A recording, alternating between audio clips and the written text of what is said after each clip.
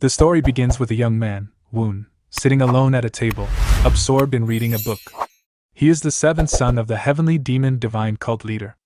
His quiet moment is interrupted when his brother-in-law unexpectedly enters his home. Woon looks up and asks, "Brother-in-law, what brings you here?" Lee Sungwon, standing at the door, responds, "I have a gift from the cult leader." Woon, surprised, exclaims, "The cult leader is sending me a gift?" Lee nods, confirming it. Curiosity piqued, Woon inquires, "What kind of gift?" Lee reaches into his cloak, pulls out a bottle, and places it in front of Woon on the table. "A fine booze brewed by a master from Fuzhou," he explains. Woon eyes the bottle suspiciously and remarks, "It's not booze, it's poison." His mind races as he reflects. "It's been 7 years since I moved to this remote village. I've made it clear I have no desire to rise to power, yet they won't leave me alone." Lee smirks and says, "One sip, and you'll die without pain." Woon, calmly closing his book, asks, "How many men did you bring?" 32 men of the Haisha Corps. "The truth is, I should be enough, but what ifs exist in this world?" Lee replies. Woon places the book down and says, "You've made a grave mistake, brother-in-law." Lee, puzzled, thinks a mistake? But before Lee can react, a surge of bloodlust emanates from Woon, startling him. The table splits in half, and the book is sliced cleanly. For a moment, Lee stands speechless before muttering, "You've been hiding your claws all this time." A fierce battle ensues between Lee and Woon, their blades clashing in a deadly dance, ki radiating around them. After a while, a member of the Haisha Corps turns to another and says, "The fight's been going on for some time." The second responds, "It's taking the commander longer than expected. Despite what people say about him, he's still the former cult leader's son. He's putting up a fight. Could there be something he's hiding?" The first man sighs and says, "If that's not the case, I'm disappointed." Suddenly, the vice captain of the Haisha Corps shouts, "Stop chatting and be on guard. If he escapes, none of you will see another sunrise." The Haisha Corps members immediately bow and reply, "Yes, sir." The vice captain thinks to himself, has he really been hiding his skills? But even if that's true, it won't matter.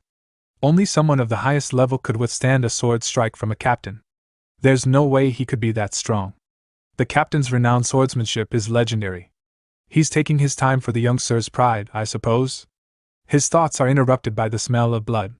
The fight must be over, he thinks. Moments later, a figure emerges from the house surrounded by the Haisha Corps.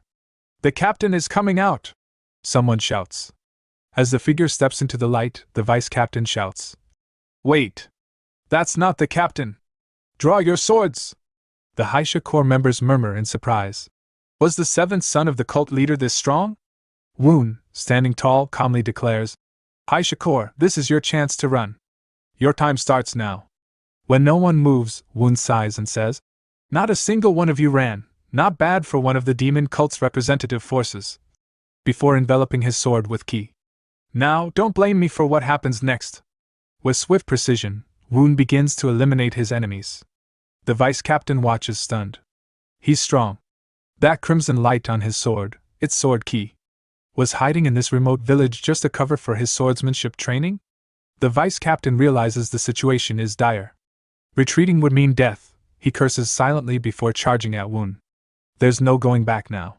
As he gets closer, the air is filled with floating swords. The vice captain is taken aback. Sword ki isn't the only problem. Is this why the cult leader wanted him dead? The vice captain tries to dodge one of the phantom swords, but it's a feint. Woon appears behind him in an instant, his sword moving with lightning speed, severing the vice captain's head in a single stroke. In his final moments, the vice captain thinks his defeat of the captain wasn't a fluke. The mission has failed. Woon, exhausted from the battle, presses a hand to his stomach, feeling the wound. "My ki is nearly spent, and this wound worries me. But it's not fatal." He thinks, "I need to focus on escaping." Just then, a piercing attack strikes him from behind, creating a hole in his stomach. The attacker is none other than mangacap, the current cult leader and Woon's brother. "I knew this would happen," mangacap says coldly. "Phantom blades are far beyond your skill. It's a good thing I tagged along." Woon turns to face mangacap, weak but defiant. Mangacap adds, "This is Heavenly Demon God Arts, Endpoint 13, Heavenly Demon Ray. This is only the second time I've used it." Woon's thoughts swirl. Is he telling me to be proud that it was used on me? Damn it, I didn't expect MANGACAP to be here. I have no chance of surviving now. He asks. Brother, I want to ask you one last question. MANGACAP raises an eyebrow. Go ahead. I'll gladly hear my little brother's last words. Woon, struggling to remain conscious, says, I never wanted to take father's seat, but why do you go to such lengths? MANGACAP's eyes narrow. Little brother, didn't I tell you before? The winner takes everything. The one who becomes the cult leader gains everything, and those who lose, lose everything. That's the law of the heavenly demon god cult. Woon responds. Just because of that? MANGACAP sneers. Are you questioning the cult's law and order? I don't care about it. Woon replies defiantly, before collapsing to his knees from the pain. MANGACAP turns to leave, but before he does, he asks, Anything else you'd like to say? Woon, coughing up blood, thinks, I've reached my limit. I can't even stand anymore. MANGACAP continues walking away, saying, I'll bury you where the sun will shine on your grave nicely. Woon summons his remaining strength and shouts, MANGACAP! MANGACAP turns around, and for a moment their eyes meet. Woon, with a small smile, collapses, finally succumbing to his wounds. As he loses consciousness, he curses, Is this the end? I couldn't even respond to his words. Then, a voice calls to him. Do you regret it? Woon's mind is clouded, but he replies, I'd be lying if I said I didn't. I should have never run away that day. The voice responds, Do you wish to fight again? If it's possible. Woon says with a faint smile. I'll fight with all my might. The voice says, That's good. Woon, as he lies dying, thinks it hurts. I can't breathe. Have I fallen into the water hell that the heavenly demon god cult talks about? If so, I can't call it justice. If I've sinned, it's for fighting to survive. MANGACAP, and those brothers who let this family feud rage on, they're the ones who should go to hell. Not me. As silence settled like mist in the air, a clear, urgent voice suddenly cut through it. Young sir, can you hear me? Breathe. That's it, breathe. Woon blinked, his senses slowly returning. He looked around, confusion knitting his brow. This place, if I'm not mistaken, this is Demyang Palace, he thought. The residence of the cult leader, and the other key figures of the heavenly demon cult. Before he could gather his thoughts, another voice, rough, familiar, and deeply annoying, called out behind him. You idiot! How's that for a wake-up call? Woon turned sharply. His eyes narrowed as he took in the chubby figure standing with a smug grin. That face, don't tell me. MANGACAP? My sixth brother? His expression twisted with disbelief. This must be some nightmare. There's no way. No way I've been thrown into the same hell as that glutton again. How did I end up stuck with him? A servant at his side quickly whispered. Young sir, please, don't speak that way. Flushed with embarrassment and fury, MANGACAP barked. What the hell did you just say, you damn mongrel? Woon spun around, rage flaring in his eyes. Say that again, you pig! In the blink of an eye, the two lunged at each other, grabbing each other by the collar. You think I won't? You dirty mongrel bastard! MANGACAP shouted, his face red.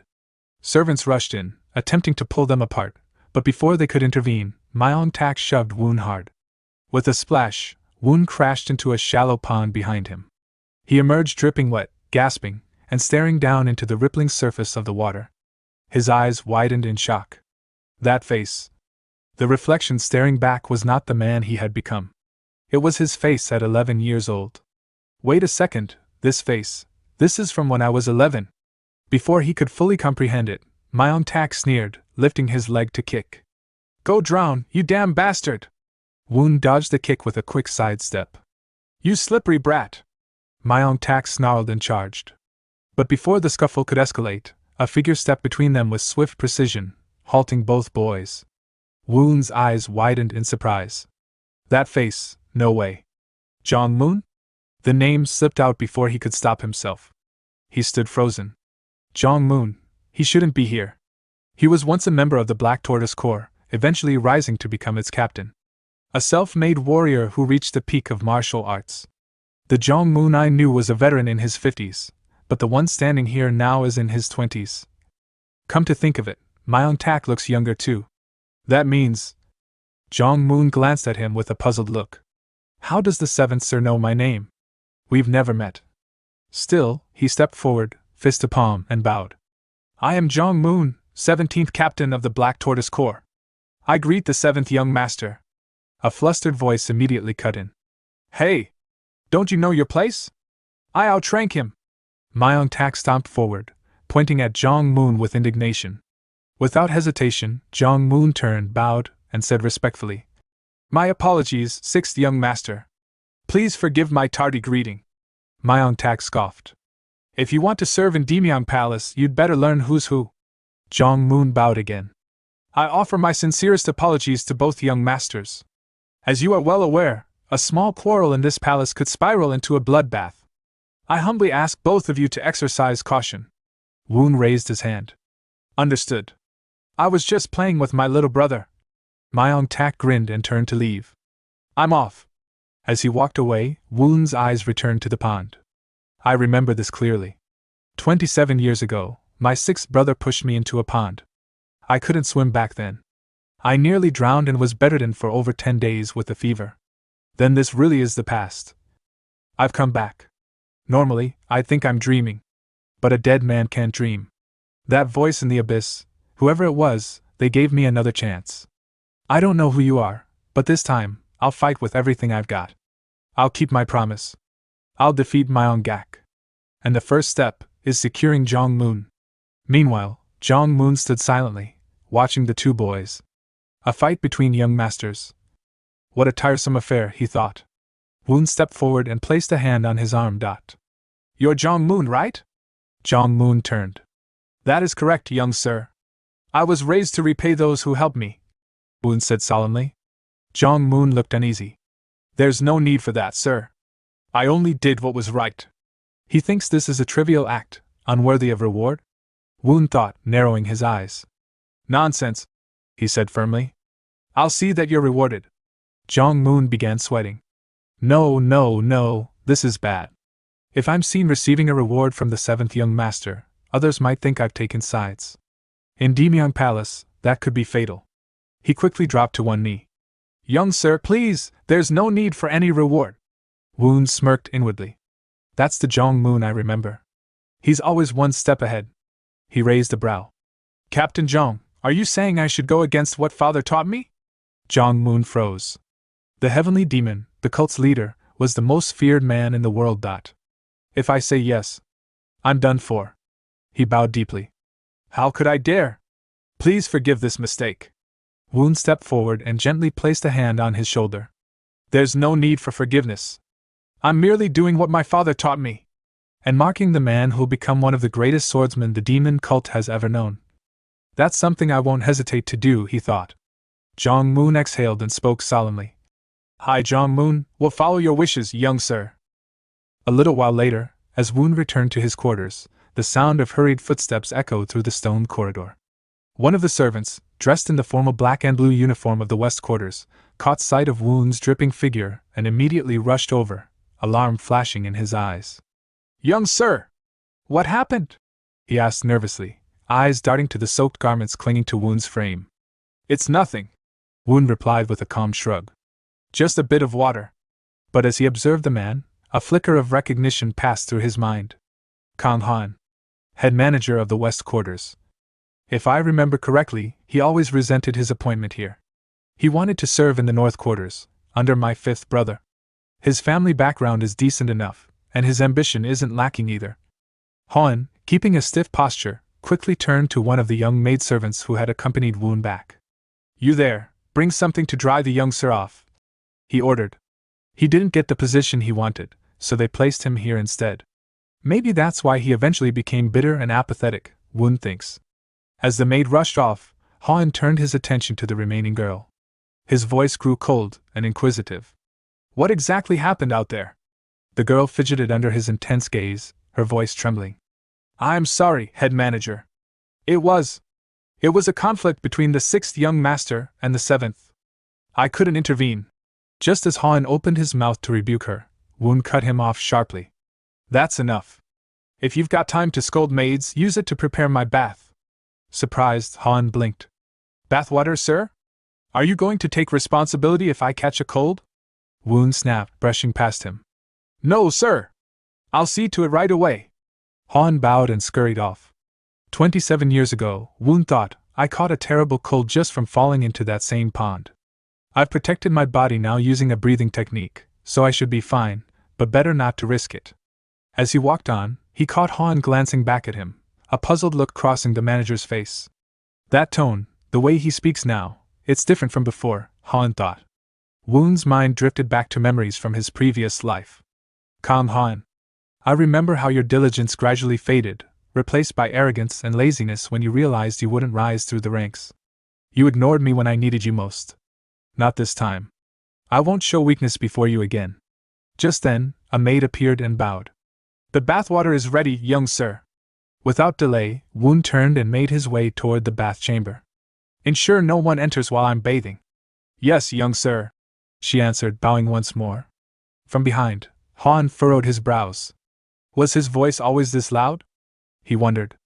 Noticing the silence, Woon paused and turned, his expression stern. Head manager Kong Han. I gave you an order. Where's your answer? Startled, Han snapped out of his daze. Me? I'll say it again, Woon said firmly. Make sure no one enters. Han lowered his head in a respectful bow. Understood, young sir.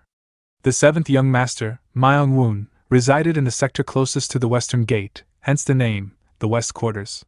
Though he ranked lowest among his brothers, he was still a blood-born son of the cult leader, and that alone gave him the potential to someday ascend to the throne of the heavenly demon cult. Here, his servants, maids, and even Kang Han, the head manager, had no choice but to cater to him. Inside the steaming bath chamber, Woon sank slowly into the hot water. A long exhale escaped his lips. This really does feel good, he murmured. I'm turning into an old man, saying things like this. He chuckled to himself softly. Before I died, I was nearing 40. Too young to be old, too old to be called young. Let's just call it, experienced. His gaze shifted down to his body, thin and bony beneath the water. This is bad. No wonder my master sighed when he first saw me. I was skin and bones. If memory serves me right, I met him 3 years from now, when I turned 15. That's when father assigned Master Wang Jun, the Phantom Sword Arts Master, to train me. Until then, I'll have to train on my own. He narrowed his eyes. I've already mastered everything there is to the Phantom Sword Arts. The issue is the Phantom Blades themselves. While I can't compare to my master, I've already resolved many of the art's hidden flaws. Still, I was no match for Mangacap. He wielded the heavenly demon god arts, the greatest martial art passed down from the first cult leader, Cheon Ma, the divine. That art, it's said that whoever perfects it can transcend human limits and become absolute. The rumors were true. Among all the martial arts I know, nothing compares to it. Not even the Great Key Transformation, developed by Myung Jin, the third leader, or the Infinite Great Mountain Divine Arts, Shaolin Zijing Jing, Mount Hua's Violet Cloud Divine Technique, Wudong's Tai Chi Sword Arts. None of them can stand against the heavenly demon god arts. In fact, there's only one thing you can do when faced with it: deflect. He fell silent. The steam from the bath swirled around him like drifting clouds. Then, with a sudden spark of clarity, his eyes opened wide. I'm an idiot, he muttered aloud. I've been wasting my time looking for a martial art that surpasses it. But I don't need to do that. A fierce resolve took hold in his chest. I just need to become the cult leader. The scene shifted to a back alley of the West Quarters, where Kang Han stood, arms folded, his sharp eyes fixed on the trembling maid before him. So what you're saying is, the young sir fell into the pond and got into a fight with the sixth young master? He asked, his voice low, almost disbelieving. The maid bowed her head deeply. Yes, head manager. The fight was escalating, but before anything serious happened, someone from the Black Tortoise Corps intervened. Han's brow furrowed. Someone from the Black Tortoise Corps? Yes, sir. It was the 17th captain, Jong Moon. A flicker of surprise passed through Han's eyes. Jong Moon. The 17th captain himself? Someone of his rank intervening in a scuffle between two young masters? He narrowed his gaze, mind racing. Is the Black Tortoise Corps suddenly looking out for the 7th young master? That shouldn't be possible. The Corps has always had close ties to the 4th, sir, unless something's changed. His eyes darted back to the maid. Anything else to report? She shook her head. No, sir. That is all. That's strange, Han thought, suspicion growing. There has to be more to this. That child never caused ripples in the past. But now, the Black Tortoise Corps suddenly intervenes on his behalf? Just then, another maid hurried over. She bowed quickly. Head manager. The 7th young master is requesting your presence. Now? Han asked with a raised brow, tone clipped. Yes, sir. He said he wants to see you immediately. A pause. Did he say that himself? Yes, head manager. He was very firm. Han frowned, visibly unsettled. Why now? What is this sudden urgency? But as he looked toward the corridor leading to the young master's chambers, he sighed internally. If he gives an order with that tone, I can't ignore it. Very well. I'll go now. A short while later, after composing himself, Han arrived at Woon's room. He rapped lightly on the door before stepping inside. Young sir, he greeted with restrained courtesy. Woon turned from the window, robes draped elegantly over his shoulders. You're here. Suppressing the irritation rising in his chest, Han replied. Yes. I heard you called for me. He doesn't like being summoned, Woon thought, catching the subtle strain in his voice. It's nothing serious, Woon said calmly. I'd simply like to sell the books in my study. Han blinked, caught off guard. A bookworm asking to sell his own library? He thought. What kind of nonsense is this? May I ask the reason? He said cautiously. I need money, Woon replied plainly. I plan to use it. If you're short on pocket money, I can have some arranged for you, young sir. I need 1,000 liang. Han's composure cracked. His eyes widened as he stared at Woon, struggling to keep his voice steady. Young sir, 1,000 liang? Surely you're joking. Woon leaned back, expression unchanging. I'm starting a business. Isn't 1,000 liang a small price for that? There was a pause, then a disbelieving laugh escaped Han. A business? He said with incredulous amusement. You're saying you want to start a business? Woon remained silent, simply meeting his gaze.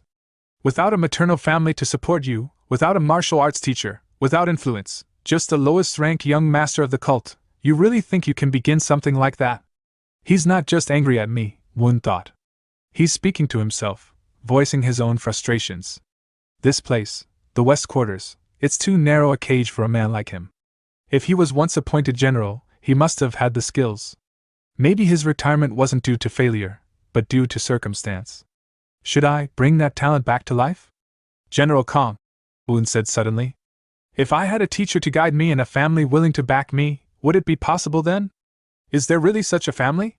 Han asked cautiously. There is. Han's eyes narrowed. May I ask which family? You may not, Woon replied, tone firm. I don't trust you enough yet. Han was momentarily speechless. He's never been one to bluff or lie. If someone like him says there's a family, there must be. Any more questions? Woon asked. I have a mountain of them, Han muttered. But you don't seem like you'll answer any of them properly. Very well. I'll respect your decision. Woon stood, the shift in his presence now undeniable. Then, General Kong, prepare a military uniform for me. Use the highest quality silk available, and base the design on the attire of the Black Tortoise Corps. You're referring to Captain Jong Moon's uniform, aren't you? Han asked slowly. Woon nodded once. Then rest assured, Han said, straightening his posture. I will ensure it fits you perfectly. Look at this transformation, Woon mused. All it took was a little ambition, and he's changed already. How soon can it be prepared? Woon asked. Give me a date, Han said, confidence returning to his voice. Tomorrow. Han hesitated only a moment before answering. I'll pull an all-nighter if I must. Woon smiled faintly. That won't be necessary. You're not the one sewing it. Don't overwork the attendants. Just have it ready in 3 days. That simple act of consideration startled Han more than anything else. This isn't just a change in tone. It's a change in bearing. He gives orders as if it were second nature. Has he been hiding this sharpness all along? Someone is behind him. There's no other explanation. Not the cult leader, nor the official heir. But someone. And yet, the 7th young master has no maternal family. Who is it, backing him now?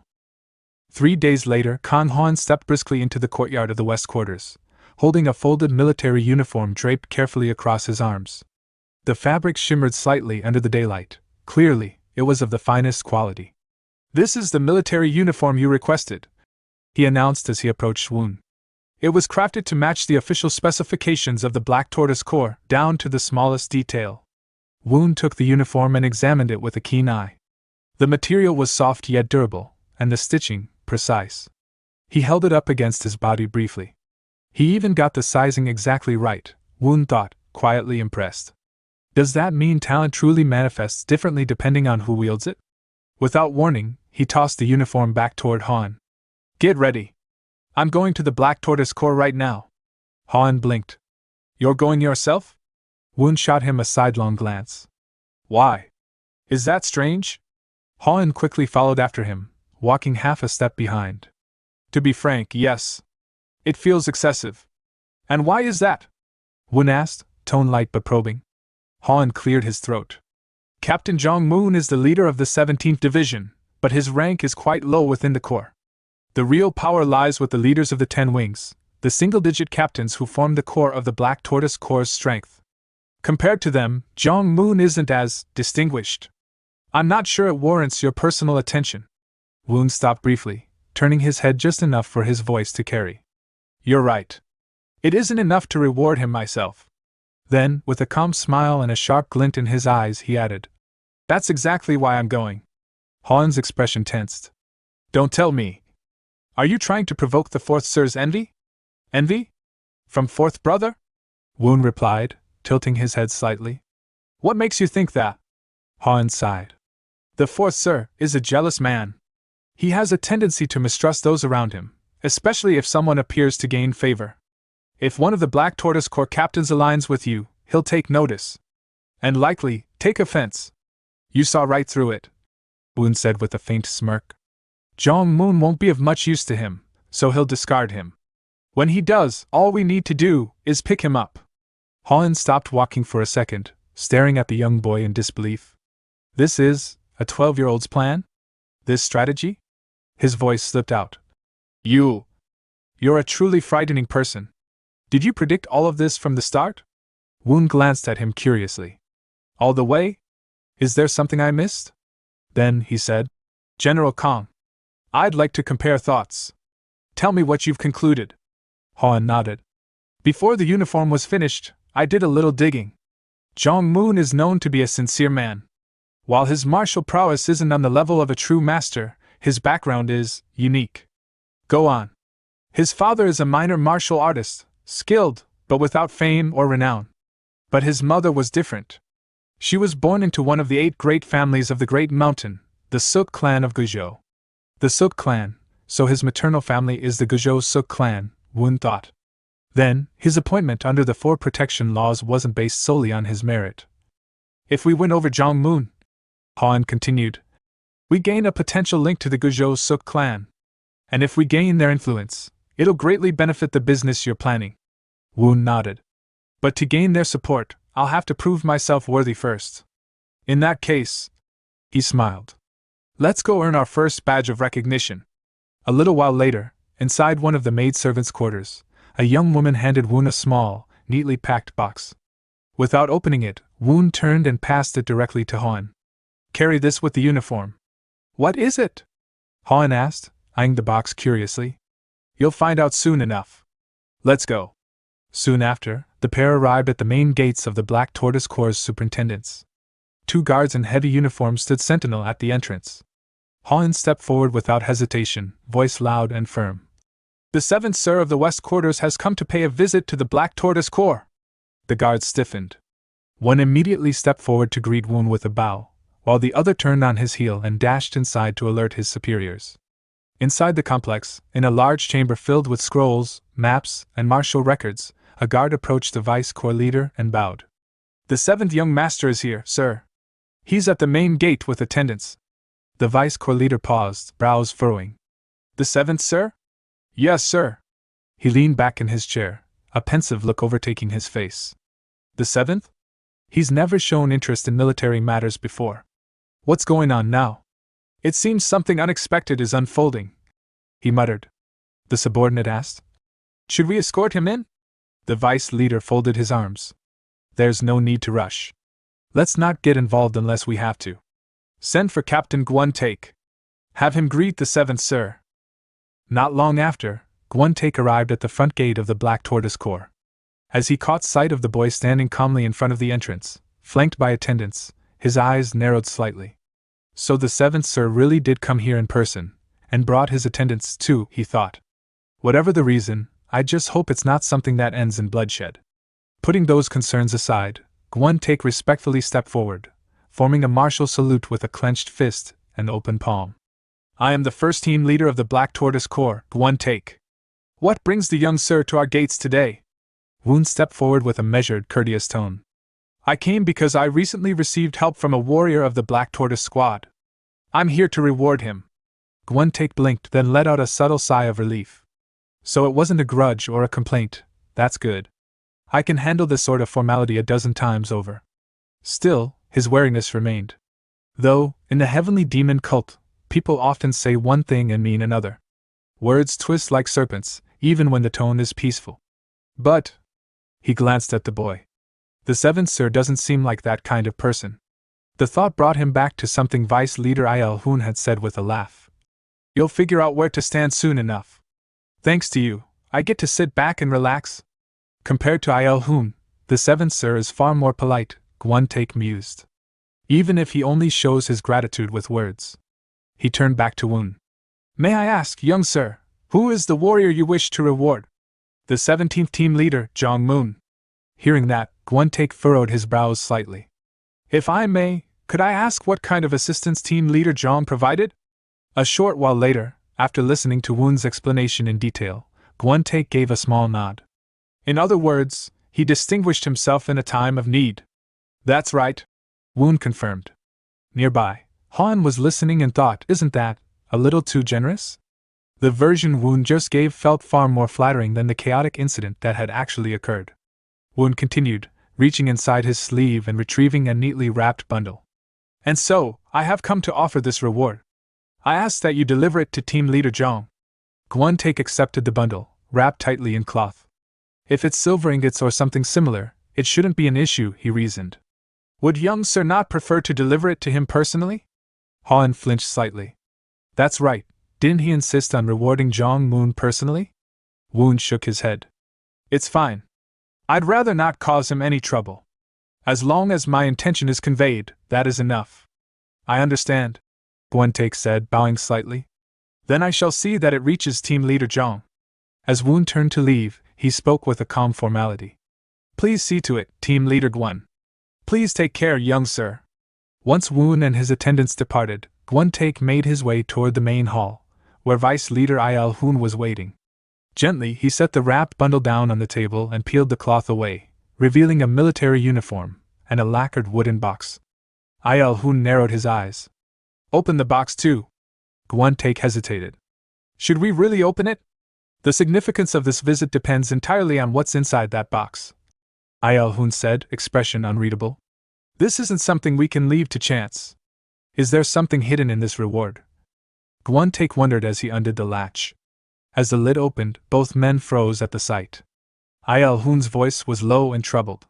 What, a troublesome gift! Meanwhile, Woon and Han were already halfway back to the west quarters.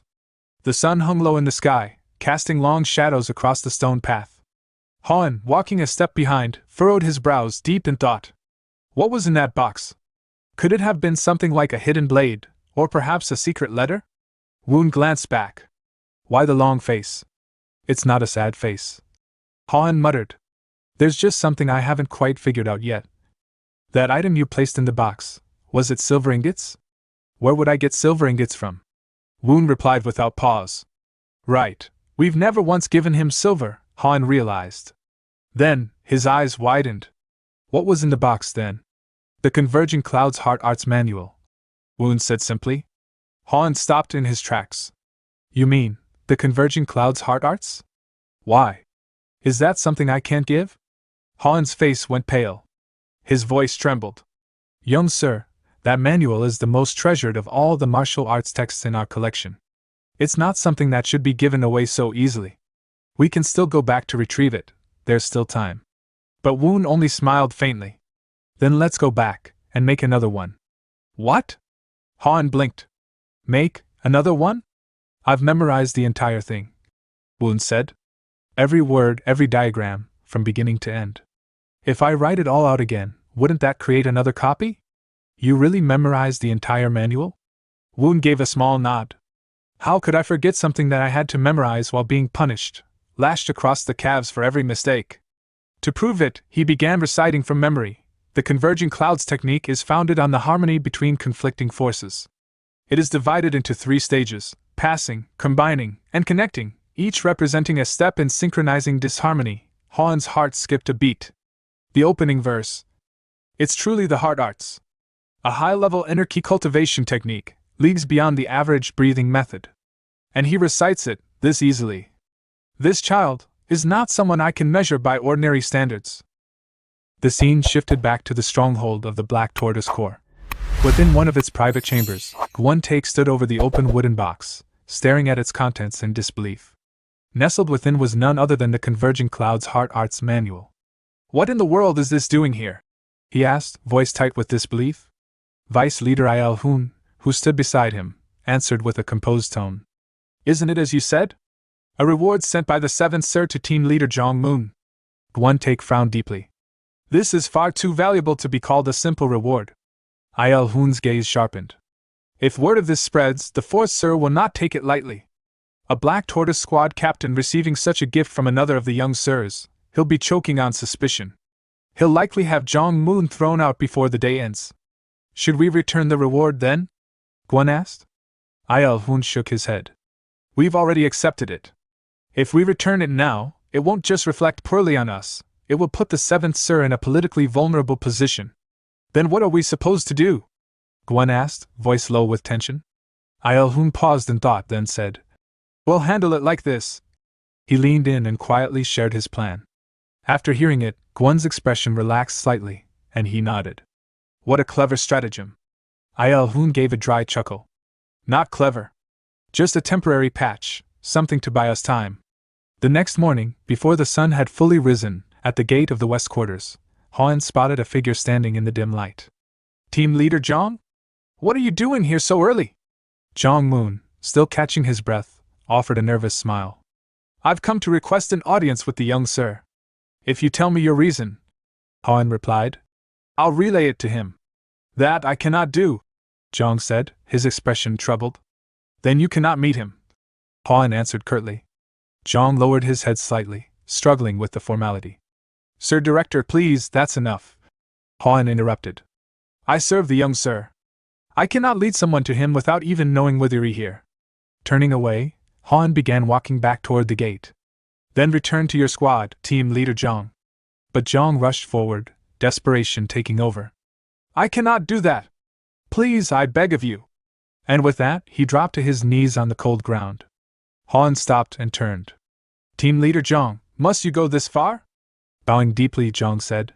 It is that important. Han stared at the man kneeling before him and sighed. To think you'd go this far. It can't be helped then. Wait here. Thank you. Han walked inside and entered Woon's quarters. As soon as he stepped in, Woon asked, Jong-moon is here, isn't he? That is correct, Han said. If he's come this early, I can guess why, Woon said calmly. He's trying to return the Converging Clouds Heart Arts. Is that really the reason? What other reason could there be? Han frowned. But that's not a good move, is it?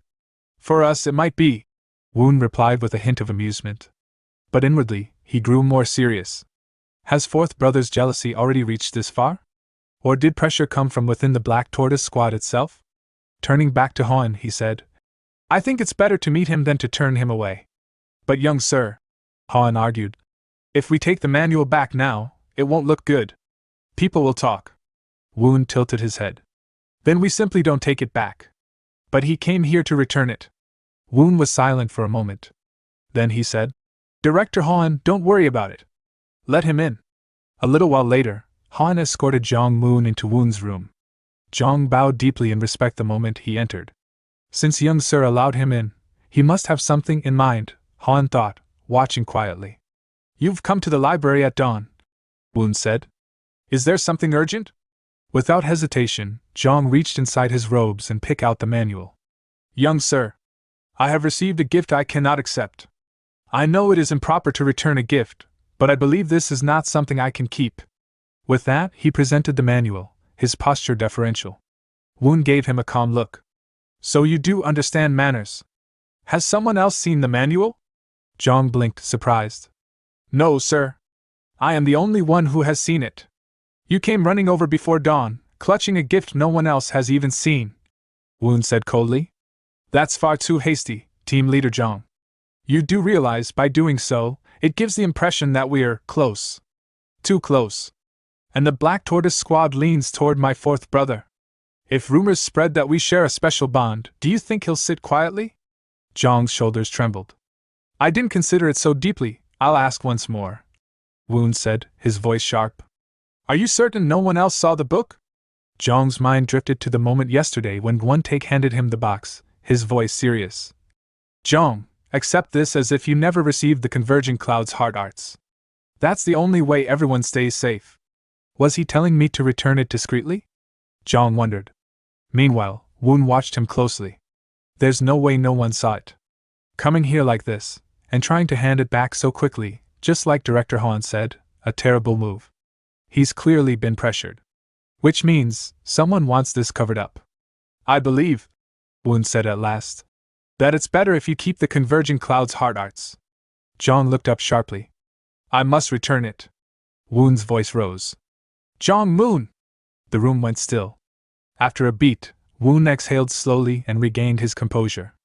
Are you playing the role of a self-righteous noble all the way to the end? A noble? Jong echoed.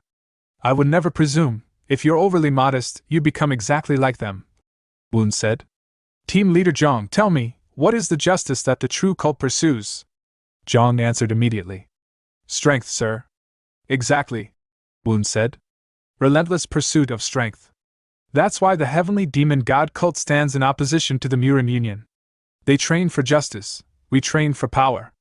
The Converging Clouds heart arts will elevate your ki far beyond its current state, and yet you turn it away out of misplaced modesty. That's not following the true cult's teachings.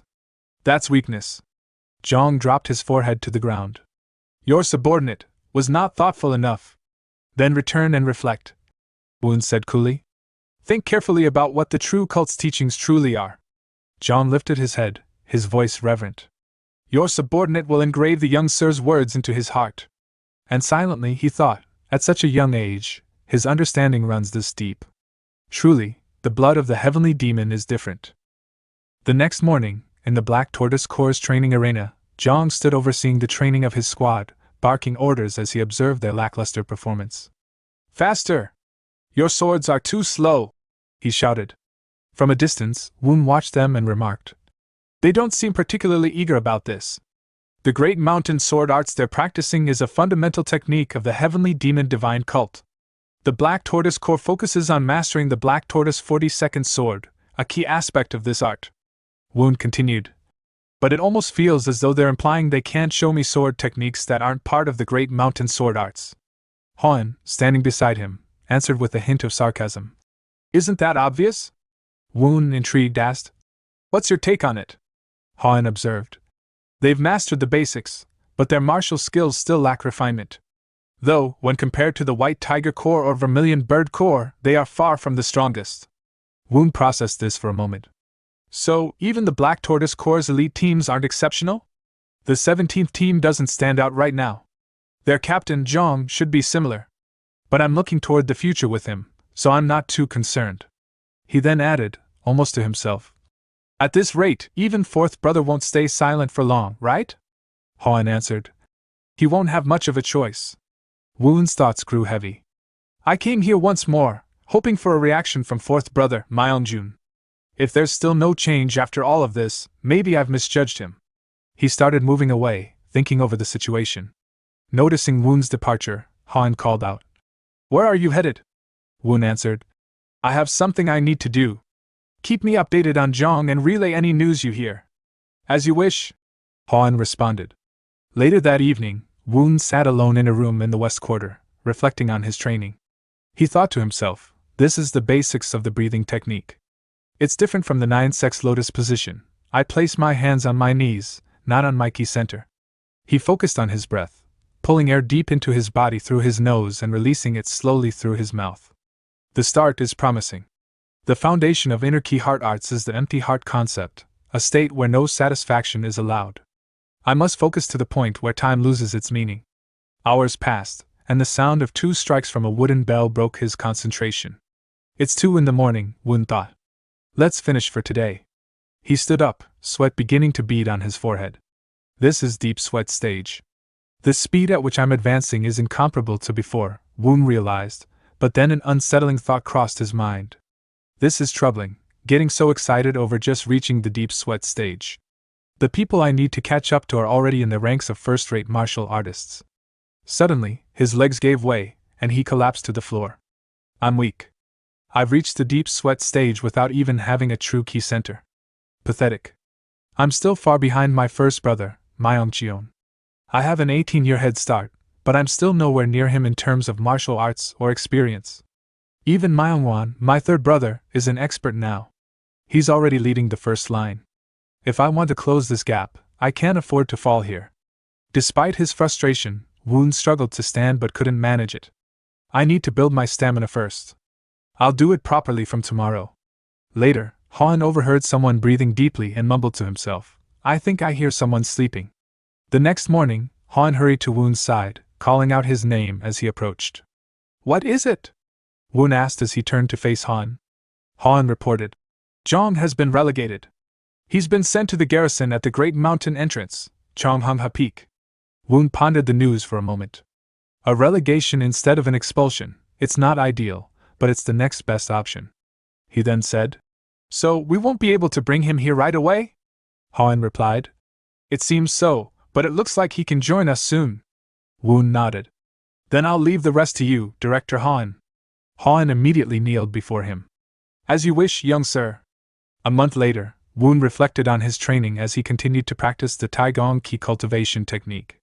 It's already been a month since I started. I finally have a key center, though it's only the size of a fingertip. But it's progress. I've passed the first hurdle. He smiled inwardly. The high sky heart arts are ideal for expanding the key center, especially the lower one. Now I just need to steadily accumulate ki and convert it into inner strength. As he continued, he thought, the amount of ki I've gathered is not insignificant. Is this the result of reaching the deep sweat stage so quickly? If I keep going at this pace, I should be able to open my middle key center in 3 years. As the scene transitioned into the gentle hush of early morning, the soft light of dawn spilled into Woon's room. The silence was broken by the quiet footsteps of his personal maid, who entered with measured grace. Young master, she called gently. It is time to wake. Woon stirred beneath the covers, eyes barely open as he murmured. What time is it? It's just past 5 in the morning, the maid replied. Woon frowned slightly, his voice groggy but inquisitive. And what pressing matter could possibly bring you here at such an early hour? The maid bowed respectfully. Today is the appointed day, young master, the day you are to meet the cult leader. Woon blinked, slowly sitting up as the weight of her words settled in. So it's today. The day I meet the cult leader, my father. Later, after preparing himself, Woon made his way through the grand corridors of the heavenly demon cult's inner palace. Awaiting him outside the central hall was Suk Bayan, the poised and elegant head maid of the Grand Flower Palace, and also his father's trusted secretary. Woon regarded her silently. She's known for both her martial prowess and her refined beauty. One of father's closest aides. Then he added to himself, yet, no matter how close she is, she's still forbidden from becoming his mistress. Now that I think about it, wasn't she from the Guizhou Suk clan as well?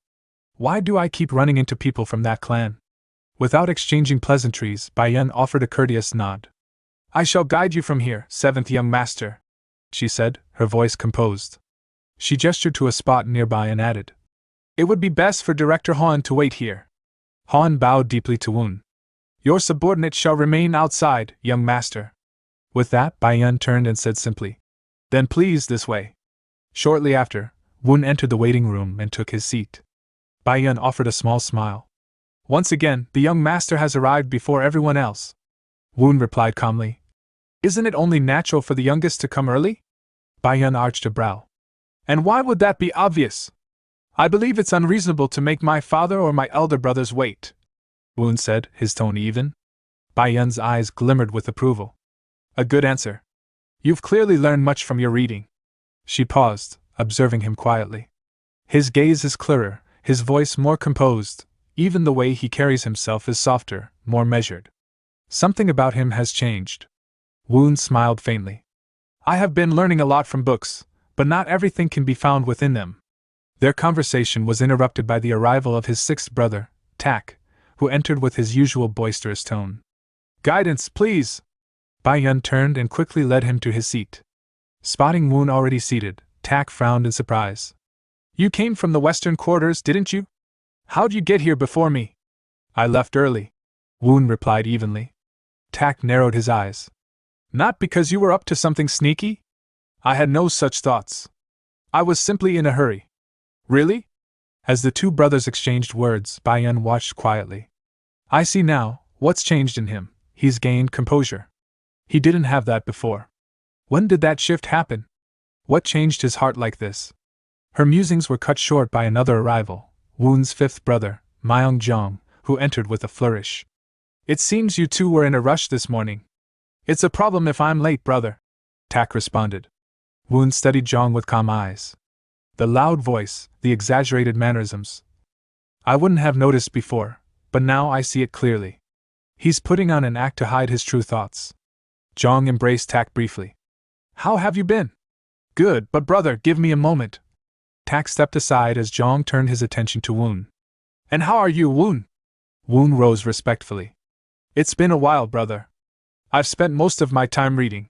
Reading? Jong said, raising an eyebrow. Still wrapped up in Confucius this, Mencius that? I've been reading the holy scriptures of the divine cult as well. Woon's inner voice added, he's trying to rattle me. Not this time. At that moment, Bai Yun stepped forward. The great cult leader is arriving. All eyes turned toward the heavy door. He's finally here, Woon thought. The grand door opened, and a powerful presence entered the room, Myung-jong, the leader of the heavenly demon divine cult, and Woon's father. It's been a while, sons, he said, his voice commanding yet composed. How long are you going to keep standing? Sit down. All three brothers answered respectfully and took their seats. Myung-jong's gaze settled on Jong. Your training seems to have progressed. Jong gave a modest bow. It's still far from enough. He's bluffing again, Woon observed. Even Jong is nervous. If you continue with diligence, the day will come when your aspirations will be realized, Myung-jong said. Thank you, father.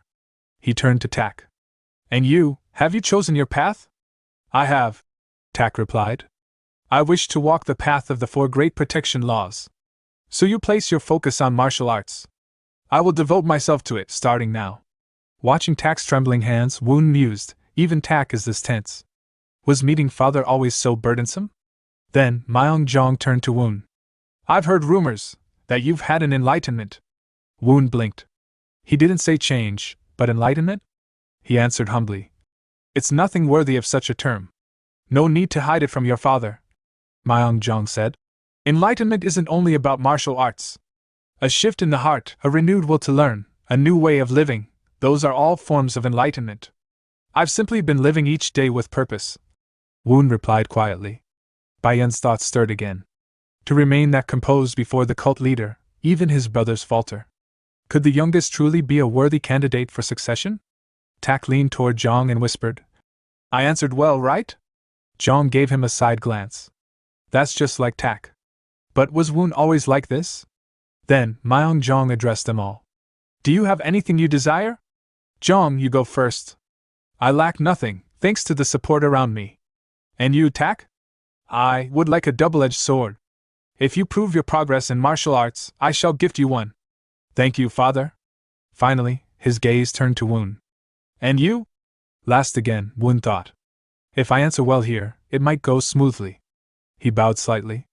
I don't know what you'll think of this, but I would like silver ingots. Silver ingots?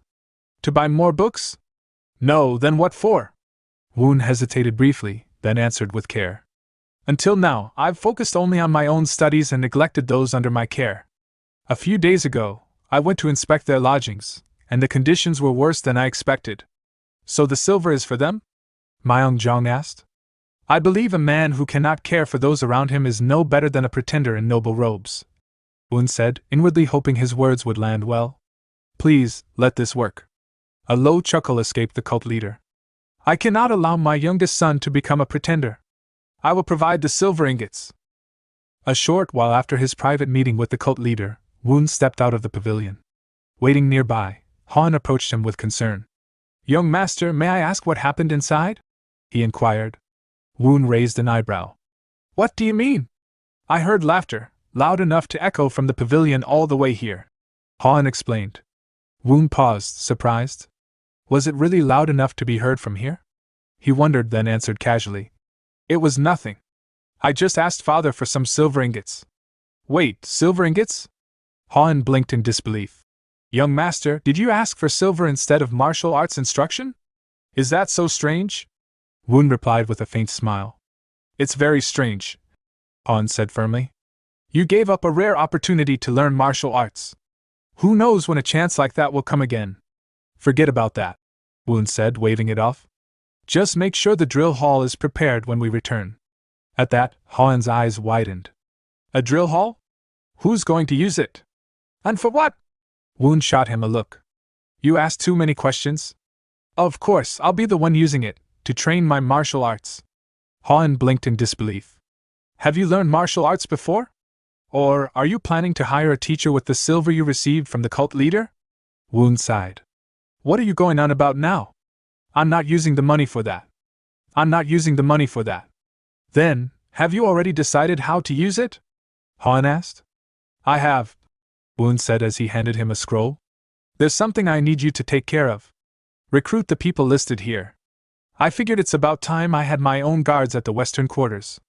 Han unrolled the scroll and skimmed through the names. Are these people trustworthy?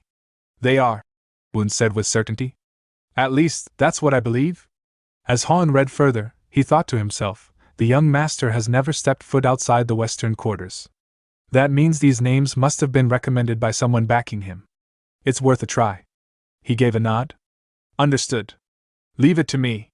There's one more thing, Woon added. Improve the lodging and meals for the servants staying in the western quarters.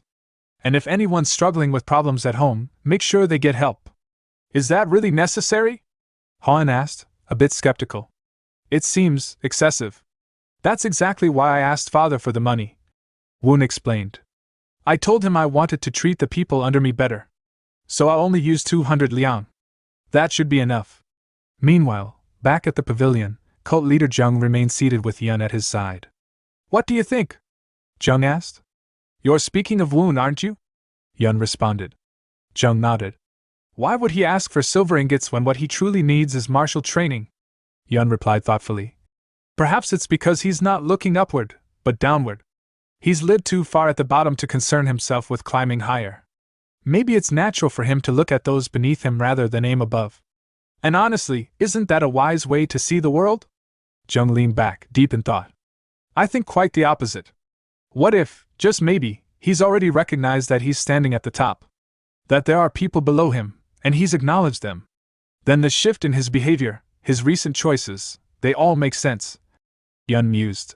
He understands exactly who he is and the position he's in, Jung said quietly. That's a trait a true ruler must possess. But cult leader, could that not be a cruel burden for Woon to bear? She asked gently. Jung's gaze grew distant. It would be, if he were a boy overflowing with ambition.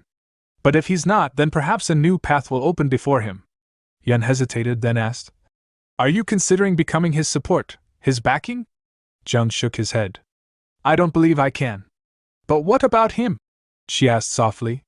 The scene cut back to Woon, who stood in the center of the drill hall. Suddenly, he sneezed and rubbed his nose, muttering to himself. Is someone talking about me? He looked around the space, a nostalgic expression settling over his face. It's been a long time since I've held a sword. Picking up a wooden practice sword, he exhaled slowly. All right, let's begin. He began to swing the sword around at a steady rhythm. I'll let myself look a little clumsy. If there's a spy hiding nearby, they'll report what they see, a talentless prince with no skill. Let them underestimate me. From a distance, one of the maids observed his movements closely. That's the great mountain sword arts, she thought, eyes narrowing. Who taught him? Perhaps General Han? His stance is flawless, but there's no force behind it. He lacks internal energy. He wouldn't last in a real battle. Maybe this is his way of telling others not to bother with him. But just then, Woon's movements shifted subtly. Without realizing it, he executed a technique that didn't belong to the Great Mountain style. Wait, that wasn't part of that form, the maid thought, her eyes widening. That technique, it's not from the Great Mountain sword arts at all. Woon blinked in alarm. Damn. I went too far. That was close. I almost revealed the Phantom Blade technique. Hopefully, no one noticed. A quiet chuckle caught him off guard. Startled, Woon turned. Who's there? A maid stepped forward, bowing her head low. Forgive me, young master. I've committed a great offense. Woon's expression softened. Lift your head. I won't punish you. What is your name? I am Jaeyoung, she answered respectfully. Do you know martial arts? He asked. I've trained a little, before entering this household, she replied honestly. It's not unusual, Woon thought. Many servants here have some background in martial arts. In that case, from now on, you're responsible for maintaining and cleaning this drill hall. I understand, young master, Jaeyoung said, bowing once more. I shall carry out your orders faithfully. The scene shifted to the headquarters of the Vermilion Bird Squad. Within a sturdy, candlelit room, the vice leader of the squad sat across from Han, his expression tinged with suspicion. Is this really the kind of request you want to bring to us? The vice leader asked, voice low and measured. Han nodded. It's not my request. The young master chose it personally. The vice leader raised an eyebrow. Is that so? He trailed off, eyes narrowing as his thoughts wandered. Zhou Kuang. That name rings no bells. If he were a martial artist of any renown, I would have at least heard of him. Could he be hiding his abilities, concealing his internal arts all this time? To test the waters, the vice leader quietly released a wave of his ki. The invisible pressure filled the surrounding like a sudden drop in air, pressing down on Han's shoulders. If there's anything you know, the vice leader said coldly, now would be a good time to speak, General Han. Under the crushing force of the ki, Han fought to maintain composure. Is this the rumored trill arts? He thought, startled. I didn't expect the vice leader to possess such refined internal energy. He's not even the group leader, and yet, he's making it clear, my status as a general from the western quarters means little to him. Still, Han stood firm. The young master simply wants a guard for personal protection. A guard? The vice leader repeated, his suspicion not abating. Yes, Han explained. The living conditions at the western quarters have improved lately. We finally have enough means to hire a proper guard. That may be so, the vice leader said slowly. But my question remains, why Zhou Kuang specifically? Han hesitated, then said plainly.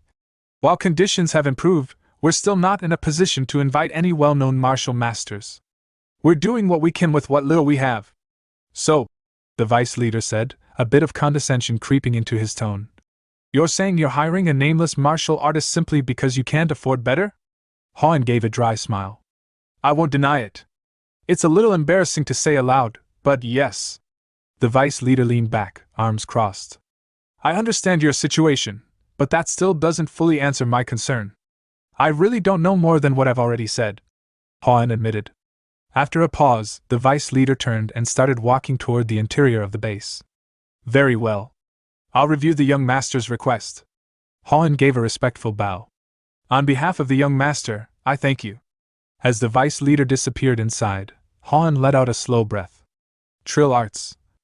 That pressure. It shaved 10 years off my life. If there are 4 more people like him to deal with, how many years will I have left? Later that night, Han rushed back to the western quarters, visibly flustered.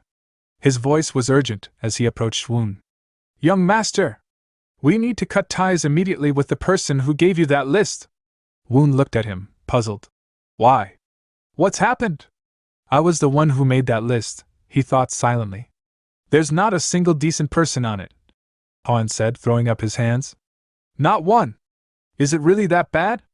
Woon asked. It's worse than bad, Han replied with exasperation. Every person on the list is either incompetent, dangerous, or completely unreliable.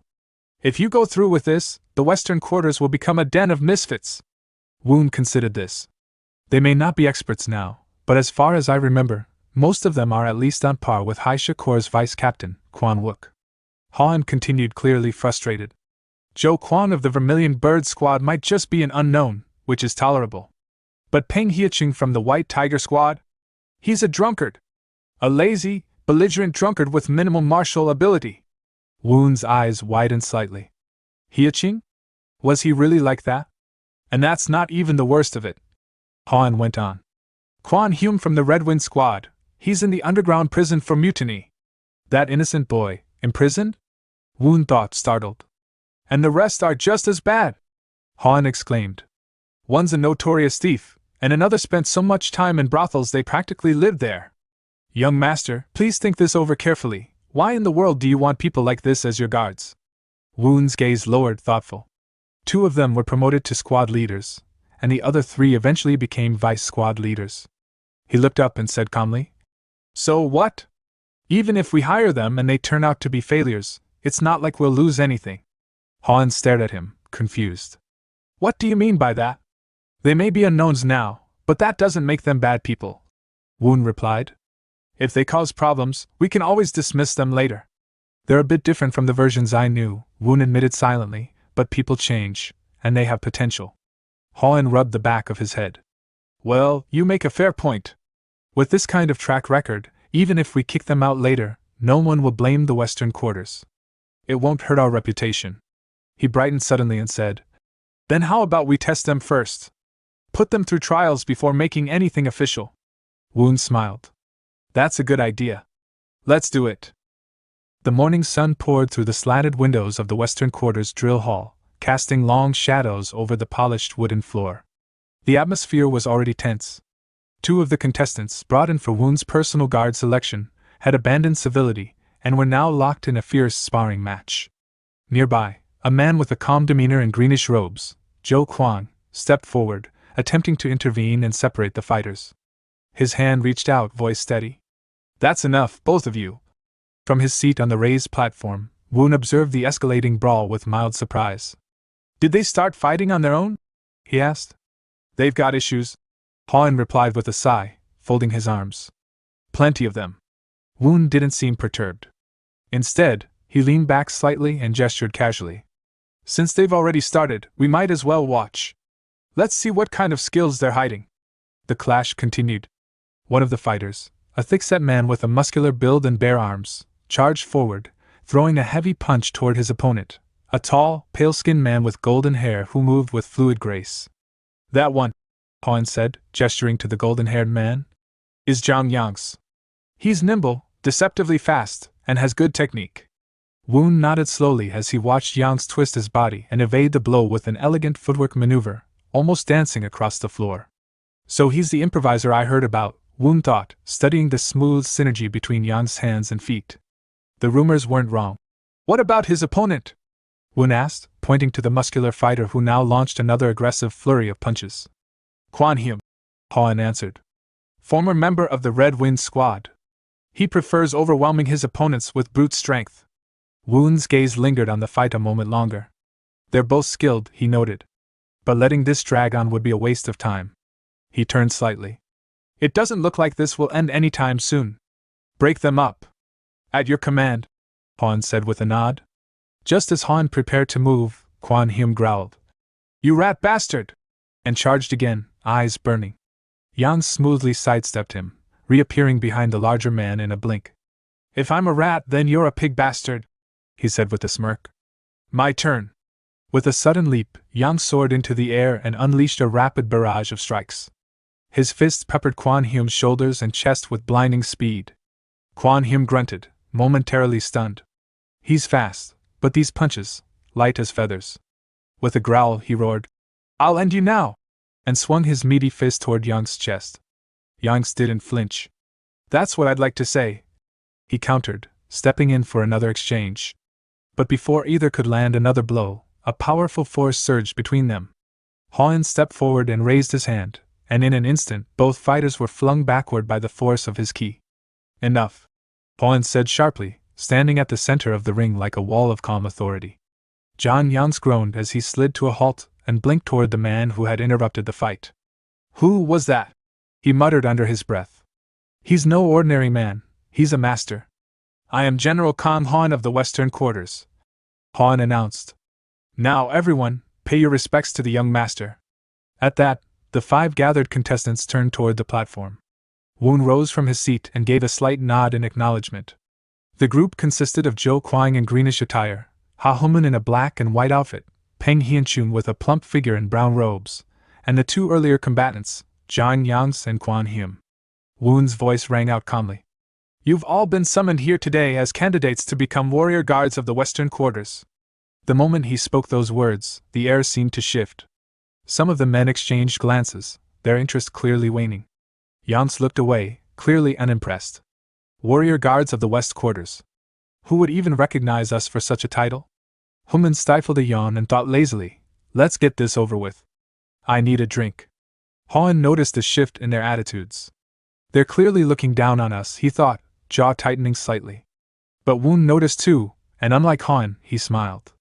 So they're underestimating the West Quarters, he thought. Good.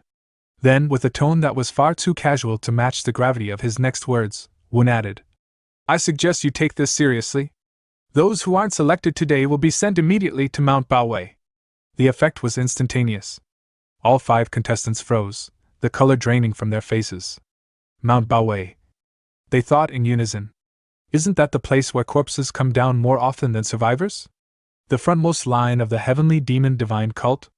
He's sending us there just for failing a simple guard exam? Woon, suppressing a smirk, turned away and walked toward the rack of practice weapons. Now then, he said, his voice carrying, loosen up your bodies. Let's begin. At the Guizhou Suk clan, the clan patriarch, Myung Jung Suk, inquired about the great cult leader. In response, the 7th Sir, Bai Yun, advised, Sir Patriarch, I believe it would be unwise to place too much importance on the cult leader's words. It seems the great cult leader is merely curious about the changes shown by the 7th young lord. There's no reason to risk the fate of the entire clan over a passing interest. Internally, she thought, Woon does not belong in the successor competition, a battlefield drenched in blood and schemes. Myung Jung calmly stated, Our former great cult leader once told me, no ship can sail without the wind. Bai Yun respectfully replied, There is only the slightest chance of the 7th young lord winning the successor competition. Myung Jung answered, I am not expecting the 7th young lord to accomplish great feats. I simply intend to use him as weight, to tip the balance. Bai Yun hesitated and then said, Sir Patriarch, regarding the 7th young lord, I fear this may be too cruel a path. Myung Jung asked, What do you mean by too cruel? Bai Yun explained, Isn't being forgotten as the powerless youngest even crueler? The scene shifted to the training ground, where all the participants appeared exhausted. Human thought, how long are we supposed to keep this up? Is he testing our limits? John Yans grumbled internally, damn it. Who would have thought this would turn into day and night, non-stop, rotating sparring matches? Quan Hume thought with frustration, if we slack off, we'll just end up getting dragged to Mount Baowei, won't we? Noticing their fatigue, Kang Han announced, That's enough for today's exam. Everyone, return to your quarters and rest. Woon asked, So, what do you think, Director Kang? Aren't they quite promising, now that you've seen them? Kang Han responded, They're more than just promising. He thought to himself, this boy isn't just good-looking. Who are these people behind him to discover such talents? Then he said to Woon, If they are properly trained by an exceptional expert, they could easily surpass the average team captain. Woon smiled. Then I must find someone to teach them. At that, Kang Han wondered, is the force behind this young man finally going to make a move? Woon added, Though there's one condition from their side. Kang Han asked, What kind of condition? Woon explained, They want the bodyguards to be trained in an underground training hall, and they require that no one sees each other's faces during the sessions. Kang Han frowned. Can someone even teach properly without seeing their students' faces? Woon thought, isn't that the only way? If I'm going to be the one teaching them. The next morning, at the training field, Zhou Kuang said, Doesn't look like he's here yet. Quan Hume added, Seems that way. Zhang Yang asked, I wonder what kind of test we'll be facing today. Quan Hume glanced at him. Hey, you good? Zhang Yang shrugged. There's no reason for me to end up in Mount Baowei. No need to be worried. Peng Hianchun approached and asked, You're Zhou Kuang, right? Yes, Zhou Kuang answered. Peng Hianchung smirked. You'll probably survive. Surprised, Zhou Kuang asked. I will? Peng Hianchung explained. Young sir seems to have a particular interest in you. At the very least, you won't be dragged off to Mount Baowei. Humun overheard and laughed. You're not actually believing that nicely packaged lie, are you? At that moment, Kang Han called out. Attention! Is everyone ready? They all replied in unison. We're ready! Kang Han smiled. Good to hear those loud voices. Now gather around. Yes, sir, they responded. Quan Hyum thought, I don't really care for this bodyguard business, but there's no way I'm getting dragged into Mount Baowei. Zhang Yang's thought, working for the kid is 100 times better than going to Mount Baowei. Seeing the group, Kang Han exchanged a quick glance with Woon, who gave a slight smile. Kang Han then made the announcement. Young sir has decided to grant you all mercy. All 5 of you have passed. Show your gratitude. Surprised, they all bowed and said, Thank you, young sir. Woon added, But there are some conditions. Peng Hianchun quickly asked. Yes, young sir? Woon said. From today, no more drinking. Peng Hianchun looked confused. What do you mean no drinking? Woon explained. The reason you've fallen behind in your training is because of alcohol. Peng Hianchun defended himself. Young sir, I admit I've skipped some training, but it's not because of alcohol. Please trust me. Woon smiled. Very well. I'll give you a chance to prove it. In 10 days, if you can beat Zhou Kuang in a spar, I'll believe you. Zhou Kuang's face stiffened with shock. Peng Hianchun grinned. Understood. In 10 days, I'll defeat Zhou Kuang and drink to my heart's content. Woon then turned to Quan Hyum. I've heard you enjoy fighting. Quan Hyum replied. It's not that I enjoy it. There are just too many people who pick fights with me. Woon said. And why do you think that is? It's because you're the one who always starts the fights. From now on, I forbid you from fighting without cause. I'll give you a chance to prove yourself in 5 days. Quan Hyum asked. Will I be sparring with Zhou Kuang? Woon confirmed. That's right. He then turned to Human. I've heard you have sticky fingers. If you cause any trouble here, I will cut off your hands and feet. Startled, Human quickly pleaded. Young sir! I'll fix my habits. Please, no such harsh punishment. Woon nodded. Good. Then you'll have your chance too. In half a month, if you can beat Zhou Kuang in a spar, I'll consider the matter settled. Watching all of this, Zhang Yang's thought, even so, cutting off limbs is way too extreme. He knew his turn was next. Before Woon could say anything, Zhang Yang spoke up. If I lose, I'll keep away from women. No, if I lose, I won't even hold a woman's hand. Woon smirked. Very well. You'll spar in 1 month. Until then, no women. Zhang Yang agreed. As you wish. All 4 of them thought, there's no way we'll lose to that bookworm. Woon concluded.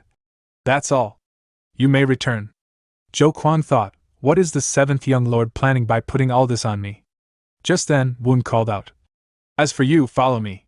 Later, in the underground training hall at the western quarters, Woon explained.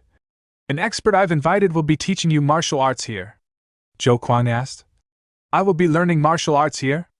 Yes. Woon confirmed. If you train under him, you'll be able to handle those 4 without difficulty.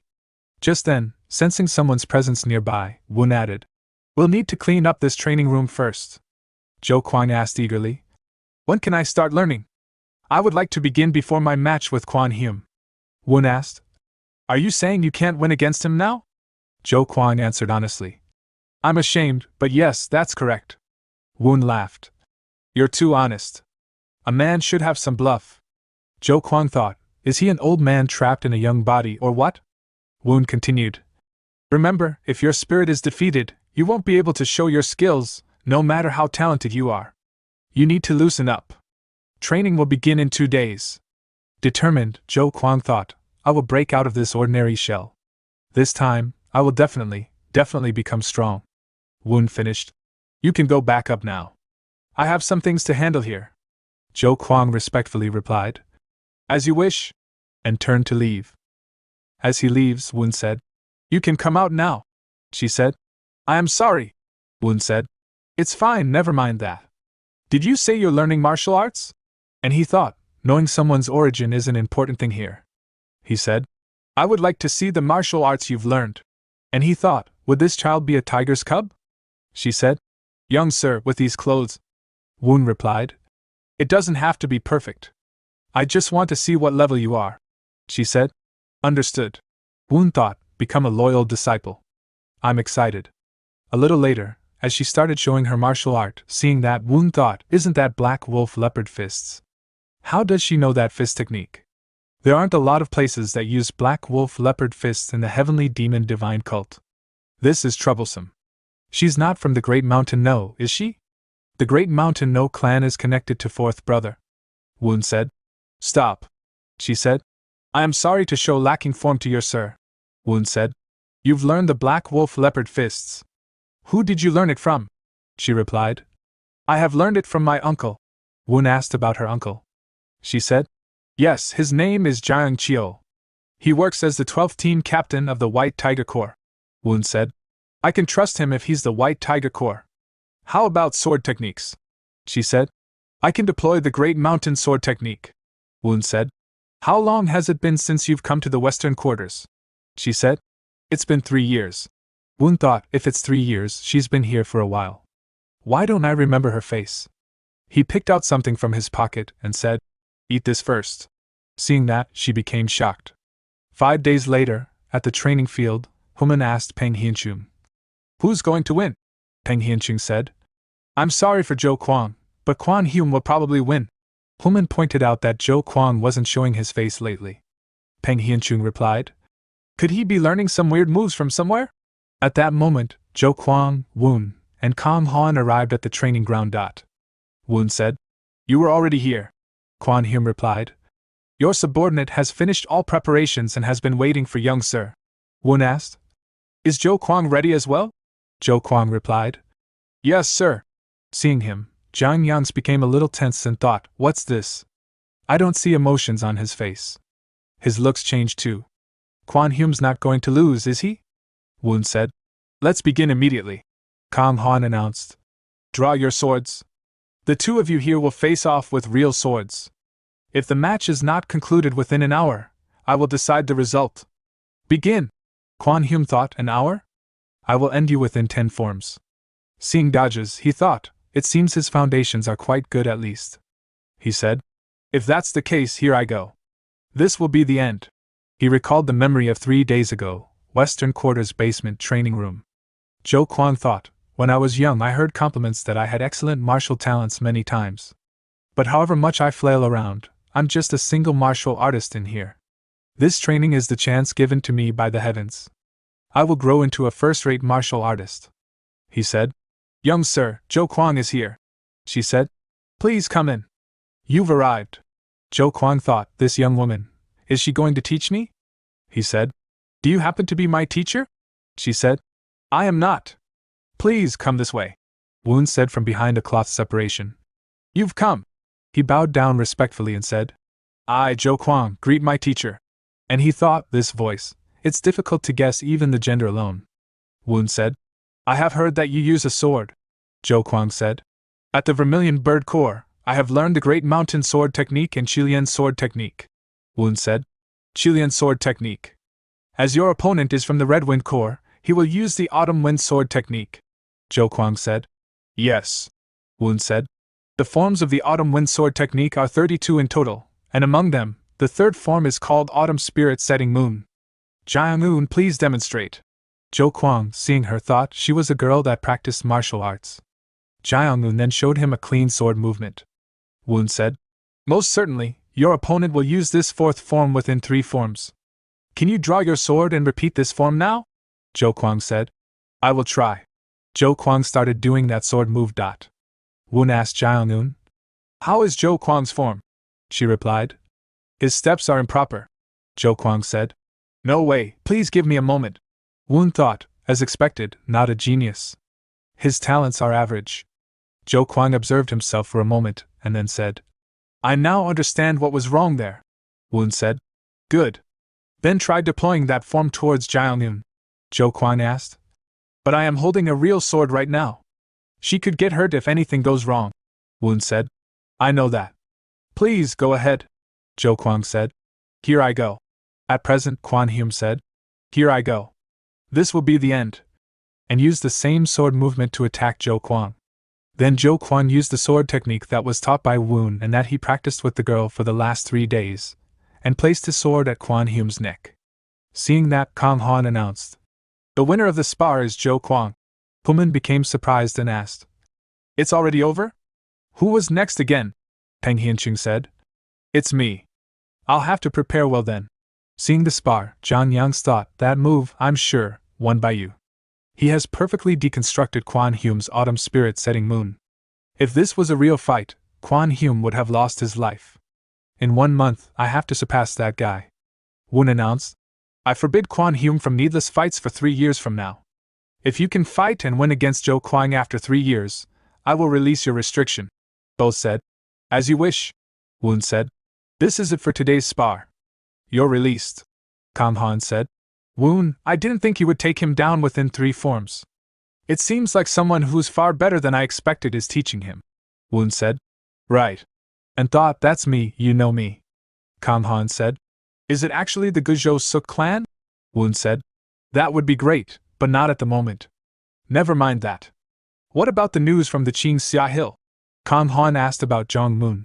"According to the person who works with him, he is practicing martial arts day in and day out. Maybe because of that, when I went out looking for him a few days ago, I couldn't even see him." Hearing that, Woon thought, did he fall into the Converging Clouds hard arts, or is he focusing to forget the fact he was relegated? Well, doesn't matter either way, so long as he can get stronger. That evening, Woon asked Zhou Kuang, "Why do you look saddened even though you have won?" Zhou Kuang replied, "Could I ask a question?" Woon said, "I will allow it." Zhou Kuang said, "How did you know the fact that Quan Hume would use the autumn spirit setting moon within 3 forms?" Woon asked. "Why did you become curious now all of a sudden?" Zhou Kuang said, "I wasn't fully sure at the beginning, but after experiencing it, I got curious." Woon replied, "I have seen you face each other the other day. As Quan Hume's personality is violent and impatient, I thought that he would try to decide the match immediately." Zhou Kuang thought, so 7th Sir having us spar each other on the first day was for teacher to figure out our strengths and weaknesses. Does that mean calling us 5 was all according to plan? Certainly, an expert's thoughts are broader than ours. But that reason is within what I can guess myself. And so, I too would have been able to find a countermeasure. Certainly, I wouldn't have been confident of victory like I am this time though. Seeing him, Woon stated, "You don't seem comfortable even after hearing the answer," Zhou Kuang said. "I truly am sorry." Woon asked, "Do you think that you've won through my abilities?" Zhou Kuang said, "That is correct. I don't believe that I am that much stronger than him to finish the match within 3 forms." Woon smiled and asked, "Do you know the difference between those who learned martial arts and those who didn't?" Zhou Kuang asked. "Do you mean the difference in strength?" Woon replied, "It's the difference in knowledge. Those who learn martial arts learn about how to win against their opponent. You've learned how to win from me. Do you still not get it?" Zhou Kuang said. "My heart isn't moving. I am unable to accept it." Woon said. "Then there will be no other training today. Well, meditate by yourself until you gain the answer to that here." As Woon and Jiang-un stood out looking at the sky, Woon said, "The wind is cold," she said. "It's winter soon." Woon asked, "What do you think?" she said. "I thought that it was a teaching that if you already know what forms the opponents would use, you can easily respond and win against them." Woon replied, "Still far away. Think about it more," she said. "Understood." She thought, however, "What I am truly curious about is you, young sir," and she recalled a memory when Woon picked out something from his pocket and said, "Eat this first," she said. "Young sir, this is restriction. My apologies, please forgive me. I do not know what I did wrong, but I cannot eat this." Hearing that, Woon let out a sigh and said, "Seems like there's a misunderstanding. What I've given you is one of the pills known as the 7-star pills. If you take one of the 7-star pills every year, you can earn 30 years of inner ki. I will give you 1 pill every year so that you don't think otherwise. However, if you miss even 1 from the 7, you will lose all of your inner strength, and all of your hair will fall out, rendering you unable to live as a woman." She thought, even if it isn't a lethal poison, the principle is the same. It's still a restriction in the end. Is it an unavoidable fate as long as I've become a divine cult member? Her thought continued, "I will follow young sir, but I want to know just one thing, why me? However much he was born of a noble clan, when he's only a 12-year-old boy, His mind is already as broad and deep as this night sky. Young sir, what kind of a person are you truly? The next day, Woon said, I would like to hear the answer to my question. Since you're still in the middle of wall meditation, just answer without turning around. Zhou Kuang said, Know your enemy, know yourself. No losses shall follow in 100 battles. There will be no perilousness if I know myself and my opponent. By knowing my opponent, by knowing their personality, preferences, and everything beyond all that, one can truly say that they know. And knowing the opponent is the foundation of a victory. The process of acting upon the knowledge itself is already the beginning of a fight, meaning you must already be fighting before your fight. That is what I was thinking of as the teaching you have given me. Woon said, As I thought. Good. Then try winning your next spar on your own. 4 days later, Kang Han informed. The meeting this time has been cancelled. Woon said, Really? Looks like father is very busy. Kang Han said, It seems that the movement from Kunlun looked unusual. Woon thought in the future the Kunlun sect will fight the divine cult 3 times and lose twice. Among those, the time Kunlun sect won the fight was only in the year I turned 20. He said, If the opponents are Kunlun, it's not something to be that worried about. Kang Han thought, this relaxedness, even if he's young, the blood of a noble clan is different, I suppose. Woon thought, from what I've heard, it seems that in the last 5 days the 4, excluding Zhou Kuang, have come up with a plan after putting their heads together. Of course they should. Kang Han asked. Are they ready? They replied. Yes, sir. Woon thought, if they do not do at least that, what shall I punish that foolishness with? The problem is whether Zhou Kuang can go beyond their schemes. Quan Hume wasn't difficult, as he is simple-minded, but the other 3 are not the case. I can guess how Peng Hianchun would act, but the issue still ends with Zhou Kuang. This time, there were no other orders aside from the wall meditation. Truly, was he able to acquire some sort of enlightenment? Kang Han announced. Then begin the spar. Peng Hianchun immediately swung his sword attacks at Zhou Kuang, who was pushed back while blocking the chain attacks. Seeing this, Kang Han became surprised. Woon asked, What's wrong? Kang Han said, Peng Hianchun is deploying the Red Wind Sword technique of the Red Wind Squadron. Wasn't Peng Hianchun from the White Tiger Squadron though? Woon said, That is correct. Peng Hianchun, gritting his teeth in frustration, thought, he isn't counterattacking. Damn it, is he planning on just defending? Don't tell me he didn't plan to attack from the beginning? Meanwhile, Woon, seeing the fight, thought, the winner is already settled. I'm truly foolish. Can't be this full of doubts. Who could you ever trust if you can't trust a martial artist who has obtained enlightenment?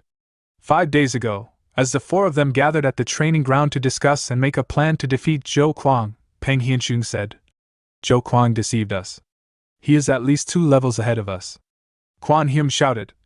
Underhanded bastard. Human stated. A loss is a loss. Quan Hume said, Instead of doing all this, how about putting our heads together? Peng Hianchun added. Right, even an empty paper is better stacked together. Zhang Yang said. Quan Hume is not an empty paper, just an idiot. Quan Hume said. What? Oh, it's gonna be your day today. Zhang Yang asked. Do you really want to go to Mount Baowei? Peng Hianchun said. If it's a strong opponent, there is no other option but to go all out as early as possible. Human stated. I disagree. If we hurry like Quan Hume, you will end up revealing an opening. Zhang Yang said. I've got an idea for that, but... Peng Hianchun asked. What is it? Zhang Yang said. Why should I tell you? What am I supposed to do in a month then? Quan Hume, angered by that, said. I'm really gonna get this pretty boy. Peng Hianchun said. We will help you. Then I shall make a vow. If I win with your help, I will pay back this debt one day. In the present, Woon thought, it looks like the 4 accepted their difference in skill with Zhou Kuang and have prepared a strategy to switch their martial arts around so he makes wrong predictions. As the spar continued, Human, observing the fight, muttered, He's got one more move left. Quan Hume added, I think he came already knowing all of our strategies. Woon watched calmly, thinking, they've likely only exchanged 4 or 5 techniques among themselves, but even so, it's commendable that they're willing to share martial arts with each other. However, Zhou Kuang has already predicted this much. Right now, he's devoting nearly 90% of his strength to defense. Kang Han asked with concern. But won't he eventually lose if all he does is defend? Woon shook his head slightly. That won't happen. Up to this point, Zhou Kuang has completely dominated the spar. If two fighters are evenly matched in skill, there's no way to defeat someone who can defend against 90% of your attacks. Peng Hianchun, growing desperate, swung his sword with everything he had, but Zhou Kuang quickly stepped back, causing Peng Hianchun to stumble and expose an opening. In that moment, Zhou Kuang launched a decisive counterattack that landed cleanly. Zhang Yang, startled by the move, exclaimed, "That's the Red Wind Squadron's Autumn Soul of Setting Moon technique!" Woon, unfazed, calmly declared, "Zhou Kuang wins. As promised, Peng Hianchun is now forbidden from drinking. At this rate, I think the outcome of the spar with Human is already obvious." Kang Han commented, "Human uses a spear. No matter what, the spear has the advantage of reach." But inwardly, he wasn't entirely convinced. Will that really make a difference? 5 days later, Zhou Kuang faced Human and emerged victorious once again. Woon announced, "Zhou Kuang has won." Kang Han admitted, "It seems I've underestimated Zhou Kuang." Zhang Yang, watching carefully, thought, normally, in a fight between a spear and a sword, distance is everything. I believed Human could win if Zhou Kuang failed to close the gap. But it seems he knew that all along and purposely never shortened the distance. Just how far ahead is this guy thinking? Kang Han remarked. The spear has the advantage in reach, but it's also heavier. We can see this spar as Zhou Kuang skillfully dragging the fight into a battle of endurance. But Woon saw deeper. That's not the only reason. Human lost because he believed from the start that if Zhou Kuang got close, he would lose. That fear drove him to keep Zhou Kuang at bay, swinging his spear continuously to maintain distance. Zhou Kuang saw through that fear, exploited it, and deliberately managed the distance to exhaust him. The real reason for Human's defeat was that he had already lost the psychological battle before the fight even began. That night, while cultivating alone in his room, Woon reflected on his progress. It had already been 50 days since he'd entered the deep sweat stage. His inner core had now grown larger than the width of a finger. The high sky heart arts revolves around moving the inner core with the lower chi center as its base. It allows for rapid progress in the early stages. However, every gain comes with a loss. Those who focus their training on the lower chi core often struggle to open the middle chi core later on. That's why the 9 great schools dismiss this path, calling it a road too difficult to achieve true greatness. But in the end, what truly matters is reaching the stage of enlightenment, the opening of the upper chi center. In his previous life, Woon had already reached that stage. It's a path I've already walked once. This time, I will surpass even that step. The following morning, Woon asked, "What brings Director Kang here so early?" Kang Han reported, "It seems there will be a major battle at Kunlun soon. They said Second Sir is leading the conquest army." Woon was momentarily surprised. "Mangacap is going? He's already stepping onto the front lines," he asked. "Is the Soul Sword Squadron going as well?" Kang Han confirmed. "Yes. They say Second Sir's Soul Sword Squadron will be at the vanguard, with the White Tiger Squadron supporting them from the rear. I thought that perhaps, on the day of Second Sir's deployment, you might want to go to the castle gates to see him off." Woon considered it silently. "Me? Cheering for Mangacap? You mean I should go cheer for the man who killed me? Of course, Mangacap will win. Standing on the winner's side isn't a bad move, but still," he said. "Director Kang, I won't be following your suggestion this time." Kang Han asked. "May I know why?" Woon replied. "Second brother is deeply suspicious. It would be fine if he were merely cautious, but if he begins to notice me, things will become complicated. Right now, we need to focus on building our strength and waiting for the right opportunity." Kang Han nodded. "Understood, young sir." Woon added. "There's something else I'd like you to do." Kang Han asked. "What is it?" Woon instructed. "Go to the White Tiger Squadron and buy the NAK-san mansion from them." Later, in the underground training room of the West Quarters, Zhou Kuang was diligently practicing his sword techniques. Jiang-un observed him quietly for a while before heading to Woon's room. Woon asked, "How is he progressing?" She replied, "He's focusing solely on his training again today." Woon said, "Good. Soon, there won't be many more days of me personally teaching Zhou Kuang." She added, "But the other 4 still need more instruction." Woon agreed. "Yes, they'll require more time." She remembered a recent conversation with Zhou Kuang, when he had sincerely thanked her. She had told him, "It seems like you've completely changed from who you used to be." Zhou Kuang had simply replied, Is that so? Perhaps it's because I've had a small realization. Realization? She thought. What could that be? Zhou Kuang had continued. Even though I haven't interacted with him much, teacher's words gave me that realization. Teacher? There aren't many masters who can spark a realization with just a few words, she thought. Determined, she said to Woon. Young sir, please grant me teaching as well. Woon asked. Teaching? She nodded. Yes. Even something small. I was born the daughter of a simple farming family, but I was fortunate to catch the attention of my uncle, a martial artist, and was able to learn the basics from a young age. But when I wanted to go further, I hit a wall. There was no one left to guide me. If you would grant me even the smallest lesson, I am willing to devote myself to mastering even a single phrase. Woon asked. Why are you asking me this so suddenly? She lowered her gaze. Forgive me, but I simply wish to become strong, just like Zhou Kuang. Woon warned. It won't be easy. Are you truly prepared? Without hesitation, she said. Of course, sir. Woon instructed. Then kneel on one knee and raise your head. In the divine cult, when requesting to become a disciple, one kneels on one leg.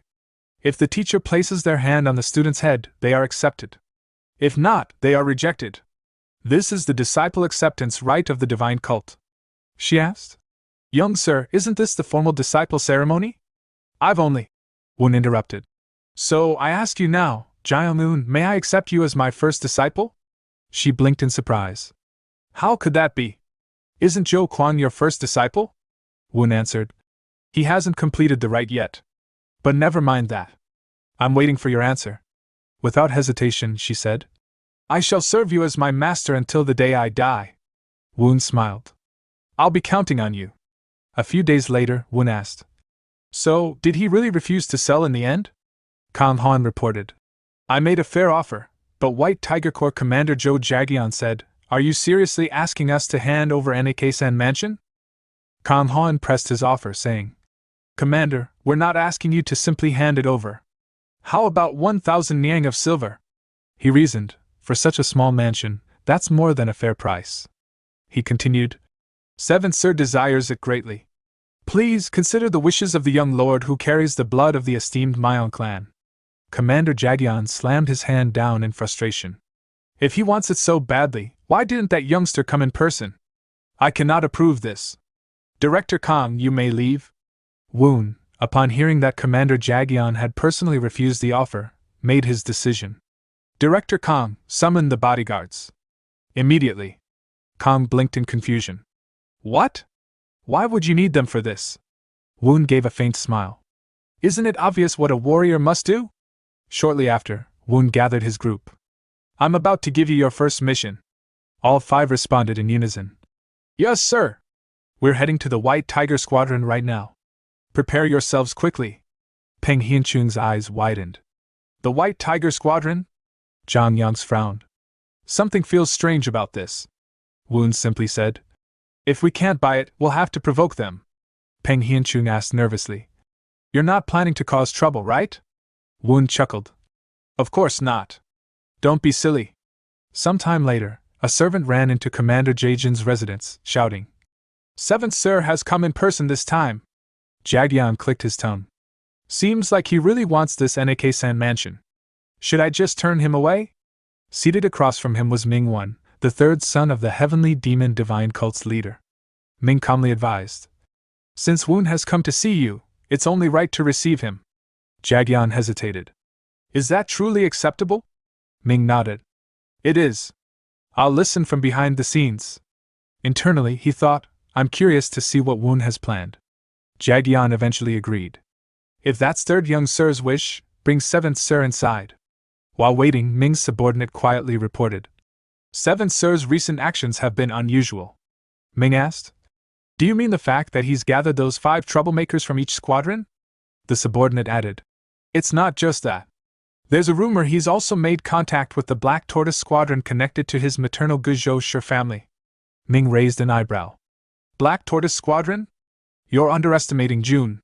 Ming thought to himself, my 4th brother is consumed by jealousy. He's never been one to share power. I'm not much different, but right now, it's all I can do to keep up with the 2 ahead of me. Just then, the gate servant announced. Seventh Sir is entering. As Woon stepped in, he politely greeted Commander Jagyeon. Jagyeon asked directly, "What brings you all the way here, young lord?" Woon answered. Director Kong returned empty-handed from his negotiations. Jaejin's expression tightened. "Ah, so you're here about the NAK-san mansion.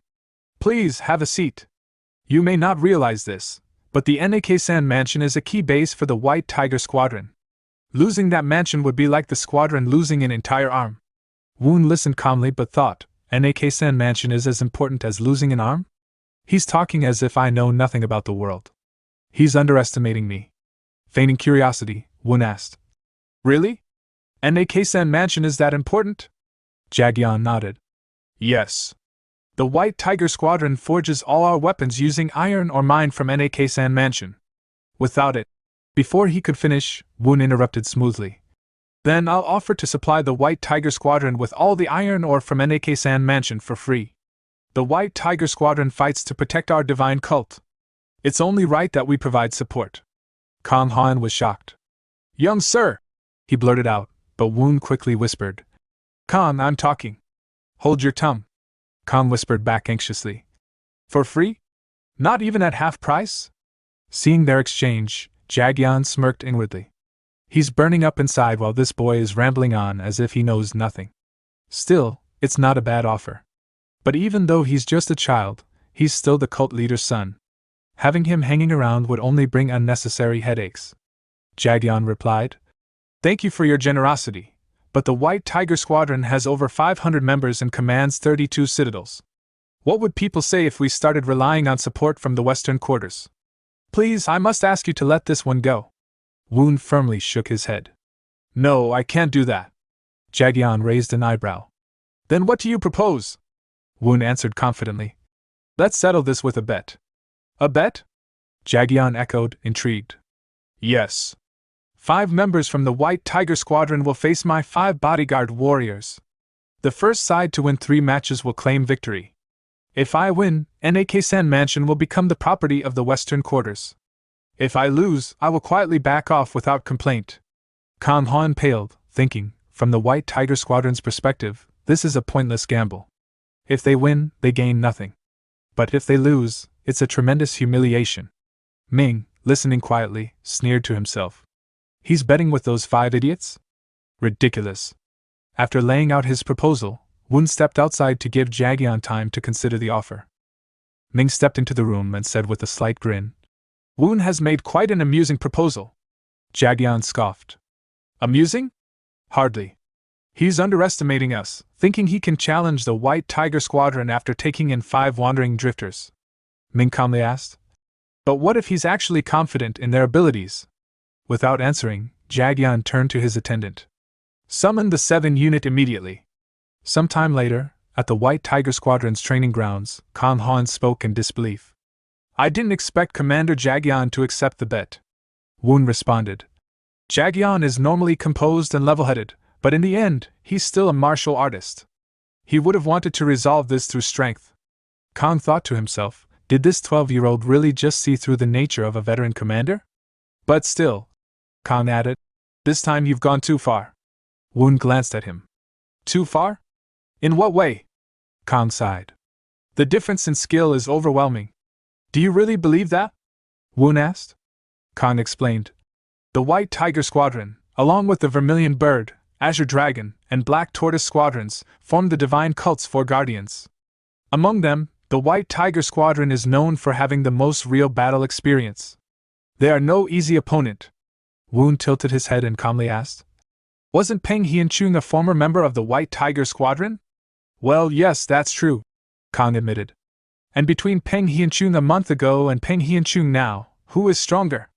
Woon pressed. "Of course, he's much stronger now." "Not just him," Woon said firmly. "All 5 of them have been relentlessly pushing themselves to surpass one another. Unless a squadron unit leader is sent out, this won't be as one-sided as you think." Kong paused. He might have a point. Their growth over the past month has been remarkable. "Director Kong," Woon continued, "have you heard of Sun Bin?" Kong nodded. "The strategist? Descendant of Sun Tzu. He's famous for the 3-horse racing strategy." Kong recited the tactic. You divide horses into 3 classes: top, middle, and lower tiers. You deliberately pair your lower tier horse against their top tier horse, accepting a loss. Then you match your top tier horse against their middle tier horse and your middle tier horse against their lower tier horse, securing 2 wins. It's a calculated way to win 2 out of 3 races. Are you planning to apply that strategy here? Khan asked. Something similar, Woon replied. But unlike the traditional 3-horse strategy, we can't afford to lose even the first match. I intend to end this in just 3 fights. A short while later, Khan gathered Woon's 5 bodyguards. They quickly assembled, standing respectfully but visibly tense. Khan studied their faces. They're filled with fear. Do you think your opponents are that strong? He asked. Peng Hianchung admitted. If we face anyone from the top 5 units of the White Tiger Squadron, we won't stand a chance. Zhang Yang sneered. Stop being such a coward. Shut your mouth, Zhang. Quan Hume barked back, his nerves evident. From a distance, Woon observed the scene. Director Kang, your role is crucial here. These 5 won't fully trust the words of a 12-year-old boy. But they will believe you, the greatest martial expert of the Western Quarters. Khan, picking up on Woon's intent, stepped forward with a calm but powerful voice. Yes, the White Tiger Squadron is undeniably strong. But none of you are the same people you were a month ago. You've each become obsessed with victory, and that obsession has driven your growth. Do you really think I would send you to your deaths without reason? Khan looked at each of them, his conviction unwavering. Let me be clear. I have no doubt we will win. As Khan finished speaking, Woon noticed a shift in their spirits. Their confidence is returning. As expected of Director Kang. Kang then addressed the group. The first fighter representing our Western Quarters will be. His mind briefly flashed back to the private conversation he had with Woon. Back then, Woon had said, our first fighter will be Zhang Human. Kang had been surprised. Wouldn't Human be considered a middle-tier fighter? That's different from the 3-horse strategy one know. Woon calmly explained. The core of the 3-horse strategy isn't just about rankings, it's about knowing the enemy and knowing yourself. The White Tiger Squadron will not send out their best fighter first. They're certain of their own victory. Khan had realized then, even I expected us to lose the first fight. Woon had continued. We have no margin for error in the first match. Human must give it everything he's got, and he is strong enough to win. Now, in the present, Khan pointed at Human. The first to fight for the Western Quarters will be Zhang Human. Human's eyes widened in disbelief. Sensing his hesitation, Khan added firmly. I chose you because I believe you are the strongest. You got a problem with my decision? Human let out a nervous laugh and said, No, not at all, sir. Khan gave him a firm nod. Don't doubt yourself. If you give it your all, you can win, no matter who they send out. I'll make sure to win. Human replied, his voice gaining a bit of steadiness.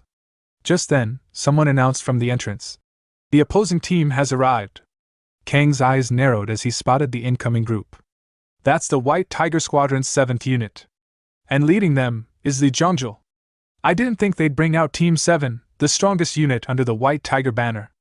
Woon calmly responded. It's typical. When a commander wagers something in a match, they usually send out the standard units.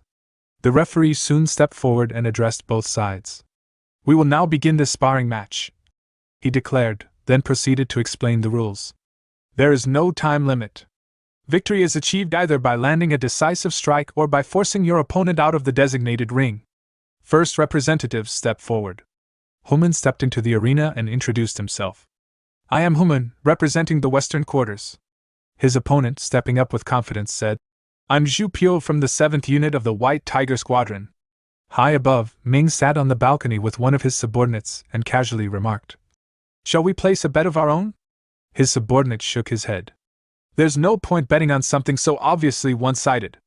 Oh? Ming raised an eyebrow. Are you that sure of the outcome? The referee's voice cut through the air. Begin! At once, Human lunged forward, aggressively thrusting his spear toward Zhu Pio.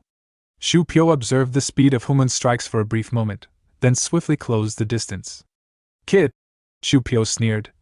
Let me show you how real spear fight works. He's fast. Human realized. If I retreat, I'll lose my momentum. With that thought, he delivered a quick thrust, forcing Zhu Pio to step back. From the balcony, Ming watched with interest. That kid's not retreating. And he's not letting Zhu Piao get any closer either. His subordinate frowned. Do you really think he can keep that up? Ming's eyes glimmered. Only time will tell. In the arena, Human continued to block and parry, holding his ground. From the sidelines, Jagyan shouted impatiently. Zhu Piao! You can't even break through that flimsy defense? What are you doing? End this now. Observing Human's movements, Wen commented. He's using the modified spear techniques I taught him. Khan nodded. He's pacing himself well, only expending extra energy when necessary. He's conserving his stamina carefully. Zhu Piao gritted his teeth. I've already used over 30 attacks against this rookie. This isn't looking good. He growled. Fine. I'll show you something you'll regret ever seeing, the flying hermit mark. He leaped into the air, launching a high-speed technique. Recognizing the move, Khan immediately warned. That's the flying hermit mark. It's a top-tier movement technique, rarely taught even within the White Tiger Squadron. Zhu Piao struck fiercely from above, forcing Human to step back. Zhu Piao smirked. Now you're backing down. You've put up a decent fight, but this is the end. He charged in with renewed aggression, pressing the attack. Khan watched closely. Human's spear can't keep up with Zhu Piao's speed. But Wen calmly said. He's choosing not to intercept it. Khan turned to him, confused. What do you mean, sir? Wen smiled faintly. Don't you think he's biding his time, waiting for the right opportunity? As the fight continued, Zhu Piao relied heavily on the flying hermit mark, but Human kept retreating, maintaining his distance with precision. Zhu Piao began to panic. Wait, is he letting me burn through my stamina? If this keeps up, I'll lose. Frustrated, Zhu Piao threw caution aside and charged recklessly toward Human. Li Zhongjil, the unit captain, called out. Don't rush and so blindly! But it was too late. Zhu Piao had already committed to the attack. Setting moon strike! Zhu Piao roared, swinging his blade with all his might. But Human stood firm. He gathered his chi around his spear, took a solid stance, and shouted. I won't retreat any further! His spear shot forward with explosive speed, piercing Zhu Piao's guard and landing cleanly. Zhu Piao spat blood and collapsed, unconscious. Kong stared, stunned. That last spear technique, it's the Azure Dragon Squadron's hidden spear art. Wen nodded. He focused all his remaining inner strength into a single, decisive strike to boost his speed. Kong muttered. I never imagined Human was capable of mastering something like that. Wen simply smiled. A few days prior, Wen had instructed. There's something I need you to handle. Go to the White Tiger Squadron and try to buy NAK-san Mansion. 1,000 niang should be sufficient. At that time, Khan had been skeptical. That small mansion? Why that place? We still have so many properties in disrepair, and we only have about 1,210 niang left. Wen explained. We need a secluded space where we can fully devote ourselves to martial arts training. The Western quarters aren't suited for training in body lightning or stealth techniques. The entire reason I requested funds from father was to secure NAK-san Mansion. Khan had warned. You're not ready to train in body lightning yet. Even so, what's the harm in securing it in advance? But the land's infertile, you can't even farm there. Since it's connected to a mine, you can't grow crops or even produce hay for horses. If you really need a training ground, we can search for another. Wen's eyes had sharpened. No. They told me to buy NAK-san Mansion specifically. It'll become a great asset to us. In my past life, gold veins were discovered near NAK-san Mansion. It eventually became a huge advantage for the White Tiger Squadron. If I'm to grow my own power, I need to start securing funds now. Khan had finally relented. Fine. I'll go check it out. Wen had smiled faintly. When did you become so obedient? Back in the present, the referee declared. The first round goes to the Western quarters. Wen looked at Human and said quietly. You've grown. Human, still catching his breath, replied. I only did my best. Khan turned to the next fighter. John Yangs, you're up next. Are you confident? John Yang smirked. I'll know once I get in there and try. Quan Hume glanced over at John Yangs, noticing the slight stiffness in his expression. Is he nervous too? He wondered. Kang Han spoke calmly. It's certain that the next opponent will be even stronger than Zhu Piao. John Yang's face tensed at those words. Zhu Piao was already a formidable fighter, and now someone even stronger is coming? The thought made his mood sink. Seeing this, Kang encouraged him. Relax. Young Sir Woon said that if you win this duel, you'll be exempt from sparring with Zhou Kuang from now on. Startled, Zhang Yangs asked quickly. Is that true? Kang nodded. Forget about winning or losing for now, just focus on the opponent in front of you. You have the skill. You just need to trust it. Hearing those words, Zhang Yan's eyes lit up with determination. I will win this fight. Meanwhile, on the other side, Zhu Piao lay on the ground, tears of frustration streaming down his face as he apologized repeatedly to his captain, Zhongjul. But Zhongjul urgently called for a stretcher, cutting him off. Stop talking, or you'll start bleeding more. Watching the match unfold, Jaejin's expression darkened. Losing the first round, just one mistake was enough to cost us. Kneeling in front of him, Captain Zhongjul lowered his head. There won't be a second mistake. I'll send in Ding Guang. The referee's voice rang out again. Next representatives stepped forward. Zhang Yangs introduced himself. Zhang Yangs, Western Quarters. His opponent stepped forward. Ding Guang of the White Tiger Squadron's 7th Unit. Watching from the sidelines, Kang said, Looks like they've stopped underestimating us. They're serious now. Woon nodded. They should be. The Nik-san mansion is riding on this fight. Kang blinked. But there are still 3 rounds left after this. Woon shook his head. No, we need to settle this now. Peng Hianchung and Quan Hyum aren't ready to take on the 7th Unit. If we want to secure victory, Zhang Yangs has to win this round. The question is, has he overcome his fear of losing? The referee called. Begin. The 2 fighters immediately clashed, their swords striking each other with sharp, ringing clashes that echoed across the field. Zhang Yang smirked. The so-called White Tiger Squadron's elite isn't so special up close. Ding Guang ignored the provocation, steadying his breathing. I'm not falling for that. Commander Jagian told me, your defeat is the White Tiger Squadron's defeat. Stay calm. Hold your ground. Wait for your opening. From the balcony, Ming watched with mild amusement. Both of them seemed too focused on not losing. It's like they're both too cautious to make a real move. His subordinate agreed. Won't one of them eventually try to break through? Maybe. Ming replied, yawning. Or maybe this'll just drag on.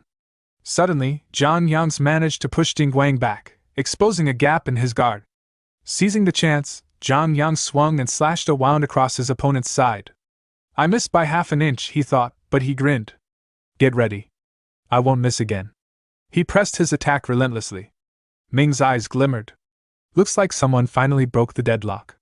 Chai Ju, observing from nearby, commented, The Western Quarters really have some skilled fighters. Ming asked curiously, Woon, was it Kang who trained them? Of course. Director Kang is probably the one behind this. Watching closely, Woon whispered, Seems like I chose the right order for the matches. Get ready to move for the next.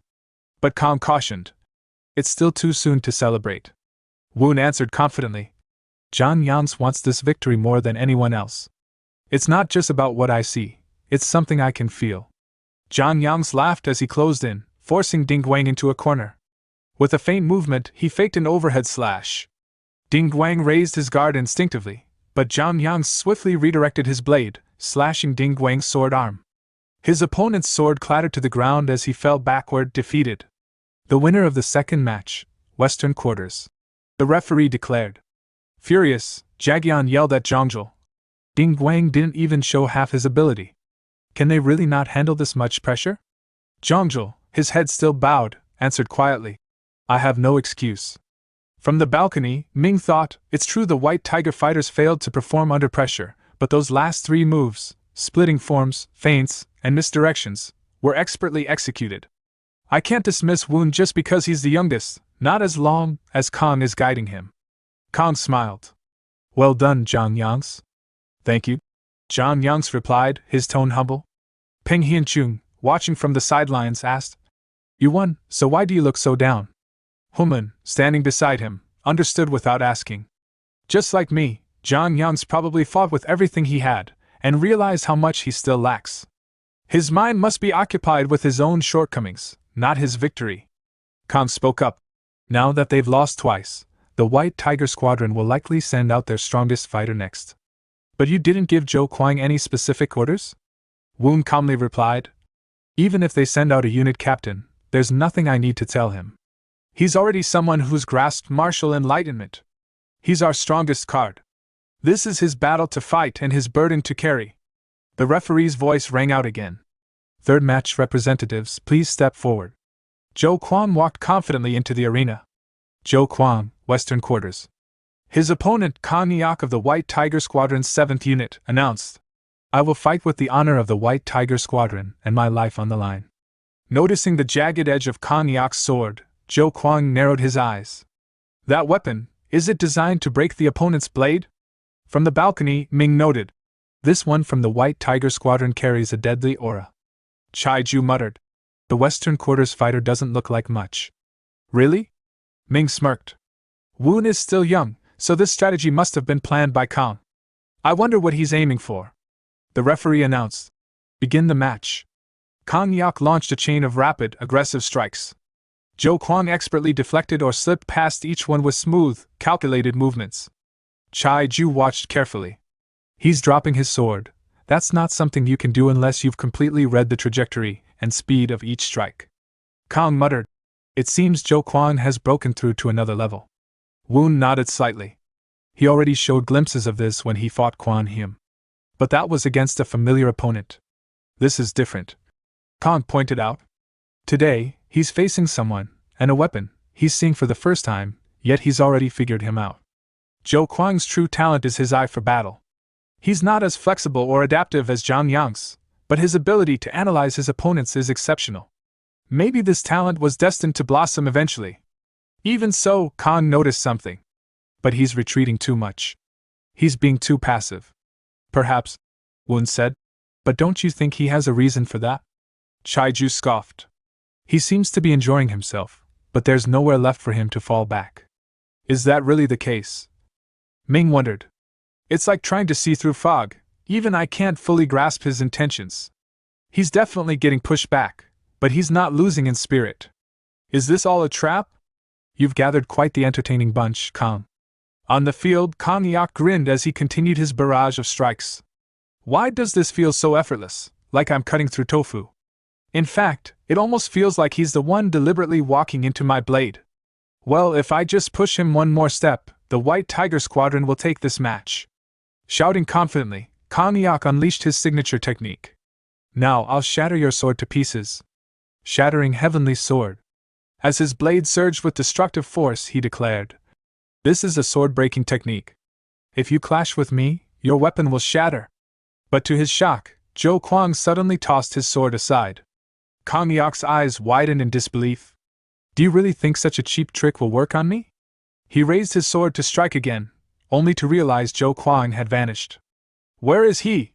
Before Kang Yak could react, Zhou Kuang appeared behind him and delivered a powerful kick to the back of his head, knocking him unconscious on the spot. Zhou Kuang bowed respectfully. Thank you for the match. The referee raised his hand. The Western Quarters are victorious. Some time later, the scene shifted to a serene mountain peak where the heavenly demon divine cult's left general, Yang Daiqing, sat playing a game of Go with the cult's leader, Myung Jung. As he placed his stone, Myung Jung remarked casually, I've told you time and time again, you can't make your home at the star point. It's an easy trap. His tone then shifted slightly, as if remembering something. By the way, I've heard some rather interesting news. Daiqing glanced at the board. Is this game at checkmate? Jung shook his head. No. Look carefully. Is it about Mount Kunlun? Daiqing asked. Kunlun? Jung scoffed softly. What sort of amusement would they provide me? Daiqing hesitated. Then, is it about Woon? I've heard his swordsmanship has improved significantly as of late. Jung gave him a sideways look. Don't act like you don't know. I truly don't, sir. Daiqing replied sincerely. Is Song Jianju moving that aggressively? Jung pressed. Is that so? Daiqing muttered, his brow furrowing. It seems they've been plotting something behind my back. Jung sighed. Looks like you've changed, Daiqing. You're not quite the same as you used to be. Daiqing gave a faint smile. I have no need to wield the sword anymore. Would you pick it up again if the chance arose? Will such a day ever come again in my lifetime? Jung's expression softened. I just wanted to talk about my youngest. I heard he's been gathering a bunch of nobodies at the Western Quarters. Daiqing commented. Jung's smile deepened. And yet, those so-called nobodies just crushed the White Tiger Squadron's 7th unit. He stood from his seat. Looks like I've won this match. Surprised, Daiching looked at the board. Pardon? Jung calmly repeated. Looks like I've won. It seems my youngest is planning to turn stones into gold. Is such a thing even possible? Daiching asked. Do you think it is? Jung mused. But if he really can pull it off, then perhaps it wouldn't be such a bad thing to let him succeed me. The scene then shifted to the onset of winter. Snow blanketed the heavenly demon divine cult's western quarters, coating the rooftops and training grounds in white. Standing in the cold wind, Kang remarked, The wind's biting today, young sir. Winter is supposed to be cold. Woon replied, brushing snow from his sleeve. It will be dawn soon, Kang said. Woon looked up at the pale sky. Then I'll be turning 13. I keep forgetting. He talks like an old man, Kang thought with mild amusement. 5th Sir will complete his phase by the end of this year. Time passes quickly. Woon silently recalled a family tradition. In the Myeong clan, all siblings must become independent by the age of 18. He asked, What has 5th brother decided to do? I heard he's heading to the Daeon region. Woon nodded thoughtfully. The Daeon region, it borders Mongolia at the northernmost part of the cult's territory. It's not known to be particularly dangerous. Kang added, It seems the Red Wind Corps commander's influence paved the way for him. 5th Sir has long been tied to the Red Wind Corps. So, he's solidifying his power base through his connections. I should find a foundation of my own soon, too. Is that what you're hinting at? Woon thought. Kang said, Young sir, it's time for you to choose your own path. You mean the Guizhou Suk clan? Woon asked. That's where I would place my bet, Kang said firmly. Is Jong Moon still refusing to meet anyone? I'll keep trying. Also, documents have arrived from the White Tiger Corps. Woon's eyes lit up slightly. So, Commander Jagyeon kept his promise. I wanted to ask, are you planning to move to Anicap Manor immediately? That's the plan, Woon confirmed. We can't remain under the suffocating shadow of the damning palace forever. One day, we'll need to stand on our own. Consider this the first step toward that independence. Then please grant me until spring, Kang requested. Anicap Manor still needs repairs. Also, it would be good to survey the mines nearby, Woon added. As you wish. Later, Woon walked into the private training room of the western quarters, deep in thought. If I divide a month into 3, that gives me 10 days per cycle. 5 of those days are spent teaching the 4 bodyguards and Jaeongneun. That only leaves me 5 days to focus on my own training. Even so, my body feels lighter, and my ki has grown considerably in just a few months. Incredible progress, but my inner ki reserves are still lacking. I've long since understood the core principles of the Phantom Sword. When fully mastered, the tip of the sword seems to flicker on its own, beyond the reach of human will. When it's executed properly, the true strike becomes indistinguishable from the feints. Master called this sword Mirror. I'm still far from complete. It's embarrassing how little ki I have, but even so, the feeling is exhilarating. Manifesting several phantom swords with his ki, Woon directed them at a distant wall. The impact scattered dust throughout the room. Drawing his sword, he began moving out, thinking, Myung Gal should be returning soon after crushing the Murim Union. There's supposed to be a grand victory celebration. I have no interest in attending. Just then, Kang called out to him from outside. Is it already morning? Woon wondered. I'll be out in a moment, Woon replied. As Woon stepped outside, Kang bowed slightly. There's something I need to report, Woon asked. Is it about the victory celebration? I was already planning, it's been cancelled, Kang interrupted. Why? Second Sir requested a quiet return. He said he wanted to pay his respects to the subordinates who died in battle. So, the bloodthirsty beast is hiding his claws well, Woon thought. The subordinates must be deeply touched by that. They are, Kang agreed. But I also heard that the higher-ups are furious. Compassion and sentiment are not the values of our cult. It's more important to maintain appearances and appeal to those in power. You've become quite skilled in politics, Woon said with a smirk. Kang shrugged. Isn't that the way of the world? To win the succession battle, I'll need the backing of those higher-ups too, Woon mused. But securing a powerful supporting clan won't be easy. Whoever they side with is staking their future on that successor. Their fate is tied to their choice. Interrupting his thoughts, Kang continued. Also, news just came in. Jong Moon submitted his resignation and returned to his maternal family, the Suk clan. So, the Guzhou clan is finally making their move, Woon thought. My apologies, young sir. It seems I was a step too late. Kang added. No, I think this is for the best, Woon replied. A message should arrive soon. He then said aloud. Come to think of it, my schedule for today is now wide open. Kang smiled. How about visiting the market then? Woon asked about the purpose of visiting the market. Kang explained. Since we've won the war, the slave market is opening today. I understand. Woon nodded. I'll get ready shortly. An hour later, Woon and Kang arrived at the bustling market, weaving their way through the noisy, crowded streets. Woon glanced around at the lively scene, his expression unreadable.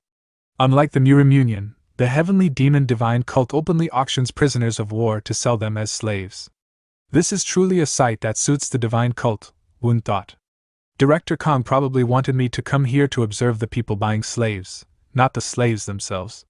As they continued walking, an auctioneer's voice rang out nearby, loud and eager. Here! This one's a different breed. He's tall, sturdy, and full of strength. We're starting at 10 liang. 10 liang! Anyone willing to bid higher? Woon watched the auction, his gaze cold. What a scene fitting of the divine cult. Just then, Kang leaned in and whispered, House Secretary Song is here. Woon's eyes narrowed as he spotted a familiar figure in the crowd. Song Jeonhyum of the Jasham House, the one who oversees all affairs within the Daming Palace. He's practically the cult's prime minister. Why would someone like him show up at a slave market? Woon smirked slightly. I can more or less guess why. His gaze shifted to a plump man rising from the crowd. Who's that? Kang responded. That's Apothecary Mangak. Rumor has it he supplies cheap medicine to the Black Tortoise Corps.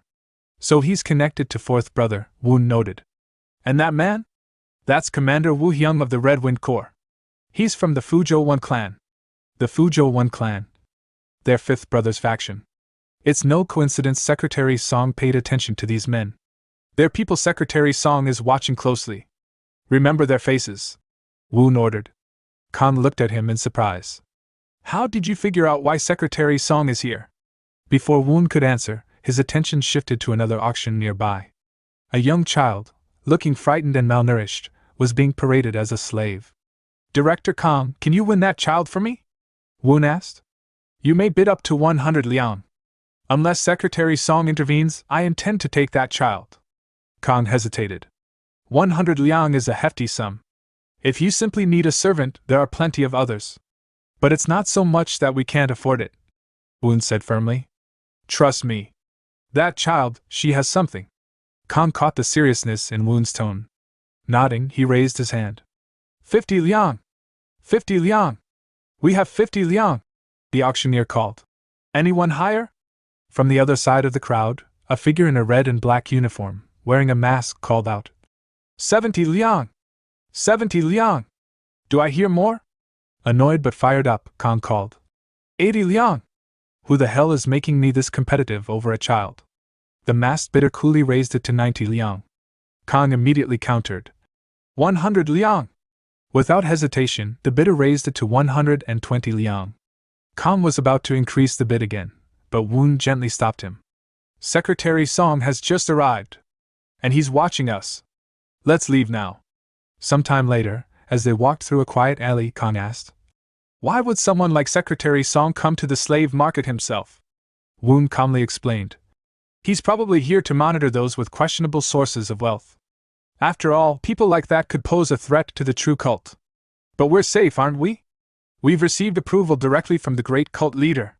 Woon smiled faintly. Secretary Song doesn't know that, does he? His thoroughness isn't something to underestimate. Kang asked. So who ended up winning the auction?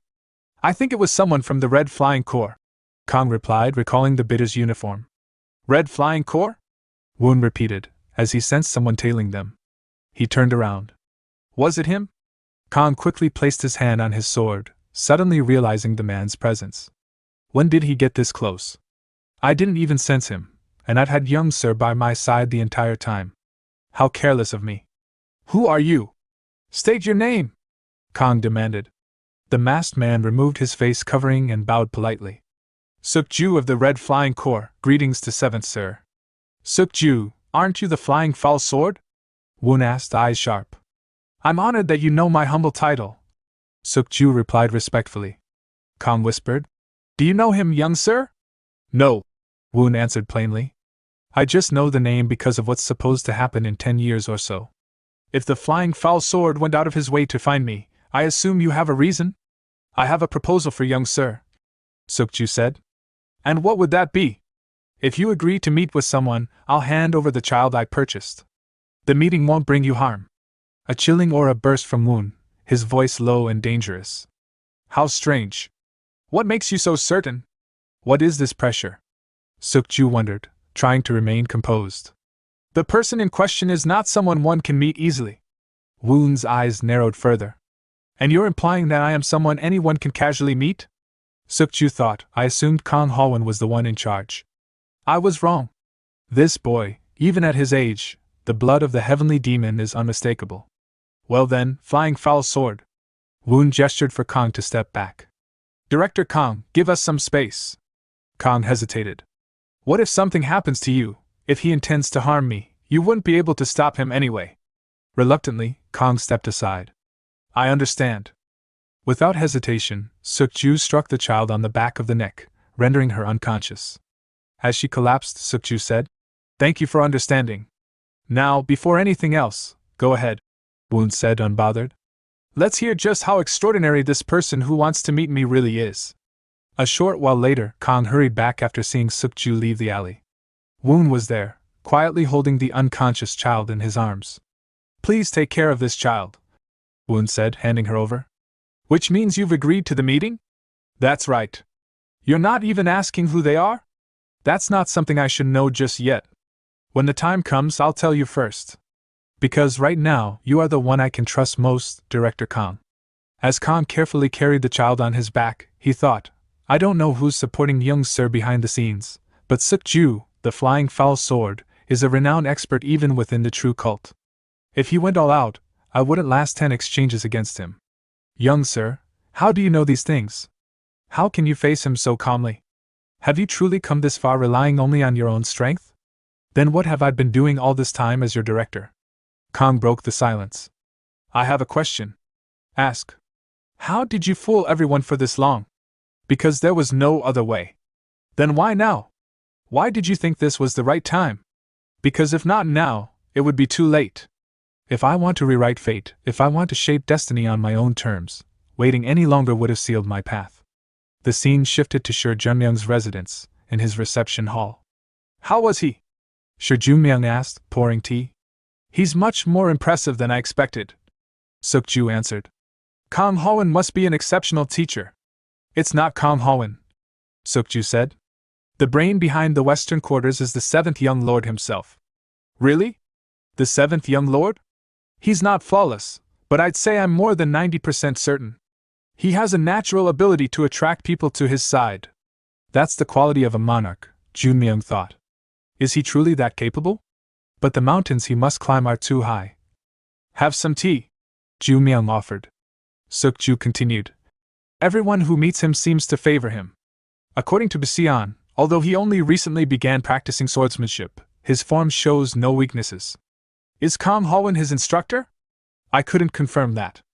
Also, the escort guards he personally trains. I couldn't identify their teacher either. Look into whether anyone else has approached him before us, Junmyung ordered, suspicion flickering in his eyes. Surely it's not the Yangzhou Qian family. Understood. Happy New Year to you, sir. You as well. At the time, in the study of the West Quarters, Jiang-un arrived at the entrance to Woon's room, carefully escorting the slave child. She announced from outside. My lord, I brought the child. Come in, Woon called from inside. As they entered, Jiang-un respectfully said, I will take my leave now. But as Woon's gaze fell upon the child's worn and ragged attire, he sighed inwardly. That clothing, it seems there's been a misunderstanding. He shook his head. No. Stay here. Just wait quietly to the side. Jiang-un silently moved aside. Woon studied the child carefully. It's right on the tip of my tongue. This child barely has any will to live. The human hunts within the divine cult are merciless. For a child, this life must have been unbearable. He asked gently. How old are you? The girl answered. I am 12. And your family? Woon asked, his voice steady. They're dead.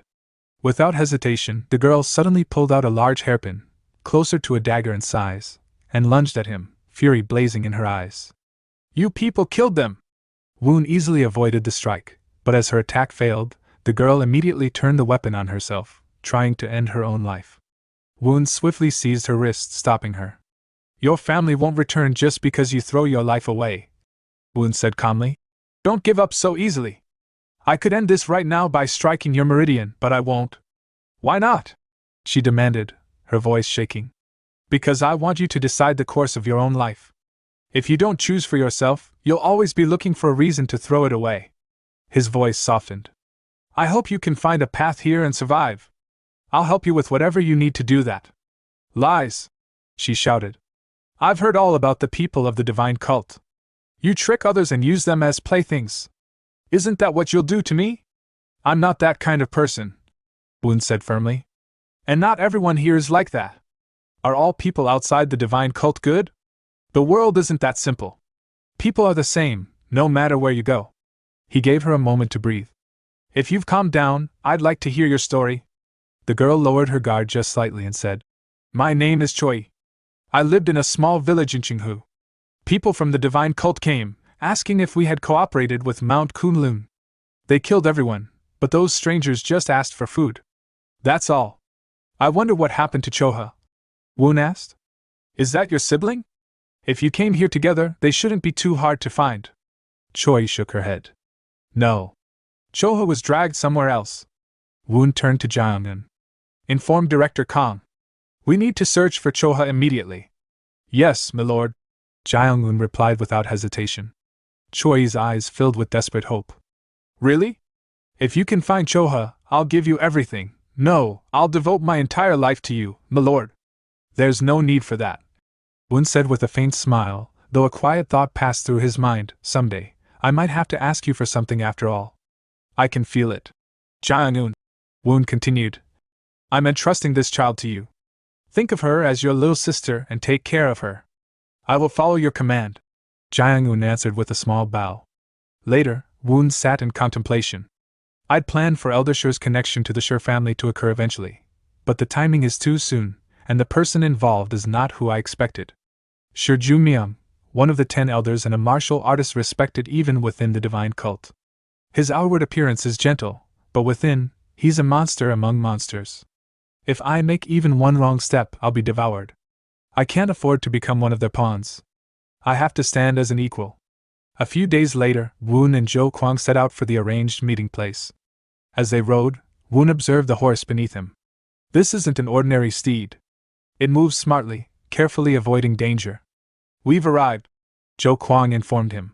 Let's dismount here, Woon said, sliding off his horse. He walked up and knocked on the door. Is anyone inside? A voice from behind the door responded. State your business. 1 gun of Northern Bark and 2 gun of Dijon, Woon answered, giving the password. The door creaked open. The wind is cold today. Please come in. As Woon entered, he glanced around. Looks like they've set up a proper base here. Jo Kwang tensed as the door shut behind them. My lord, this feels dangerous. It's not a trap, Woon said confidently. Let's keep going. Following the path, they soon came upon a small hut built at the center of a pond. A pond in the middle of all this, remarkable, Jo Kwang murmured. Wait here, Woon said. I'll accompany you inside, Jo Kwang offered. No, Woon declined. You wouldn't stand a chance against him anyway. Even if I recovered all the martial arts from my previous life, I couldn't beat him. He even insisted I come without Director Kong as a condition of this secret meeting. He's testing me. Woon stepped into the hut. Inside, Sher Ju-myung was waiting. You've come. When someone of your stature calls, how could I refuse? Woon said coolly. Ju-myung smiled faintly. What power could an old man like me possibly have? Please sit. If someone like Elder Sher Ju-myung claims to have no power, who else would? Woon countered. The divine cult lord holds true power. Really? Not the Myung family or the 8 Mount Tai families. He's not lying, but his words aren't the whole truth either. The divine cult lord would be saddened to hear you say that, Jumyoung said. A divine cult lord must have the courage to face the truth, Woon replied. At that, Jumyoung suddenly released his oppressive ki. That's a dangerous thing to say, my lord. Is this the 1,000 sound strands? But I've trained in the heavenly demon's cultivation art. I must let his ki pressure pass through me rather than resist it. Jumyoung noted with interest. He's not using internal energy to fight back? The 1,000 sound strands become even more painful when one tries to resist it with ki. How disappointing, Woon said calmly. Disappointed in this old man's martial arts? Jumyoung asked. No. I'm disappointed that you didn't approach me with trust. Regardless of status, anyone who insults the cult lord must be punished. That may be true inside the Daming Palace. Jumyoung's eyes narrowed. What are you implying? Even now, hypocrites in the Central Plains openly curse the divine cult and the cult lord. Yet you all engage in power struggles within the palace instead of punishing them. Isn't that more disgraceful? Jumyoung slowly withdrew his pressure. He endured it. Pouring tea, Jumyoung asked. Young lord, are you not afraid of death? For someone without achievements, how could I not be? Woon answered. Then you plan to accomplish great things? Isn't that why we have books in this world? He's 13 on the outside, but far older within, Jumyoung thought. Mount Heng's floral tea is said to rival Yunnan's in fragrance, Jumyoung remarked. Then it should fetch the same price. But Yunnan tea tends to be far more expensive, Woon replied. Jumyoung laughed. No wonder I feel your blade is still pointed at me. Would you be happy if someone suddenly attacked you? Please forgive me. But mocking the divine cult lord is not something I can overlook. You didn't call me here just to issue a warning, did you? Jumyoung's gaze sharpened. I wanted to make you a proposal. If it's I'll lend you my power, so become my card, then I'll have to decline. Jumyoung smiled and lowered his head slightly. How could I make such an impudent offer? The Guizhoushi family simply wishes to support you. If I'm careless, I'll get caught in this web. May I ask why? Later, when Woon returned to the West Quarters, Kang greeted him with a bright smile. I've decided to form an alliance with the Guizhoushi family, Woon said. That's excellent news, Kang exclaimed. Yes, but it's too soon to celebrate. As they walked, Woon recalled his earlier conversation. May I ask why? Woon had asked. First, because you currently lack any true supporters. Second, because I believe you are extraordinary, Jumyoung had said. Woon had answered carefully. Those are kind words, but I've had no backing since birth. I haven't achieved anything yet. Even if I have the potential to become the next successor, I've shown nothing concrete. If the Shi family supports me now, wouldn't I be a fool to accept without suspicion? Besides, if my brothers, Yunnan's tea, praise me too easily, I'll lose value in the successor competition. The cult isn't simply looking for martial strength. They want a ruler with achievements. He's truly impressive. If only he were the third or fourth young lord, Jumyoung had thought. The 8 Maotai families each support different candidates. If I want to pull them to my side, I'll need to draw in my brothers and expand my own power base. Elder, I hope you won't hide anything further. You've seen through it well. We simply wish to support the right person. They say Mount Heng's floral tea is still Mount Heng's floral tea from the moment it blooms. Who does the Guizhoushi family see as the right person? There is no one yet. Is that so? Do you think this old man would lie about that? I will accept your offer on one condition. What is it? When the time comes to choose the right person, I want my opinion to be heard. Back in the present, Kang asked. But won't the decision-making still rest with them? What do we gain from this? We just have to make sure their plans go off track. I will use their power to become that right person myself. If I don't climb to the cult lord's seat, it's death anyway. I'll fight with everything I have. I have no intention of playing anyone's pawn. That aside, Woon continued. I told Jiang-un to pass on a message. Kang quickly interrupted. You mean about Choi's sibling? I've already looked into it. It seems the child was bought by the Red Dragon Squadron. The Red Dragon Squadron? Woon's voice tightened. Did you try negotiating with them? Yes. But even when we offered them double the price, they refused. It seems they plan to train the child as an assassin. The Red Dragon Squadron occasionally raises battlefield survivors like that. I see. Choi will be heartbroken. Just then, Woon's memories from his past life resurfaced. Now I remember, Ghost hands Jang Young. I'll handle this myself, Woon said, his resolve firm. Summon Zhou Kuang and Zhang Yangs. Kang hurried after him. My lord, are you planning to go there personally? Woon glanced over his shoulder. Isn't this something that must be resolved eventually? As they moved towards the Red Dragon Squadron, Woon thinks Ghost Han Jianyong Zhang Yang was the foster daughter of the famed Dr. Zhang Ji. I don't know how she ended up as his foster daughter, but even beyond the divine cult, no one dared to recreate the way her hand moved marvelously across the central plains. However, she would not have been able to save someone who had met their fate. The last time I saw her was during father's funeral.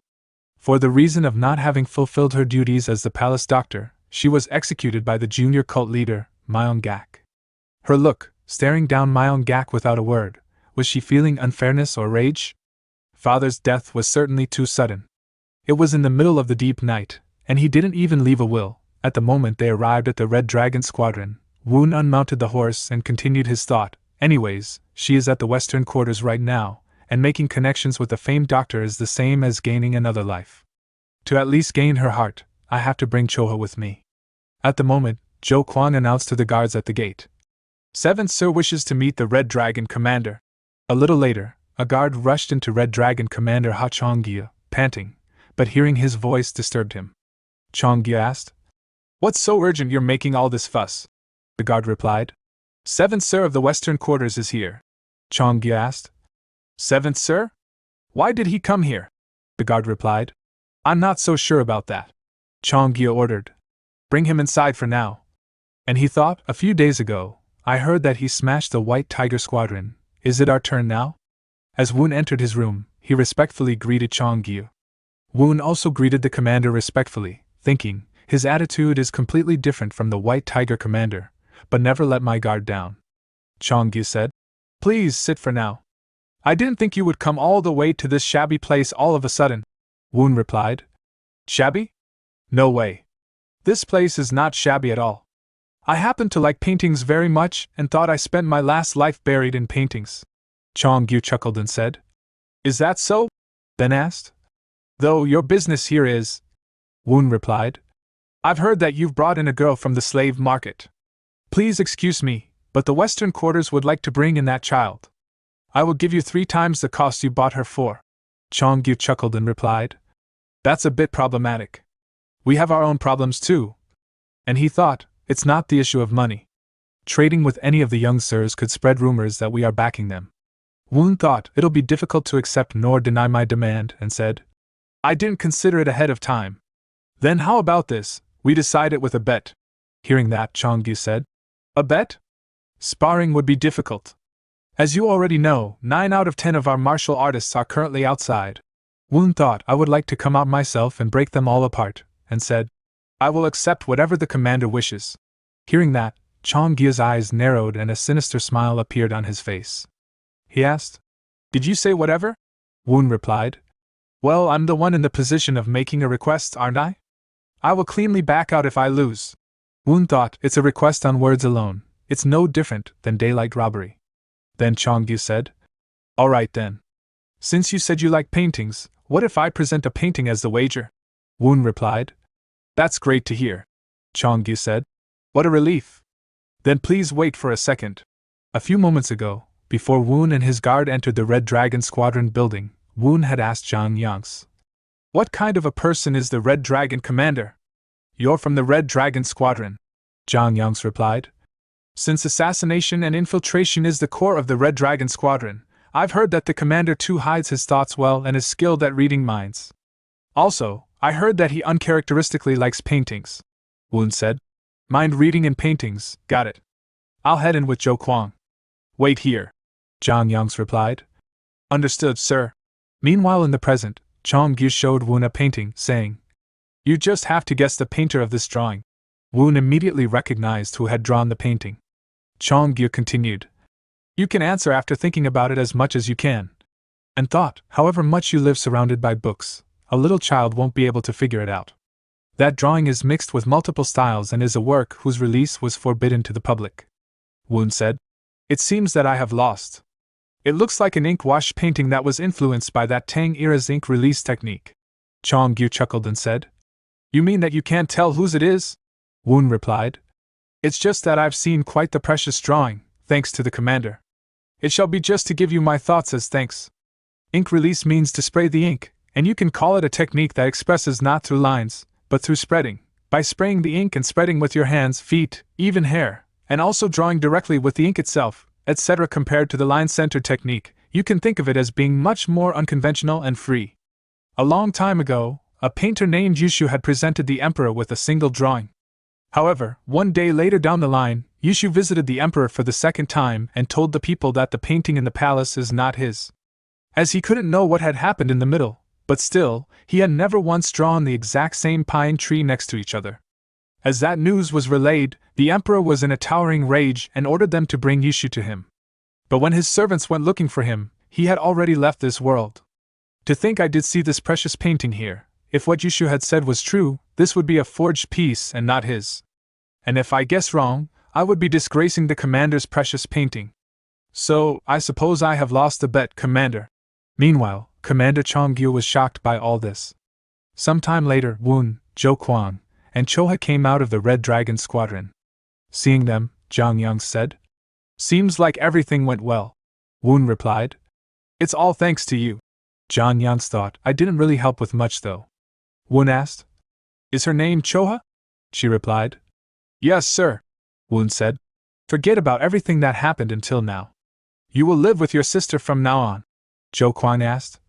"Although, young sir, was that painting truly the emperor's?" Woon replied. "Most likely not, since the angered emperor immediately burned it down." Jo Kwang asked. "Then what was that painting the commander had?" Woon replied. "Well, were there only one or two fakes in the world? Let's head back now." Then the scene shifted to the meeting place where a discussion was happening between 3rd Sir Myung Wan and 4th Sir Myung Jun. Wan asked. "It's been half a year now, hasn't it?" Jun replied. "No reason to meet you since you don't call me over," Wan said. "I've no time to look after my little brother since I'm too busy catching up to elder brother," Jun replied. "I think you've now got too much distance between you and second brother," Wan stated. "Second brother has the Sword Spirit Squadron and the Kylan Squadron too," Jun replied. "Brother, you have the White Tiger Squadron, don't you?" Hearing that, Wan thought, since the Black Tortoise Commander is a person from your maternal family, it's easy for you. I'm different from you. The White Tiger Squadron doesn't move as I wish. Jun interrupted his thoughts and asked. "So why did you want to see me today?" Wan asked. "How much do you know about youngest brother Woon?" Jun replied. "I don't know much about the youngest.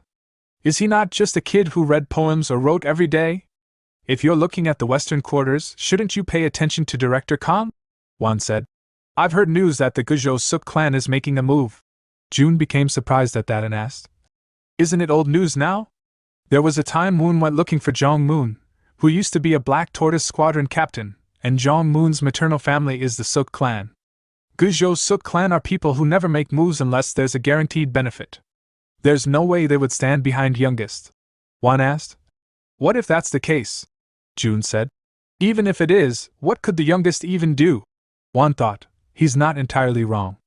However much the background flails around, there's no use if the master does not move, and he said, "Never mind that. This year's Grand Flame ceremony is important here. Once a year, everyone in the Myong clan gathers and wishes long life and peace to cult leader Myong Jung at the Grand Flame ceremony." Wan asked. "Wouldn't second brother, with his battle accomplishments, be the focus of the Grand Flame ceremony this time?" Jun replied. "Would be a problem if that happens. Not like we have any other good options," Wan said. "Right. So, brother, lend me your ear for a moment." Scene shifted to Damning Palace's Grand Flame House, where the meeting was happening between Heavenly Demon Divine Cult leader Myong Jung and other officials of the clan. Jung said, "There were rumors all around the Shirwan Great Mountain that the second had been touched by the 9 Sect 1 Guild and had been planning a revolt. What do you all think?" Divine Cult's Left General Yang Daichung replied. "It seems to be a baseless rumor someone had maliciously spread," Jung stated. "Of course, that's probably the case. The issue is why a rumor like this came up in the first place," Daichung replied. "Would it not be because Mangacap's accomplishments were too great?" Jung asked. "Then who could be the culprit? Chong, tell me what you think." Heavenly Demon Divine Cult Vice Cult Leader Yu Chong replied. "It will be difficult to easily figure it out," Divine Cult Right Master Gong Bak Jin stated. Likely it's one of three. I'm thinking of the first being the other sirs that are envious of Myeongak's accomplishment. The second is the 9-sect 1 guild. And the third, it's Gak himself. Since after the refusal of the victory celebration, Gak's battle accomplishments have faded a bit. There's a chance he planned it himself to renew this. Hearing that, Jung thought, the likelihood is very low, but as expected of Bak Jin, his moves are deep and detailed. Bak Jin continued. Firstly, we will need to thoroughly find the origin of the rumor. However, whatever the truth is, for this case we announce that it's the work of the 9-sect 1 guild, and ordering Gak to have a time to reflect would be appropriate, I believe. Jung said. Good. Then I will handle this case with the Divine Cult Right Master's opinion. Then we'll conclude today's work here. Right, Bak Jin, see me for a minute. As they all left, Bak Jin approached Jung and asked, Are there any orders you wish to give me separately? Jung asked. Do you know of Chao's youngest son, Chao Chong? Bak Jin replied. Chao Chong? Is he not the brilliant child who measured the weight of the elephants sent by Sun Quan? Jung stated. I'm not favoring Woon, but I'm only worried that Woon would follow Chao Chong's fate. Bak Jin thought, there is a theory that Chao Chong's talents were too excellent, and he ended up being assassinated by his oldest brother Chao Pai. Certainly, given his age, Woon is tall and has good looks. If he matures, he will certainly attract everyone's attention, especially if his talents are great. Also, he's giving me a difficult mission. And Bak Jin said, Whether I go or Woon calls me, the words will lead. I will use the coming Grand Flame ceremony to meet with Woon separately. Jung said, Please do. The day of the Grand Flame ceremony, Kong and Woon arrived at the gate of the Grand Flame house. Kong said, This is it for me accompanying young sir.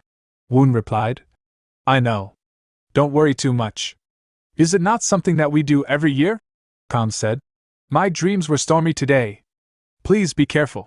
Someone called out to Woon, and Woon turned towards the voice. It was none other than Third Sir, with Chai Ju. Third Sir said, It's been a while. Let's head inside. Woon replied, Yes, third brother. It's been a while. Let's head inside. Chai Ju, seeing the sad expression of Kong, said, You're gonna break the earth. As they moved inside, Third Sir said, I've heard about the White Tiger Squadron and Red Dragon Squadron.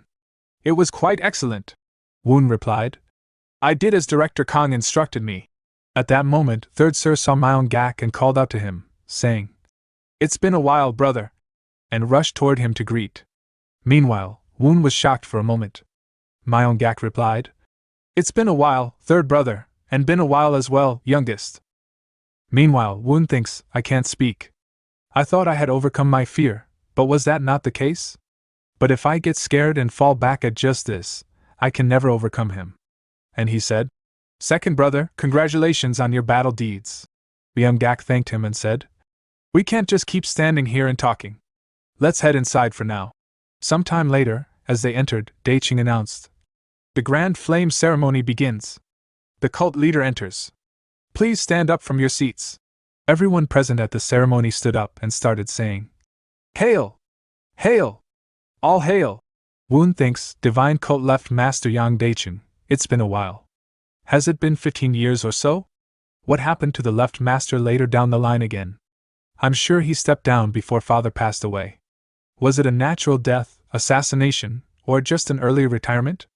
Well, anyway, that's not important right now.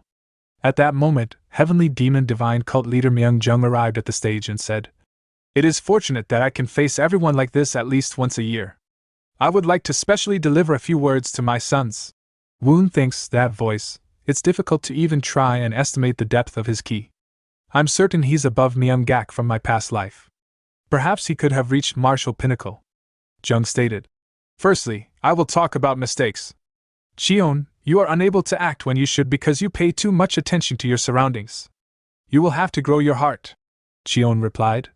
I, your son, will reflect upon it. Jung stated. Next will be Gak. You've made accomplishments in Shanghai, but you've lost all of those accomplishments as you were arrogant. You will have to abandon arrogance. Gak replied. I, your son, will abandon arrogance. Then Jung continued to advise his children one after another. Then he arrived at Woon and said, Lastly, Woon, being weak is not a virtue. If you cannot develop your strength, you will not be considered a member of the Myung clan. Woon replied. I, your son, will train without pause. Jung stated. Good. Then I will now grant rewards to my sons who have worked hard all this time. First, he called Shion and said, Shion's meticulousness is best in terms of handling the cult's business. I will grant the Bailu manor. Shion thanked his father. Jung then called Gak and said, There is no one who would beat Gak's courageousness, and so I will praise that accomplishment with a treasured sword. Gak thanked his father as he received his sword. Then Jung continued to reward his sons one after another, and Woon thinks, just a single sword after such battle accomplishments. Second brother not having a victory celebration was the problem. Since second brother slipped, it'll be big brother's turn next. Jung then called out to Woon and said, Lastly, I grant a book to Woon, who likes to learn. Seeing that, Jun and Tak think, a fitting gift for Woon. A mud should do nothing but read. Woon sees the book closely and thinks, This, a martial arts book? This is 10 Wings 10 Martial Records. Sometime later, as the grand flame ceremony concluded, third brother said his goodbyes to Woon, and Woon replied with, Goodbye, older brother. At that moment, someone called to him. Woon turned around and saw a maid, and asked if she called him. She replied, Yes. I have something to give you. She then handed him a letter. Woon immediately opened it and found the following message. There is something I would like to talk with Seventh Sir about. The maid will lead the way. Reading that, Woon thinks, it doesn't look like she'll answer even if I ask for the reason. I guess I will have to follow her. Who could it be? Is it Suk Bayan? Now that I think about it, there hasn't been contact from the Suk clan for a while. The maid showed Woon a room door, saying, This way, young sir. Then I'll be on my way. Woon thanked her and opened the door, thinking, a formation technique, this time as well. Just who is the person that wants to meet me? At that moment, Woon saw Bak Jin sitting alone at a table and immediately recognized him. He thinks, that man is Divine Cult Right Master Gong Bak Jin.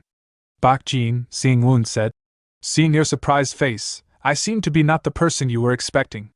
Please take a seat first. Woon replied. I didn't think Right Master would call me. Bak Jin said. I just wanted to talk with young sir. Woon asked. What would I talk with Right Master about? Is it about scripture and faith? Bak Jin replied. I would very much love to do so, but let's do that next time. Woon asked. Then what is it about? Bak Jin asked. Do you know of the story of a child weighing an elephant? Hearing that, Woon became surprised and asked. You mean Chao Chom? Bak Jin said. I've heard that young sir had been to the Red Dragon Squadron. Woon replied. I've only talked about paintings and received one child from them. Bak Jin replied. Chong Gya is not someone who gives something of his so easily. And thought, even still, no way he'd refuse when a youngster is requesting. No doubt. Woon asked. What are you trying to say? Bak Jin stated. Great cult leader is worried. As the great cult leader treasures young sir's talent. However, it is different for young sir's brothers. However much young sir works, at the moment, there are no ways for young sir to prevail over Chao Chang's destiny. And he thought, who knows, maybe after a few years, Woon thinks, it's father's order. I can see why he gave me a secret martial arts book now. And he asked, Father means I should leave the Daming Palace? Hearing that, Bak Jin thinks, he immediately figured it out. He truly is brilliant. Woon stood up from his seat and said, I shall do so. Bak Jin said, We will support you with everything. If there's anything you need. Woon said, That's fine. Thank you for your consideration. But that's something I must overcome myself, with my own strength. A while later, after returning from the Grand Flame ceremony, in the underground training center, Woon thinks, there were too many things in one day. Myung-gak, it sure has been a while since we last met. The face Myung-gak made while seeing me, that face looked like a face that knew I used inner ki. But him not reacting to it still likely means he won't even pay attention to the current me. I still have time. I need to grow my strength a bit more. If I'm going to jump past him, making a decision would be first on the line. How troublesome, didn't expect I'd receive a martial arts book from father. Should have given me a key heart technique book instead. 10 Wings 10 Martial Records. A martial arts book containing the chronicles of martial god Guak Jiang Eum and the martial arts he used. This book is different from regular martial arts books. The essentials of martial arts are there, but there isn't a hint of the training methodology. I plan on reaching Zenith with Phantom Sword, but 10 Wings 10 Martial Records. Father gave me, a path I went down once before will certainly be easier, but its end could be the same as before. On the other hand, the path I haven't gone down before could have a different end. When it's difficult to easily come up with an answer, the answer is to empty it. For void is truth, and truth is void. As the 10 Wings 10 Martial Records itself is void, everything is left to me, which means there's no need to contemplate it. Only by perfectly achieving the profound principles of Phantom Sword can I go over to 10 Wings 10 Martial Records. All paths return home, for branches are bound to collect back into one. It is impossible to go down multiple paths at the same time. Choose a single path and go until the end. That itself is the path to understanding all. A month later, at Anicaps Manor, Kong pushed open the main door of the manor and said, "It has been so long since the Lichuan, but it is still cold. Let's head inside." Tang Hianchung was surprised while looking around and said, "This really is Anicaps Manor? This used to be the residence for the mine administrators." Kong, showing them around, said, "I have displayed a bit of my skills." Zhang Yang, seeing the training area, said, "This is for lightning arts, and this is for training hidden weapons." Quan Hume looked inside a strange hole and asked, "What is this?" Zhang Yang replied, "Be careful," Quan Hume said. "There's nothing in there though," Zhang Yang said. "It is a hidden weapon shooting mechanism. Want me to activate it?" Quan Hume nervously jumped back from it while saying, "You should have told me earlier!" Kong shouted, "That's enough chit-chat. Now you will stay with young sir at Anicaps Manor for a while. Devote yourselves with all your might." All the guards bowed slightly and replied, "We will put in all of our might." "We will devote ourselves," Zhou Quan asked. "Director, are you going to be staying at the western quarters?" Kong replied. "Someone has to protect it." The scene shifted to the evening of the previous day, when Kong entered Woon's room and informed him, "Young sir, Anicaps Manor construction is finally over." Woon replied, "It went as planned." "Well done." Kong handed over a scroll saying, "This is the Anicaps map that was made by surveying the Anicaps Manor area. It will be helpful in reorganizing the defenses." Woon smiled and said, "As expected of Director Kong." Kong also informed, "Apparently the fourth sir has been appointed to the Sichuan branch. Current Black Tortoise Commander No Hyukjiai seems to be switched as well." Hearing that, Woon said, "Looks like the person who slandered second brother with fake rumors was fourth brother then. And he thinks I had suspicions, but as expected." Hearing that, Kong was surprised and asked, "What? Wasn't that revealed to be the workings of the Murim Union a few days ago?" Woon replied, "Must have been a stratagem by the divine cult right master, who was worried about following chaos." Kong said, "The Sichuan branch, it is the frontmost line facing the 9 Sect 1 Guild. It is very close to the headquarters of the Sichuan Tang clan. Woon thinks, looks like I would not see fourth brother for a good while. Perhaps he wouldn't be able to return at all. You cannot win the competition with such shallow moves. Only honest strength survives." And he said, "In any case, we'll go to Anicaps Manor immediately tomorrow. As I've said before, please take care of the western quarters while I am there." Kong replied, "I've been preparing for that." "How long do you plan to stay?" Woon stated, "Let's see, about 3 years. I won't come back before I complete my martial arts. I'm trusting in you." "In the present," Kong said to all the guards. "Then please take care of young sir," Zhou Kwang replied. "Don't worry too much," Zhang Yang asked. "Though, where did young sir go?" Then the scene shifted to Woon, who was looking around with the help of the map given to him by Kong. Jiang-un, who was following him around, asked, "However much the Anicaps Manor is close by, would it be okay without bodyguards?" Woon replied, "I have you, don't I? It's only a neighborhood tour. I plan on appointing you as the Anicaps Manor director. You've seen and learned a lot being on my side all this time, right? You will handle the operation and management of this place, of course, the bodyguard training as well," Jiang-un said. "I receive your orders, young sir." Closely observing the map, Woon thinks, anyhow, this Anicaps map is pretty well made. I will be able to solidify its defenses. Woon saw the children who were playing with rocks and asked about them. Jiang-un replied, "They are children of the slaves belonging to the Anicaps Manor." Woon thought about them for a brief moment, and then approached the children and asked, "You guys, are you learning how to read?" One of the children replied, "No," Jiang-un said. "There shouldn't be anyone who teaches them specifically. Woon thinks I would love if I could teach the children, but I do not have the time." At that moment, Woon's eyes dropped on a shining rock the children were playing with, and he asked, That rock in your hands, could you show that to me for a second? The child replied. This is mine. My pretty rock, Woon said. I'll look at it for just a moment and give it back. Then Woon examined the rock closely and thinks, yup. It is gold. My memory was right. Sometime later, Woon returned to Anicap Manor's main room and thought. I like it. It's plain and simple. The desk is new. Khan excitedly entered the room and said in a loud voice. Young sir! We checked, and it's just as you said. We've found a high-purity gold mine in the Anicap Manor region. Woon asked. Is that true? I was only guessing, Khan informed. The length of the vein is over 24 meters. Truly, congratulations, Woon thought. With the gold mine profits, even if it isn't on par with that of the Black Tortoise Squadron or White Tiger Squadron, we can train dozens of martial artists. Seeing Kong smile, Woon thought. He's such a housekeeper. And then said, The Violet Light Group will contact us soon. Khan asked. The Violet Light Group will? But why? Woon asked. Have you heard about the Gold String Pill? Kong replied. By Gold String Pill, isn't it the pill of legends? Made by the Byakusei Path's hermit saint? The one that makes a paralytic stand and turns an old man young again? Woon stated. The Gold String Pill really does exist. The Violet Light Group is producing them in secret. Hearing that, Kong was shocked and asked. Is that true? Woon replied. Why would I ever lie to you? Though, it's extremely top secret, so even most of my brothers wouldn't know. And he thought.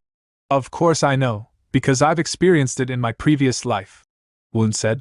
It's said that while it doesn't have the same effect as a legend, it still increases inner power significantly. Kong was shocked to hear that it increases inner power. Woon explained. The most important thing in making the gold string pill is the purity of the gold. And since a high-purity gold vein was found at Anicap Manor, they'd show interest, wouldn't they?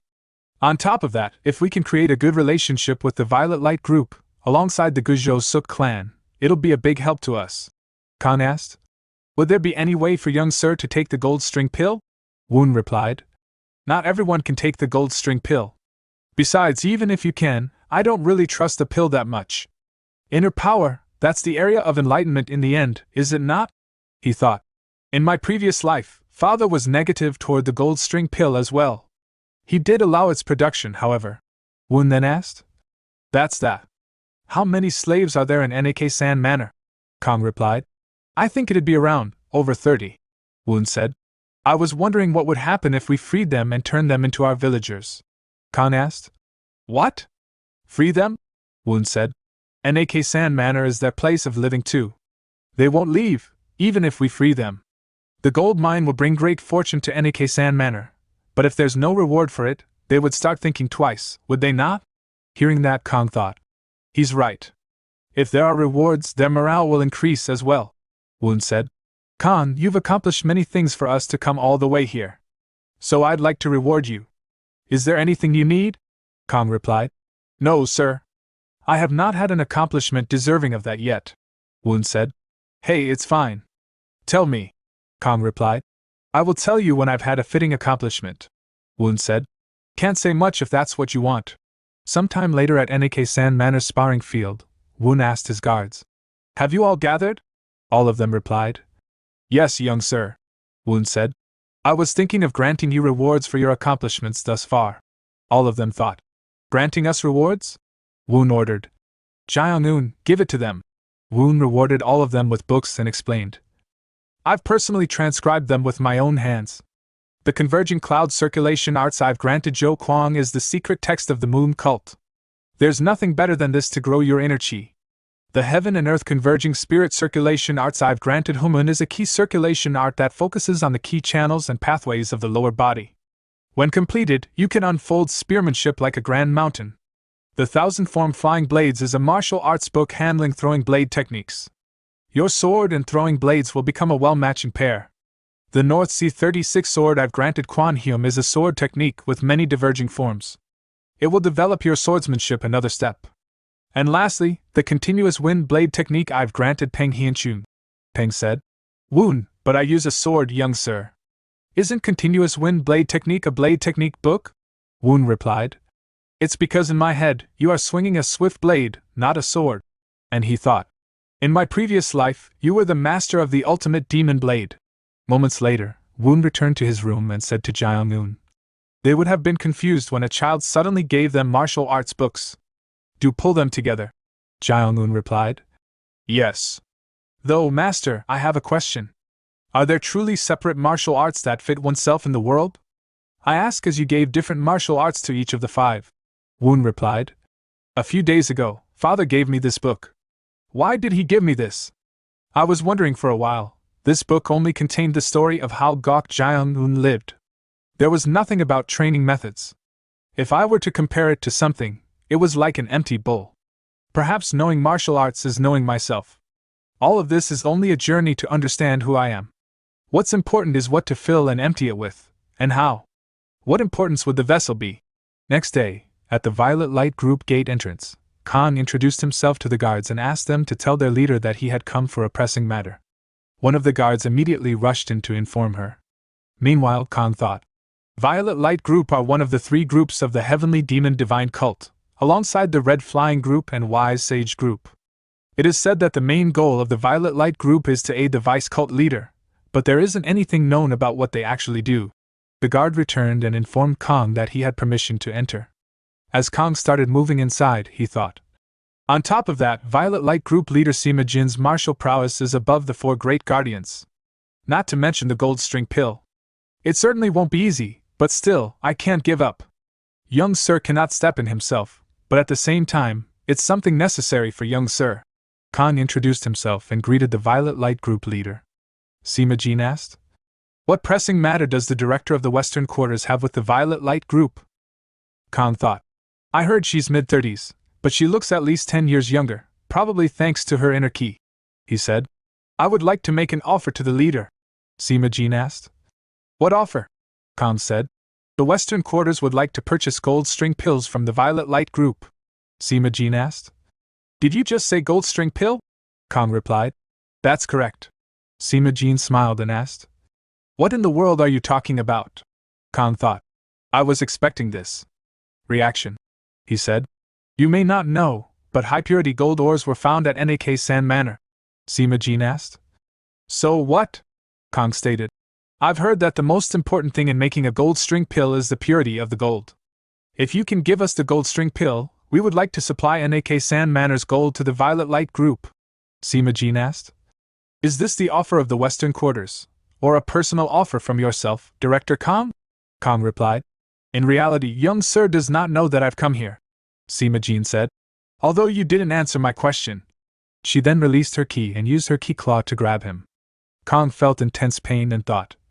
I cannot fall down here! And shouted. Western Quarters, no! Young Sir needs the gold string pill, Sima Jin said.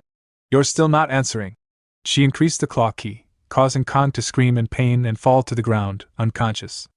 However, Sima Jin stated. I already told you. I have no idea what in the world you're talking about. Sometime later, the scene shifted to the Grand Flame House meeting room, where cult leader Myung Jung and elder Sir Junmyung sat across the table. Jung said, I've called you over to see your face, as we've not met in a long while. How is it with the Sook clan? Junmyung replied. Thanks to the great cult leader's grace, it is peaceful. Jung stated. You mean it's peaceful, when it didn't produce a single court official or a 4 great guardian? Junmyung replied. We happen to have unfortunate luck. He thought. He's poking where it hurts. Even when our headmate's authority is comparable to a 4 great guardian, Jung said. The seat of Black Tortoise Squadron Commander is open. Hearing that, Junmyung thought. Our cult leader rejects those who greed for power. I cannot reveal my ambition, he replied. That seat was of the Dashan No clan throughout generations, Jung said. I suppose you great Mountain 8 clans treat each other like brothers, but you weren't so friendly on the battlefield. What's the reason? Junmyung replied. Of course, that is because we fight for glory for the great cult leader. However, the damning palace is not the battlefield. Hearing that, Jung thought. It is as sweet as poisoned wine going down the throat, he said. That's that. I've heard that you met Woon. Is that true? Junmyung replied. It is true, Jung asked. How was he? Junmyung stated. He was brilliant and determined, Jung asked. Then does the Sook clan plan to become that child's background? Junmyung replied. We have already told him that we will, Jung stated. Quite the quick decision for you, Jumyoung said. There isn't much to lose. Jung thought. In the end, he's planning to just use Woon, was it not, Elder Suk? And he asked, do you know of the gold string pill? Hearing that, Jumyoung was surprised and said, Gold string pill? Is it not the pill of legends? Jung asked. Is that the only thing you know? Jumyoung asked, surprised. No way, did it show up in the martial world? Jung let out a sigh and said, Never mind. Let's have a game of Go. Jumyoung replied. I will be receiving your teaching. After a while, as Jumyoung left, Jung and Sima Jin sat alone in the meeting room. Jung informed Sima Jin. It looked like Elder Suk did not know about the gold string pill. Sima Jin asked. If the Suk clan didn't tell him, how could Director Kong have known about the existence of the gold string pill? The gold string pill is the secret text of the Myung clan. Only the great cult leader, Violet Light Group, and a tiny minority know of it. If its existence is revealed to the outside, there could be problems. Jung thought. Among my sons, Cheon is the only one who took the gold string pill. However, there's no way he would have told his other brothers. He said. I'm wondering if Woon figured it out by himself. Since that child's brilliance escapes expectations at times. Woon is a clever boy. He wouldn't have caused this problem himself.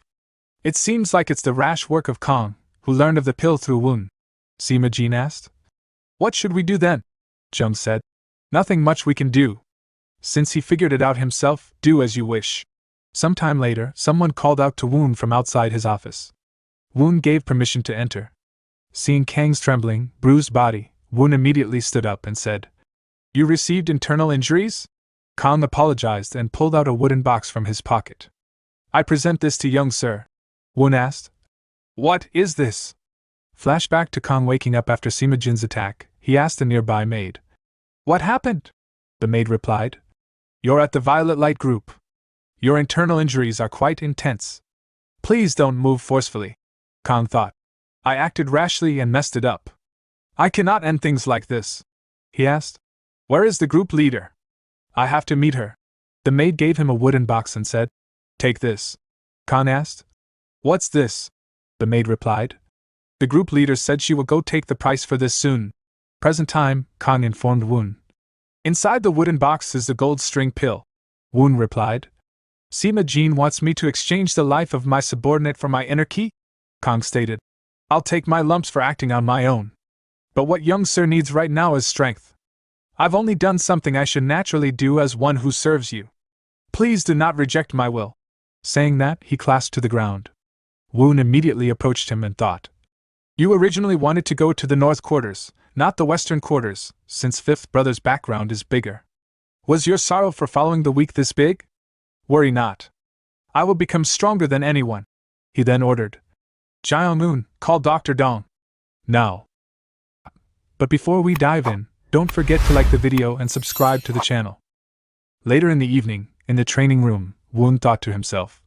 Gold string pill, I don't know how much it will help me in the present, but if I am thinking of Director Kong, there is no reason to hesitate. And so, he put the golden pill in his mouth, started eating it, and muttered. It has an indescribably deep aroma. Then, he felt intense pain. The next day, Jo Kwang said, Young sir, we have people from the Violet Light Group. Woon asked. Really? Did the group leader come? Jo Kwang responded. No sir. A woman named Aso and 4 technicians came. Woon said. Got it. I'll head out then. He welcomed them to the Nik-san manor. Aso and the 4 technicians lowered their heads respectfully and greeted Woon. Aso said, Our group leader could not come with us as an urgent business came up, but she is deeply delighted with this trade. Woon thought. An urgent business? Aso continued, pointing to a gift her servant was giving Jo Kwang, and explained. This is a gift sent by our group leader. It is a quick recovery pill made with ginseng from Mount Jangbeek. Hearing that, Woon thought. A quick recovery pill has excellent effectiveness on internal and external injuries. It must be for Director Kong. They are basically hurting and healing him. Woon pointed to the people behind her and asked. Who are they? Aso replied. They're technicians who will survey the mine. Woon became surprised while looking at Sima Jin, who disguised herself as an old woman among them. He asked. That woman as well? Aso replied. She is my old handmaiden who handles accounting. Woon stated. Certainly. Since the price of gold has risen a lot lately, We should do the calculations properly. Well then, how much gold do you need? Do tell. Hearing that, Aso became nervous and said, What? I thought the payment was already made. Woon, with a devilish smirk, asked, Already been made? Payment for what exactly? And thought, Can you say it's the gold string pill here? Hearing that, Sima Jean, the Violet Light group leader disguised as the old woman, thought, Acting dumb, is he trying to have his revenge? Aso nervously said, As our group leader said, tell you that half of the gold produced by the Anacasan manor will be collected on the first day of every month. Woon replied, Half of it? It seems like Director Kong made some kind of deal without me knowing. He then called out, Zhou Quan, send a message to the western quarters and verify this information. Zhou Quan replied, Yes, young sir. Woon also asked Zhou Quan to guide them to the guest house, saying, It'll take at least a day for a response. We can't make a deal that wasn't confirmed now, can we? We have important guests, guide them personally. Zhou Quan responded. Understood, sir. A moment later, at Anacasan Manor's guest house, Sima Jean sat on a stool and said, People say when you save someone from drowning, they ask for their bag. Aso replied, My apologies. Things got complicated. Sima Jean let out a sigh and said with a smile, No, it's actually better this way since we now know more about the seventh son. And she thought, Seems like I've underestimated the seventh son. Aso asked, What should we do? Sima Jean said, Just stay here for tonight without worry.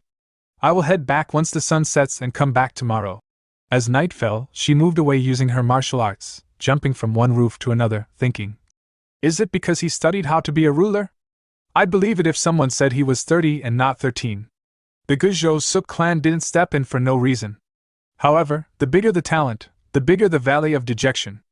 I hope the seventh son does not go down that path. She removed her disguise as she moved out of Anacasan Manor, still thinking, Perhaps our cult leader hoped for me to just offer the gold string pill. Then she noticed someone's presence, about 30 meters away from the manor. That person didn't try to hide. She became angry and shouted, Who goes there? While looking toward the top of a tree. Woon pushed aside the tree branches, revealed himself, and said with a smile, I think that's my question. You are coming out of the Anacasan Manor. Where are you headed in the middle of the night?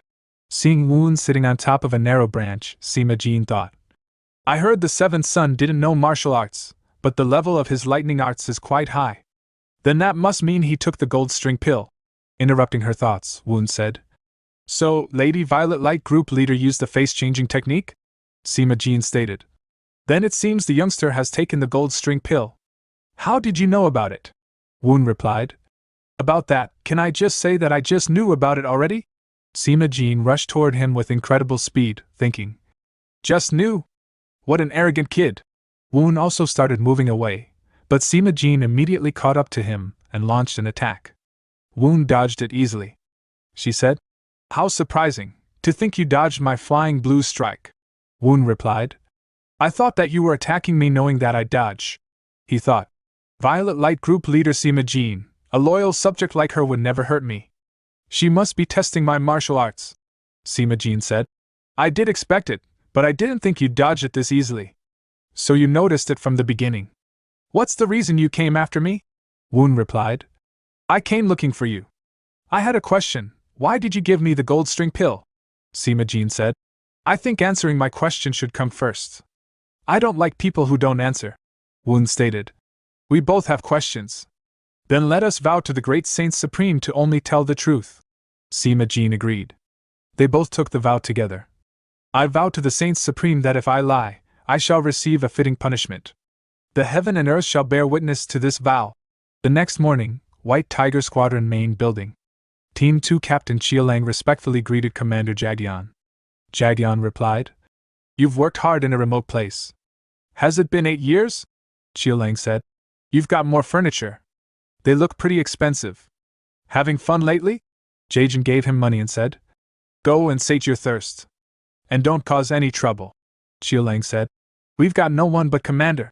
He called his team member. Let's go, Si and Wu Hyung. And both walked away with smiles. The manager of the White Tiger Squadron, standing beside Jagyan, thought, What an arrogant bastard! And asked, Why do you even give silver to someone like him? If the great cult leader sees this. Jagyan interrupted. Then our heads will fly instantly. Xiao Lang's nature was rough and violent from a young age. He was thought to be unable to succeed. However, his martial arts improved significantly after coming to the White Tiger Squadron, and by accomplishing many duties on the battlefield, he became a martial artist representing the White Tiger Squadron. The reason we don't throw him out is that there is no martial artist like him on the battlefield. But it is still true that I'm feeling uneasy. Contact Daning Palace right now and send him far away before he causes another trouble, the manager replied, lowering his head. As you wish.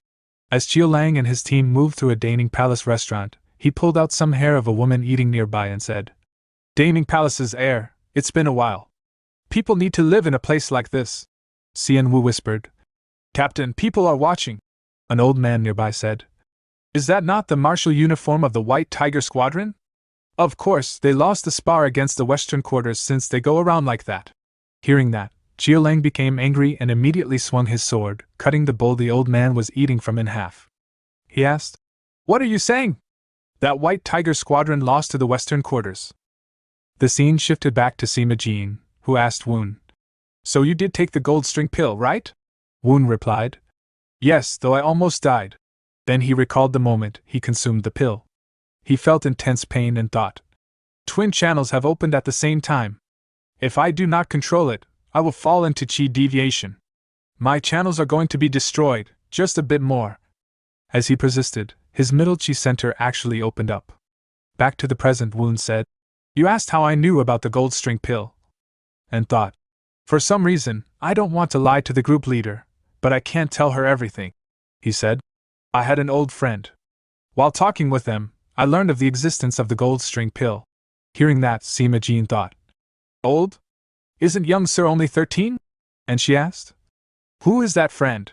Woon replied. They are one of my few friends. I don't think I can reveal their name. Sima Jin, seeing his expression, thought. What is that look making me feel sorry for asking further? Woon said. Then it is my turn to hear the answer. Even though Director Kong made a risky request to the group leader, you've given us the gold string pill. What was the reason? Sima Jin replied. Who knows? Curiosity, perhaps. And thought. Great cult leader said to do as I want. Why would Kong risk his life for a 13-year-old boy?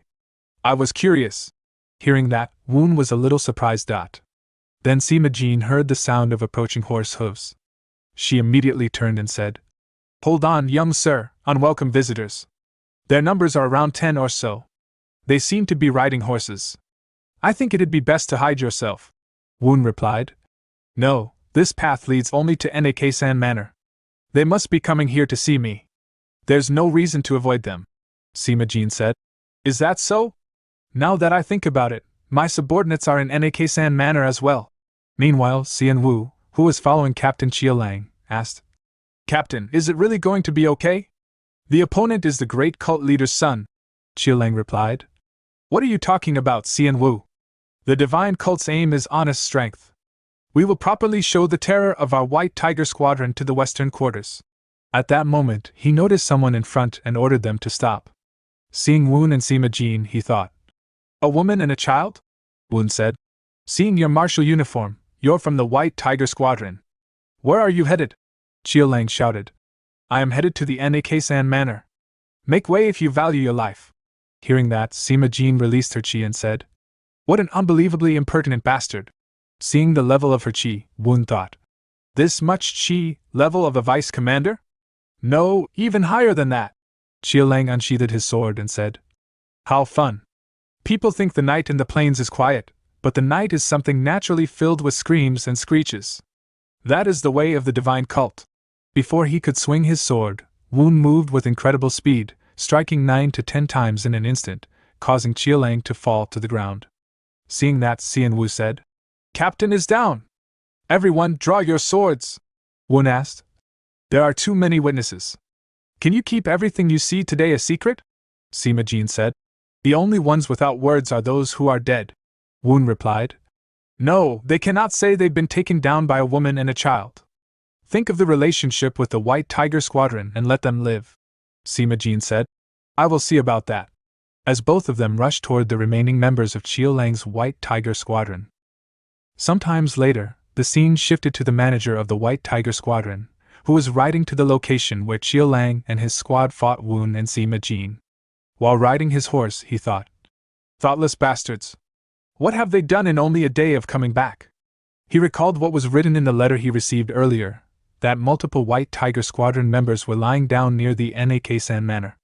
"I think the team leader's name was Chiu Lang," he muttered. "If the fight between the sons starts inside here, we'll all be dead." He arrived at the location and saw them lying on the ground in pain. He immediately unmounted his horse and asked, "What is all this?" He thought, "There's no one who lost their life. They've exquisitely broken just their joints with grappling hands." Then he asked Xian Wu, "Who were you fighting with? Say it as it was right now." Xian Wu replied, "It was a young woman and a child." The manager was surprised. "Where is Chiu Lang?" he asked. Xian Wu pointed at Chiu Lang's trembling figure lying on the ground and said, "Team leader's meridians were struck, and we were unable to undo it with our skills." Seeing that, the manager thought, "If Chiu Lang got his meridians struck, it means they're at the very least above commander level."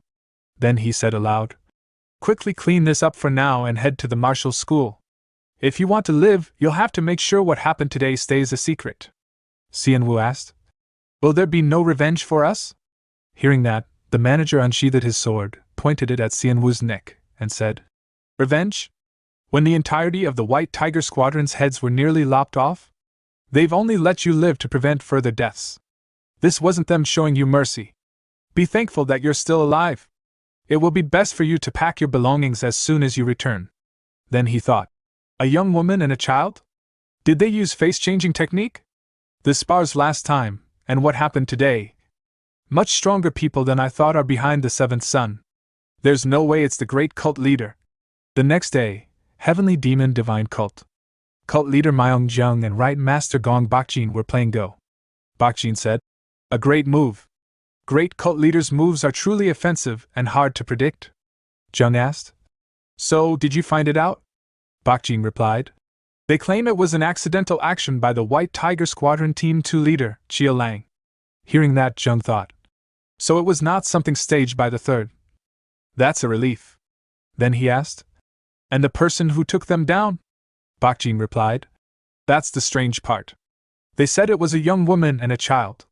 For now, we should view this as the Suk clan helping." Jung was surprised. "Check the Violet Light group," Bakjin said. "What? Isn't the Violet Light group somewhere great cult leader personally manages?" At that moment, Suk Baiyun, Grand Flower Palace's head maid, arrived. Seeing her, Jung said, "For you to come all the way here, something must have happened." Baiyun informed. "Things broke out in Sichuan province."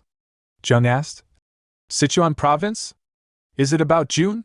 Baiyun said, "Apparently the 5 Dragon School self-opened by Yang Hu from the Qingqing sect was completely annihilated." Hearing that, Bakjin thought, "We have no chance of winning if both Qingqing and Ame step in. Roads leading to Qingchai and Zizing should already be blocked too." Then he said, "Please pull the army back to Guizhou province immediately." Jung replied, "You are thinking of running away first?" Bakjin said, "There's no chance of winning." Jung replied, "There's a proverb, the one who tied the knot must be the one to untie it." Hearing that, Baiyun thought, "This means the fourth should take responsibility for what happened and pay for it with his life on the battlefield." Jung stood up, saying, "Let's stop here for today." Bakjin said, "Great cult leader, it's time to plan for cleanup at the moment. I will find a clever scheme if you leave it to me." Jung replied, "No, this is the duty of the Myung clan. Leave it to Cheon." Hearing that, Bakjin thought, "This is it for the fourth son. The oldest son now has the opportunity." A few days later, Aniclimax Manor main house. Kang apologized. "Sorry for causing you worry lately." Woon replied, "Don't worry about that. I'm glad that you've recovered quickly." Kang said, "The quick recovery pill was very helpful, and as Director Jiang-un helped with the Western Quarter duties, I was able to fully focus on recovery. It's all thanks to young sir's consideration." Woon replied, "Compared to all you've accomplished, it's nothing." Khan asked, "So, was the gold string pill effective?" Woon thought, "My body is multiple times lighter than before. It's possible to do one of the 5 greatest light body techniques of the divine cult, the Heavenly Mountain Steps. And while its power is yet lacking, I can do the Heavenly Dragon Palm as well." Woon said, "I can't say there was no effect. Kong smiled. What a relief. Aren't you looking a bit taller as well? By the way, there was some news in the damning palace. Did you hear the news of the fourth son? Woon asked. Fourth brother is at Sichuan province, is he not? Kong replied. Fourth Sir annihilated a branch of the Qingqing sect and declared war on the Murim Union. Woon thought. Sichuan province was the Murim Union's land for generations. Is he planning to jump into a fire covered in hay? Kong continued. Sorry to say this, but before fourth Sir left for the battlefield, there were rumors that third Sir visited Sichuan. Hearing that, Woon thought. Was he restless enough to fall for third brother's trap? He was so full of suspicion and anxiety. How foolish. Kong said.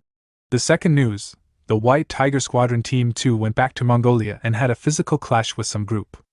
Woon replied. Let's pass that news. Next? Kong said. Next is, the Guizhou Suk clan sent silver. Woon asked. Just as we're about to forget them, they send their regards. How much? Kong smiled. 8,000 liang. Where should we use this money? Woon thought. An amount that's hard to say is too much or too little.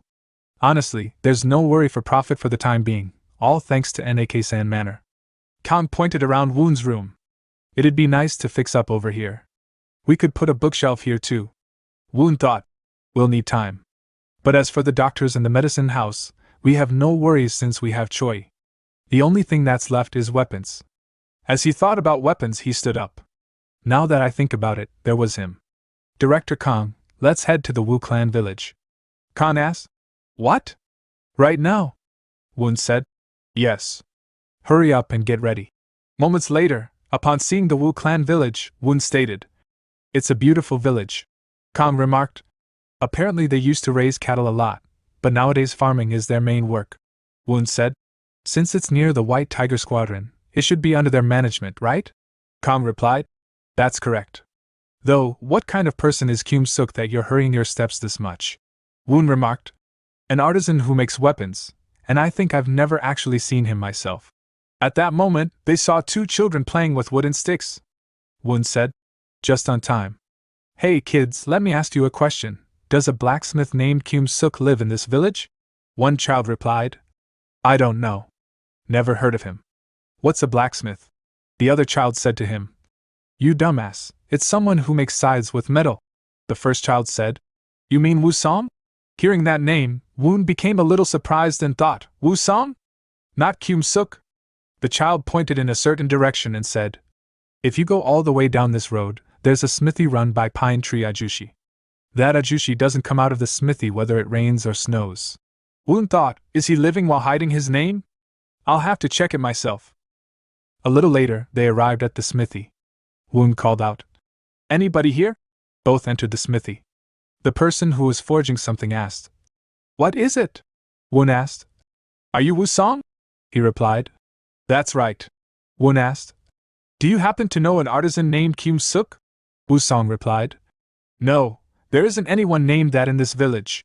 Woon remarked. Is that so? Do you also happen to make weapons? Wu Song said. I don't work with those things. I'm busy, so please leave now. Hearing that, Kong became angry and said, Hey, you didn't even listen to the details. Woon stopped him and said to Wu Song, Sorry for the intrusion. We'll leave now.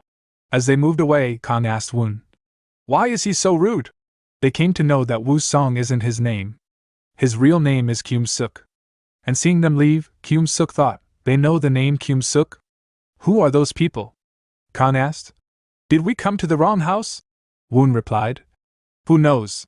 At that moment, they came across two old men talking to each other. The bald old man said, I told you, you should have already asked Wu Song. He would have done it for free. Why would you go all the way over to the next village? The old man with hair replied. I said Wu Song was sick that day. Woon approached them and asked, Excuse me, may I ask a question? Is that Wu Song person really that skilled? The old men replied to Woon. That's right. What can we say? You know how nice he is as well. Obviously, he can fix things. And the farming tools he makes don't even rust that easily either. Woon asked excitedly. Then is Wu Song good at making swords or spears? The old men replied. No, Wu Song doesn't make weapons. Woon asked. Why is that? But the old man explained it to Woon while starting to move toward the village, saying, "It was better when we used to raise cattle. But the divine cult took away all that cattle." The other person said to him, "Watch your mouth if you want to live your entire lifespan. Why talk about someone else without their consent?" As Woon moved along, he explained what the old man told him earlier about Wusong. Wusong's dream from childhood was to become an artisan who made weapons. But after he joined the battlefield with his father and brother, only he survived. And so, after coming back to this village, he never made a weapon again. "That's what happened?" Khan asked. "What should be the best course of action?" Woon replied, "We'll have to follow the law of the divine cult. In the divine cult, Director Khan, could you head over to the White Tiger Squadron right now?" A moment later, Woon came back to the smithy and said, "I've got a request for the Kyum Suk of the Wu clan village. Let's call him Kyum Suk from now on." He replied, "What is it again? Didn't I already say that person doesn't exist?" Woon, in an instant, unsheathed his sword and pointed it at Kyum Suk's neck and said, "You didn't even flinch." Kyum Suk replied, "You think a blacksmith would be scared of iron?" Woon asked. "Even still, are you saying you don't value your life?" Kyum Suk asked. "What are you saying? A lowly peasant's life is valuable?" And he thought, his movement is fast and concise. "He wasn't a normal person, as I thought." Woon said, "I've heard that you stopped making weapons because of reasons. If you have talent, shouldn't you use it where it's beneficial for the world?" "I need a person to make weapons for me," Kyum Suk said. "Beneficial? I don't make iron that hurts people. If you wish to take my life, go ahead." Woon asked, "What benefit will I have by taking your life? If you do not make a weapon for the next month, I won't bother you anymore. However, if you make a single weapon in that period, you'll have to follow my will." Kyum Suk chuckled and replied, "It's a conviction I've kept for dozens of years. If it's that kind of a bet, I'm fine with doing it for not just a month but 10 or 100 years. Woon stated, "All right. Bet that conviction of yours, and keep your promise." A few days later, an old man approached Kyum Suk with a bowl. Kyum Suk asked him to sit down and said, "What is this?" The old man said, "I've simmered a snake head. Have some healthy food before summer comes." Kyum Suk looked around. Many villagers were gathered around his smithy. He asked the old man, "I'm thankful for that, but why so suddenly?" Then other villagers came to him with different things. Confused, he asked, "What's all this?" An old man tried to hand him a spear, saying, "I know well you hate it when it comes to weapons, but could you take a look at this?" Kyum Suk replied, "Okay, but why are you asking something like this so suddenly?" The old man stated, "The White Tiger Squadron ordered conscription in this village. My grandson, he's only 14 years old, now has to go out to the battlefield." Another person said, "My 40-year-old son is leaving too." An old woman shouted, "My grandson as well." The old man said, "Since I can't stop it as I'm a grandpa now, at the very least I would like to fix their weapons before sending them." Kyum Suk asked, "But are they not even giving out weapons while sending someone to the battlefield?" The old man replied, "They said they're lacking supplies. I heard it's going to the border." Hearing that, Kyum Suk thought, the border, it's where my father, brother, and I went. If civilians go, they'll only end up as meat shields. In frustration, he pierced the spear into the ground and thought, so this was it. How cruel can they be? A few days later, at San Manor's training field, Woon, John Yanks, and Zhou Kuang were sparring while Woon observed them. Kang approached Woon and said, "Young sir, I've been to the Wu family village." Woon inquired, "What did he say?" Kang recalled the moment he arrived at the smithy of Kyum Suk, who was working on a weapon. Seeing that, Kang said, "Looks like you've lost a bet." In response, Kyum Suk replied, "Your methods are always so cruel." Kang responded, "Cruel? We're not from the White Tiger Squadron. You think we've shoved people into the battlefield just to win a bet? The person I serve happens to know of the White Tiger Squadron's plan." Kyum Suk became nervous and thought, by the person he serves, does he mean that boy? Kang then made an offer to Kyum Suk, saying, "If you make weapons for us, we'll handle the Wu family village's conscription issue." Kyum Suk asked, "Is that actually possible?" Kang assured him, "I'll promise you that." Kyum Suk pondered, "I've changed my name and moved where I lived, but I can't live a new life, is that it?" Eventually, he agreed. Meanwhile, the villagers who had been eavesdropping on their conversation leaned against the door, trying to listen more closely. However, the door gave way under their weight, and they were inadvertently pushed inside. Seeing this, Kyum-suk asked, "What's happening?" But the old people paid no attention to his words. Instead, they thanked him, saying, "My son lives thanks to you," and hugged him. Back in the present, Kong reported to Woon. "I've informed him that we'll notify him of the required weapon soon," Woon replied. "That's great." Then asked, "What did the White Tiger Squadron say?" Kong answered, "As Young-sir said, the White Tiger commander strangely accepted the offer gladly." Woon thought he must have been afraid of Chiolang's story getting amplified if he faced us. Kong interrupted his thoughts and added, "I've heard news on my way back. Apparently, the fourth son was successful in escaping Sichuan. The eldest son rescued him, along with the Dark Killer Squadron." Woon reflected. Dark Killer Squadron. The ones who came after me on the last day of my previous life were the Dark Killer Squad. He remarked, "Isn't the Dark Killer Squadron a unit under the cult leader's direct command? Seems like father helped Big Brother a lot." Kong acknowledged. "We can't exactly say the eldest son's accomplishment wasn't significant either." Seeing Kang's dim expression, Woon thought, "Looks like he's worried, as two of my brothers are getting ahead. If it's like my previous life, there's still time until the successor is set. Even if the future changes, that point shouldn't change much." Then Woon advised Kong while looking at the sparring field. "Director Kong, don't be too hasty. Just ensure the internal stability of the western quarters as you've done so far. The Daming Palace should be quiet for a while as well," Kong replied. "I will remember that." The seasons passed, and it became fall again. Woon's guards continued to train in martial arts under Jiang-eun's instruction, while Woon also practiced in the underground training area. Jiang-eun, who was managing Anakesan Manor, came to provide the monthly report to Woon, saying, "This month's deal with the Violet Light Group has concluded." Hearing that, Woon thought, "I've picked a disciple, but she's become an excellent director in no time." She continued, "We've received a message from the western quarters." Woon asked, "What about it?" She replied, "They said the Grand Flame House has sent the date for the family meeting. It's in a week." Woon thought, family meetings have been reduced to once every half year, and only Tak and I participate. The last meeting was cancelled, then has it been almost a year?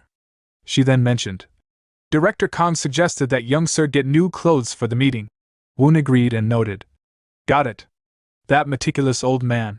A week later, at the Grand Flame House entrance, Kong said to Woon, "The Suk clan wouldn't have sent the Flying Foul Sword for no reason ahead of today's family meeting." Woon replied, "I know." He recalled a memory from earlier when he met the Flying Foul Sword and said, "It's been a year, Flying Foul Sword. What is it, coming in the dead of night?" The Flying Foul Sword said, "As our elder has said, he told you to be careful of the family meeting this time, especially. You will need to observe the sixth son's words and actions carefully. You cannot follow the sixth son's decision." Hearing that, Woon's expression became serious. He interrupted and said angrily, "Flying Foul Sword, looks like you've completely mistaken something. Go and tell this to the elder, that I am not a puppet of the Guizhou Suk clan." Back in the present, a servant standing at the gate greeted Woon and said, "The great cult leader and the sixth sir are waiting for you." Woon instructed Kong, "Please wait here."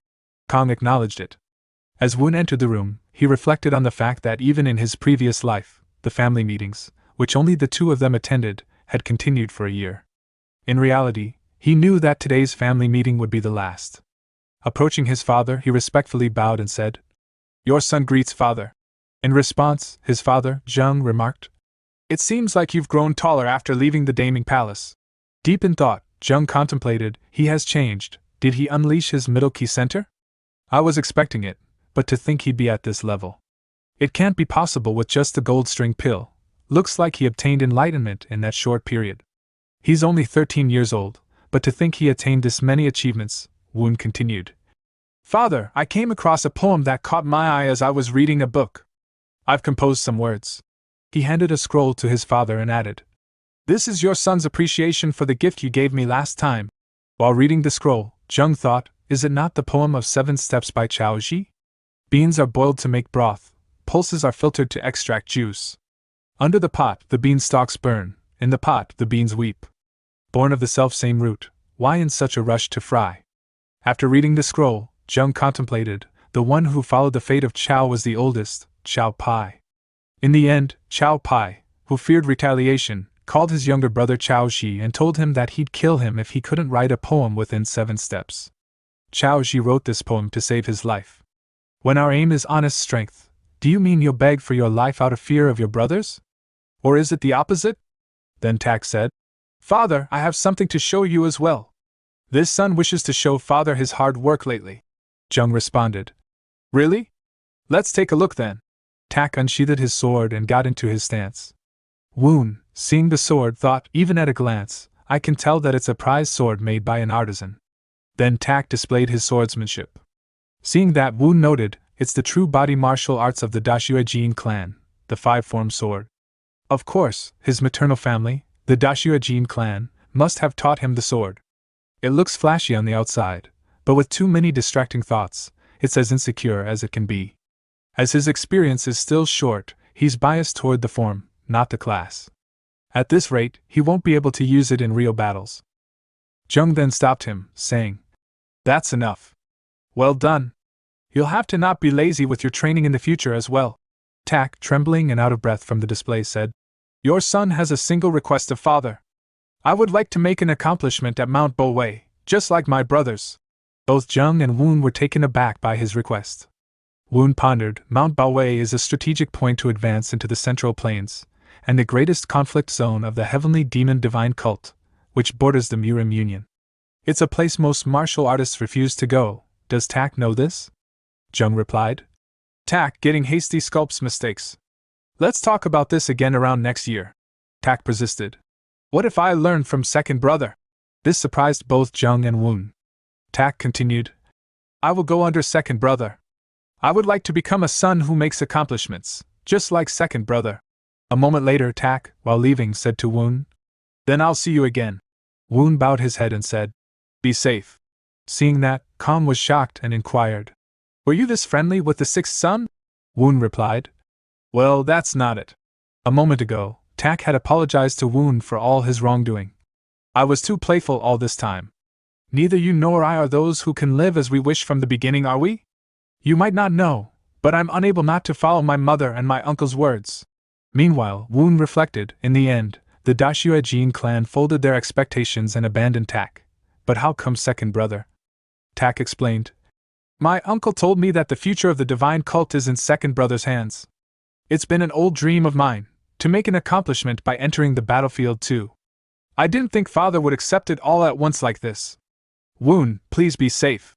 In response, Woon said, Okay. Be safe as well, brother. Returning to the present, Woon pondered, in my previous life, Tak was thrown around here and there and faced a pitiful death. Perhaps he lived an even more unhappy life than I have.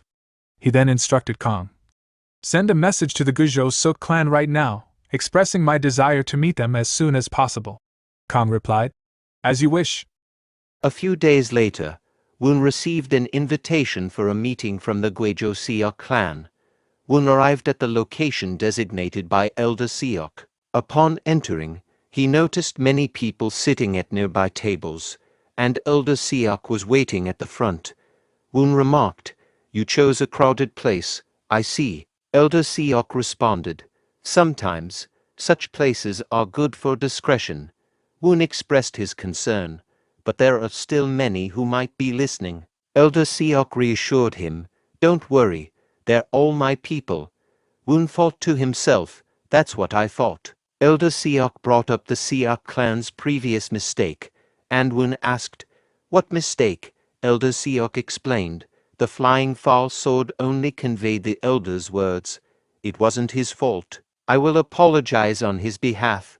Woon replied, It's all right, but thought, What a sly fox, Elder Siok inquired. Regardless, what happened at the family meeting? Woon disclosed, the Daksujin clan joined second brother's side, and thought, so his plans really did go wrong, huh? Elder Siok mused, I guess this is why an old man should step away when the time comes. Elder Siok mentioned his maternal family, the Dashinyu clan, and the Daksujin clan as well. Second Sir now has two of the Eat clans under his control. Elder Siok thought to himself, I'll have to redraw the picture. I must first deal with the second son. Woon noticed Elder Siok's condition, saying, You don't look so good. Do you plan to support Big Brother? He recalled the moment when he mentioned to Kang, the Guizhou Siok clan must have been considering third brother as the successor.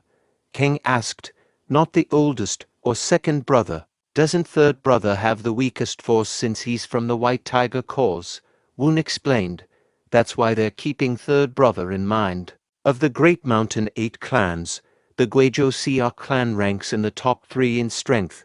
They haven't chosen a successor due to elder Siok's ambition. Woon continued, when the first and second are fighting fiercely, he looks for an opportunity to gain power from the remaining clans. With the balance of power disrupted, he'll try to restore it. Kang concluded, that means since one side got stronger, he'll push for the other side. Back in the present, Elder Siok thought to himself, he saw through me, and said, I'm not so sure. I will have to discuss this. Woon reminded Elder Siok of their promise. You haven't forgotten the promise you made with me, right? When you decide on the successor, you can tell me. Thanks for the tea. Elder Siok thought to himself, that Ki certainly has had an achievement at Naksen Manor. Who could say that child is a 13-year-old boy? As Woon leave the meeting, he contemplated his choices. If I'm going to stop Myung-gak from taking the lead, it's right to help Myung-cheon. But if I think about the bloodbath caused by Myung-cheon for 20 years in my past life, he's no different from Myung-gak. I've seen it in the past how the brothers and the Great Mountain 8 clans stain the Daming Palace with blood. I don't know what the end of this path holds, but I will survive. There's nothing else aside from that. In the end, I have to do this. Woon invited Ha-Hu Moon for a meal, saying, hey, let's get something to eat. Ha-Hu Moon gladly agreed. I've been waiting for you to say that. Woon said, Daegwon village should be nearby. Let's get a bowl of noodle soup there. As they enjoyed their meal, Woon realized, am I really about to grow taller and everything? My appetite is growing larger. And said, I'm finally back alive. Hu Moon added, I'm happy. Then, they heard a commotion from behind. A woman shouted, how long are you going to tell me to wait? Woon thought, tall nose and blue eyes, she's speaking our language, but not from the Central Plains. A Black Tortoise Corps member tried to maintain order. I only act by the rules. If you keep causing trouble, I'll have to. The woman Garmin interrupted. You will have to what? I am Garmin, who came with the authority of the Domin Nation's monarch. Sure, the Domin Nation is small, but does the divine cult treat monarchs of a nation like this? Woon recalled, by Domin Nation. It's a small country to the west, well versed in trade due to its geographical advantage, and known for their thousandly horse. Hu Moon observed, looks like there's some kind of issue. By the way, why are there so many Western people in the inns of this village? Woon explained the significance of Daegwon Village. Daegwon Village is where visitors to the Daming Palace wait for authorization before entering the palace. These visitors are mostly merchants traveling between the Central Plains and the West, and the Black Tortoise Corp manages it. Looks like I'll have to go there myself. Hu Moon expressed concern, young sir. It could be dangerous. Woon assured him, don't worry. When Woon arrived at the scene, a Black Tortoise Corp member inquired, excuse me, but who are you? Hu Moon introduced him. He is the 7th Sir of the Western Quarters. The Black Tortoise Corp member respectfully greeted Woon. I greet the young sir. Woon asked about the situation. So, what's happening here? The Black Tortoise Corp member explained. This person came with an invitation to the Northwest Merchant Group, but the seal of the Merchant Group is fake. Woon thought to himself, the Northwest Merchant Group is one of the best 5 merchant groups, and the Daming Palace, a seal forgery. Looks like someone scammed them by borrowing the name of the divine cult. Garmin, from the Domin Nation, recognized Woon's position. 7th Sir. That means he's the son of the cult leader. She extended her introduction. I am Garmin from the Domin Nation, and I offer my greetings to the young sir. Woon introduced himself as well. My name is Myung Woon. I heard that you need to go to the Northwest Merchant Group. Garmin clarified. We've come to receive payment for the horses the Northwest Merchant Group bought from us. Woon considered the situation, recalling past incidents, and said, I've contacted the administrator of the Northwest Merchant Group, and they should resolve this in a good way. You'll have to wait until tomorrow for a response letter due to the distance." Gomin thanked Woon, and he suggested, "Since we don't know how it'll turn out, it looks like we'll have to wait until the response comes back as well." Moon mentioned, "Since the sun has set, I'll look for an inn." Gomin recommended, "How about the Samyong inn that I'm staying at? It's clean and has good facilities." Woon agreed. "Oh, then I will do so." A moment later, Moon questioned the kindness shown to the Domin Nation. "Young sir, Domin Nation is a small country. Is there a need to show them this much kindness?" Woon explained, "How could the heavenly demon divine cult, which rules the world, lose faith from a small nation? We are responsible for repairing trading methods, so these things shouldn't happen from the beginning."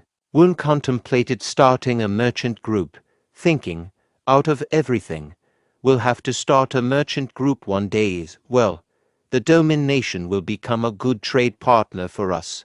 As they prepared to rest, Moon offered protection, and Woon replied firmly, "You plan to go against my orders. Sleep well." During the night, Woon woke up to unfamiliar voices outside their door and thought, "Who is that? The numbers forming the formation are not just 1 or 2. Moon inquired, "What is it?" And Woon gestured for silence. Then a familiar voice asked if Woon was inside. Woon recognized the voice as his fifth brother Jeng. A moment later, Jeng exclaimed, "I've arrived at the right place." "Woon, it's been a while." Woon inquired, "What's the reason for your visit at this late hour?" Jeng clarified, "I simply came to see your face upon hearing you were nearby." Woon privately wondered, "Why haven't you contacted me under normal circumstances?" Then he said, "Please be straightforward." Jeng asked, "Are you suggesting it's unusual for a brother to visit his siblings?" Woon replied, "There must be a specific purpose for your late-night visit." "Are you about to make a secret request of me?" Jeng explained. "Well, it's not precisely a request. I received a letter from Big Brother this morning. He wishes to meet both of us." Woon pondered. Considering Myeongek's acquisition of the Daksujin clan, he likely aims to merge Myeongjeng's Fujiwon clan and my Guizhou Seok clan. Myeongcheon might not have it his way. Woon questioned, "Can't they just go willingly?" Myeongjeng responded, "That would imply they're aligning with Big Brother. It would be ideal if it stops there. Big Brother could impose restrictions or demand an oath." Woon contemplated while gazing at Myeongjeng. "Is this a cause for concern?" Myeongcheon is cunning but still wary of father and watching Myeonggak's rise. Furthermore, third brother hold a blade behind Myeongcheon. He should realize he is not a formidable adversary as long as there's more power. Woon suggested to Myeongjeng, "It appears an uninvited guest is needed." A few days later, at the Bureau Palace, Woon observed, "It's essentially a fortress." He thought, "I may not know everything, but Myeongcheon undoubtedly outmatches Myeonggak financially." Ha Human instructed the gatekeepers, "Seventh Sir is here to see oldest Sir. Open the gates." Woon recalled his conversation with Kang before leaving Naksan Manor. Woon told Kang, "Ha Human will accompany me." Kang inquired, "The eldest son is dangerous. Shouldn't we all go with you?" Woon replied, "No, just prepare a black horse and a white horse for each of them. That should suffice." Woon reflected, "I'm not at the level to protect my subordinates entirely yet. If they need to escape, traveling lighter is preferable. In the present," Woon advised Ha Human, "anything could happen here today. Stay resolute and hold your ground." Ha Human affirmed, "As you command." He twirled his spear in his hand before firmly planting the wooden end of the spear into the ground, standing resolutely in front of the gate with the spear in hand. The elderly figure perched atop the fortress wall, known as White Hidden Ghost, inquired of his servant, "Is that the bodyguard warrior of the seventh son?" The servant replied, "His name is Ha Human." White Hidden Ghost commented, "He seems suitable, but just a second-rate martial artist. Does the seventh son rush in where angels fear to tread?" Inside the Bureau Palace Sun House, Jing enthusiastically announced when he saw Woon entering. In response, Woon inquired, "Is he a bit late?" Jing assured, "No, please take your seat." Qian, visibly agitated and exuding an imposing presence, demanded, "Don't they know to greet their big brother when they see him?" Woon bluntly replied, "Certainly not." Inwardly, Woon suspected, he's attempting to assert dominance over them as soon as he lays eyes on them. Subsequently, Woon greeted Qian with deference, saying, "Youngest greets big brother." Qian then inquired, "How has their stay at Naksan Manor been?" Woon responded, "Thanks to him, it's been excellent." Meanwhile, Qian contemplated, "Fifth has already been won over. I'll need to work on the Guizhou clan a bit more." His thoughts were interrupted when Jing asked, "Hyungnim, why did he want to see us?" Qian began explaining, "The reason he wanted to see them is..." But he was abruptly interrupted by the white hidden ghost, who used Qi technique to convey a message directly to Qian's mind, stating, "The third son is standing in front of the Biru Palace." This revelation left Qian shocked. He employed the same method to instruct the white hidden ghost, "Go there yourself." The white hidden ghost acknowledged the order. Observing Qian's reaction, Woon contemplated, "Is he here, at the palace gate?" The third son, Woon, remarked to his servant, "A moat and a drawbridge. Having connections certainly has its advantages." The white hidden ghost descended before him and commented, "Seems like an uninvited guest has arrived." Inwardly, the third son pondered, "Swift movement, akin to the empty space secret spell, is it?" Chaiju questioned, "Who are you to dare block Youngseer's path?" The elderly man said, "He is known as White Hidden Ghost." He then inquired, "Third sir, why has he come here?" The third son contemplated to himself, "White Hidden Ghost, the wise sage group's assassin. It appears he has aligned with Big Brother." The third son responded, "He's here to visit his brothers." White Hidden Ghost inquired, "Did he receive an invitation?" The third son countered, "Is an invitation necessary among brothers?" White Hidden Ghost declared, "Then he cannot enter." But he was swiftly interrupted as the third son deftly unsheathed his sword and loosened White Hidden Ghost's belt. The third son casually commented, "You'll need to fix your belt if you plan to use the secret spell." White Hidden Ghost silently acknowledged, "I couldn't even react. I heard the third son's swordsmanship had improved." The third son directed his servants, saying, "Stay here, all of you." They all complied. Subsequently, he opened the door and remarked, "This is a lovely house you have." He then inquired of Qian, "When will he have houses like this?" The journey here was quite challenging with all those guard dogs, you know. Qian responded, "Everything has its order, doesn't it?" The third son asked, "The divine cult doesn't follow the order of birth, does it?" Qian inquired, "Do you want me to explain the order to you?" Woon contemplated, "What an intense aura." Woon might not match Qian in martial arts, but in terms of sheer force, he stands no chance. Hence, he had no choice but to come with Woon. A few days earlier, Chaiju mentioned that Woon had sent a letter. Third brother read Woon's letter, which conveyed Big Brother's desire to meet him, and fifth brother separately. Woon believed third brother understood the implications, and suggested that he meet their father first. Woon indicated that their father would appreciate third brother mentioning his intention to meet his brothers. The third son privately pondered that this meant he needed to devise a justification.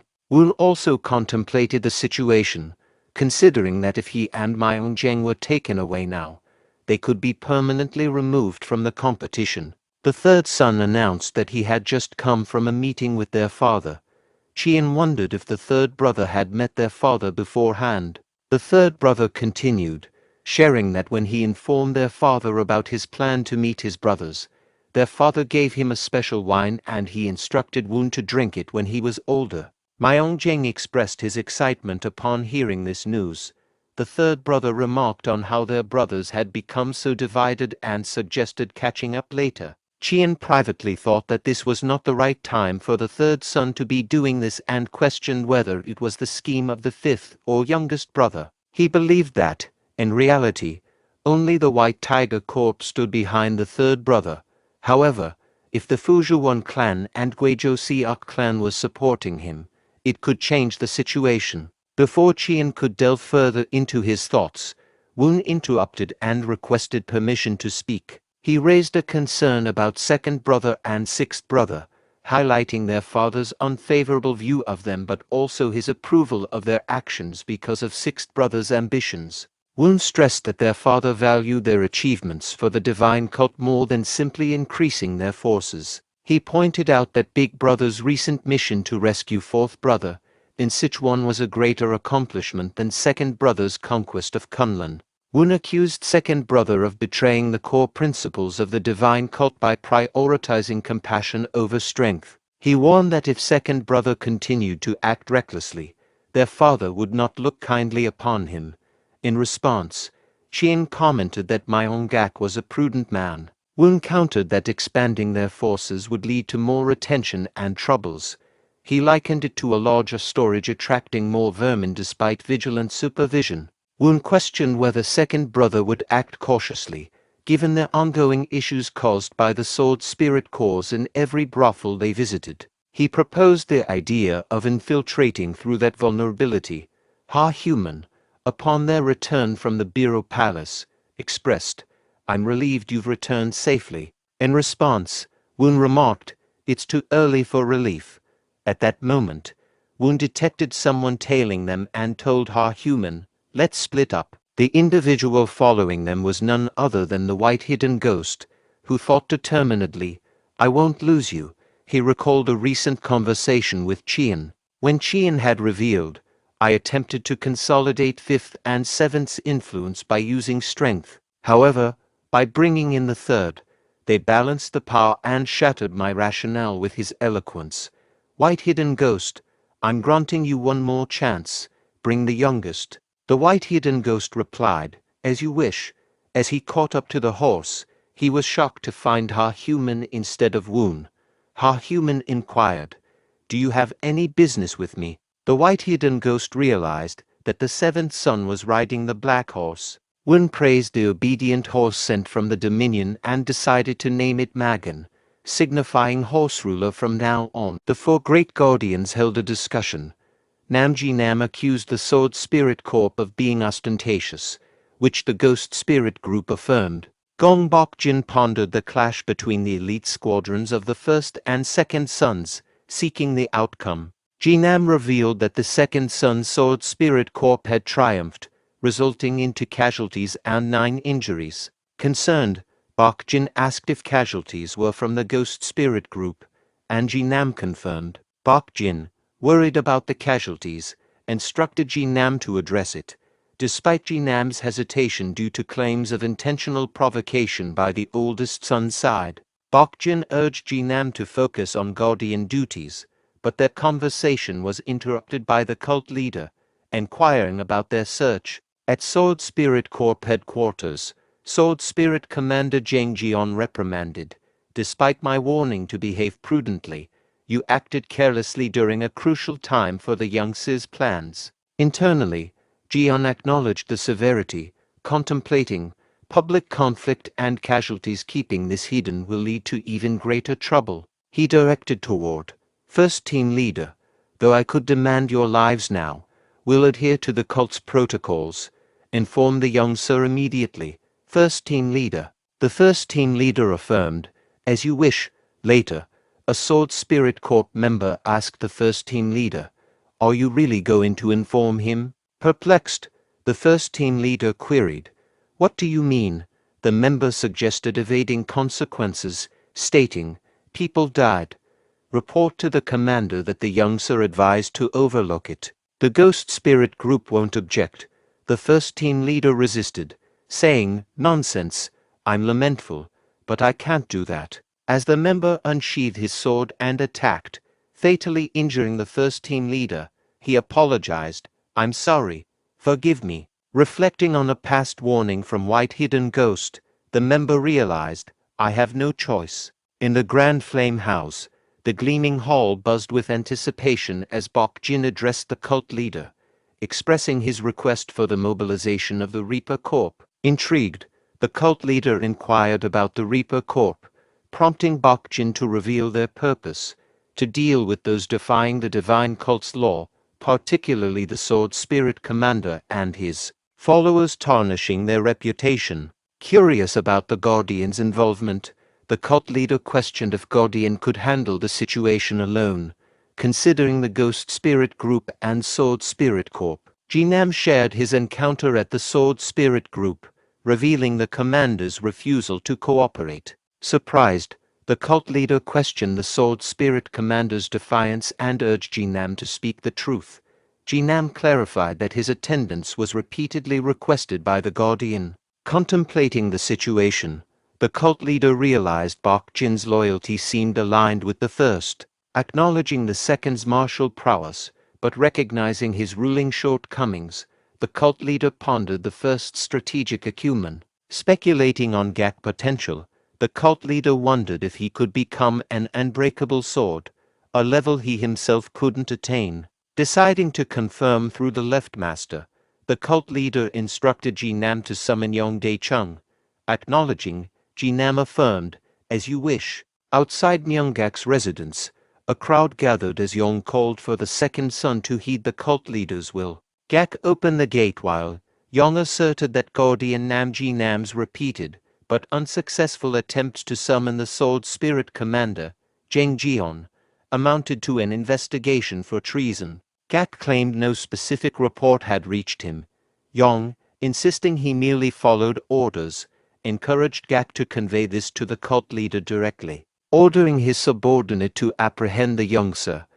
Simultaneously heard someone at the Sword Spirit Corp residence demanding the Sword Spirit Commander's surrender under the Guardian's orders. Jeon, pondering the lack of response, questioned his subordinate about the youngster's instruction to lock the doors. Subordinate confirming it, the Jeon sensed something amiss, prompting to consider it treason, doubting the youngster's involvement. Upon the return of another subordinate, Jeon anxiously inquired about the youngster's well-being, only to learn that Yong Dae-chung had surrounded the residence, forcing the youngster into the palace. Feeling betrayed, Jeon beheaded a subordinate. Whispers reached Jinam, informing him that the second son had completed the palace entrance process. Preparing for a confrontation, Jinam ordered his subordinates to draw their swords. Despite expectations, Jeon, opening the door, identified himself and greeted the Guardian, surprising Jinam, who believed further conflicts were unlikely. Jinam pointed out that the Sword Spirit Commander had defied the Guardian's orders, tarnishing the cult's directives. He sought acknowledgement from those present. Jeon, reflecting on the consequences of a single mistake, was determined not to involve the youngster. Admitting the case's lack of connection to the youngster, he acknowledged his negligence and took his own life. The following day at Naksan Manor, Kang informed the youngster that the Sword Spirit Commander had been falsely accused of treason and had committed suicide. The second son received a probationary sentence. Woon, sensing an opportune moment, explained to Kang that he had informed Big Brother about trouble caused by the Sword Spirit Corp at a brothel. Exploiting this vulnerability, Big Brother's Ghost Spirit Group orchestrated the downfall of the second brother's Sword Spirit Corp. Woon anticipated caution from Big Brother and manipulation attempts from third and fifth brothers. Fearing reprisal if Big Brother discovered his involvement, Woon recognized the need for overwhelming martial arts. He ordered the immediate gathering of the bodyguard warriors. Kang inquired, "Is everyone assembled?" The bodyguard warriors unanimously responded, "Yes, sir." Jo Kwang questioned the presence of the teacher, prompting Kang to realize the truth as Woon revealed his face, shocking them all. Expressing regret for deceiving them, Woon admitted his identity. Hang Hien-chung exclaimed, "It was you, young sir." Jo Kwang wondered if the young sir had been their teacher. With urgency, Woon explained, "No time for details. Temporarily, you won't see me. Seal the western quarters, maintaining the status quo." Kang, focus on recruiting and training talents, excluding guests. Kang assured, I understand your orders.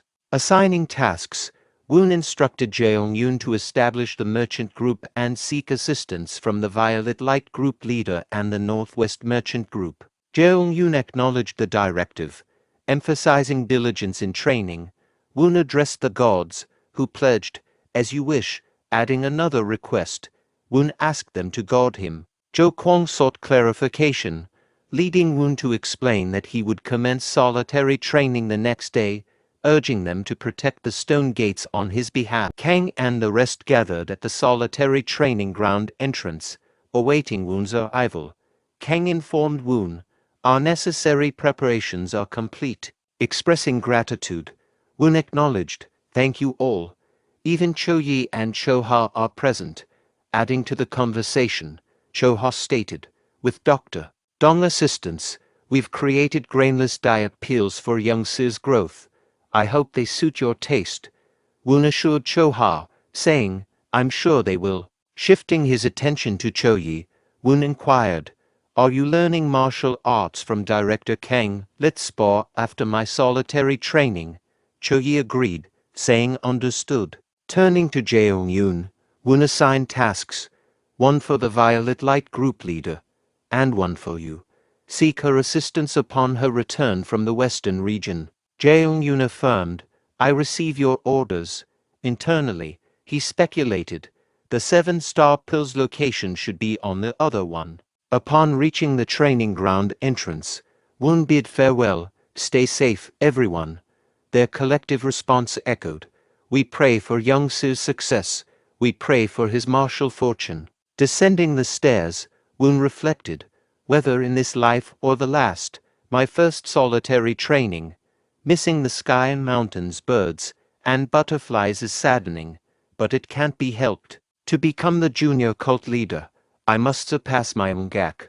Observing the room layout, he noted, this is it.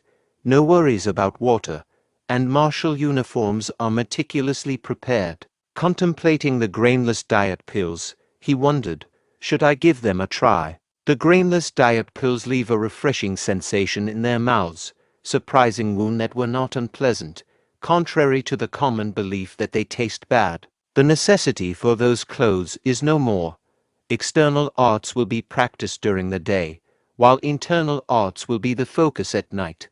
Those adrift lack awareness of their path's end. Understanding oneself and desires is crucial, but for him, that knowledge is unnecessary, having already glimpsed his destination.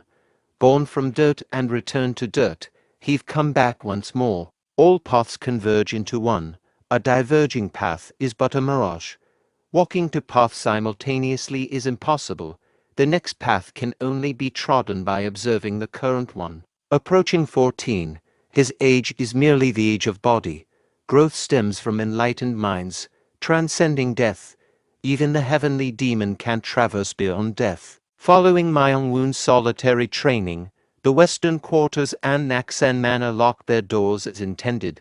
Kang Ha-won, using Naksan Manor's earnings, trained martial artists. Coaching them, Kang emphasized, precise movement is crucial in form training. Again, from the beginning, martial artists responded, yes, sir. Naksan Manor's bodyguard warriors concentrated on training under Jeong-yoon. Kwan Hiem instructed Jong-yong's, do it properly. Jong-yong's retorted, shut up, idiot. In the Wu family village, Myung-woon's ink sword was completed. Kang relieved and said to Kim Seok, finally. Kim Seok credited the precious ink iron for the sword's quality. He then asked Kang, shouldn't Yong-seo be the first to draw this? Kang replied, indeed. A year into Myung-woon's solitary training, Sima Jin questioned his servant. Seventh son entered solitary training last winter. The servant confirmed, that's correct. Sima Jin, with curiosity, inquired, has it truly been a whole year already? The servant, lacking specific information, responded, he didn't provide details on the duration of his intended solitary training. Sima Jin, delving into Myung-woon's mindset, mused, so, He doubted the adequacy of his martial skills at this age. Contemplating the passage of time, she wondered aloud, how much has he grown during this past year?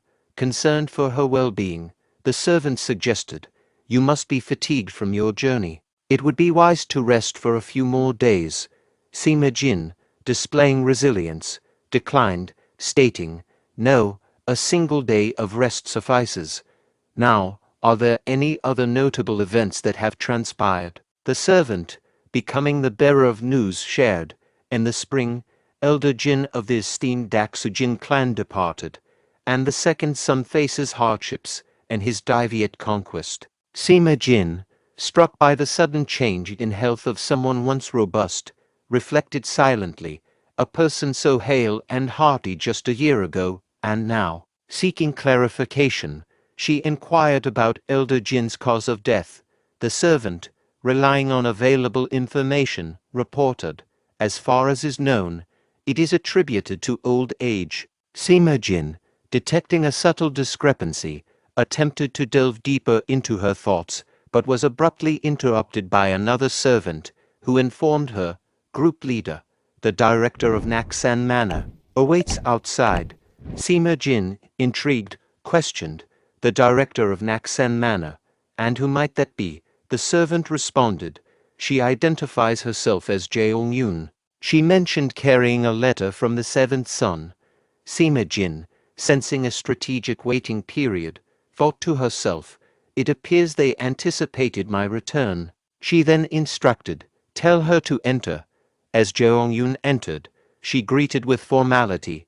Naksan Manor's director Jeong-yoon extends her greetings to the esteemed Violet Light group leader. Sima Jin, acknowledging the formalities, questioned, "So you bear a letter from the seventh son?" Jeong-yoon confirmed, "Indeed, that is correct." As Sima Jin perused the contents of the letter, she inquired further, "He seeks assistance in establishing a merchant group?" Jeong-yoon respectfully responded, "Yes, during his ongoing solitary training, he entrusted me with the task of seeking aid from the group leader and the esteemed Northwest Merchant Group. He expresses regret for not being able to make this request in person due to your absence in the West."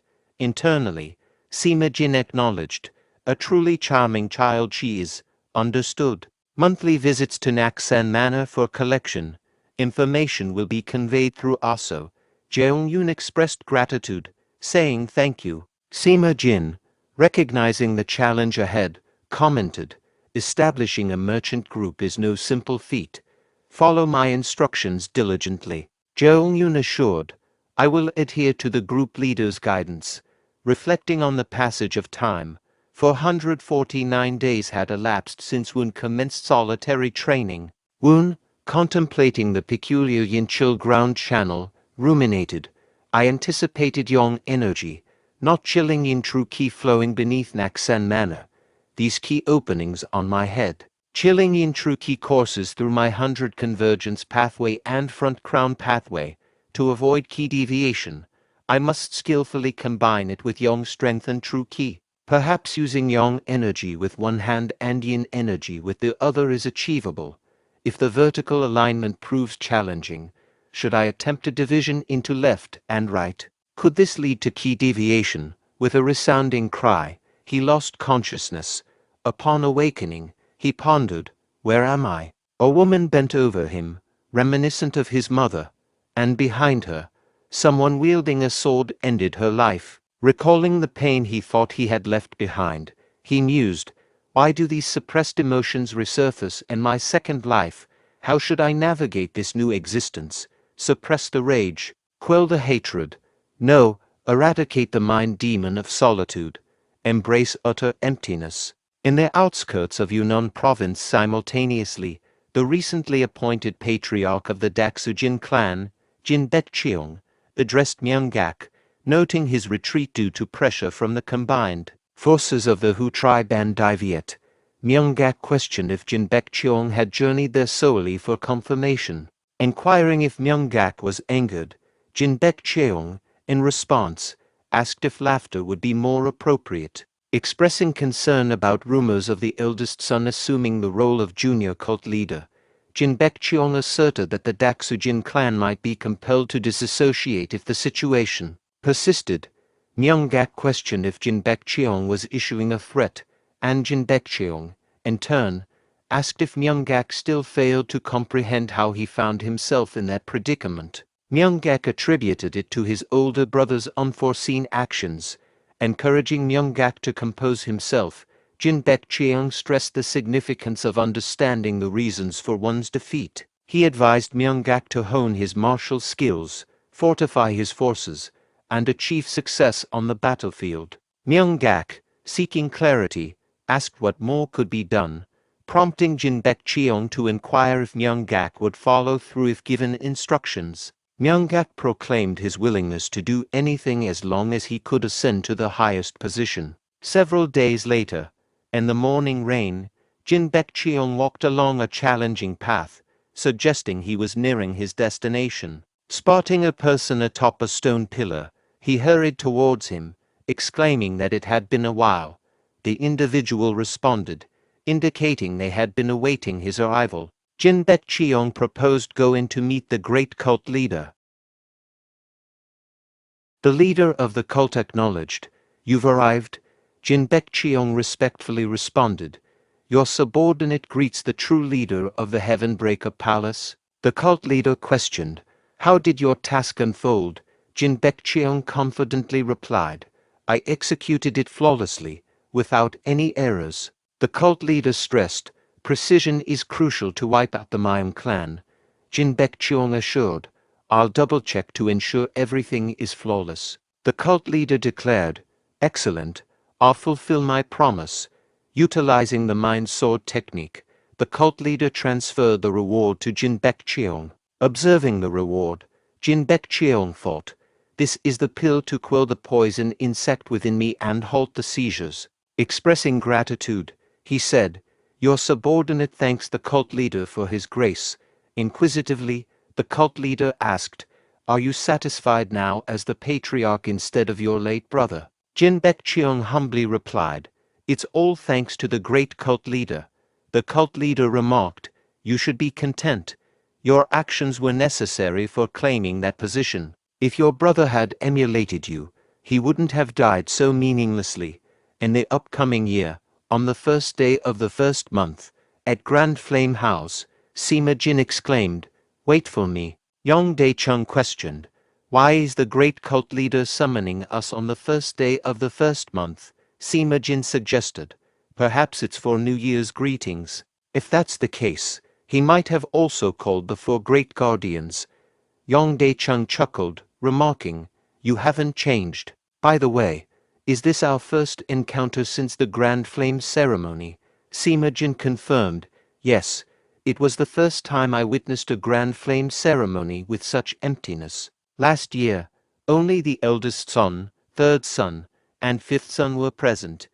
Yong Dae-chung agreed, "True, I wonder how many will attend this year." Sima Jin inquired, "How long do you think the second son will remain in Zhezong land? The Daviate conquest seems unsuccessful now." Yong Dae-chung replied, "I have no way of knowing." Sima Jin pressed, "If not you, who else in the military would know? Aren't you somewhat indifferent to the cult's affairs?" Yong Dae-chung defended, "I stay neutral. Let's leave it at that. It seems your interests lie elsewhere. Weren't you disappointed that the seventh son didn't attend the Grand Flame ceremony?" Sima Jin questioned.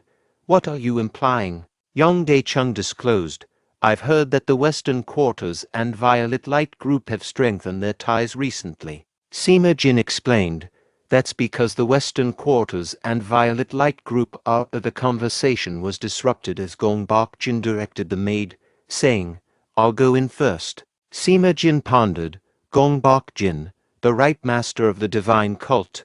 That displeased expression, I haven't witnessed that in a while. Sima Jin reminisced about the past, recalling the imposing figure of cruel demonic blade Yong Dae-chung, back then, whom she couldn't even look eye to eye with. Yong Dae-chung expressed, "I have a concern. We're not grooming successors from the true cult's pool of experts."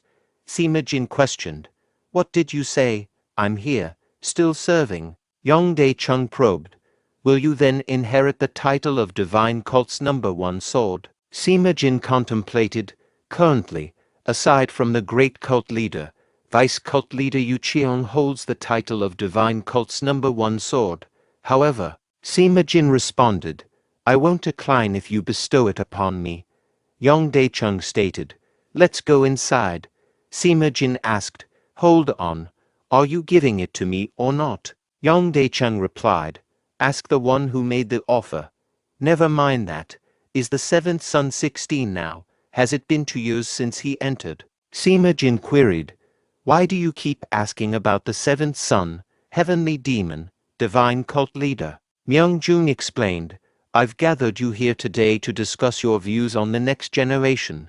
Sima Jin reflected, opinions on the next generation. This is the first time he's brought up the successor issue in our meetings.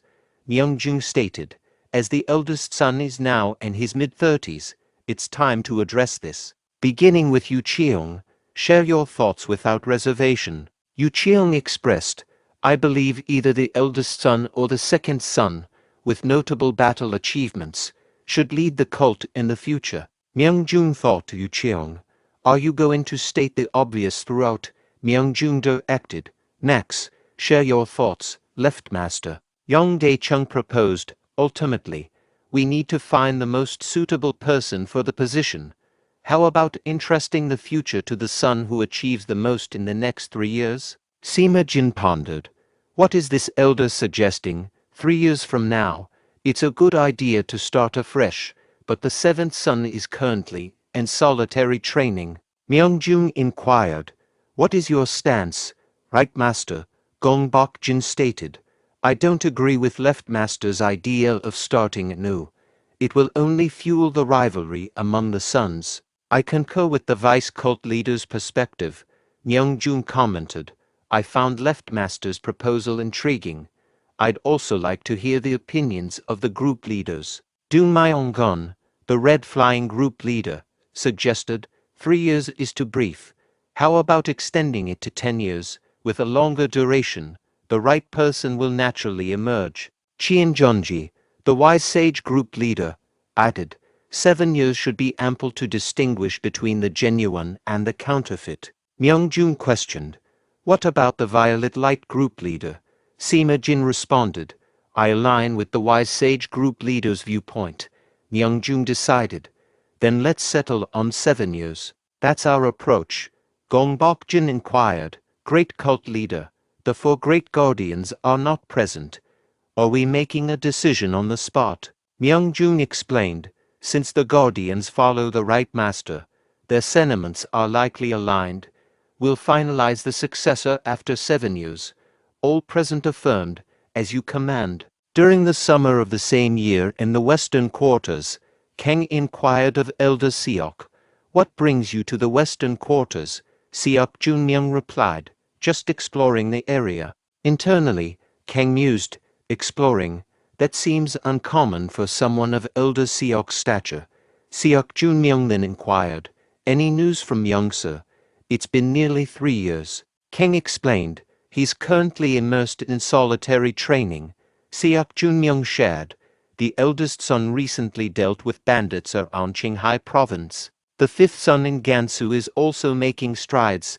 Kang reflected, it's widely known that the eldest son is leading, and the fifth son effectively supports and aids him. Seok Junmyung continued, additionally, the third son's mission has been decided.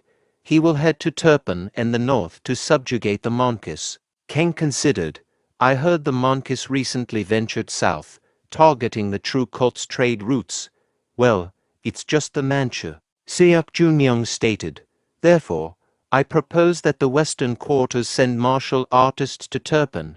Kang, surprised, questioned, what, from the western quarters? You mean aiding in the Manchu conquest, and on top of that, reinforcements? That's not feasible. Doesn't that imply we are essentially aligning ourselves with the third son? Seok Junmyung clarified, the third son has reconciled with the Dashinju clan, his maternal family. Kang thought, wasn't the third son supposed to have no connections after his early fallout with his maternal family? Seok Junmyung added, Our Guizhou Siok clan has reached an agreement with the Dashanju clan to form an alliance. Kang contemplated an alliance. If this proceeds, the western quarters will essentially be under the influence of the third son. Kang exclaimed, "What are you talking about? If such a thing occurred, you should have informed us in the western quarters." Siok Junmyung responded, "If the western quarters refuse, we intend to withdraw our support for the seventh son." "Will you, a mere director, reject my directives?" Kang reflected.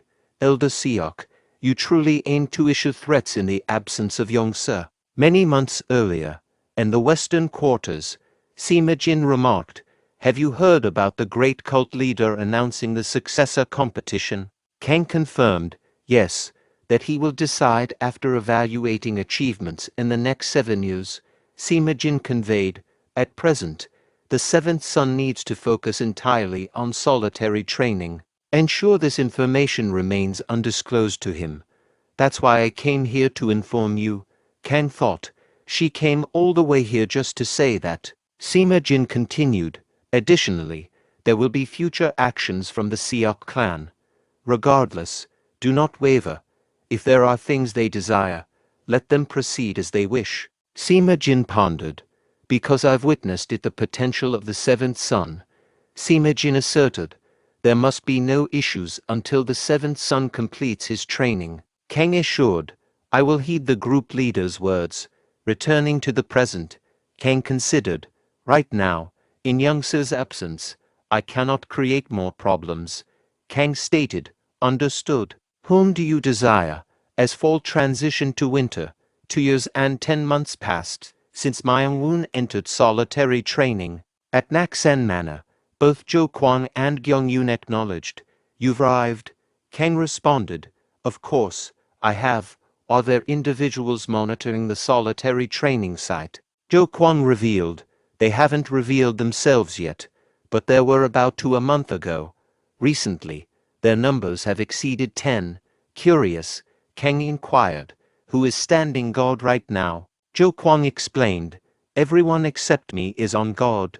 At that moment, a maid urgently shouted, "We've got a big problem." Concerned, Kang asked, "What is it?" The maid explained, "There are intruders at the solitary training site." Kang thought, "Damn it, I knew it didn't feel right today.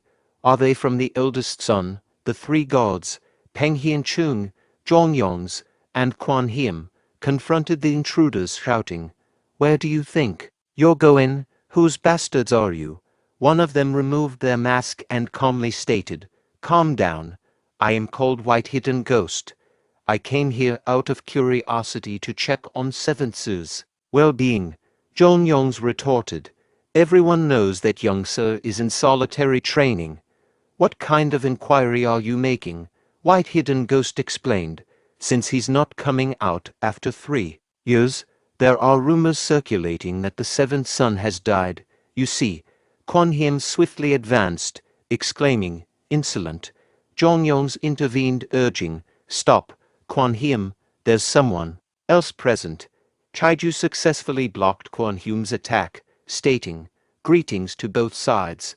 As I was instructed by Third Sir to verify the rumor, I've come here, despite the apparent rudeness.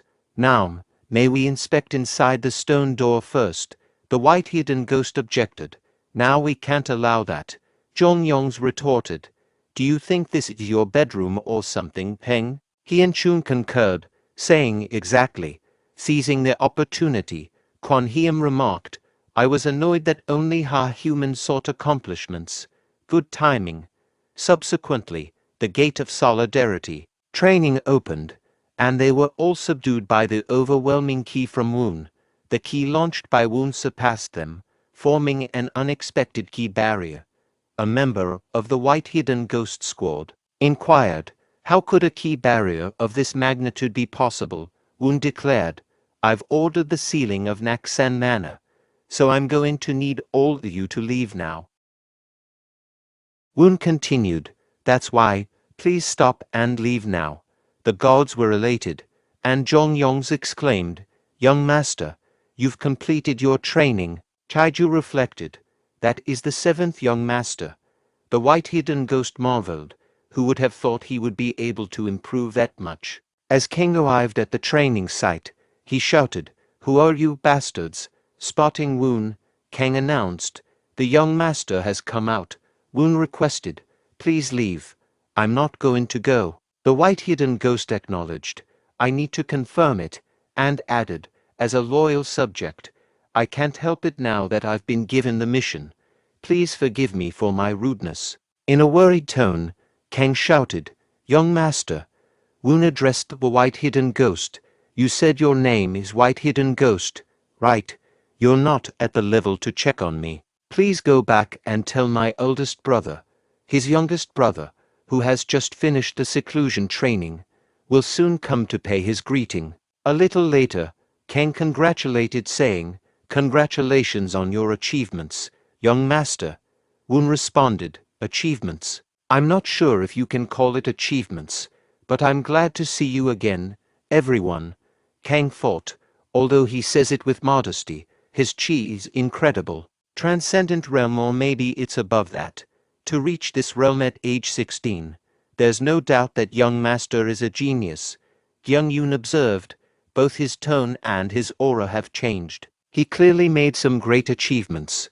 Woon inquired, "By the way, I need to check on the assignments I gave you. Did everything go well?" Kang reported, "We're raising 20 martial artists each at the West Quarters and Falling Mountain Hall. Among them, the group leaders will grow into first-rate martial artists within a few years." Acknowledging their efforts, Woon commented, "You have worked hard.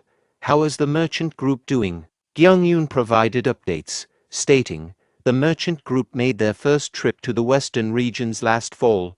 Surprised, Woon responded, "Already?" Kyung Yoon continued, "Group leader Ya Myung and the Northwest Merchant Group were quite helpful." Internally, Woon reflected, about the escort warriors. As expected, Jo Kwang has become a peak realm martial artist.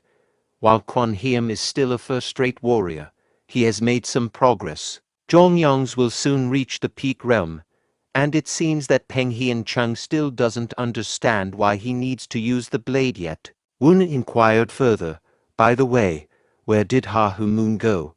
Kang explained, "He was sent to the 3rd Young Master's Barbarian Subjugation Force, and is currently in Xinjiang." Curious, Woon asked, "Why is he with the 3rd brother?" Kang clarified, "The 3rd Young Master reconciled with his maternal family, the Shinju family. Then Elder Seok formed an alliance with them and requested military support from us. Early this year, the Lord declared that he would appoint a young cult leader based on the achievements over the next 7 years.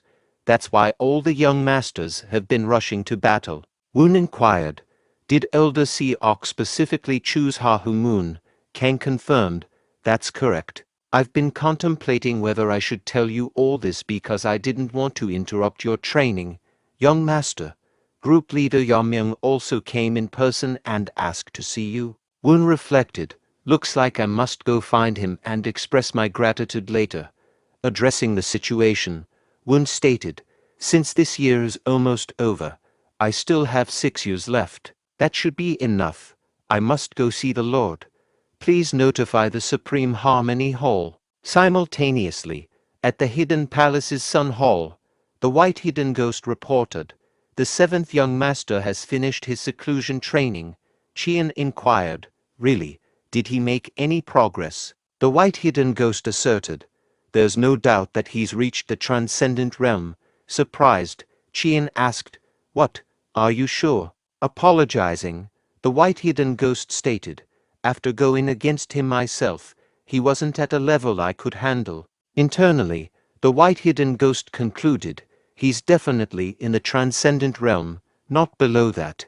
Advisor Myung Chien's Neo Won-Soo expressed disbelief, stating, "That's impossible. No matter how much he trained at seclusion, there is no way a 16-year-old kid can reach the transcendent realm." White Hidden Ghost, "Are you sure you didn't make a mistake?" White Hidden Ghost countered, asking, "Are you saying that I lied to the young master?" Chien intervened, saying, "Enough." Internally, Chien considered, It would be possible to possess that much in a chi if someone gave him the golden pill. I heard the third brother reconciled with his maternal family. Could it be? White Hidden Ghost clarified. Young master, even though the seventh young master has gained some enlightenment, that does not change anything. Not only does he lack influence, but he also started almost a year late. Now that there is news that the second young master is addicted to drinking, what is important now is the conquest of Mount Bowie. We have to get permission from the Lord to conquer Mount Bowie as soon as possible. If you defeat the Murim Alliance on the battlefield, there will be no greater achievement than this. Chien reflected. The White Hidden Ghost is right. If the youngest continues to be an eyesore even then, I just need to go and get rid of him. Chien affirmed. Good. You continue to keep an eye on my youngest brother, White Hidden Ghost. Nyeonsu, hurry up and write a letter so I can present it to my father. Both of them responded. At your order. The following day, at the Supreme Harmony Hall's bright court, Woon acknowledged. To think you would come out in person today, head lady. Seok Bai Yin replied. It's because it's been a while since you last visited, seventh young master. In the time we haven't seen each other, you've become incredibly dignified. Woon modestly responded. You flatter me. Seok Bai Yin invited. Please enter. Internally, Seok Bai Yin reflected. To think he would grow this much, just like I expected. Woon conveyed. Your son has finished his seclusion training and has come to pay his greeting. Father. Myungjung welcomed. Have a seat. You've grown so much. Internally, Myungjung considered. As expected, he resembles his mother. Myungjung remarked. And it looks like you have gained some enlightenment as well. Woon shared. I managed to achieve my goal. Father. Curious, Myungjung asked. What was your goal? Woon explained. At first, it was about protecting my own body, but after that, I wanted to erase my heart demon. Internally, Myungjung pondered. Heart demon, he says. The heart demon always comes when you are on the verge of reaching enlightenment. Was he reminded of his mother's death? Myungjung stated. As you know, there are various forces in our cult. Among them, the Deshinate families have maintained their power by forming various relationships over the years. I had no choice but to rally them in the same way. However, your mother did not have that kind of background. Do you know what that means? Woon reflected. I understand. I'm aware that you loved my mother the most. Yet, after she became your wife, she faced threats from the women in the Deshinate families. Regardless of your love, what good is it if you couldn't protect her in the end? Myungjung continued, stating, from the beginning, your mother has always been frail. No matter how many worldly precious elixirs I fed her, her condition did not improve. In case she was poisoned, I even got her a silver dragon pill, but it was no use. Do you understand what that means? You must leave the past behind and live in the present. Woon acknowledged. I will keep that in mind. Myungjung inquired. I will pick the young cult leader based on 7 years of achievements. Are you confident? Woon affirmed. Now that I have achieved my seclusion training's goal, I'm not going to run away anymore. Myungjung added. Since you started late due to your seclusion training, if there is something you want, tell me. Woon asked. Before that, I have a question. Do you plan to allow the eldest brother to conquer Mount Bowie? Myungjung explained. Conquering the Murim Alliance on Bowesan and advancing into the Central Plains was a long-cherished wish of our cult. Woon decided. In that case, I will go to Xinjiang. Myungjung inquired. Xinjiang. Are you going to help your third brother? Woon confirmed. That's my plan. Myungjung suggested. If that's the case, you'll need a position. The position of Qianwen's vice squad leader is still empty. Woon affirmed. I will follow your orders. Myungjung reflected. It's truly unbelievable for a 16-year-old kid to possess that much chi. Seok Bai Yin inquired. Have you called for me, my lord? Myungjung stated. Although you are a member of the Seok family, you are also my person. Seok Bai Yin agreed. Naturally, my lord. She thought. Somehow, I don't have a good feeling. Myungjun declared.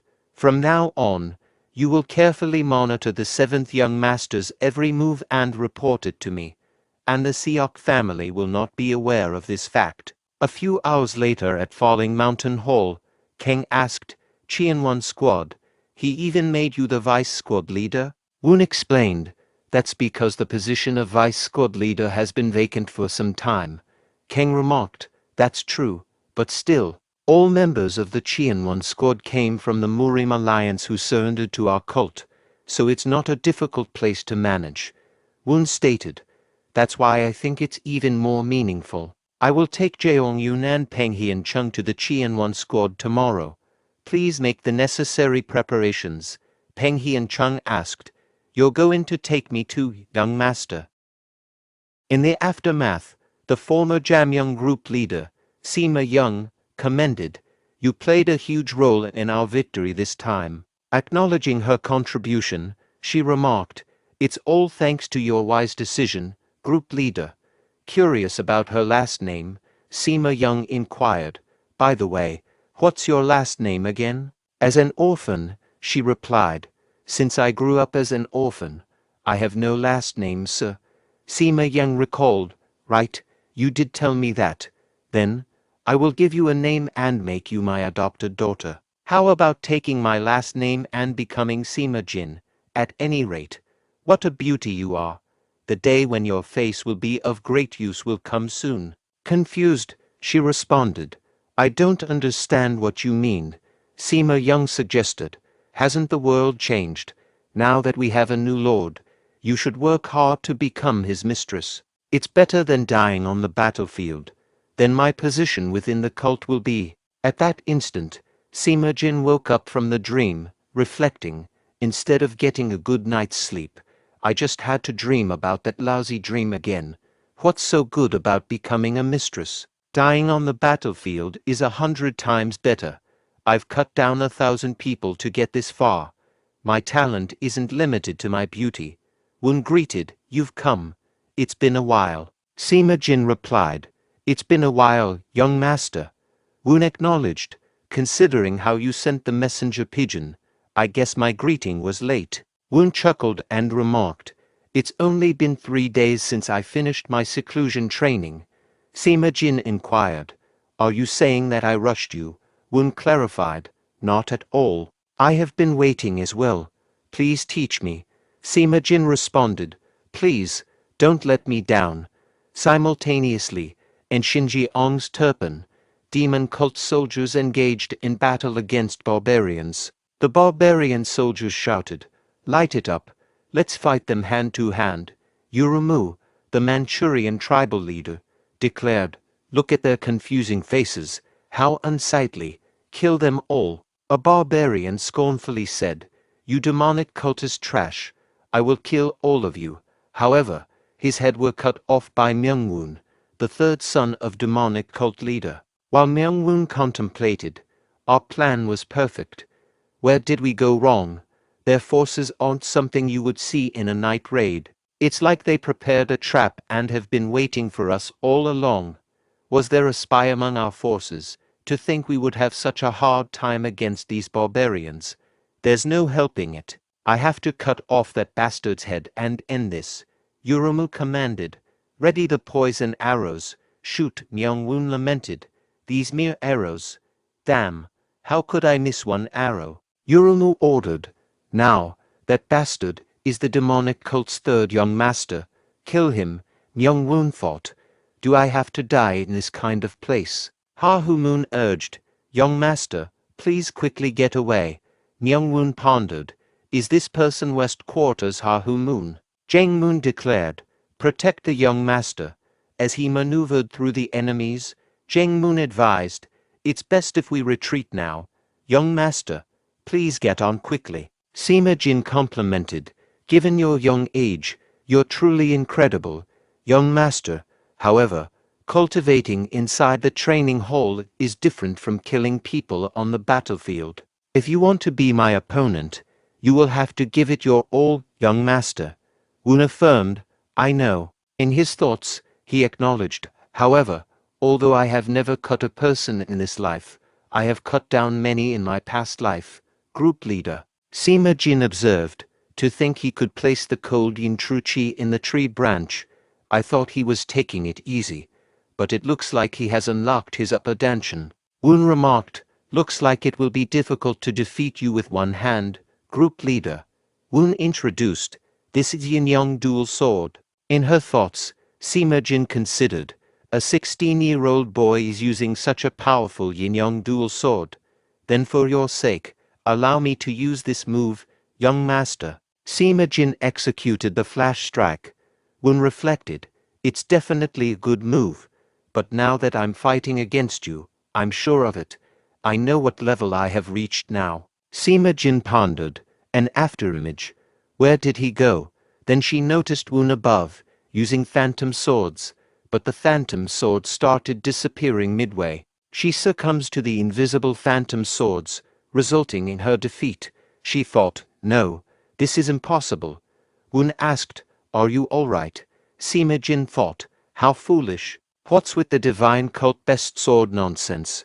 Woon thought, it must be hard for her to believe it. He said, I can't tell you everything now, but I have seen the world, beyond life and death. Sima Jin inquired, are you saying you gained enlightenment? Woon explained, let's call it my lucky encounter. Group leader, please do me a favor. For our divine cult's sake, for my sake, please support me officially. Sima Jin responded, haven't I been helping you already, young master? In her thoughts, Sima Jin considered, Servicious demonic blade, I think you just have something new to worry about, because it seems like a master who will connect us to the cult has appeared. No, he will definitely achieve a lot more than that. Sima Jin asked, so, what are you planning to do next, young master? Woon said, I plan to leave for Xinjiang as soon as I make the Qianwan squad's troops mine. Sima Jin suggested, wouldn't it be better to go to Mount Bowie and earn achievements? The divine cult's massive conquest of Mount Bowie was decided a while ago. The general commander is the first young master. The Dark Killer squad, the Demonic Soul squad, and the Sword Soul squad will be the vanguard. Except for the Black Tortoise squad, all the other squads will be supporting him. I think the third young master can take care of the Manchurians in Xinjiang by himself. Woon clarified, I'm not going there to help my third brother. The reason I'm going to Xinjiang is that the person I have to fight against isn't here. And in order to fight against him someday, I still need to gain more strength and experience. In the Demon Divine Cult camp in Shihazi, Xinjiang, Hahu Moon greeted, you're back. How is the third young master's condition? Jang Moon replied, fortunately, it looks like his poison was neutralized right away. I didn't get to see him in person, but I heard we should prepare to launch another attack tomorrow. Hahu Moon expressed surprise. It's been less than 3 days since we retreated from Turpan, though. Jang Moon explained, it seems that he wants to deliver the news of his victory before the first young master's conquest of Mount Bayaway. Hahu Moon inquired, but we're having a hard time, are we not? I never thought we would struggle this much against the Manchurians. Don't you think there's a spy among our forces? They have figured out our path and timing so perfectly. Jang Moon acknowledged, we can't rule out that possibility. He then asked, that's the Azure Dragon Squad's emblem. Were you originally a member of the Azure Dragon Squad? Hahu Moon confirmed, yes. Jang Moon continued, I heard you had a habit of stealing. Hahu Moon, surprised, asked, wait, who would say such a thing? Jang Moon remarked, rumors travel faster than horses, you know. Hahu Moon clarified, it's actually a misunderstanding. There was a woman I liked. Jang Moon remarked, could it be that you are going to say you were falsely accused because of that woman or something along that line? Hahu Moon, surprised, asked, how did you know? Jang Moon replied, stop telling such an obvious lie. Hahu Moon insisted, no, I'm serious. So, what happened? Jang Moon dismissed it, saying, seriously, that's enough, forget it. At any rate, how did you end up in the West Quarters? Hahu Moon explained, one day, The general manager suddenly came and said that the seventh young master wanted me. When I was wasting my life because I couldn't even become a second-rate martial artist, the young master not only called me and gave me courage, but he even taught me martial arts every night. That's why I was able to come this far. The young master is my lord, my master, and benefactor. Jing Moon reflected. Did he select him based on his potential? What's more, that little boy was the one who taught him martial arts. Well, he was also the one who gave me the converging cloud cultivation technique. I still don't know why he gave it to me, but it was a great help to me. I must ask him when I see him again. Jing Moon added, how envious. To think you would get to serve someone like him. Ha Hu Moon asked, aren't you serving the family patriarch, leader Zheng? In response Jing Moon replied, that's true, but it's not the same. You're serving him with your heart. Their discussion was interrupted by a loud sound, prompting both of them to exit their tent. People shouted, it's a night raid. The Manchurian is rushing over here. Has the border been breached? Jing Moon said, I will go to see the young master. You must immediately secure an escape route.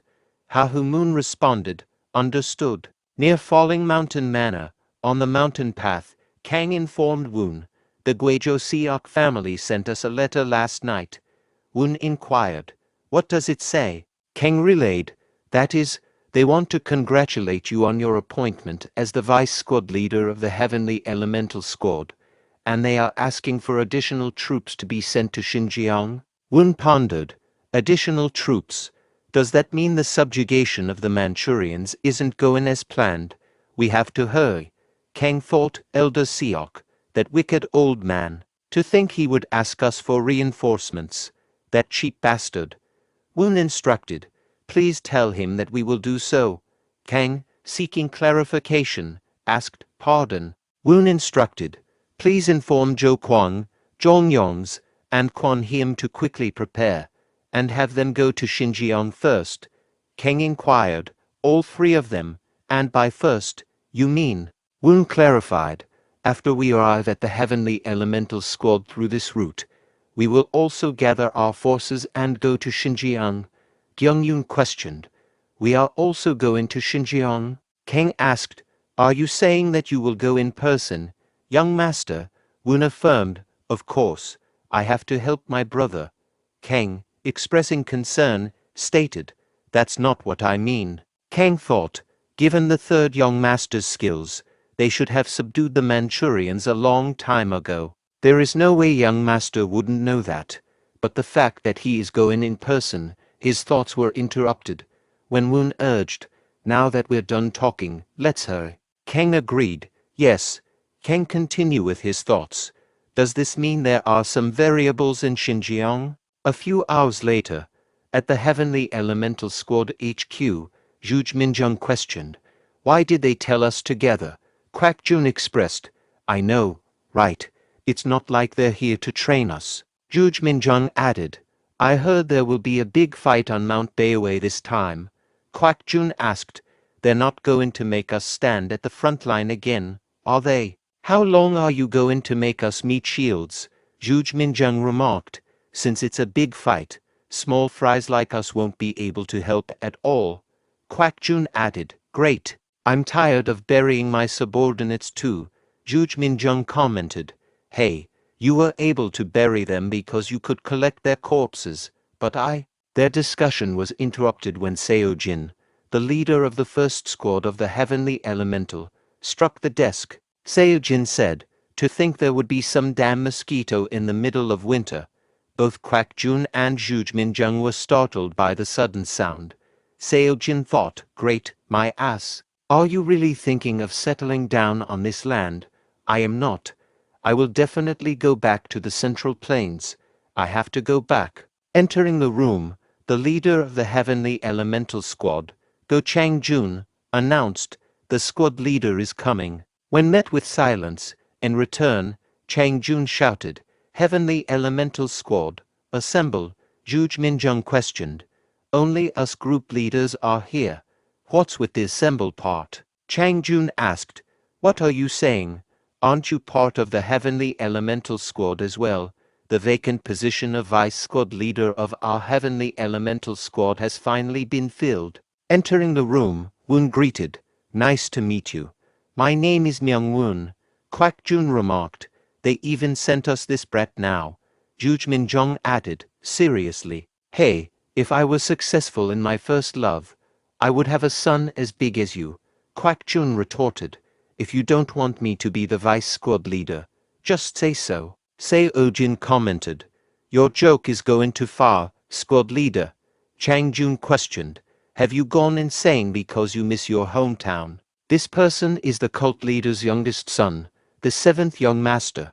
The three of them kneel in front of Woon and said, We've committed a grave sin. Please forgive us. Woon replied, No, please stand up.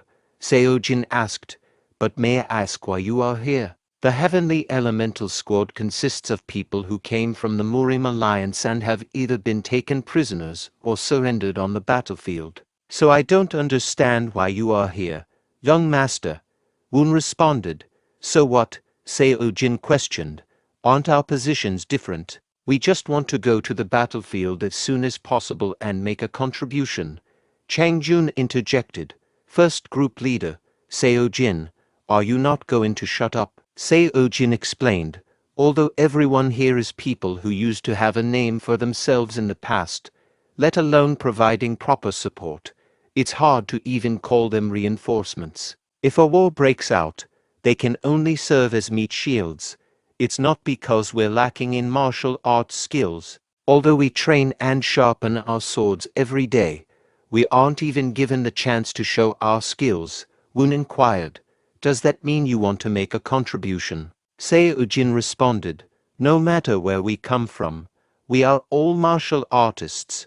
As martial artists, why wouldn't we want to go to the battlefield and fight against powerful masters? Woon asked. Did you say you are the first group leader? How long will it take you to get ready to go? All of them were surprised by Woon's remark. A while later, Woon expressed, I'm glad I was able to watch the morning training since I arrived at the Heavenly Elemental Squad earlier than expected. Although the size is not large, with a total of 3 groups of 12 people per group, what I saw wasn't a bunch of poor deserters but clearly an elite unit. I could see more than 10 people close to being first-rate martial artists. Well, maybe that's a given, since most of you are elite warriors who were selected by the Murim Alliance to win against us. That's why, if the squad leader allows it, I would like to form a group of 20 people from the Heavenly Elemental Squad and go on an expedition. Chang Jun said, Isn't this a matter that our Lord has permitted himself? How could I dare to question it? Woon instructed, Peng Hien-chung, you will assist the first group leader in preparing for departure. Peng Hien-chung replied, At your order. Woon stated, During my absence, you two will help with the Heavenly Elemental Squad's matters here. Kang responded, At your order. Seo-jin inquired, At any rate, will our force be made up of a single group from the Heavenly Elemental Squad? Woon was about to explain, but his words were interrupted when a servant shouted, Squad leader, outside, the left guardian is here. Yong Dechung greeted, Heavenly Elemental Squad. It's been a while since I've been back. Chang Jun greeted him and asked, What brings you here, left guardian? Yong Dechung replied, I was passing by this place and decided to visit. At ease, at ease. Yong Dechung continued, It's been a while, seventh young master. Woon said, It must have been hard on you coming this far, left guardian. Yong Dechung asked, Isn't it my job to manage our cult's troops? It's also because of the Violet Light group leaders. Nagging. In preparation for the conquest of Mount Daewei, it is difficult to provide large-scale support. The supply will be handled by the Seok family, and your force will be made up of 1 group from the Heavenly Elemental Squad, 2 groups from the Violet Light group, and 1 more group who will join you in the middle. Are you confident? Woon affirmed, Of course. At Daeming Palace's northern gate, the leader of the Heavenly Elemental Squad's first group, Seo-jin announced that all preparations for departure had been completed. Two individuals approached Woon and introduced themselves. One said he was A.K. John, the left unit leader from the Violet Light group who would be joining their expedition. The second person introduced himself as Ma Jin-gu, the right unit leader, and expressed his excitement to work with Woon. Woon responded saying he also looked forward to working with them. A.K. John mentioned that they had accompanied the group leader on her last visit to the West Quarters and could help Woon understand the geography and terrain. Woon thinks that she had given away her cherished subordinates. Jin-gu informed him that the third young master's punitive forces were currently in a confrontation with the Manchurians near Shihizi. Woon inquired how long it would take to reach Shihizi from their current location. A.K. John replied that it would take at least 20 days. Woon then inquired about their travel route. A.K. John explained that after meeting with the Guizhou family's supply squad at Galmud City, they would proceed to Turpan via Kaidam Basin and Tongnyang. He also handed Woon a letter. Woon inquired about the contents of the letter. A.K. John informed him that the group leader had instructed him to deliver it to Woon. It contained a summary of the battle situation sent from the punitive army. Woon expressing gratitude towards the group leader, and then stated, "Let us depart." Seo Jin announced, "Let's move." Kong thinks this is the young master's first time going into battle. The real thing starts now. Woon wonder about the heavenly demonic cult, which is located on the 100,000s mountains, has long established its branches in various places. During father's reign he pushed out the Kunlun sect and settled in the south of Qinghai, bordering Sichuan and Gansu. It was a long cherished desire of the heavenly demonic cult to advance to the Central Plains. In the past, father defeated a large army of the 9 great sects, one great clan which mainly comprised the forces of Manhwa sect, Qingqing sect and Zhongnan sect in Mount Dashue, and later became the young cult leader after killing the Zhongnan sect leader Taoist master Jin Shan. Afterwards he became the leader. However, father was also unable to advance to the Central Plains in the end because although he was never seriously defeated in battle, he did not achieve any significant victory. On the contrary, after the young master's fight for the young leader's position hit the cult's finances, our cult was also defeated by the Kunlun sect and was on the verge of being pushed out of Qinghai. Then one morning father quietly passed. In the present, A.K. John announced that they would soon arrive at Galmud City.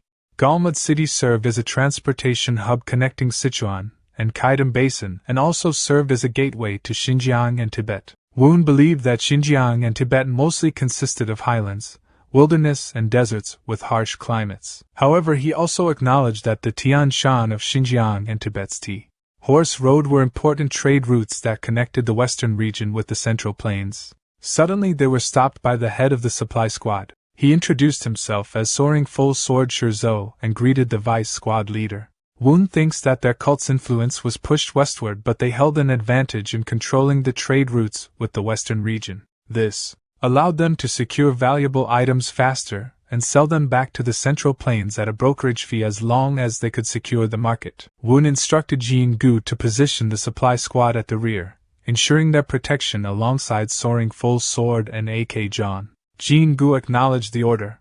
Woon then suggested that they continue their journey. He believed that if they wanted to enter the Central Plains, their expansion of power should be directed westward, rather than towards the crowded Central Plains. A week after setting off near Kaidam Basin, Seo Jin, the first group leader, approached Woon's tent. He introduced himself and thanked Woon for allowing him to join the expedition. Woon invited Seo Jin inside and asked if something had happened. Seo Jin expressed his gratitude, and Woon offered him some tea. Woon sensed that Seo Jin had something to say. Woon thinks that Seo Jin came from Qingqing sect, which was one of the 9 great sects and a traditional Taoist sect located on Mount Qingqing, one of the birthplaces of Taoism.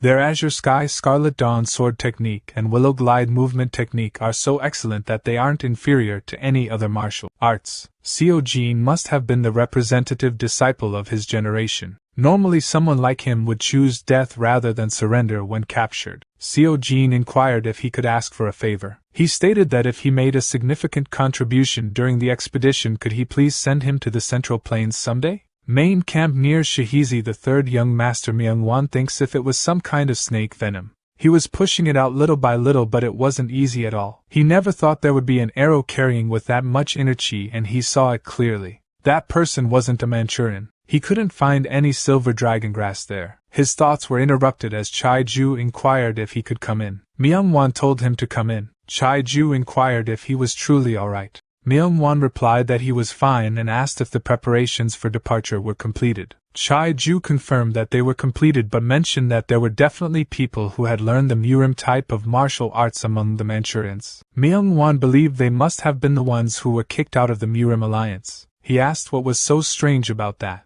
Myung-won thinks that they couldn't retreat now. If word got out that they lost to the Manchurians, it would be all over, especially since the eldest brother was leaving to conquer Mount Baowei. He vowed to cut off the tribal chief's head this time.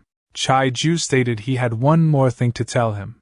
Myung-won asked what it was. Chai-ju informed him that it was said that the 7th young master was coming with reinforcements. He suggested that Myung-won take some more rest. Back in Woon's tent, Woon inquired why Seo-jin wanted to go to the Central Plains. Seo-jin replied that he was not taken prisoner by their cult but came on his own. Woon thinks that a Taoist disciple came to their cult on his own?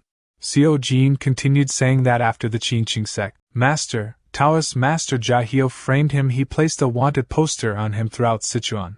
It was because he knew the evil deeds committed by his son. His eldest son Beyond Jun was a brute who rejected even the Taoist title. In the end he even raped my junior sister, leading her to commit suicide out of shame. When he requested his punishment, Taoist Master Yahello actually blamed him for the crime. Instead, Woon wondered why Taoist Master Yahello spared the life of the first group leader. He questioned if it was due to mercy or a sense of conscience. His thoughts aligned with Seo-jin's statement as he thought about how he had survived by risking his own life to escape. He believed that he had to become stronger than his enemies, even if it meant running away and bearing shame. Afterward he immediately began his seclusion training, but no matter how hard he tried he couldn't overcome his inner demons. He had come close to losing his life multiple times and had even contemplated suicide. However, he managed to survive and joined their cult to plan for his future. Since then he had been diligently practicing martial arts without taking a single day off. Nevertheless, he felt immense guilt towards his junior sister and couldn't continue living this way. That's why he pleaded to be sent to Mount Qingqing. Woon pondered if Seo-jin's words were true and considered the possibility of using a small opening to cause significant destruction. 10 days after their departure, A.K. John exclaimed, "We've finally arrived in Tangniao." Peng Hyunchong observed and stated that he can see the White Tiger Squad's flags everywhere here. Chia Lang inquired, are they requesting reinforcements for the punitive force? Who is leading them? Xian Wu replied he is the vice squad leader of the Heavenly Elemental Squad. Chia Lang inquired, where can we find the Heavenly Elemental Squad? Xian Wu replied he is not sure since they don't always disclose everything to them. Chia Lang respectfully greets vice squad leader. Woon stated it has been a while. Group leader Chia Lang wondered what does he mean by it's been a while. Isn't he just a kid? A.K. John stated not only is the second group familiar with this area's geography, they also know a lot of the Manchurians, so they will definitely be of help to him. Chia Lang still thinks about what does he mean by it's been a while. Xian Wu whispered, group leader, he's that little kid from back then? The one who sealed your pressure points. Chia Lang whispered back, shut up. He remember him now. Xian Wu whispered, group leader, let's pretend not to know. Chia Lang replied, shut up. He will take what happened back then to his grave. 15 days after departure near Turpan, Woon stated we will finally arrive at Turpan tomorrow. Have the scouts of the White Tiger Squad sent from Tangniang returned? Chia Lang answered, yes, young master. It is said that the third young master's punitive forces, which are currently stationed in Shihizi, and the Manchurian forces in the north are confronting each other. It's also said that the third young master's forces number approximately 1,000. Woon asked, 1,000? Chia Lang confirmed. That's what it looks like. Soaring full sword Shizou thinks in addition to the third young master's guards, there are at least 5 masters who are currently supporting him. Who would have thought they would have such a hard time? Woon inquired, how long does it take from Turpan to Shihizi? A.K. John replied, it will take 2 more days, young master. Woon suggested, what if we don't stop by Turpan tomorrow and take a detour to the north? A.K. John responded, to the north? Then it would take a total of 4 days. Woon decided then it would be better to take a detour. A.K. John stated, then we will be late in joining the punitive force. Woon declared, we won't be joining them because they're going to pass Turpan and attack the rear of the Manchurian forces. 5 days later at the Shihizi Manchurians' camp, Woon considered the killings to be pointless, as they only spread the smell of blood. As expected, the main forces of the Manchurians were concentrated at the front, while the rear forces were sloppy. Woon believed that after neutralizing their forces all the way to the center they must quickly find Mu. Reflecting back to 5 days ago, when Woon had stated that they would not be joining them, as he planned to pass Turpan and attack the rear of the Manchurian forces. Seo Jin had expressed concern about the enemy numbers being over 1,000 while they only had 100 soldiers. Woon had confidently stated that they would launch a night raid, as there was no solution as effective as that when outnumbered. Seo Jin had argued that it would only be possible if they had the upper hand considering their previous failed night raid. Shizhou had added that they had received reports of Central Plain people among the Manchurian soldiers, and they couldn't take them lightly. Seo Jin had suggested that they reorganize the battle lines and discuss strategies after joining the punitive force. Woon had countered by stating that the fight would only be prolonged during winter and inquired if they didn't want to end it quickly. Except for Woon, all of them thinks to themselves that he wasn't wrong. Furthermore, they had been pushing themselves for the last 10 days, and despite his lack of combat experience, they couldn't help but consider his desire to launch a night raid in this situation. Their thoughts were interrupted as Woon declared that it was said that one couldn't stand without faith and asked them to trust him. He stated that the Heavenly Elemental Squad would be the vanguard and he would be standing in front of them. Seo Jin couldn't help but think to himself, the Heavenly Elemental Squad will be the vanguard. Is he telling us to become meat shields again? In the present, Woon approached the enemy chief tent and thinks there it is. Could it be that they have no guards? Or perhaps they are currently in a situation where it's not okay to have guards. Mu inquired, may he ask what that is? The person in blue outfit named Guk Chung replied, it's a gift from the Lord. Mu questioned, aren't these the valuable night pearls? They have been on a winning streak thanks to them. If they keep giving him things like this. Guk Chung interrupted, saying his lord considers Sir Khan to be the lord of the grasslands. Mu responded, is that so? To think the second young master would think so highly of him. Guk Chung scolded, stop. He definitely told him to keep quiet about his lord. Mu admitted that was his mistake. According to the information, the punitive forces plan to attack again tomorrow. Just then, their conversation was interrupted by the sound of Woon forcefully entering the tent and quickly positioning his blade in front of Guk Chung. Woon questioned, is his lord is Myung-gak? If he don't answer him, he will kill him. Suddenly a thin arrow was launched towards Woon, but he easily blocked it with his sword. Mu tried to escape, but Woon struck him from behind, causing him to crash to the ground.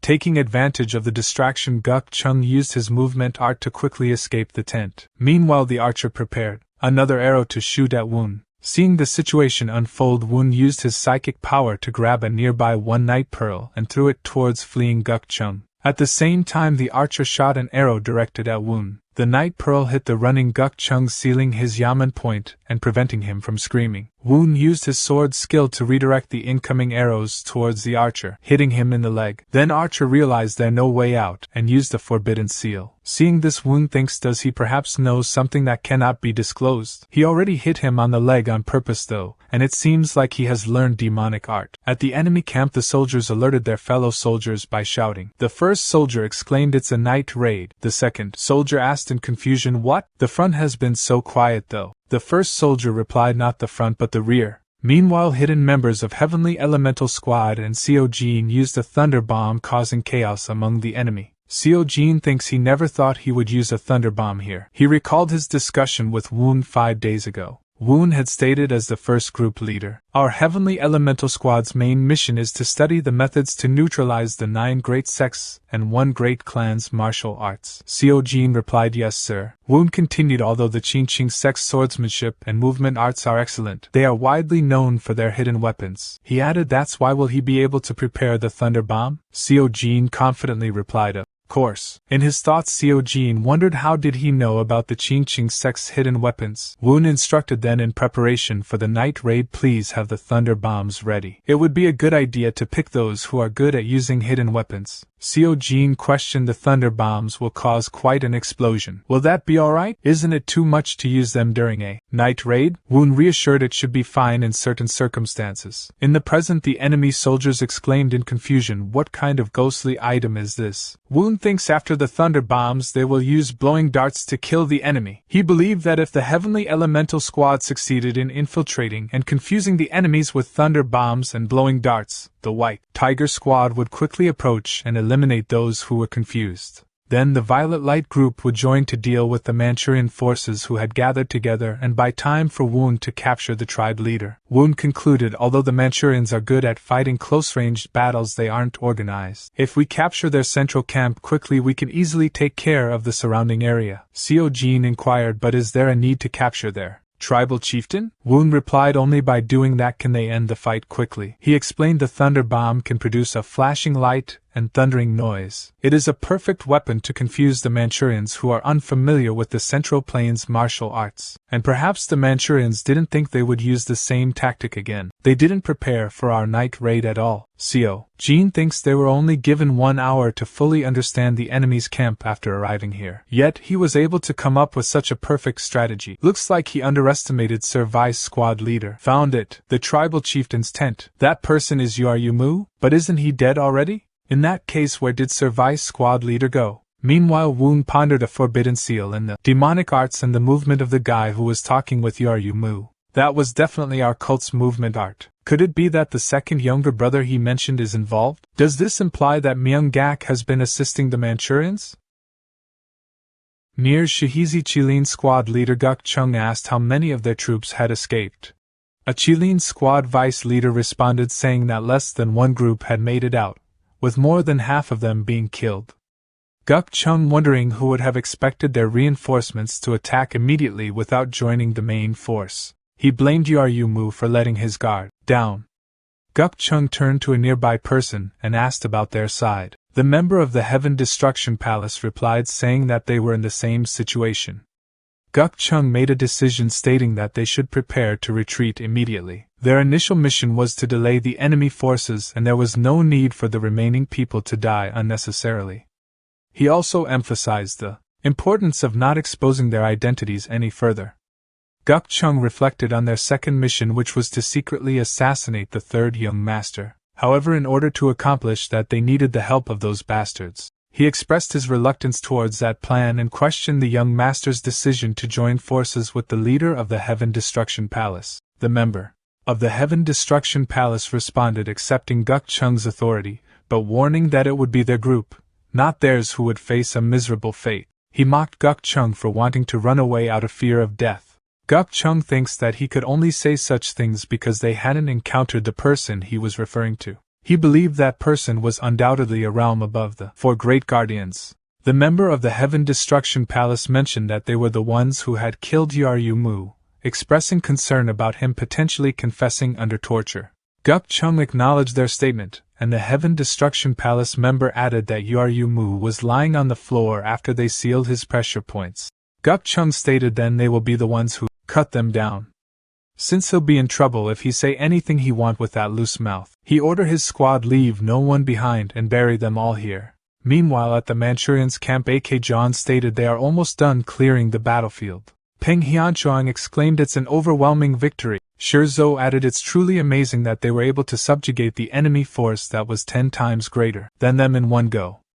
Seo Jin stated however they couldn't capture the enemy commander. He were a step too late. AK John reassured it's still considered a success since they were able to keep the damage to their troops to a minimum. Shizhou inquired still who on earth killed the enemy's commander? Seo Jin replied he don't know. He was already dead when he arrived. Shizhou pondered anyway in this battle their heavenly elemental squad contributed the most. Seo Jin acknowledged it's all thanks to the vice squad leader. Shizhou inquired by the way where did Sir Vice squad leader go? Seo Jin explained that when they won and were celebrating, but the vice squad leader said he needed to go somewhere for a bit.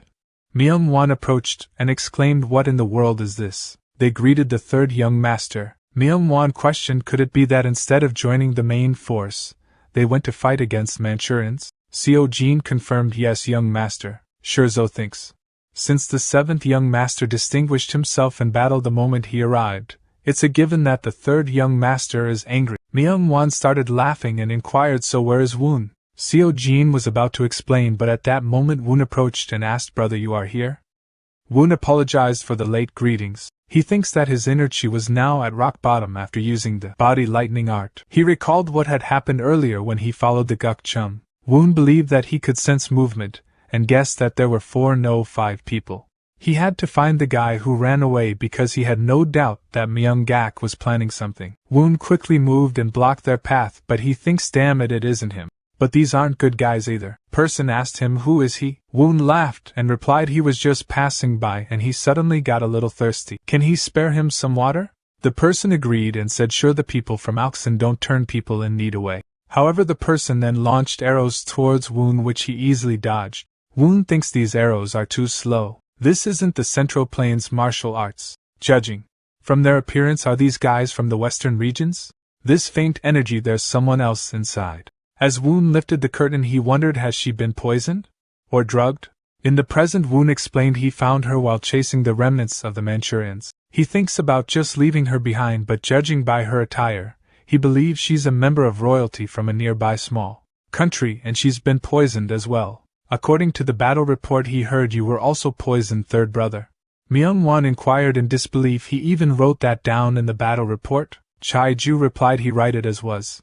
Woon stated he is going to figure out what kind of poison this woman is suffering from and see if it's the same kind of poison as the poison on the thin arrow. At any rate, there were definitely Central Plains people among the Manchurian soldiers. He think we need to investigate it in detail. Myung-won replied they can figure that out by torturing the prisoners and order the division leader to be in charge of the interrogation. When he is done, kill them all. Shurzo responded at his command. Woon inquired, kill them all? No matter how much he plucked the grass in the field, it will grow again. Myung-won replied he sound like a hypocrite. Woon stated they can't come this far every time. There's a problem. This fight started because the Manchurians invaded our trade route. If they incur unnecessary resentment, our trade route will be put in jeopardy once more. It would be better in the long run if they elect the next tribal chieftain and take his child as a hostage and then entrust the management of this area to him and make him offer tributes. Our tax revenue will increase, so father will probably compliment him. AK John thinks just like what he heard from the squad leader, he's really smart. Myung-won stated do what he want. He will be in charge of the interrogation too. When they return triumphant, he can tell father himself. Woon stated no, he belonged to the reinforcement force. This is your victory, third brother, and he'll probably return later since he have something else to attend to. Myung-won thinks his victory? Is he trying to mock him? Woon thinks please do not worry. He is not going to take his credit away from this mere achievement. A while later, Woon inquired is it true that they joined forces with the Central Plains people but he don't know their identities.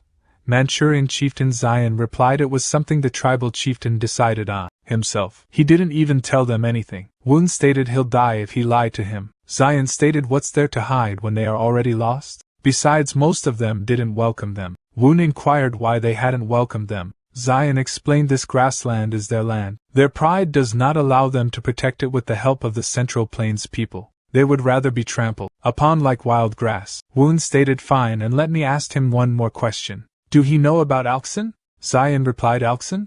Those individuals are demons. They engage in any activity solely for monetary gain. Although our interaction with them is limited, the smaller countries near Mount Tian Shan pay tribute and are under the rule of Alxin. Curious, Woon inquired then do he know who she is? Zion, taken aback, exclaimed that woman is the pearl of Mount Tian Shan Yi Xian. Inquisitive, Zion inquired why is that woman here? Woon thought to himself, pondering about Mount Tianshan's pearl. He recalled the events that had transpired earlier that day when he had successfully immobilized the people from Alxin by blocking their pressure point. The leader of the group, still unable to move, wondered what had happened to them. Woon inquired about the woman inside the carriage, suspecting that she had been poisoned and questioning if the person was responsible. The person hesitated, refusing to disclose any information, fearing humiliation. Woon calmly accepted his decision and acknowledging his wish to die. However, the person finally revealed that the woman was an ordinary citizen of the Daman nation and their encounter had been a mere misunderstanding. Woon accused them of kidnapping her while internally reflecting on the fact that the Daman nation was where Gaman, whom he had encountered in Daegwon village, hailed from. He also remembered how she had expressed gratitude and gifted him horses. Woon then questioned the person about the type of poison used on the woman, to which he claimed ignorance, stating that only the prophet knew. Intrigued by this mention of a leader, Woon pressed further,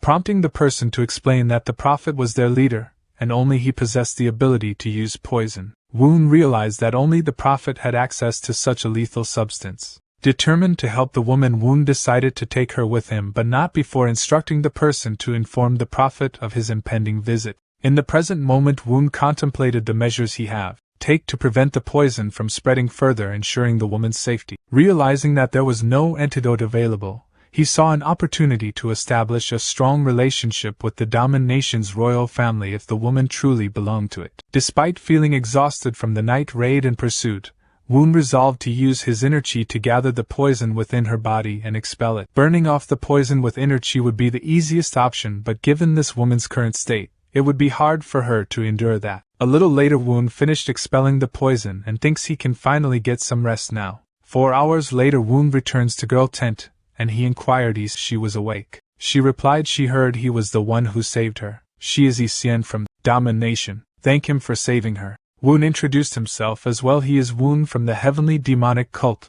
Please have a seat. Curious, Xian inquired could he be the young master who helped her older sister many years ago in Qinghai. Woon inquired who is her older sister. She revealed her older sister name is Go Min. Woon thought to himself, if she is Go Min's younger sister, she must be the Daman nation's princess. Aloud he stated although what he did wasn't that big of a deal, he thinks so.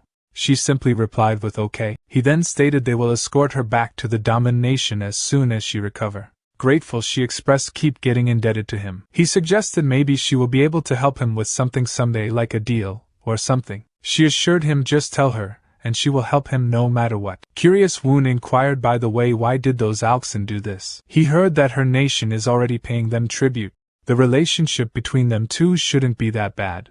She explained it's an embarrassing story, but since he is his benefactor, she will tell him. Their Daman nation has been doing business with the Northwest Merchant Group of the heavenly demonic cult for over a dozen years. Then one day a group of Alxin suddenly said they would act as brokers for our transactions. After receiving horses from them, they said that the heavenly demonic cult does not pay for them. Afterwards, her older sister visited the heavenly demonic cult herself and reported this fact. She continued later the Violet Light group leader visited them in person and helped them subdue all the nearby bandits and re-established our transactions. But as the number of bandits decreased, so did the amount of tribute the Alxin collected. They claimed that they had disrupted the order here by borrowing the power of the Central Plains and demanded an exorbitant amount of tribute. When they refused, stating that they couldn't give it to them, they kidnapped her. He asked Xian if she is saying that the Violet Light group leader didn't subdue the Alxin and that she wasn't the type to leave those kinds of bastards alone.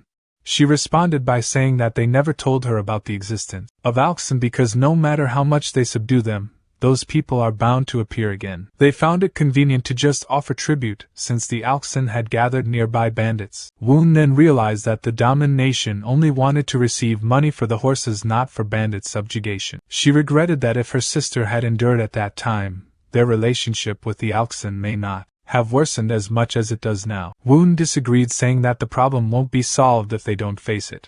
She was confused, and Woon clarified that no matter how weak they are, those who assert their power will eventually have no choice but to fight back. He told Xian to rest and that they would escort her to the Daman nation as soon as the sun rises tomorrow. He thinks that there are people in the world who want to fight and build strength but are unable to, just like his mother. At that moment, Xiao Jin approached Woon and informed him that he had been looking for him. Woon asked what was going on, and Xiao Jin stated that according to Zion, the poison on the thin arrow used on the third young master was snake poison that the Manchurians have been using for a long time. Woon requested Xiao Jin to check this poison as it seemed to be a different type from the poison he was given. Woon thinks that for now they can say that the Alxin is not related to Myeonggak. Meanwhile, the next morning at Daming Palace in front of the northern gate, Cult Left Master Yang Daichung discussed the deployment of the squads. He mentioned that the Dark Killer Squad, Demonic Soul Squad and Sword Soul Squad would serve as the vanguard,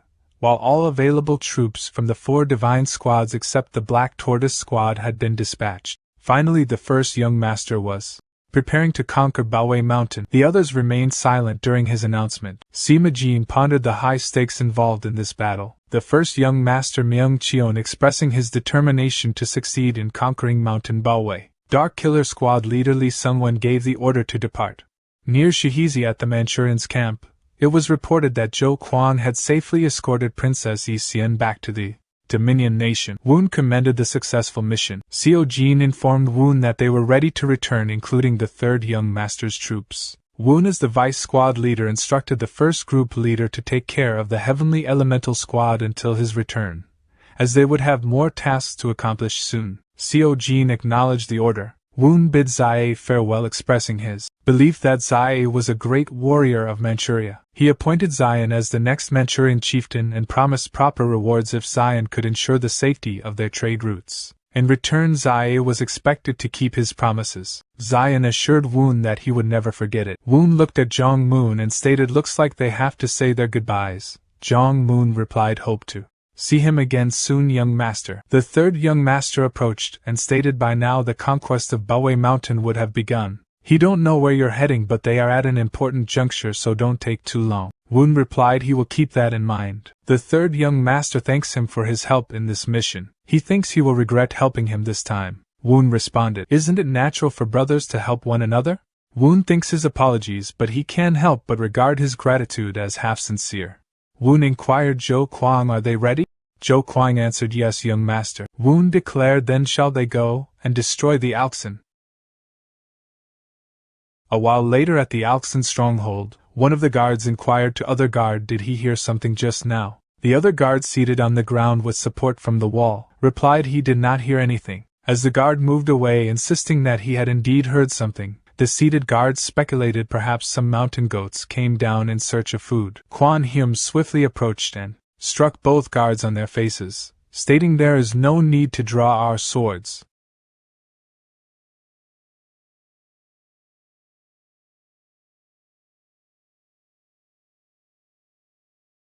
John Yangs proposed they should use one of them as a guide. Kwan Hyum noticed the guard was biting on something. John Yangs queried, "What is this smell?" Woon pondered, was he carrying the bone evaporating powder in his mouth? To think that even a mere guard would possess such a deadly poison. Are the people in Mount Tianshan truly this vicious? Meanwhile, a girl with a sword watching them from the wall. Woon commanded his guards, "Let us proceed inside," realizing that they were being observed. As they entered, Kwan Hyum questioned, "Why are there so many doors?" John Yangs remarked, "For a mere group of bandits, they have utilized numerous expensive night pearls." Woon noted, "It appears that they have installed trap mechanisms right from the entrance." In that moment, John Yangs unknowingly stepped onto a trap, triggering a barrage of arrows towards him. John Yangs, Kwan Hyum, and Zhou Kuang swiftly drew their weapons and intercepted the arrows, with Kwan Hyum advising, "Pay close attention to where you step, you imbecile." Shortly after blocking the arrows, Kwan Hyum declared, "Know that he owe his life to them." Zhou Kuang added, "Young master, it seems that the front is obstructed by a stone wall." Woon pondered, he had heard rumors of a secret entrance that only these individuals could access, but it seemed like it would be too time-consuming to locate. Kwan Hyum inquired, "Why not attempt to open all of these doors?"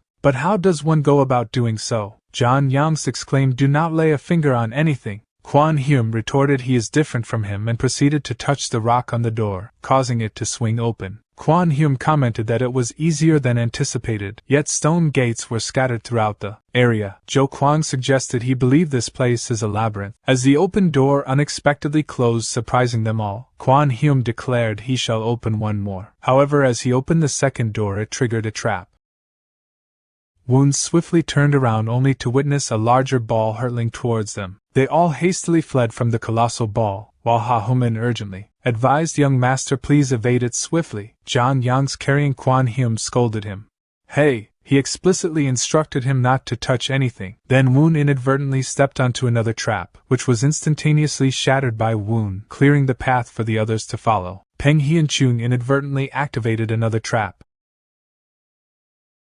Peng Hyun-chung then inquired, "But where should they proceed? The front is obstructed." Noticing this, Woon surged forward with remarkable speed and employed the Shadowless Sword 6 technique, Shadowless Heaven Revolving, to break through the front wall, with the others trailing behind, successfully evading the stone ball. John Yangs remarked he explicitly advised him to practice the art of lightening the body. Kwan Hyum retorted he could have escaped on his own accord. He should know that. Zhou Kuang added, "In any case, what an astonishing den of thieves to construct such an array of traps." Woon commented they must have much to conceal, considering the extent of their efforts. The person from before Amon stated as expected he knew it would be him. In the end he managed to come here. "Those outfits, are they from the demonic cult? They must have lost all fear after fighting against the Manchurians." Ha-Human and Peng Hyun-chung became alert at his remarks. Woon thinks judging from their presence there must be at least 30 of them. Woon questioned, "Where is the prophet?" Aman replied, since the demonic cult can't find their place in the Central Plains, it looks like they keep snooping around this place. Tell the demonic cult leader this when he go back, that this is no place for the demonic cult to set foot in. If he can go back alive, that is. Woon thinks, what extraordinary energy. Are these people also under forbidden spells? And he will ask him one last time,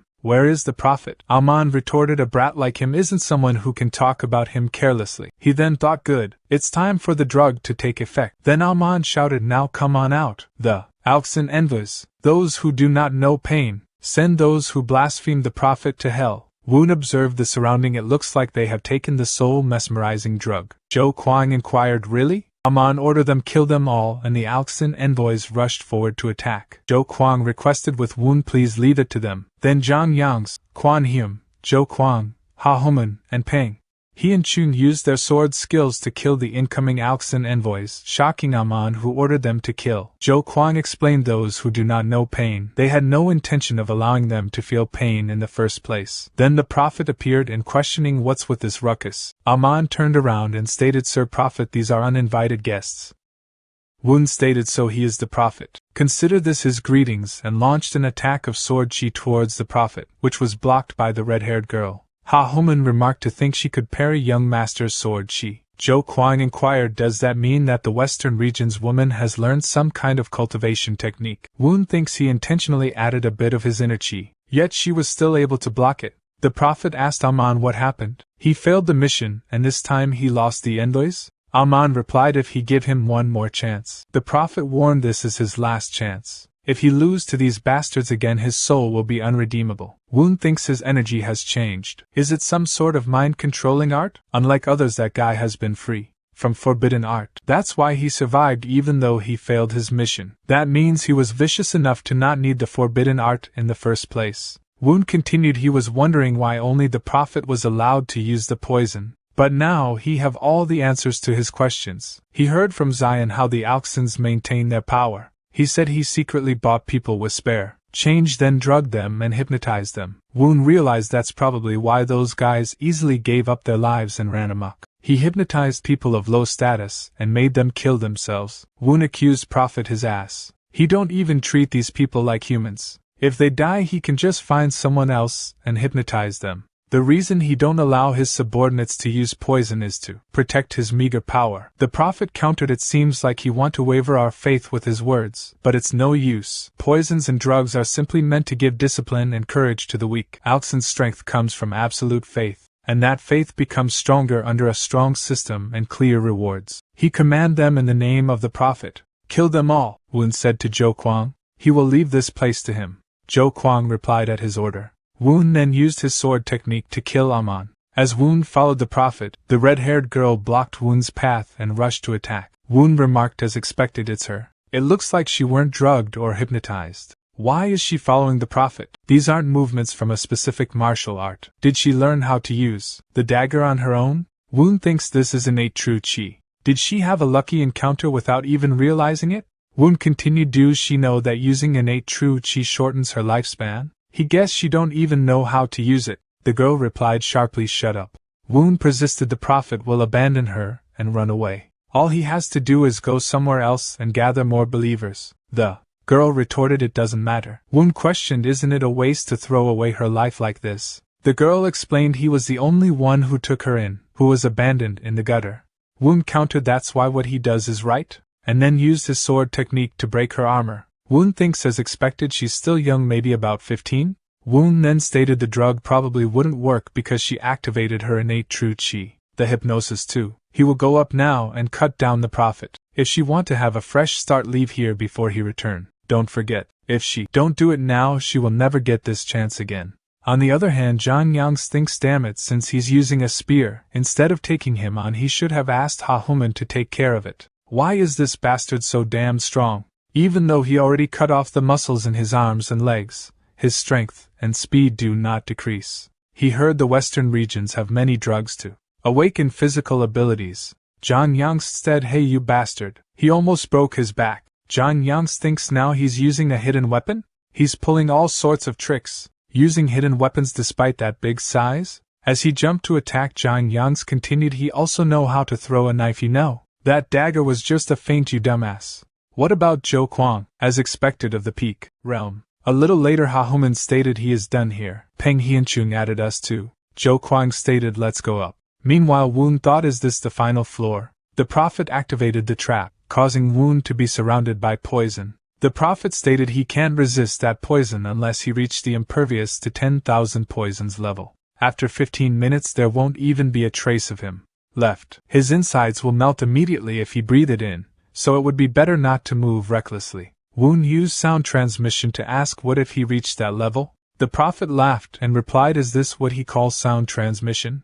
He is bragging even though he can't even open his mouth. He will leave through the secret passageway and blow up the entire fortress. As for the envas, he can find them anywhere. Woon stated if there is a devil in the west it must be someone like him. The prophet questioned do he know what kind of people the envas are? They are bastards who used to be petty thieves in nearby small countries. They were miserable people who were powerless and had no money, so they were trampled upon but couldn't even fight back. He gave those guys strength.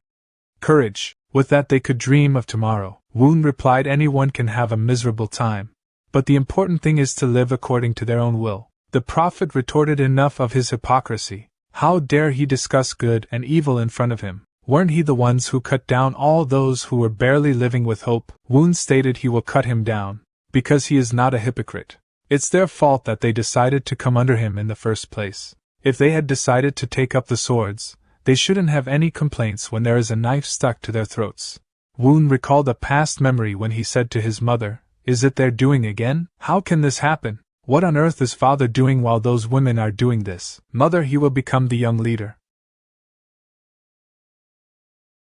His mother replied, should they just run away and live somewhere else? Run away and live for a long time, you and I. Just the two of them. In the present, Woon thinks today is his first murder in this life. The blood of those who died in the grassland will also eventually be on his hands. But mother, now that he have picked up the sword, he have no complaints whatsoever. As Woon returned, he asked why hasn't she left yet. He definitely told her to leave if she want to have a fresh start through. He replied she wants to ask him something, and she inquired what's this innate true chi he mentioned before. Woon replied the energy she get the moment she is born. He don't know what kind of luck encounter she had, but if she use up her true chi, she will die. Then the scene shift to pass when he was a baby and her mother is running away for the two persons. One of them are shouting, catch her, that woman is running away, she can be sold for good money, so don't let her get away. Her mother's sole concern is ensuring the safety of her child, even if it means placing her in a bucket, gently lowering her into the well, and tearfully apologizing as she does so. At present she said lucky encounter and true chi, she don't know what he is talking about, and she thinks I just wanted to live, and she asked can someone like her really have a fresh start? A few days later at Domination, the king of Domination stated not only did he save his daughter, he even eliminated the Alxons. He really don't know how to repay you for this favor. Woon replied by saying thank you for his hospitality. The king stated it's a given that the people of their Domination and the neighboring countries must show their gratitude, young master. Woon exclaimed what's important is what he will do next. As Her Highness Yisian said, another group like the Alxon will appear soon. If you don't want to repeat his mistakes, all the small countries should talk and create an union and develop their strength. And he asked if it's alright with you. He did like to let Peng Hong Chung stay here for a while. He can help them raise warriors and solidify their defenses. The king responded they would be grateful if he do that. Woon thinks Peng Hong Chung was once the leader of the White Tiger Squad. If he could no longer grow in Shanghai, it wouldn't be a bad idea for him to wait for his opportunity in a different environment. Zayan of Manchuria will also try to establish good relations with the Domination. He will also tell our cult White Tiger Squad's second group to pay attention to their defense. But his talk was interrupted by King asking what that woman doing here. Woon explained her name is Yi, who used to be Alxon's best assassin. However, as she is determined to have a fresh start, he have been teaching her inner chi cultivation technique over the past few days, since she would die if he didn't do that. And he suggested so, what do you think about putting the past behind and keep her as the Domination's bodyguard? King started to think about the Woon request. But Yisian moved forward and accepted Woon request and stated there must be a good reason why young master says that. Let us do it, father. King remarked alright, he will do as she say. He noted for the safety of Domination, this lowly one will put her life on the line. Woon remarked then they must now prepare to return to their cult. Etienne stated the small nations of the western region will always believe in and follow him, young master. Somewhere in Mount Belway, the old person white hair and beard is one of elder of beggar clan name. Oh, remarked this alcohol tastes great. Come have some to Elder Kwan. In response Elder Kwan remarked seriously, this isn't the time for that. Their beggar clan's guardians and branch leaders are down there fighting, those demonic cult bastards, yet he want to have a drink right now. Elder, remained silent, instead commented on the delicious flavor of the meat. Elder Kwan stated because the Murim Alliance told us to bide our time without sending in any reinforcements whatsoever. We had no choice but to keep giving up our strongholds. Elder O replied by saying it will be fine. Elder Kwan inquired what do he mean. Elder O exclaimed, aren't they the best when it comes to intelligence networks? Just think of this as taking a step back in order to take 2 steps forward. Since the Murim Alliance leader Nangong rose to his position with little effort. Asked have he heard any news? Elder O stated he went to visit the Jinshan clan in Kaifeng.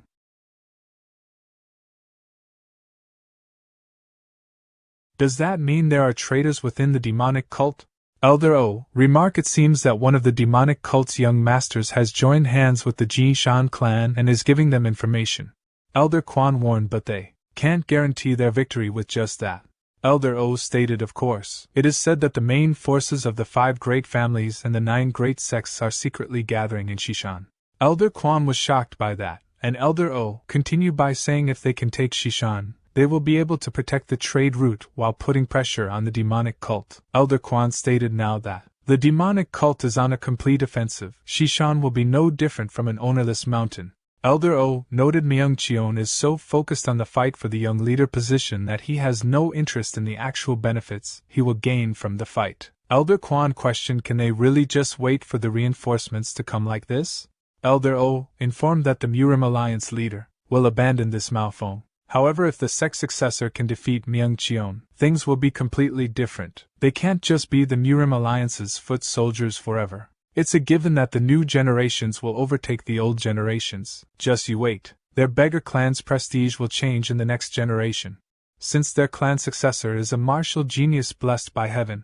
Meanwhile, White Hidden Ghost is fighting with the beggar clan successor, who is easily deflecting his attacks. White Hidden Ghost is struggling against him in head-on fight. He decides to sneak attack him, but Beggar notices him and used Divine Dragon Tail whipping technique to smash him to ground and then kicked him away, saying didn't he call himself a member of the elite squad of the demonic cult? Looks like you are just a bunch of weaklings. Myung Cheon stated they should have reached the last outer gate. If they had gone past this place, yet an obnoxious beggar just appeared all of a sudden. Demonic Soul Group leader, Yang Wiching, thinks the move he used just now was the dragon subduing 18 palms. And looking at his 8 knots, he believed that person is the beggar clan leader's successor. Then Dark Killer Squad leader, Lee someone unsheathed his sword and stated please leave him to me. As he moved close to him for a fight, he asked what's your name? But the beggar successor remarked what is he going to do if he know his name? Lee someone rushed forward to attack while exclaiming do the beggars of the beggar clan have no name? But beggar's successor easily blocked his attack one after another and stated he is too noisy. Lee someone exclaimed while swinging his sword more forcefully and said he dare insult him?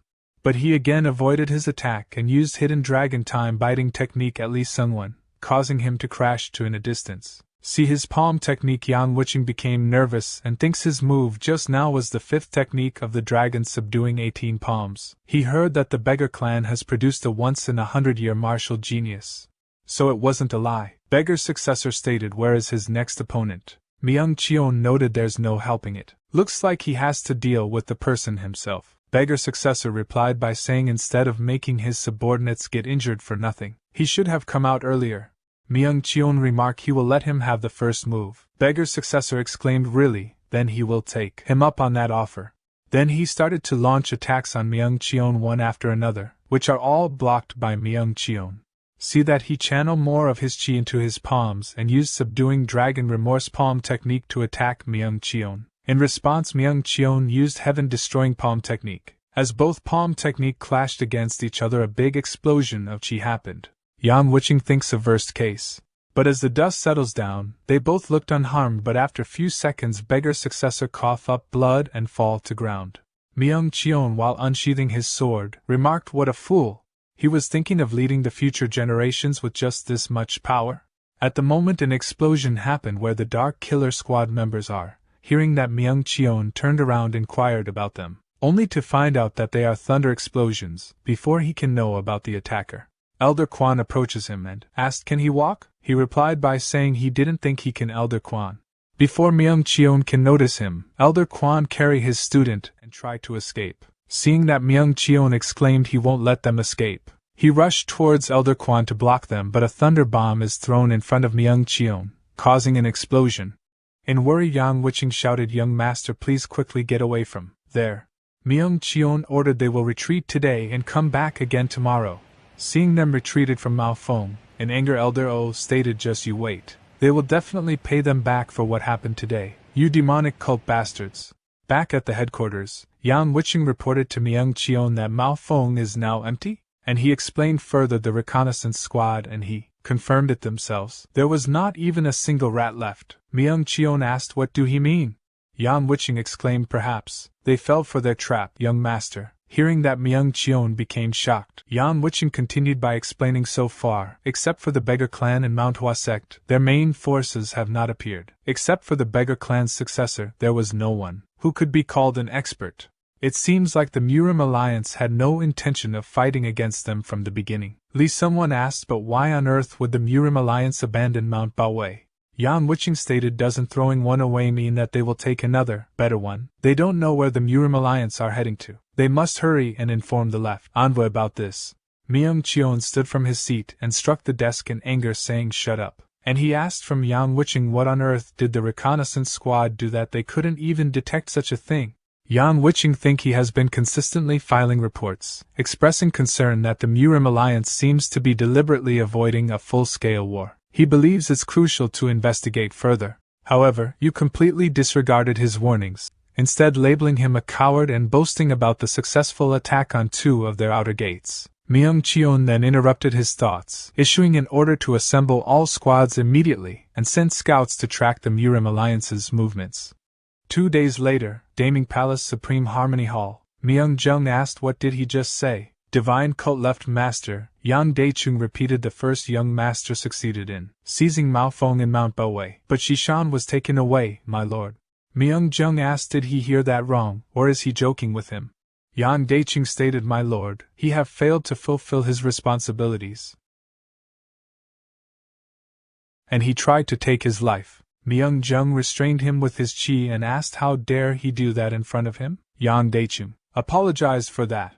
Myung Jung ordered him to sit and asked about the current situation. Yang Daichung reported Mount Baowei is guarded by the Dark Killer Squad and the Sword Soul Squad. As for the rest of their forces, on their way back to their cult, they encountered an ambush by the Murim Alliance vice leader, Juejin, and the members of his Taishan sect, and lost more than half of their troops, so the vice cult leader had to come out himself to provide support.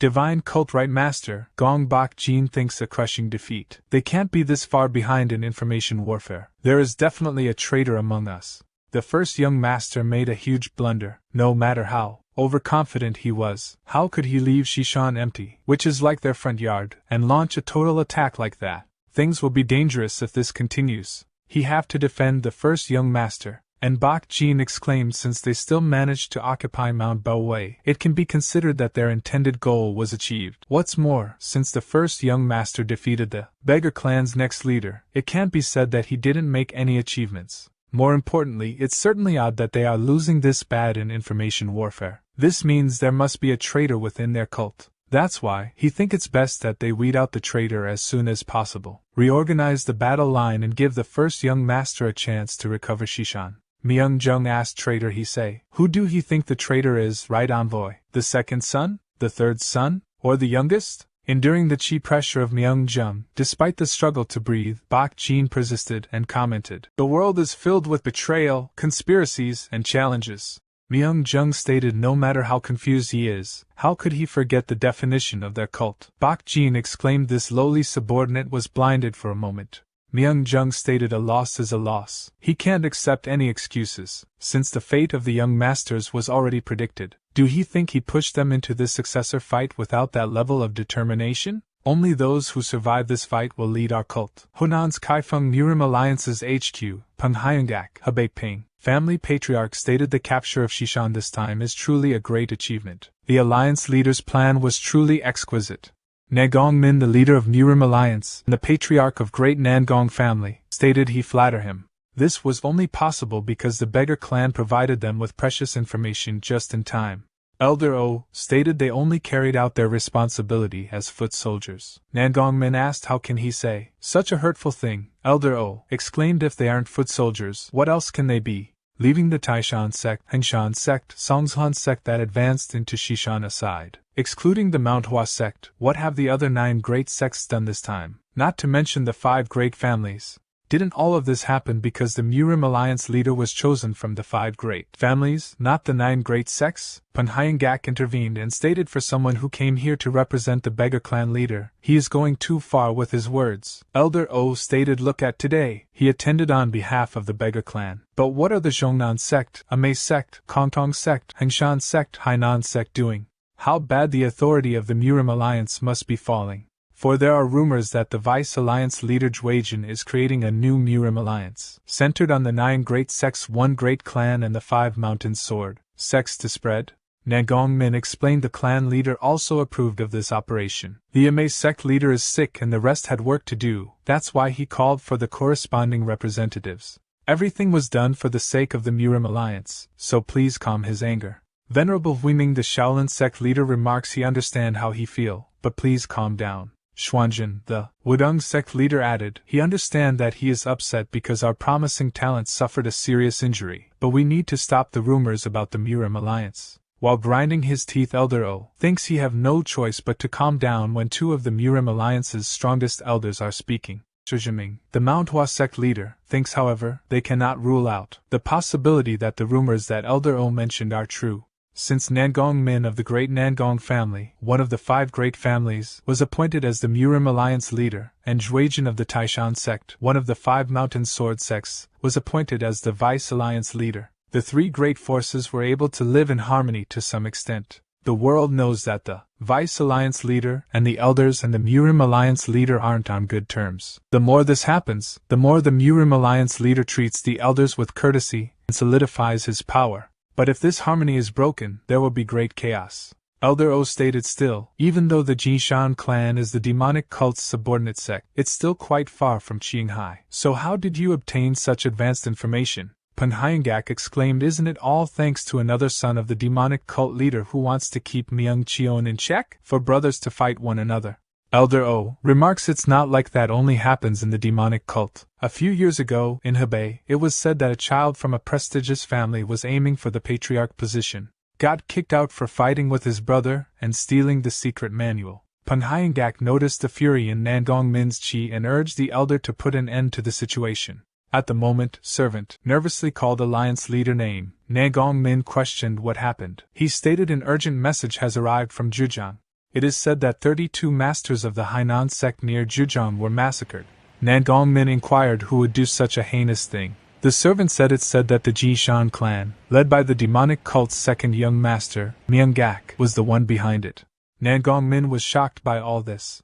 Near Turpan roadside, Quan Hume stated now that Peng Hong Chung isn't here, it feels a little empty. Ha Homan agreed with that. Wun remarked he won't be gone for long.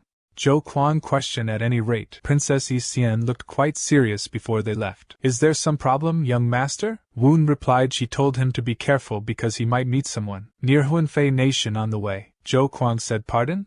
Wun said she said that a master from the Central Plains is coming to Huanfei Nation. Zhang Yangs inquired aren't they pretty close to Huanfei Nation? Zhou Quan added if it's a master from the Central Plains, could he be from the Murim Alliance? Wun stated he don't know. But someone appears in front of them asking them to stop. Wun continued by saying, speaking of the devil, why don't we exchange greetings first? My name is Myung Wun from the heavenly demonic cult. The person introduced himself as Nangong Jun, and he came here to cut down the son of the demonic cult leader. Wun asked you will cut him down? May he inquire about the reason behind it? Nangong Jun responded by questioning if there was a need for any other justification to harm the son of the leader of the demonic cult. Wun asked is he the heavenly sword? Nangong Jun stated he abandoned that nickname a long time ago. He should draw his sword. Woon think Heavenly Sword Nangong Jun, someone who was once called a martial genius from heaven, the third son of the current alliance leader, Nangong Min. However, due to his arrogant personality, he was in conflict with his inflexible father, Nangong Min. Finally, when he lost the race for succession, he put his brothers in a conspiracy. In the end, he committed the crime of stealing secret arts that were only accessible to the family patriarch and was excommunicated and exiled from the family. He remembered him because he was also famous in his past life. To think a person like that shows up ready to cut him down. Does he want to gain his father's forgiveness by cutting down the young master of the demonic cult? Nangong Jun gets into fighting stance and rush forward to attack Woon. However, Woon think it would have been difficult to deal with him in the past. But it's different now, as Woon defeat him in a single move, and he think the problem is whether he should spare his life or not. However, at Hunan's Kaifeng, in the Murim Alliance's HQ, servant rush in while calling bad news, and he report Alliance leader. It is said that 32 masters of the Hainan sect near Zhejiang were massacred. Nangong Min, leader of the Murim Alliance, demanded, "Who in the world is responsible for this crime?" The person continued by saying it said that that's not all. Centering on Zhejiang province and Fujian province, within a week, more than 20 sects surrendered to the demonic cult and 3 sects were destroyed. Xuanjun, the leader of Wudong sect, asked what is the size of their forces. If it was that bad, they must have moved on a large scale. Does that mean, besides the forces they put into Mount Bowei, they still had more to dispatch? The person answered that the size of their forces is estimated to be around 50 people. Zihu, the leader of Qingqing sect, in surprise asked only 50 people? With Myung-gak's diversionary operation, Nangong Min think an unknown expert, but his thoughts were interrupted by Peng Hyundai, as he stated what a disgrace. They ended up playing a part in their competition for succession. Elder O, remark how long are they going to let those bastards run wild in the Central Plains? Jiming, the leader of Manhwa sect, added alliance leader, they can't ignore the second young master Myung-gak. In terms of ability alone, he may be above Myung-cheon. Hearing all this, Nangong Min stated looks like they have to make their move this time. And ask is there anyone who would like to step forward? And Nangong Min think the Murim Alliance is an organization that came together out of necessity in the first place. No one is hastily taking the lead. Maybe it's only natural. Since Murim is the world of the strong, as soon as their strength runs out, they will be eaten. But if that's all, what is the difference between them and the unorthodox sects? Is there any more justice and righteousness left in this place? At the moment, Peng Hyung-gak stand up from his seat and remark he will go to Zhejiang and he will also ask for help from the Zhuge family. Ziha notes since one of the Murim Alliance's 10 great masters, Sir Blade King, is stepping forward along with the great Zhuge family's support, they won't have to worry about anything. Peng Hyung-gak think this is an opportunity to increase their 5 great families' influence in the Murim Alliance. Meanwhile, Nangong Min think he understand what he is trying to do, but for some reason, he doesn't have a good feeling about this. Elder O remarked they will also ask the clan leader to send reinforcements. Peng Hyung-gak turned around while asking so he didn't hate our 5 great families. Elder O, note he was just saying this because he was worried about the Murim Alliance. Plus, their beggar clan is not that narrow-minded, he should know that. Peng Hyung-gak stated that great. He guessed they have to show those demonic cults bastards the true power of the Hebei Peng family and the beggar clan. Meanwhile, at Tian Clan's heaven-destroying palace, Wind King, one of Tian Clan's 4 great kings, asked, "Have you been well, my lord?" Tian He, the leader of heavenly destroying palace, replied, "Don't he have the Holy Lord by his side? It must have been hard on him this time." As he poured him some liquor, and Tian He stated, "Enjoy. This is the alcohol he brewed himself." And asked about the trip? Wind King reported according to Jin Bexing, Myung-cheon lost more than half of his troops and he barely escaped with his life. Tian He asked what about Zhejiang? Wind King remarked more than 20 Murim Alliance sects have already fallen into the hands of the false cult. Accordingly, it is said that Peng Hyung-gak of the Hebei Peng family departed for Zhejiang. Tian He stated, Peng Hyung-gak, they're trying to fight a tiger with cat. Wind King think is it just him? He can really feel the energy of a tiger somewhere. And ask when he say tiger, does he mean the Water King? Tian He stated he is right. He is as good as Myung-gak. Meanwhile, a tiger appears from behind and Water King think there's really a tiger.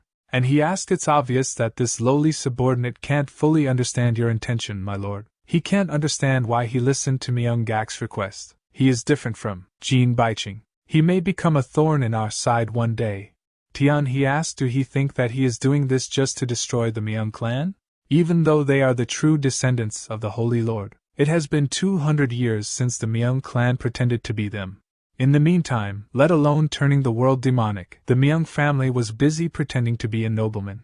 Myung-gak will be a useful stepping stone for them to advance to the Central Plains. Now that he and the Bright King have reached the unrestrained realm, they will convert this world into a demonic one. Of course, destroying the Myung family comes first. What about other young masters from the Myung clan? Wind King remarked. Jin Baiching requested them to deal with the third young master. Tian, he asked about the request?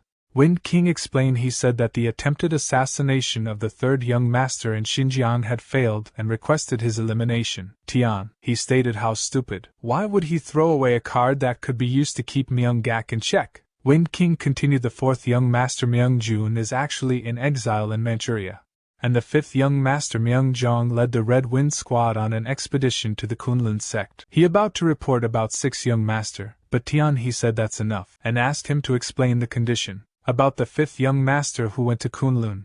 Wind King note, he has been defeated by the Kunlun sect and he doesn't have much manpower left. It seems like he is struggling to gain Myung-jung's attention. Tian, he ordered then he can take this chance and get rid of the 5th young master, while giving him a cup of liquor with his chi. Wind King think not a single drop splashed out, and ask, are they finally starting to punish the false cult? He will depart immediately after finishing this, my lord. At Supreme Harmony Hall Bright Chamber, Woon remarked, your youngest son has returned from the western regions. Myung-jung said he heard you two joined forces to subdue the Manchurians. Woon stated no. The subjugation of the Manchurians is entirely the third brother's doing. Myung-jung asked, that's why you didn't return together?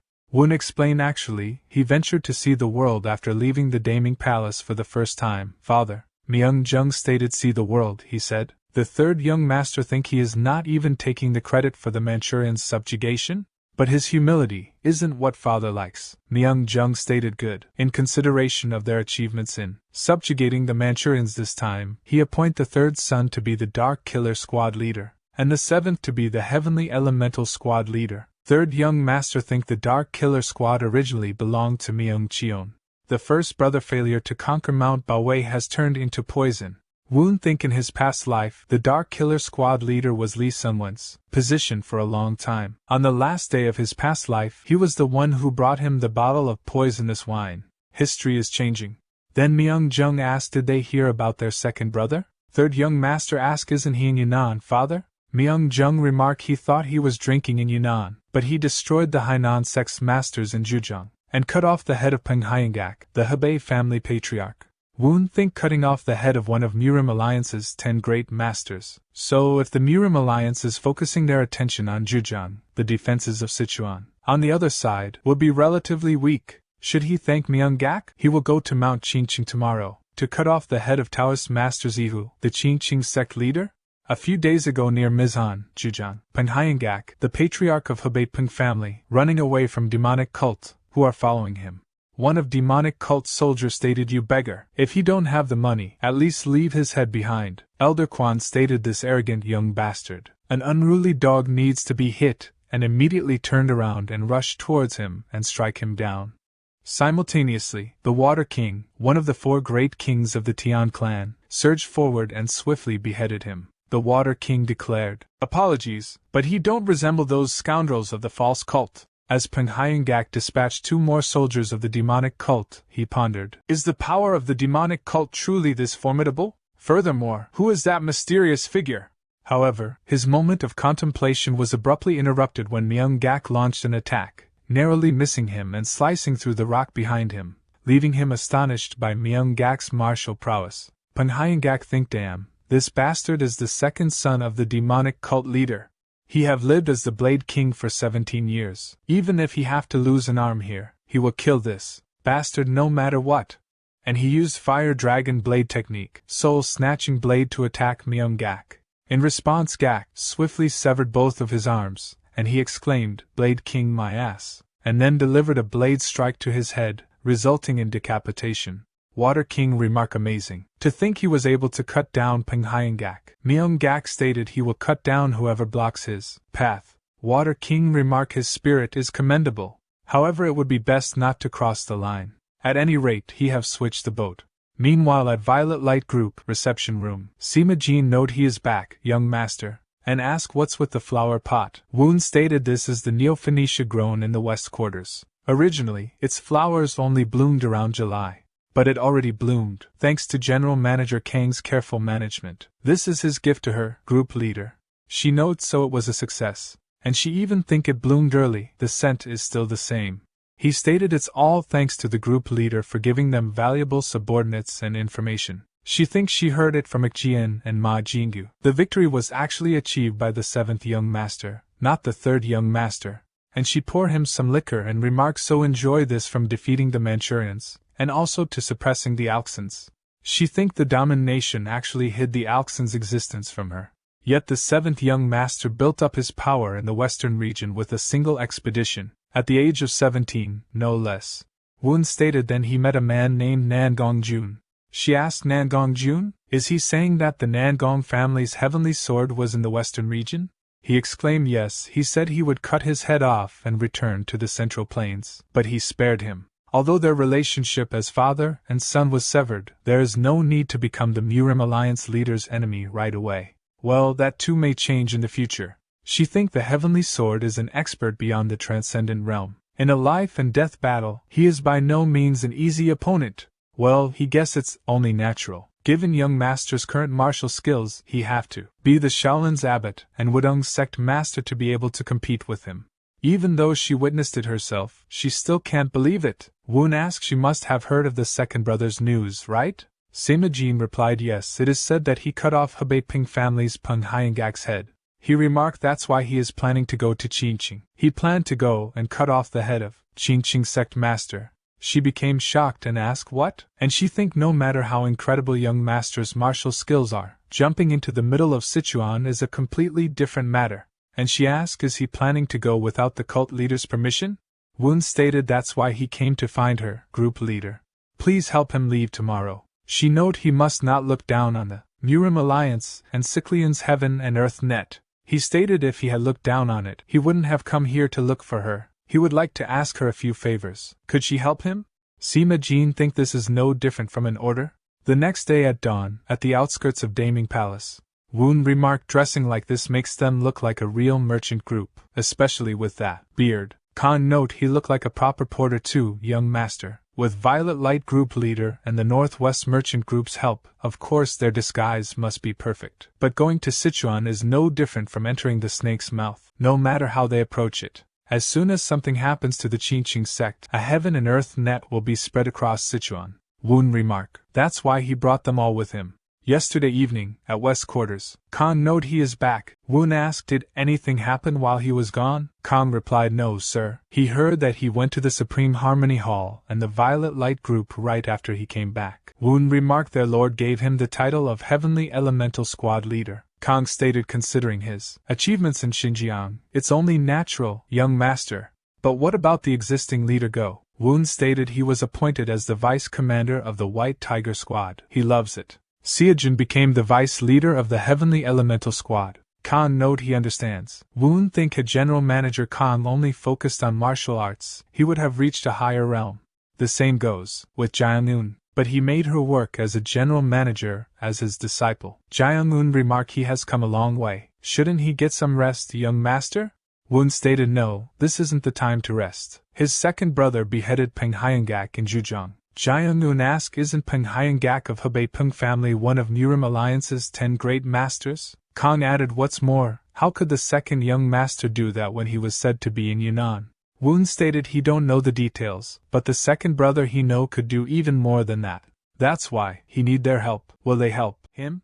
Both of them replied if it's an opportunity to do something for him, they will do anything. Back to present, Woon remarked anyway, he never thought that the Shi family would suddenly send Zhang Mun as a reinforcement. Khan notes surprisingly, when team leader Zhang said he wanted to go, Elder Shi willingly sent him.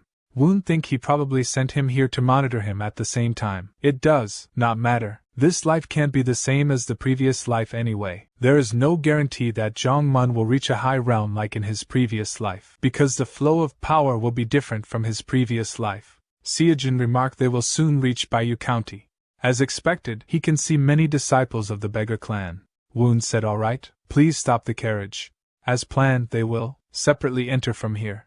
Please stay safe, everyone." Kang replied, "Yes, young master." Woon think while the merchant group draws attention. They disguise themselves as porters and move to Qingqing as quickly as possible. For now, their priority is to get through the gates safely. Beggar clan disciples notice them and move toward them to check. Seojin whispers to Woon, "There are too many beggar clan's disciples, they have no choice but to confront them." But at the moment, Khan shouted from behind, saying, "Out of the way, you dirty beggars, aren't you going to get lost immediately? The merchant group leader is coming down." The person said, "What beggars?" and order other guy to just beat that bastard up.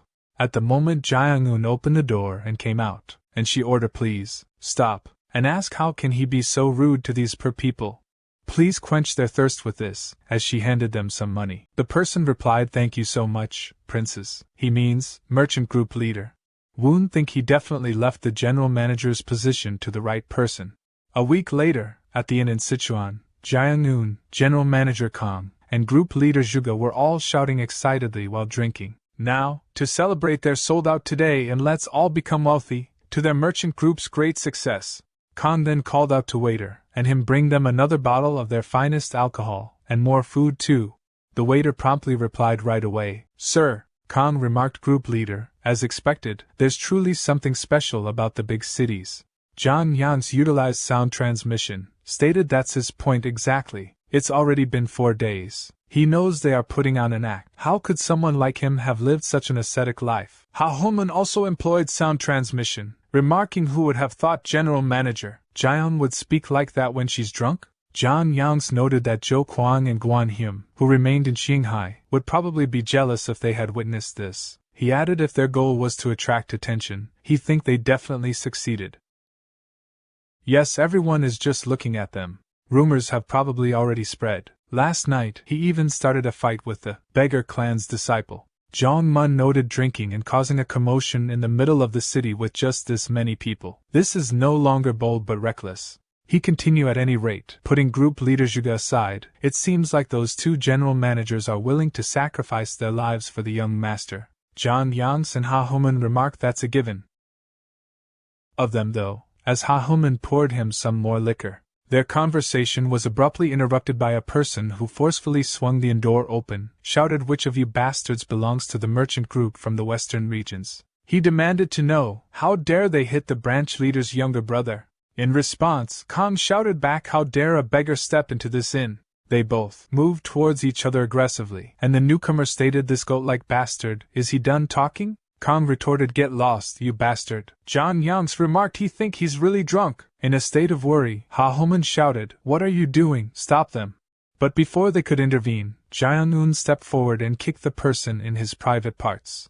A while later, Kang remarked, "Who would have thought those beggars would come flocking like savage dogs like that?" Group leader Zhuge stated, "Now that they have the branch leader's attention, they will definitely pick fights with them starting tomorrow." But even amid all this commotion, seeing that there's no movement in Amei or Qingqing, there's no doubt that the Murim Alliance is focusing all of their attention on the other side at Zhujiang. Khan replied they are truly fortunate to have someone knowledgeable about the Central Plains like him by their side. Jiang asked, at any rate, the young master should be safe, right? Khan remarked, since there hasn't been any news after they split up in Jinchuan County. In case they spread the heaven and earth net, they should also get away quickly, since that means the young master succeeded. John Yans asked, but what if they get caught? Shugen noted, they can't let our guard down, but please don't worry too much. The Violet Light group leader must have established a relationship with the Sichuan branch. By the way, her kick technique was truly incredible, General Manager Jian. He couldn't even count how many disciples of the beggar clan got taken down by her kick. Meanwhile, Jiang-un started to vomit again, and Kang said she has drunk too much. On the other hand, Woon said they will reach Mount Qingqing tomorrow. Seojin remarked, since it's getting dark, he think they should look for an inn first. They slept in the open yesterday, and now his body is itching. Woon replied, choose one that is as old and shabby as possible. At that moment, two beggar clan disciples stopped them. Seojin asked. What's going on? One of the disciples remarked. They haven't seen their faces around here before and asked, who are you bastards? Seojin stated they are porters from the western regions. They are going to Mount Chinching to make a delivery. The disciple asked, are they going to the Chinching sect? Seojin replied, yes, that's correct. Is there a problem? The disciple stated, are they asking because they don't know? The entire Central Plains is on high alert right now, so how can they be going to the Chinching sect? He then asked, what is in that bag? Seojin responded, he can't tell them that, since they are requested to. The disciple remarked, they are the beggar clan's disciples, and asked him to open it. Seojin asked, can they make do with this instead? The disciple inquired, who does he take them for? Open it right now. Seojin then turned around and signaled Woon to open the bag. As they opened it, the disciple shouted, these are such big mushrooms. Seojin explained it also has a nice scent, as it is harvested from the deep foot of Malint Kunlun. The other disciple insisted, open it more. There is something inside. As he opened, one disciple identified these are fleece flower roots. The other remarked they aren't that high grade. Seojin replied they are actually a transporting agency that earns money under the Kunlun sect. Since those demonic cult bastards keep attacking, it's so hard for them to make a living. They are thinking of moving to Sichuan, that's why they are trying to earn some favor from the Chinching sect. Woon commented, since they are disciples of the beggar clan, their martial arts must be incredible. In surprise, both disciples asked, what is he doing? Woon replied, although they aren't 100 years old, wouldn't it be helpful in improving their inner chi, sirs? Please eat this and quickly defeat those demonic bastards. Seojin handed them the money, saying he took this out of his own pocket, so please use this to quench their thirst at least. As both of them walked away, one disciple said, they say Kunlun isn't what it used to be these days. They are only letting them off because they need to make a living. Seojin breathed out a sigh of relief and asked, isn't that the letter exchange between the beggar clan's disciples? Did he pickpocket him during that time? Woon stated, it is said that Taoist Master Zihu, who went to Kaifeng for the Murim Alliance meeting, is returning tonight. Seojin said he means, there's no need to drag things out, right? They will do it tomorrow night. The next day, at Mount Chinching, Seojin explained this is the place in front of the great shrine on North Mountain. It's not that. He doubted him, but will he really show up? Woon asked, isn't Chinching a place where their sense of justice is as clear as the sky? If he read the letter he left behind earlier, he will surely come out, to hide his dirty past. Woon noticed a presence, and immediately informed Seojin, who instantly goes into hiding in the back as planned. At that moment, Zihu's eldest son, Fan Zun, approached him and asked, is he the porter from Kunlun? Woon replied, that's correct. Fan Zun stated, it looks like even the porters are learning stealth these days. How dare he sneak into his room and leave a letter behind? Woon replied he was just following orders. Fan Zun think just one glance and he can tell that Brad isn't nervous at all, and ask orders he say. There is no way the dying Kunlun would know him and Chinching's secrets, and asked who ordered him. Woon quickly disappeared from his sight, and Seojin rushed from behind to attack him, but his attack was blocked. Fan Zun asked, is he Seojin? And Seojin replied, it's been a while since he saw that dirty face. Fan Zun stated it hasn't been long since he betrayed Chinching and ran away. How dare he come back here? Seojin asked, he betrayed Chinching? And stated, isn't he the one who disgraced junior sister? Fan Zun stated that is something only they know about. She was so loud in bed that he thought she was a prostitute or something. Seojin rushed forward, saying he will tear off that dirty mouth. But his attack was again blocked, and Fan Zun remarked, looks like he hasn't been playing around. Seojin asked, how can he do that? He spent thousands of nights waiting for this day, and used the Azure Sky Scarlet Dawn sword technique to attack him. Seeing that, Fan Zun stated he dare attack the next Chinching sect leader. Seojin didn't stop and cut one of Fan Zun's arms, saying to him, it no longer exists. As Fan Zun shouted in pain, Seojin launched another attack, saying go to the other world and apologize to junior sister.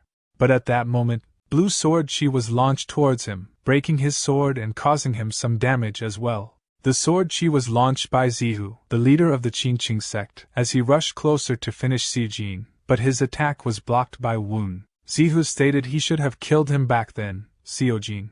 Woon remarked, he is finally here. Fan Zun asked, how you get here, father? At the moment rain started to fall down. Zihu. Note, if he ran away to survive, he should have never come back. Why did he back? Seojin remarked he is still protecting that bastard as his son? Even after knowing the crime he committed. Is this really the Qingqing they learned about? Zihu asked what do he think Qingqing is? Seojin replied Qingqing is where justice is as clear as the sky. Zihu asked further what would he do when his precious son has committed a mistake? Is he going to abandon him? Or is he going to simply remove that mistake? Seojin rushed forward to attack while saying please stop insulting his junior sister. Zihu easily blocked his attack. Zihu noted he heard that he joined the demonic cult for revenge. And he rushed forward to attack while saying to think he would dare to tarnish Qingqing's name. If he has lived as a dead person, he should have stayed that way. However, his attack was thwarted as Woon infused raindrops with inner chi, which he then blocked. He will now be his opponent. Zihu stated for a young brat, the amount of demonic chi he possesses is quite commendable. Is he one of the demonic cult leader's sons? State his identity. Woon remarked he is someone who will cut down his delusion. How can someone who is deluded by a false name be a leader of the Taoist sect? Zihu shouted this arrogant bastard. Once more, Woon unleashed raindrops towards him, declaring here he come. He suggests him fight to him with all his strength. Zihu stated he think he can fight against him with this mere trick. To his astonishment, Woon closed the distance between them in an instant, and inflicted a wound upon Zihu.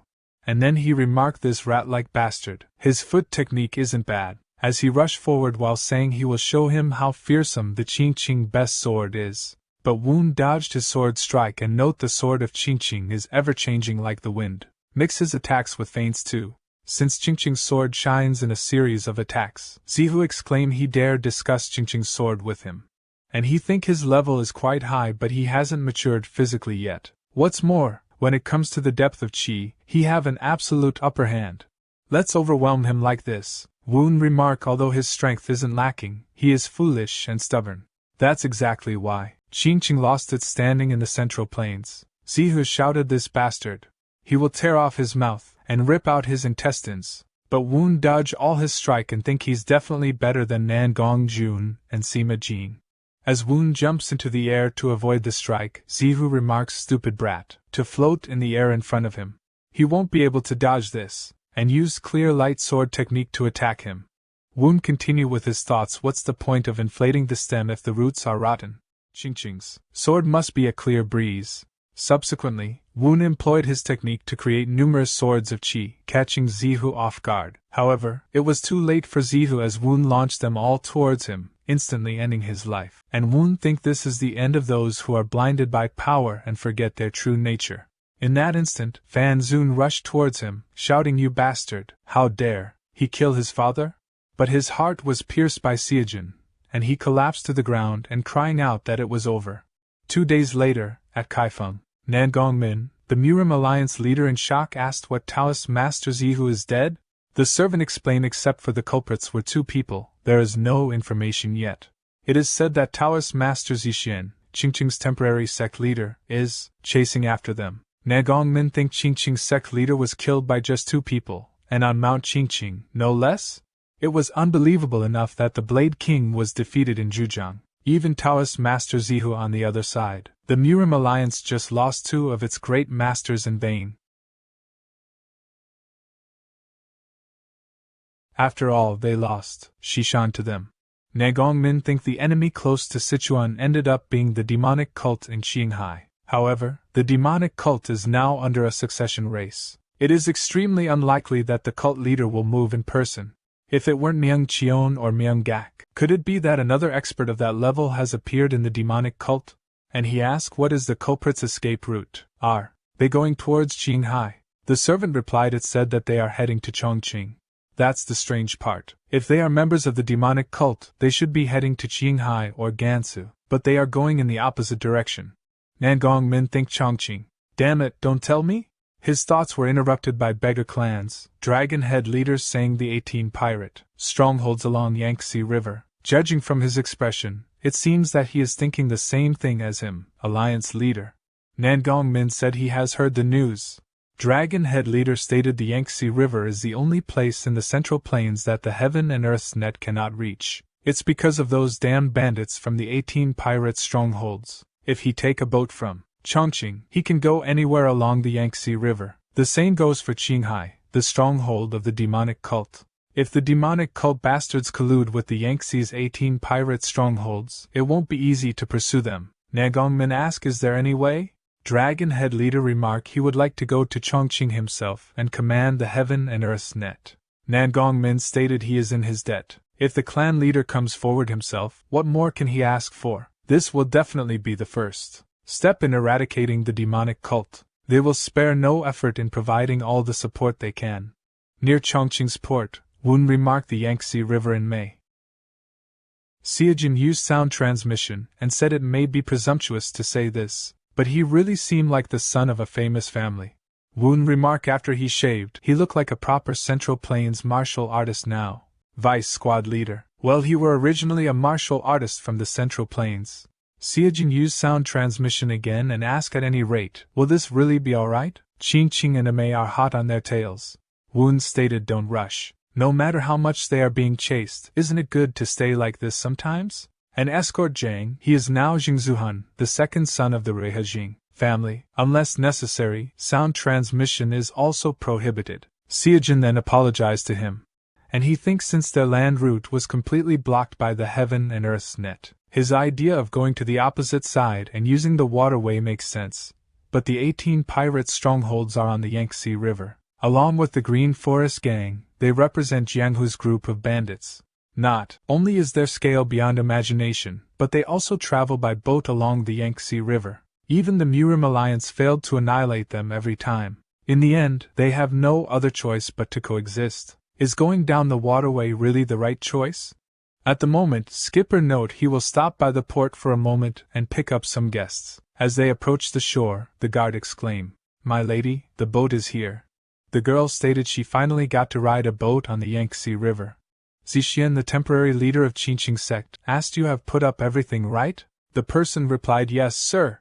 Zixian said, "Good thing there was an eyewitness." He thinks was it Seojin. The last news he heard about him was that he had joined the demonic cult. It was definitely our fault then. Senior brother, you reap what you have sown. At any rate, to think someone who is not even 20 could beat the Qingqing best sword. Perhaps an unprecedented crisis has come to the Qingqing sect. At the moment, Dragon Head Leader approached and asked, "Is he Qingqing's Taoist master Zixian?" Zixian and his servant bowed down, and Zixian said he heard you were coming, Sir Dragon Head Leader. He is Zixian from Qingqing. Dragon Head Leader remarked he must have worked hard.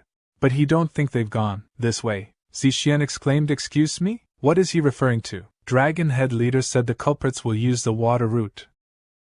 He will explain later, so please start by searching the nearby ferry port. On the other hand, guard said, "Lady, the wind is cold. Please head inside." The girl remarked, how could she stay inside with this beautiful view? The sun will set, and soon they won't be able to see anything. Seojin used sound transmission and said, "Squad leader, judging from their movements, they seem to have mastered the martial arts of the royal family." Woon replied, "It seems so." Seojin asked while using sound transmission, "Why did the daughter of the royal family come all the way here? And also with only 2 bodyguards?" Woon thinks she may have deliberately dressed in ordinary clothes, but her energy is not ordinary. Most importantly, that hair color. At that moment, an arrow directed at the girl, that Woon noticed and quickly blocked it with his chi. Guard immediately draw their sword. One asked, "Young lady, is she alright?" Other guards stated, "Which bastards dare to attack the young lady?" But the pirate warned, "Stop the boat. They are the Water Thunder clan under the command of the Yangtze River's 18 pirate strongholds. If they don't stop the boat right away, they will burn it all down." The captain of boat said, "It's the Water Thunder clan. He can't go any further, so please get off the boat right now." Guard remarked, "He can't do that. Don't stop and keep going, please. They have to go to Wishan to take a boat to Hubei." But the captain replied, "That's their business. He can't die because of them." Woon think the Water Thunder clan has appeared, yet they still want to push forward with their journey. They must be in a desperate situation. Then Woon asked, "Can he leave it to him? Escort Jiang?" Seojin, fake name Jiang, replied, "Of course, young master." He utilized hidden weapons to illustrate the contrast in their power to the pirate, and he stated, "Tell their stronghold leader, let's meet at Wushan." The pirate wondered to think that there would be a master who uses both hidden weapons and sword chi, and he shouted, "How dare they mess with their Yangtze River's 18 pirate strongholds? They will definitely regret this." They are retreating for now, and boat started to move away. Woon said, "Great job, escort Jang," and he replied, "Thank you, master." The boat captain asked, "Is he crazy? The Water Thunder clan is working for the Yangtze River's 18 pirate strongholds." But Woon remarked, "Now that things have turned out like this, let's just go to Wishan." The captain asked, "Is he deaf? If the stronghold leader appears, they are all dead." Woon said, "Take this. If he take them to Wishan, he will make sure that he returns safely." The captain immediately grabbed it. The girl think, "Who on earth are they? Are they martial artists?" At the mountain path outside Sichuan, a Maisek disciple stopped the carriage.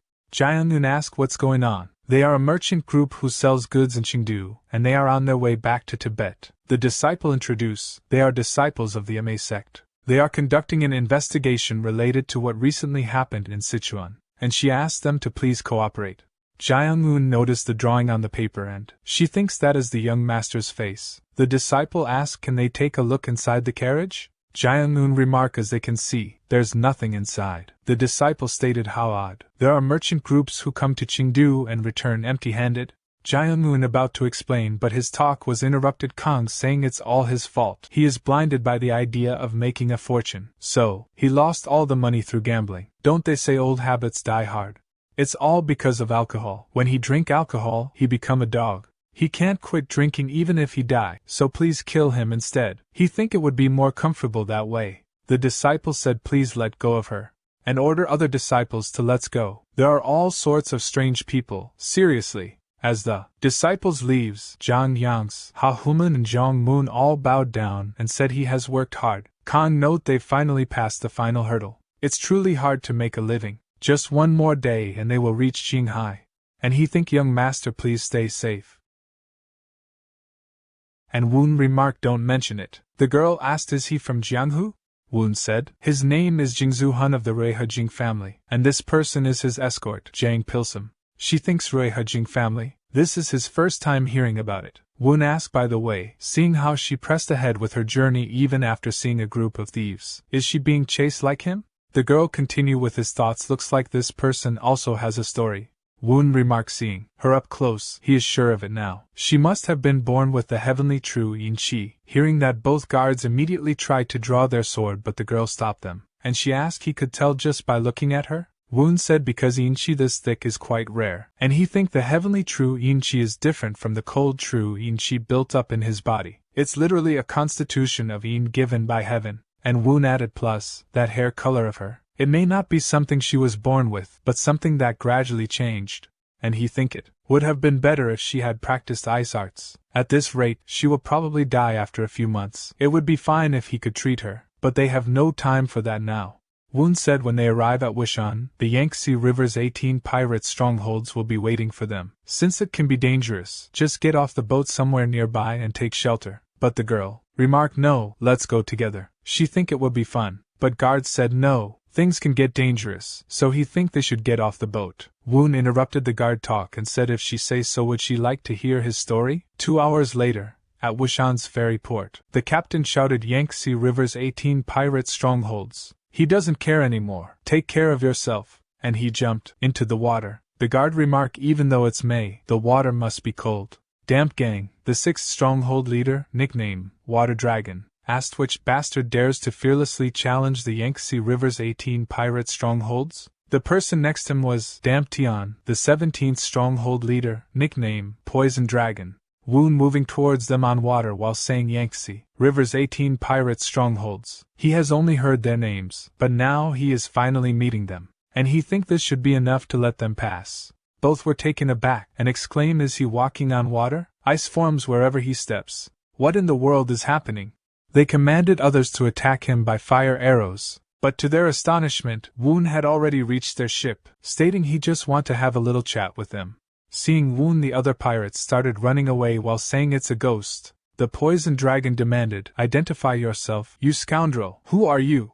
Woon said he came from the heavenly demonic cult. He was the one who killed Taoist Master Zihu. The water dragon said, "Heavenly demonic cult. He killed Qingqing Sect's Taoist Master Zihu?" Woon said, "Turn their bow around right now. They will take them to Hubei." However, as others trying to get in a ship, the poison dragon charged at Woon, scoffing, "This insolent child. Do he really think he will fall for that?" but the water dragon tried to stop Poison Dragon, saying that person is a master. Meanwhile, Beggar Clan leader shouted, "The culprit from the demonic cult, come forward and take on the Beggar Clan's dog-hitting staff. He is the Beggar Clan's Dragon Head Clan leader. If he surrender obediently, he will spare his life." Woon think the Dragon Head Clan leader came in person? At that instant, another person that are in full plated armor stated, "Everyone stop. He is Qingxiu, the embroidered uniform captain of the Jinxing royal family. In the name of the royal family, he will not let anyone who attacks that boat off." Dragon Head leader think the royal family. Woon think it's a desperate situation. Young lady, now that they have come this far, do she want to take a step further? Both Poison and Water Dragon ask what on earth is going on. From the heavenly demonic cult to the Murim alliance, now even the royal family is involved. The girl shouted. Her name is Xu Jialing, the commandery princess of Jinxing Mansion, and his father is Jinxing Prince Zhu Xianwen. Does the Beggar Clan have any business on this boat? The Dragon Head leader think that is the golden token of the royal family. And that man on the boat, who appears to have barely reached the age of 20, the one who is giving off a powerful demonic chi, is clearly the culprit of the demonic cult. Then he stated he is the Dragon Head Clan leader of the Beggar Clan. It seems like the culprit of the demonic cult is aboard that ship. Xu Jialing note, even if his father is not the crown prince. The fact that he is pointing his blade at a member of the royal family, is he trying to confront the emperor of this country? The Dragon Head leader think the Murim and the royal family definitely signed a non-aggression pact with each other. If something goes wrong and the Murim alliance leader's position is shaken, the balance that the Murim alliance has maintained with great difficulty will collapse. His thoughts were interrupted by guards saying, "Embroidered uniform guard Captain Qingxiu greets Her Highness. Has she been well? His Highness is waiting. Please go back to Beijing with him." Zhu Jialing remark, "Embroidered uniform guard captain. He probably know her current condition better than anyone else. Please go back and tell his father, until this life ends, she will not come back." Woon think if it's Jinxing Prince Zhu Xianwen, he must be the younger brother of the current emperor. He knew she came from the royal family, but who would have thought she was the daughter of Jinxing Prince? If it was like his previous life, Jinxing Prince should currently being pushed out by his brothers. But about 8 years later, when the emperor, the child emperor, and the crown prince suddenly died one after another, he automatically ascends to the throne. As such, the commandery princess is not just a member of the royal family, but a woman who will become the emperor's daughter. If she's still alive by then, of course. He recalled what he said 2 hours ago. Woon remarked she said she is going all the way to Hubei. He has a plan to outrun their pursuers. Before that, is she a member of the royal family? Woon thinks she planned to return to Qinghai after passing through Hunan, Guizhou, and Yunnan. How should he put this? Even though he is in the heart of the Central Plains, he is far from being afraid. He actually wants to continue this adventure. Then Woon asked, why don't they decide now whether they will turn their back on the Murim alliance or turn their back on the royal family? Water Dragon stated, turn the boat. They are going to Hubei. No matter what, they can't turn their backs on the royal family. Zixian said, the clan leader, those guys have turned their boat. Dragon Head leader replied, there are too many eyes watching now. For now, let's go to Hubei. And he think there's no other way but to get rid of them without the embroidered uniform guards knowing. Seijin report, for now, there doesn't seem to be any sign of them following. Woon notes, still, please don't let his guard down. There will be movement soon. Seijin replied, at his order, young master. Zhu Jialing said, as expected, he wasn't a descendant of the Ruiha Jing family. Woon remarked, please forgive his rudeness. He is Myung Woon from the heavenly demon cult. One guard think this person is really the heavenly demonic cult's young master? Other guard think, does that mean Her Highness is now on the same boat as the son of the demonic cult leader? Woon asked, at any rate, how did she end up here? And he think, judging from what she said earlier, he can roughly guess her situation. She said, as he know, she was born with the heavenly true Yin Chi's constitution. From a young age, she suffered from cold chi whenever she had a seizure, even in the middle of summer, and she could never leave her room during the winter. For a while, physicians and even Murim experts would visit every day, but they all left shaking their heads after taking his pulse. To melt the heavenly true Yin Chi, a great expert would have to use more than 60 years' worth of inner chi. When father failed to be appointed as the crown prince, they stopped coming altogether. Then, a few months ago, the physician said that she didn't have much time left to live. She is 16, even if only for a few months, she wanted to see the wider world. So, on the last night of the month, she asked the two of them to secretly take her out of the palace. Woon think wasn't that how it was in his past life, struggling in one place until the day he died, bound by fate? And he asked was she not afraid when she left the palace? She asked is there anything more fearful than death? The Emperor, the Murim Alliance, the heavenly demonic cult. She is not afraid at all. Then he said please excuse him for a moment, and he think what unbelievable cold chi. It is not a lie to say that at least 60 years worth of inner chi is needed to solve her problem. However, with the strong young energy flowing from the 5 sacred mountains, and he said he will cure her illness. Seojin said young master, you cannot do that. But Woon continued by saying however, there's a condition. Simultaneously, at Mount Kunlun, within the ancestral hall of the Kunlun sect, a battle rages between the demonic cult and the people of Kunlun. Myeongjong, the 5th son of demonic cult leader, stated how could the martial arts skills of the sect leader be this bad?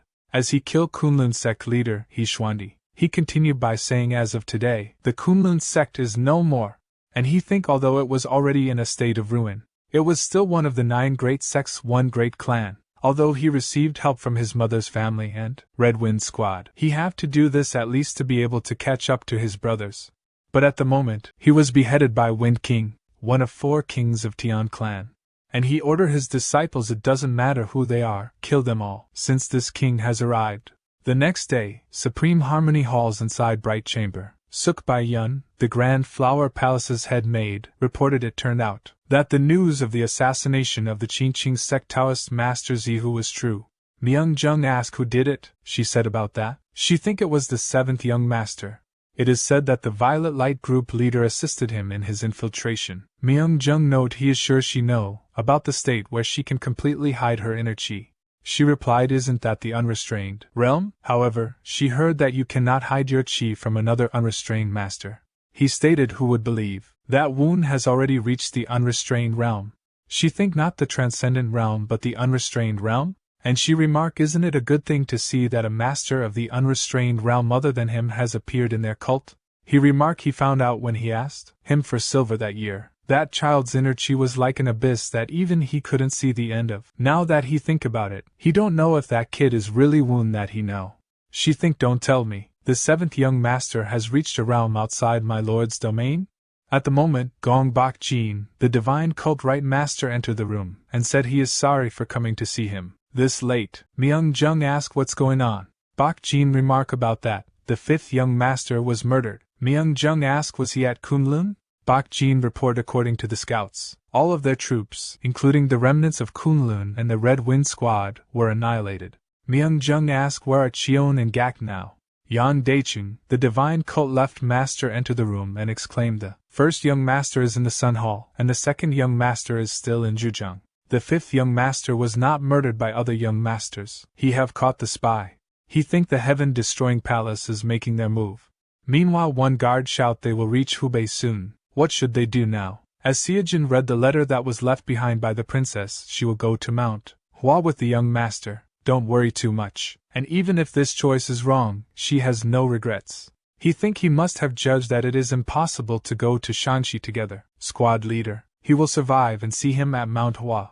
She think young master is being chased, but he still says he'll go to Mount Hua for her. She should have refused him if she knew any shame, but she could not. He told her to remember him. Is that really the only condition for him to cure her? Please tell her. Since she is a member of the royal family, is there anything else he want? Woon remark he is a member of the heavenly demonic cult. They follow their lord, not the emperor. He don't want anything else. However, even though the heaven and earth net is narrowing down, just like her, he also have nothing to fear. He feels more comfortable now than when he was in Qinghai. When he think about his subordinates, he know he should not leave his position for too long, but just like how there are those who want to defy fate, and there are those who want to surrender to fate. He just thought wouldn't it be alright if he does this too?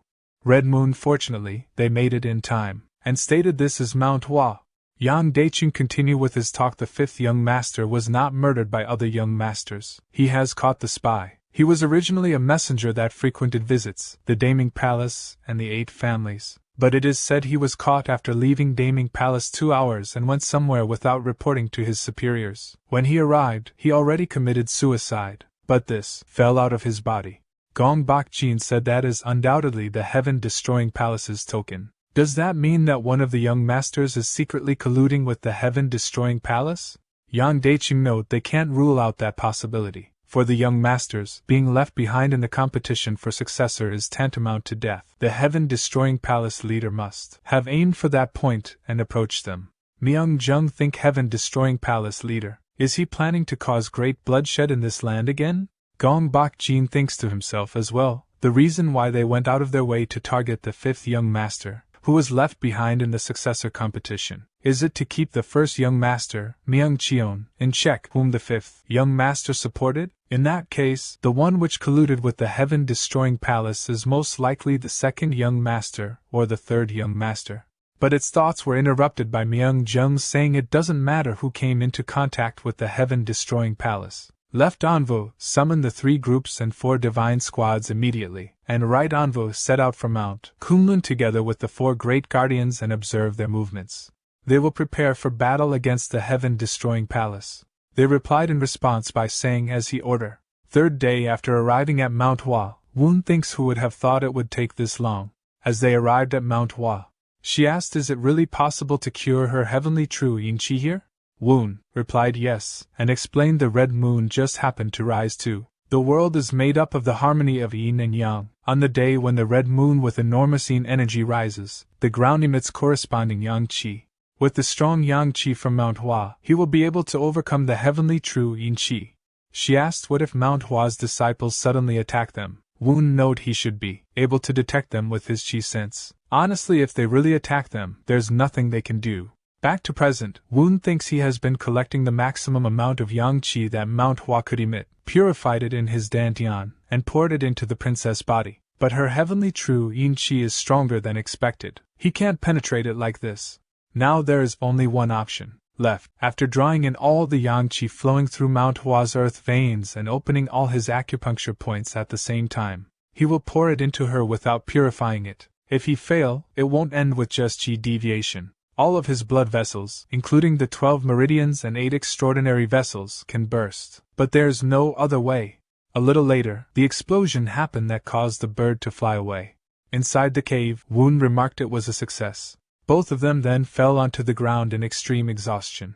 A little later, as Woon regained consciousness, he thinks, what's this warm energy? It may be spring or plum blossom. Is this a new type of qi deviation? However, he then realized that it didn't appear as he had thought earlier. Both his meridians and pressure points are normal. Even his inner qi has increased, and the turbid qi has decreased. At the moment, someone said he seemed to have come to his senses. Woon immediately stand up and ask, who is it? The old person sitting on the ground replied that's something he want to ask. A person who is not a member of Mount Hua sect came to Mount Hua and touched the earth veins. Woon turned around while asking what about the princess. The person replied, don't worry, since Mount Hua is different from Qingqing.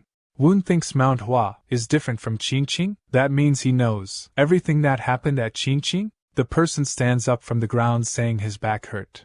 Woon thinks that pattern is clearly Mount Hua's plum blossom, and he thanked him for his help. The person responded by saying it's only right to save someone who has passed out. Anyway, to think he has already reached this level. It seems like he is a young man who caused a lot of commotions at Qingqing. Why did he do that? Woon replied because he was someone who harmonized with Taoism. The person asked in what way? Woon explained Qingqing was supposed to be as clear as the sky, but he was not. The person stated what a brilliant young man. Then, he has one more question. It's not like he used transfiguration art or body reconstruction. And, ask why on earth does the foundation of a youngster who has not even reached 20 yet give the impression of a man who is close to being 40? Woon thinks, did he see through his lucky encounter? If he possesses this much qi. And he asked, could it be that he is the sword sage? The person replied, that's just a false name that people make up at will. He is just an old man waiting to die. Woon quickly. Mount Hua sword sage, Zhang Tian. Today could be the last day of his life, and he exclaimed his junior wishes to learn from his senior. Sword Sage asked, he hasn't answered his question yet. Woon stated, let's move to another location. Sword Sage agreed. Shortly after, both of them prepared for combat. Jin Xian, worried, shouted, great martial uncle. Jin Ming asked. That young man is taking on Great Martial Uncle's sword? Sword Sage asked both of them to don't interfere. Jin Ming questioned. What do he mean, Great Martial Uncle? The man is the one who killed Taoist Master Zihu. Sword Sage remarked. Please, he will giving his all to this fight. Please don't disturb them, and no matter what the outcome of this match is, they will have to accept it. And turned to Woon and said, let me ask you a favor too. If you win, let. Woon agreed. Jin Ming stated, don't worry, there's no way Great Martial Uncle would lose. Woon remarked, of course. Then Sword Sage rushed forward while exclaiming, now, let's verify it. How there are 2 lives within you. Woon think he couldn't even see him draw his sword while dodging the attack that hit the mountain wall, causing it to break apart, as he think this is Purple Cloud divine art. Compared to the opponents he has fought with so far, he's on a completely different level. Sword Sage blocks the attack of Woon while saying honestly, he has no interest in Mirim anymore. So it doesn't matter whether he is the culprit or not. Woon think there are no sword collusion explosions or chi wave. Is he in the peak level of the unrestrained realm? And he asked, maybe he is at profound realm? Sword Sage remarked, no, he hasn't reached that level yet. When he reach his age, it's actually not difficult to see it. The only thing he is curious about is the truth of the invisible world, because he is afraid of death. Woon asked, really? Sword Sage stated he has a few questions for him. Woon said, please go ahead. Sword Sage asked what changes and what does not change. Woon replied, what changes is the body, and what does not change is the mind. Sword Sage asked, will or time? Woon replied, where there is a will there is a time, and where there is a time there is a will. Then Sage asked, what is life and what is death? Woon replied, it's what he thought was there, but it isn't, and what he thought wasn't is actually there. Sage asked, can he tell him what he saw? Woon replied, even though it only lasted for a short while. Death was as cold as ice and as still as the moon. Sword Sage remarked, as expected of a martial genius, to think he is absorbing everything. Woon asked, so did he find the answers he was looking for? Sword Sage replied, he thinks so. And inquired, since when did he go easy on him? Woon stated, it's been about 2 hours. Then he will take his leave. Sword Sage remarked, go and see the wide world that he has not seen. Jin Ming and Jin Xian both worryingly exclaimed, Great Martial Uncle, is he alright? While moving toward him, Sword Sage stated, a moment of birth, a moment of death. Yesterday is regret, tomorrow is fear. Every moment is now, so there's nothing to be afraid of anymore. Then he closed his eyes with a smile and both of them stated, Great Martial Uncle has ascended. Meanwhile, Woon think it is said that stars appear small because they are far away, but in reality they are very large. Just as he cannot confirm the birth and death of stars, the stars won't be able to look into his yesterday, today, and tomorrow. That's why, if the life of stars is nothing but a moment, their lives will be like that too.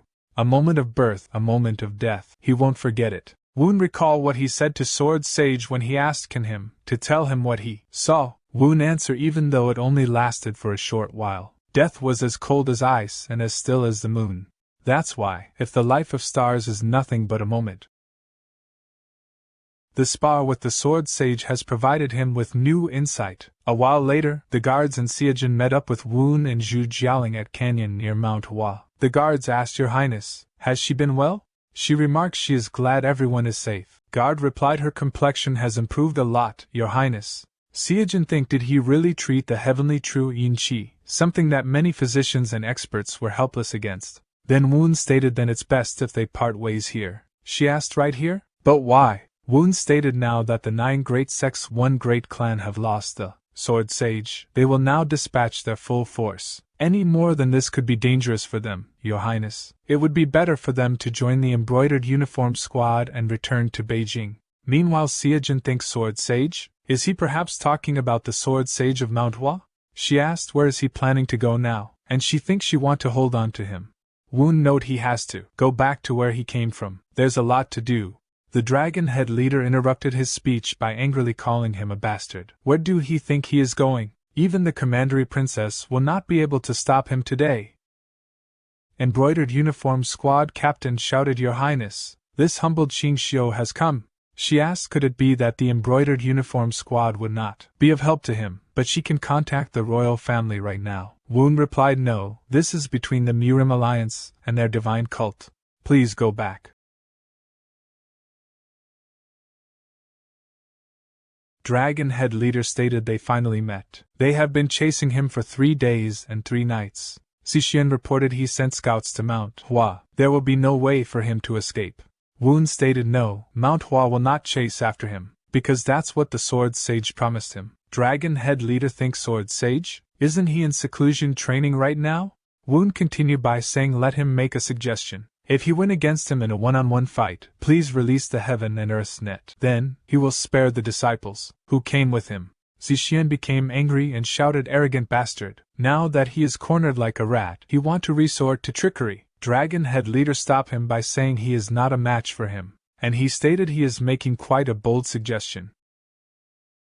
Dragon Head leader asked what if he refuse. Woon replied at that time, no one here will return alive. Dragon Head leader remarked alright, he also don't intend to pay off his successor's debt by borrowing other people's help. In order to discipline a misbehaved dog, it's a must to hit it in the head. Woon think is he planning on blocking his vision? The Dragon Head leader employed the dog beating staff technique against Woon. However, his staff only struck Woon's after image. Clan leader tried to back away but Woon seized the staff from his grasp. Dragon Head leader attempted to reclaim the staff using the Mastiff Gnaw staff retrieval technique. To his astonishment, Woon swiftly maneuvered behind him, and caught off guard struck him with the staff. Then Woon asked is he looking for this? It is light and strong, so it would be perfect to use as a mop handle. Dragon Head leader stated he dare insult the divine item of their beggar clan, the dog-hitting staff. He shouted he won't let him off as he rushed forward to attack Woon, who skillfully dodged the assault. He stated this is an attack that contains his life's chi. Woon think a moment of birth, a moment of death. In a moment, countless lives are born and die. If he can split a second and comprehend it as an eternity, if only he could find freedom in time. And he defeat the Dragon Head leader. The next day, at Kaifeng's Wuqian, the Vice Alliance leader and the leader of Mount Tai sect shouted how can this happen, to think Mount Hua sect would say they didn't know about the presence of the culprit in Mount Hua. And while the beggar clan drove him into a corner, they still let him go. Aren't they ashamed of the name Heaven and Earth's Net? Jin Ming think they can't disobey Great Martial Uncle's words. Elder O stated it is said that the Dragon Head clan leader made an agreement with the culprit. He is sorry. Wuqian asked but it's not, like the Dragon Head clan leader died, so why did the beggar clan do that? Elder O asked is he not going to shut up right now? Xuanjun, the leader Wudong's sect stated please stop, and asked then what on earth did he do while the culprit was passing through Shishan, Vice Alliance leader? Wuqian asked is he siding with Mount Hua and the beggar clan because he is one of the 9 great sects. One great clan? Where on earth has the authority of the Murim Alliance gone? Isn't this all happening because the alliance leader was only favoring the 9 great sects, 1 great clan? Jin Ming exclaimed if he had seen that person, he wouldn't be able to say this. His skills were beyond that of his great martial uncle. Zixian added they also lost their sect leader. The culprit's martial realm was beyond imagination. Wuqian questioned does that mean they are scared of the demonic cult leader's son? In that case, he don't think they can use the words Heaven and Earth's Net any longer. Alliance leader, is he going to keep watching like that? Shouldn't they immediately dispatch all the forces of the Murim Alliance and start eradicating the demonic cult? Nan Gongmin, the leader of Murim Alliance replied now is the time to measure the demonic cult's power. He already sent some scouts. Wuqian asked measure their strength. Does that mean he is scared of them too? Nan Gongmin replied he is rather afraid that then he will end up eradicating places other than the demonic cult. As Wuqian move away while saying please contact them when they have made the decision to eradicate the demonic cult. Until then, Mao Tai will not attend the general meeting. A week later, Sima Jin think for his lordship to suddenly look for him. What is going on? The 7th young master will return soon though. Entering the room, she was taken aback and she think, what on earth is this situation? Except for the right envoy and the 4 great guardians. Everyone is here. She bowed down and exclaimed the Violet Light Group leader, Sima Jin, greets his lord. Looks like she is late. Myung Jung stated not at all, have a seat. Jin, she probably already knew about Woon's true realm. She answered in the affirmative. Myung Jung continued by saying it is said that Woon won against Taoist Master Zihu, Dragon Head clan leader, and even the Sword Sage. Do she think that's possible? She replied it is true that she confirmed 7th young master's potential with her own eyes. Myung-jung note even if an ordinary person trains his whole life, he cannot become even a second-rate warrior, let alone a master. Also, although he reached the peak realm early on, he might not be able to cross the gate of transcendence until the day he dies. That's what enlightenment is. Some people talk about various methodologies, but is it really that simple? At the moment, gate guards announce the 7th young master has arrived. As Woon enters, he greets his father. As he has something to check, Woon asked how can he draw his sword in the presence of his father. Myung-jung asked is he going to disobey his order? Woon replied then he will follow it and draw his sword. Then Myung-jung gathered his chi in his palm and launched an attack at Woon, who taken aback by all of this. But Woon blocked the attack in time, and think why is he suddenly acting like this? Meanwhile Myung-jung rushed forward and attacked Woon again that he blocked with his sword.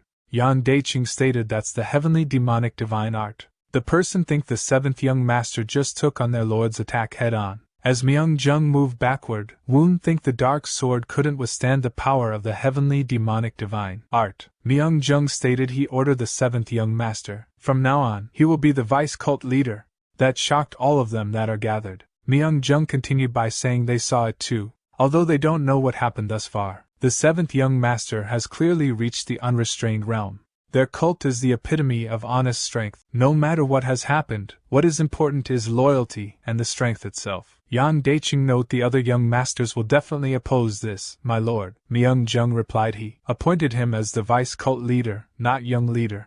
And what happens next is all up to the new vice cult leader to handle on his own. At Rising Palace, inside Supreme Harmony Hall, Myung-cheon asked what? Father appointed the youngest brother as the vice cult leader? Does that mean the rumor that the youngest was causing trouble in the Central Plains was actually true? The person reported. It said that the Lord tested him in front of everyone, and the 7th young master took on his attack with his sword. White hidden ghosts think he took on Lord's heavenly demonic divine art. He wasn't wrong then. How could this happen? Myung-cheon stated it's all over now. Who would have thought he would be defeated by the youngest, not the 2nd or 3rd? Yan Wiching, the demonic soul group leader, note it's not over yet. Although the 7th young master is having the advantage, isn't he just a vice cult leader? It is the young cult leader who inherits the position of the cult leader. Please join hands with the 2nd young master. Myung-cheon inquire he want him to join hands with Gak? Wiching stated now is not the time to be picky, young master. White Hidden Ghost added what the demonic soul group leader said is correct. Please join hands with the other young masters, not just the 2nd young master. It is said that the inauguration ceremony of the vice cult leader will be held as soon as the 5th young master's funeral is over. There's no time to be considering options now. Then Myung-cheon order contact his brothers immediately. Meanwhile, at West Quarters, all of them exclaim they greet the vice cult leader of the great heavenly demonic cult. Woon thanked them and stated but this is just the beginning. As all of them bowed down before Woon and they think he has finally become the vice cult leader. They had no doubt that he could do it. Young master, Kong asked however, he heard that his sword was broken. Woon replied yes. It's such a precious sword you made yourself. Kong note it's alright. Peng Hong Chung and the Daman Nation just happened to send them a precious piece of dark iron, saying it was a gift from the king. He think they can ask Jean to make a sword with it. Woon stated alright, he will leave it to him, and please send a gift to the Daman Nation as well. Jong Moon asked now that he is the vice cult leader, shouldn't there be an inauguration ceremony? Woon replied he heard that the right envoy has gone to Tibet to retrieve the 5th brother's body. That's why the inauguration ceremony will be held immediately after the funeral of his 5th brother. Then Kong note he must be careful. Other young masters will not remain still. Woon replied he know. That's why he has brought reliable supporters. Then the person greet Woon saying Yangzhou Qian family patriarch Qian Jushu greets the new vice cult leader of the heavenly demonic cult. The person behind him also greet Woon saying wise sage group leader Qian Juchi greets the new vice cult leader. Woon think the Yangzhou Qian family is a family with the greatest power and wealth among the great Mountain 8 families. Since there was no need to take the initiative, they haven't chosen to support any young masters. Moreover, the patriarch's younger brother is Qianjuchi, the leader of Wise Sage Group, one of the 3 greatest groups. Qianjushu stated from now on, their Yangzhou Qian family, the Wise Sage Group and the Violet Light Group will be his strong supporters. Woon think if the existing Guizhou Shi family, Violet Light Group, Yangzhou Qian family, and Wise Sage Group are willing to help them, There is nothing more to ask for, and Woon remarked he looked forward to their cooperation. A week later, at Daming Palace, at the fifth young master's funeral, Woon note as he his brother body, "May you rest in peace, brother." A little later, outside the main hall all of them gathered. Woon looked around and think, as expected, Mangacap didn't come. What on earth is he planning? Then Myung-jung stated it's been a long time since they gathered together like this. They have gathered today to comfort his fifth son, and at the same time to announce the inauguration of the new vice cult leader. Vice cult leader, come forward and take a drink from me. Both the eldest and third brothers harbor disdain towards Woon, branding him as a bastard. Do he think he would simply allow this to happen? As Woon drink what his father pour for him. At the moment, outside some people are prepared to attack Woon. However, Woon asked his father, may he share a drink with his brothers? His father agreed on that. Then Woon utilized his chi to distribute the drink to all his present brothers, stunning them all. Then he stated, please enjoy. These are the drinks he, the vice cult leader, want to offer to the young masters. As Woon's chi radiated with balance and intensity, Yang Daiching observed keenly, nodding to himself. As expected, he murmured, he's mastered both yin and yang energy. A true rarity. Nearby, the previous vice cult leader stood motionless, a look of disbelief crossing his face. To think, he can wield telekinesis with such ease, he thought, struggling to hide his astonishment. At the same time, Cheon, Woon's eldest brother, clenched his jaw tightly. His eyes narrowed with resentment as he used his own telekinesis to grab the cup Woon had just served. He took a sip, the anger in his expression barely contained. Woon, you insolent brat, he thought bitterly. Do you think this humiliation will go unanswered? Do you really believe we'll just retreat in silence? With so many people here, even father won't be able to track every move with his chi sense. Once father and his guards leave, I'll rally my troops and wipe you out in one decisive strike. While Cheon brooded, the rest of the guests raised their cups, offered by Woon, and drank without suspicion. Soon, their father, Myung-jung, the heavenly demon divine cult leader, stood to leave alongside Yang Daichun and Yu Chong. I'll leave the rest in your hands, vice cult leader, Jung said calmly. Daichun, let's play a game of Go. Yes, my lord, Daichun responded with a respectful bow. Woon bowed as well, standing tall in his role as the newly appointed vice cult leader, watching them exit with a composed expression. But just as they were about to leave, two figures stormed into the Supreme Harmony Hall's bright chamber. Their swords were still wet with blood. Wise Sage Group Leader, Jianjuchi, one of them said firmly. Though it's late, I still offer my congratulations on your inauguration, Vice Cult Leader. The other, with a wry smile, added, Violet Light Group Leader, Sima Jean. Apologies for the delay. Lately, I've been developing a bad habit of showing up late. There was a bit of chaos outside. We had to clean it up before joining you. Cheon turned to glance at the newcomers, internally puzzled. Sima Jean is expected, but Jianjuchi? Why is he here? Before he could dwell on it, two more individuals entered. The first, dressed in blue, bowed deeply. Qian Jushu of the Yangzhou Qian family greets his lordship and the newly appointed vice cult leader. The second, in a red robe, followed suit. Yuan Shaho of the Fuzhou Yuan family.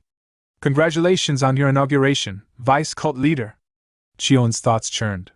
The Qian family from Yangzhou, and even the Yuan family, who previously supported the fifth brother? Yuan Shengho explained. We were delayed by the ruckus outside. We aided the Violet Light and Wise Sage group leaders in handling the situation. Outside the hall, corpses of the would-be attackers littered the ground. Among them lay Chai Ju, clinging to life by a thread. Young master, my apologies, he whispered with his last breath. Surveying the scene grimly, Jung muttered. Such commotion, on a day that should have been peaceful.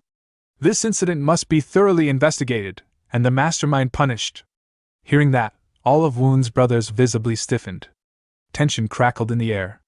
Jung turned to Woon with final words before departing. I leave the investigation to the new vice cult leader. Handle it personally, seventh young master. Woon bowed again. At your command, father. Then, releasing a measured wave of inner chi that washed over the hall, Woon addressed his brothers with chilling calm. Brothers, today will be the last time I let you off. Far away, the scene shifted to Tibet. Myeongak stood solemnly at the edge of a cliff, gazing into the mist-veiled mountains. The wind carried a quiet intensity. His subordinate, Jilin squad leader Min Guk-chung, approached from behind. The 5th young master's funeral and the 7th young master's inauguration ceremony have concluded, he reported. He reflected silently. To think the one I fought in Xinjiang was the 7th young master himself, and he's already reached the unrestrained realm? He continued aloud. It seems there was trouble at the ceremony too. There are even rumors the divine cult's right envoy is tracking this location. If we had attended. But his words were cut short by Gak, who stared into the distance. You wanted to go, didn't you, squad leader? You wanted to be there, where I would bow my head and applaud my youngest brother. Gak quickly dropped to his knees. This subordinate has committed a grave offense. Please forgive me. But Gak's thoughts were elsewhere. Unrestrained realm. I must reach it as well. If I don't rise higher, I'll be killed. Whether it's the divine cult or the heaven-destroying palace, they're all the same.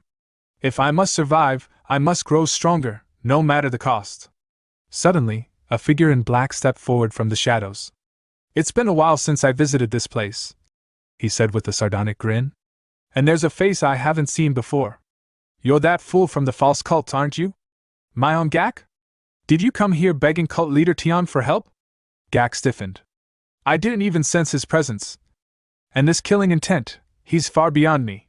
The man smirked. What's with that scared look? Want to run back to Daddy? Gak replied firmly. Not a chance. The man in black said. Good. I don't like what cult leader Tian's doing either. And there are 2 kinds of people I despise, traitors and cowards. A blade of chi began to form along his right arm. Gak thought. If I show fear now, it's over. With resolve, he unsheathed his sword and swung at the man. But the man vanished. Brat, I'm over here, he said, appearing behind Gak and striking. Gak twisted in time to block the blow. A rapid exchange followed, 3 strikes deflected, but the 4th sent Gak crashing into the earth. I like the look in your eyes, the stranger said mockingly. But how do you plan to conquer the martial world with that pitiful strength? Blood dripping from his mouth, Gak staggered to his feet using his sword as a crutch. You're the Light King, he said weakly, falling to his knees. Please. What must I do? I'll follow whatever path you set. The Light King sneered. A fool who's reached the transcendent realm, begging for guidance instead of seeking understanding? You want me to teach you? Gak answered. If it makes me stronger, I'd sell my soul. The Light King grinned. Now that's more like it. At least you're better than those so-called 4 great kings. Back at a mountain peak near the Daming Palace, Zheng and Yang Daiqing sat over a go board, their game unfolding slowly. It's been a long time since we last played, my lord, said Daiqing. Indeed, Zheng replied. Daiqing moved a piece. A 17-year-old in the unrestrained realm. He may truly be the future of our cult. Zheng nodded, his eyes fixed on the board. Not just our cult. At that age, he defeated 3 masters of the Central Plains and broke through the heaven and earth net. Orthodox or unorthodox, how many have done that? He paused, recalling a moment from their past duel. That day, I gave it everything I had, tried to peer into Woon's abyss. But I saw nothing. I've always climbed through sheer effort. No shortcuts. No miracle pills. No fate-blessed treasures. But Woon, he's built different. Makes me feel like I've reached my limit. Lucky encounters are never predictable. Daiqing offered. True. I'm not diminishing him. On the contrary, I'm placing my faith in him. That's always been our way with martial arts. It seems I've won this match, too? Daiqing asked. Is that why you let him go to Tibet? Even with his level, it's still dangerous. Zheng replied. You understand why I made him vice cult leader instead of young cult leader, don't you? Daiqing looked thoughtful. Because of the heavenly demonic divine art? Zheng remembered asking Woon once. You've become the vice leader. Is there anything you want? Woon's thought then. Only one thing, the heavenly demonic divine art. But there's a reason he didn't make me young cult leader. He responded aloud. I believe the heaven-destroying palace was behind my 5th brother's death. I want to go to Tibet and destroy them, together with the right envoy. Back in the present, Zheng said quietly. People think the heavenly demonic divine art grants ultimate power. But it's not the art itself, it's the will to reshape it that makes someone great. The art doesn't create heavenly demons. It's meant for one who already is. I want to see where Woon's path leads, even if it's dangerous. If he reaches the next realm, he won't just be our future. He'll be Murim's. Elsewhere, in a rugged mountain range, Woon trekked steadily forward. Behind him followed Sima Jin and Qianjuqi. Qianjuqi grumbled. I'm only here because you ordered it, vice cult leader. But seriously, why Tibet? Sima Jin chuckled. You followed him without even knowing that? Of course I didn't. Shouldn't I know the reason so I can prepare? Sima Jin shrugged. Honestly, I don't know either. Woon spoke calmly. His lordship told me, as vice cult leader, I must prove myself. Sima Jin raised an eyebrow. We're not seriously attacking the heaven-destroying palace with just the three of us, are we? Woon said nothing. Shuqi's voice shook slightly. We don't even know their location. Not even the right envoy could find them. Woon finally smiled. To catch fish, you need bait. I intend to be that bait, and reel in the heaven-destroying palace leader. Sometime later, the scene shifted to the grand halls of the heaven-destroying palace. Within the towering structure, its leader, Tian, gathered with his three most trusted subordinates. His voice echoed with disdain as he relayed startling news. That bastard Myung Woon has set out to meet the Arab demon of the esoteric sect? Tian scoffed, his brows furrowed.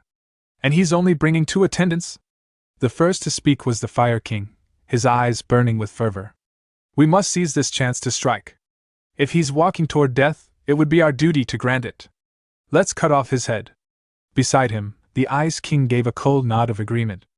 Indeed. This is no coincidence. This is heaven granting us an opportunity. Tian turned his attention to the last of the 3, the Beast King, who had remained silent until now. What about you? Tian asked. Beast King, what's your view? The Beast King's expression remained stern and calculating. This reeks of a ploy by the false cult. They're likely attempting to form an alliance with the esoteric sect. If we can stop it now, we must. Even if this is a trap, the geography works in our favor. If it comes to a fight in Tibet, with its treacherous mountain paths and rugged terrain, they won't be able to leverage their numbers. On the contrary, if they attempt an ambush, they'd be doing us a favor. Our martial prowess surpasses theirs, especially on this kind of terrain. With a few elites, we can hold back many. There won't be a better opportunity than this. Hearing the consensus, Tian gave a pleased nod. So, you all think the same as I do? He turned again to the Ice King. Ice King? Yes, my lord. The Ice King responded with reverence. Tian's eyes narrowed. Assassinate the vice cult leader of the false cult. Elsewhere, Qianjuqi's eyes widened in disbelief. Wait, what do you mean by bait? Woon met his gaze calmly. Why so surprised? I've already spread word that the vice cult leader of the divine cult is heading to meet the esoteric sect, with only a few attendants. Qianjuqi's face paled, and he began to tremble. Isn't that the same as announcing your own death? Everyone will be hunting us. Woon simply smiled. Exactly. That's the point. That's why I said I'd be the bait. Sima Jin, always cautious, interjected. Still, traveling with only a handful of people, it might come across as a trap. Woon nodded. Let them think that. Trust me, they'll bite. Look to the south, between those peaks. Even if we prepare an ambush, there's not much we can do. But the heaven-destroying palace, they're arrogant and skilled. If they believe in their abilities, they'll march straight in. In terrain like that, a few can hold back the many. That's our strength here. Sima Jin glanced southward, thoughtful. He's accounted for even the heaven-destroying palace's strengths in this plan. Then, Woon said, tightening his belt, let's go fishing. Night fell over the mountains. From a nearby peak cloaked in shadows, Janoke, the Ice King's disciple, crouched with her subordinate, watching Woon's small party from afar. The cold night wind stirred her crimson robes as a pair of scouts returned from their rounds. Any signs of an ambush? She asked, her voice low but sharp. One of the scouts shook his head. We searched all directions within a 5-kilometer radius. Not a single ant. Janoke's lips curled. All right. Prepared to attack. But in her mind she couldn't help but sneer. That reckless bastard Myung Woon, he's truly lost all fear. Those people with him aren't even close to our level. Woon's party walked. He exclaimed, it would be best to camp here tonight. They were taking down their things while secretly communicating through sound transmission. Sima Jin informed. There are people on the cliff. Woon replied. I knew it. They've finally taken the bait. Qianjuqi gave him an idea. We should wait for them to come to us. That way, we can dig up information. Woon agreed. Of course. Let's treat it as a play and act it out. After discussing, he smiled brightly and said, Okay, everyone must be hungry. Hurry up and eat this. At the same time, he was secretly evaluating his surroundings. There were 2 people on the rock, one in front and one behind on the path, and 2 across the valley. So 6 in total? They surrounded me perfectly, but they didn't know they were my prey. Very quickly on the cliff, several black shadows passed by at extremely fast speed. This group of people was led by John. The others hiding in ambush on all sides also rushed out at the same time, aiming at Woon's group, but he stood there fearlessly, waiting and smiling. They came to die here. Very quickly, the crowd swung their swords and slashed toward the boy to kill him. The 2 men had just rushed to the back when Woon immediately gathered his energy. Before they could do anything, they were sent flying backward. Only then did they realize in horror, this was a trap. John saw her subordinates being defeated, but still charged forward, shouting loudly, Don't be afraid! Everyone, charge and attack them!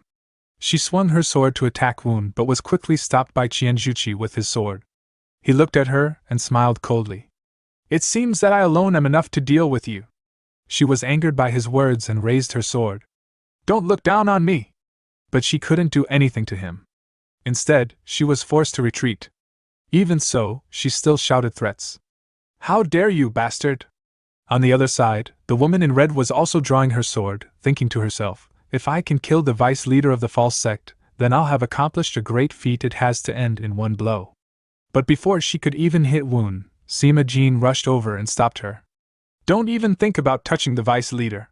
On this side, several of the red woman's henchmen were simultaneously dealt with by Sima Jin's sword. With just a few moves, Sima Jin was able to control the woman in red. She pointed her sword straight at the opponent's face and asked, Are you guys from the heaven-destroying palace? You're weaker than I thought. The woman kneeled there, her heart filled with helplessness. She is not someone I can deal with. Will I die here? At this moment, Woon came over to remind her. If possible, capture her alive. Sima Jin felt confused. She transmitted a message and asked again. Capture her alive? What's the reason? The woman took out another knife from her sleeve. They were not humans, they were demons. If they were to be captured alive here, then I would rather let them die. But before she could commit suicide, a rock was thrown at her, and the knife flew out of her hand. The one who made the move was none other than Woon. At the same time, Sima Jin also waved her hand. The woman didn't have time to react and was hit several times by her. The other party just fainted. Sima Jin immediately turned to look at Woon and questioned. Don't you believe me? Woon shook his head. I have something to ask the prisoner. He then glanced toward the battlefield where Qianjuqi was, who seemed to be fighting John.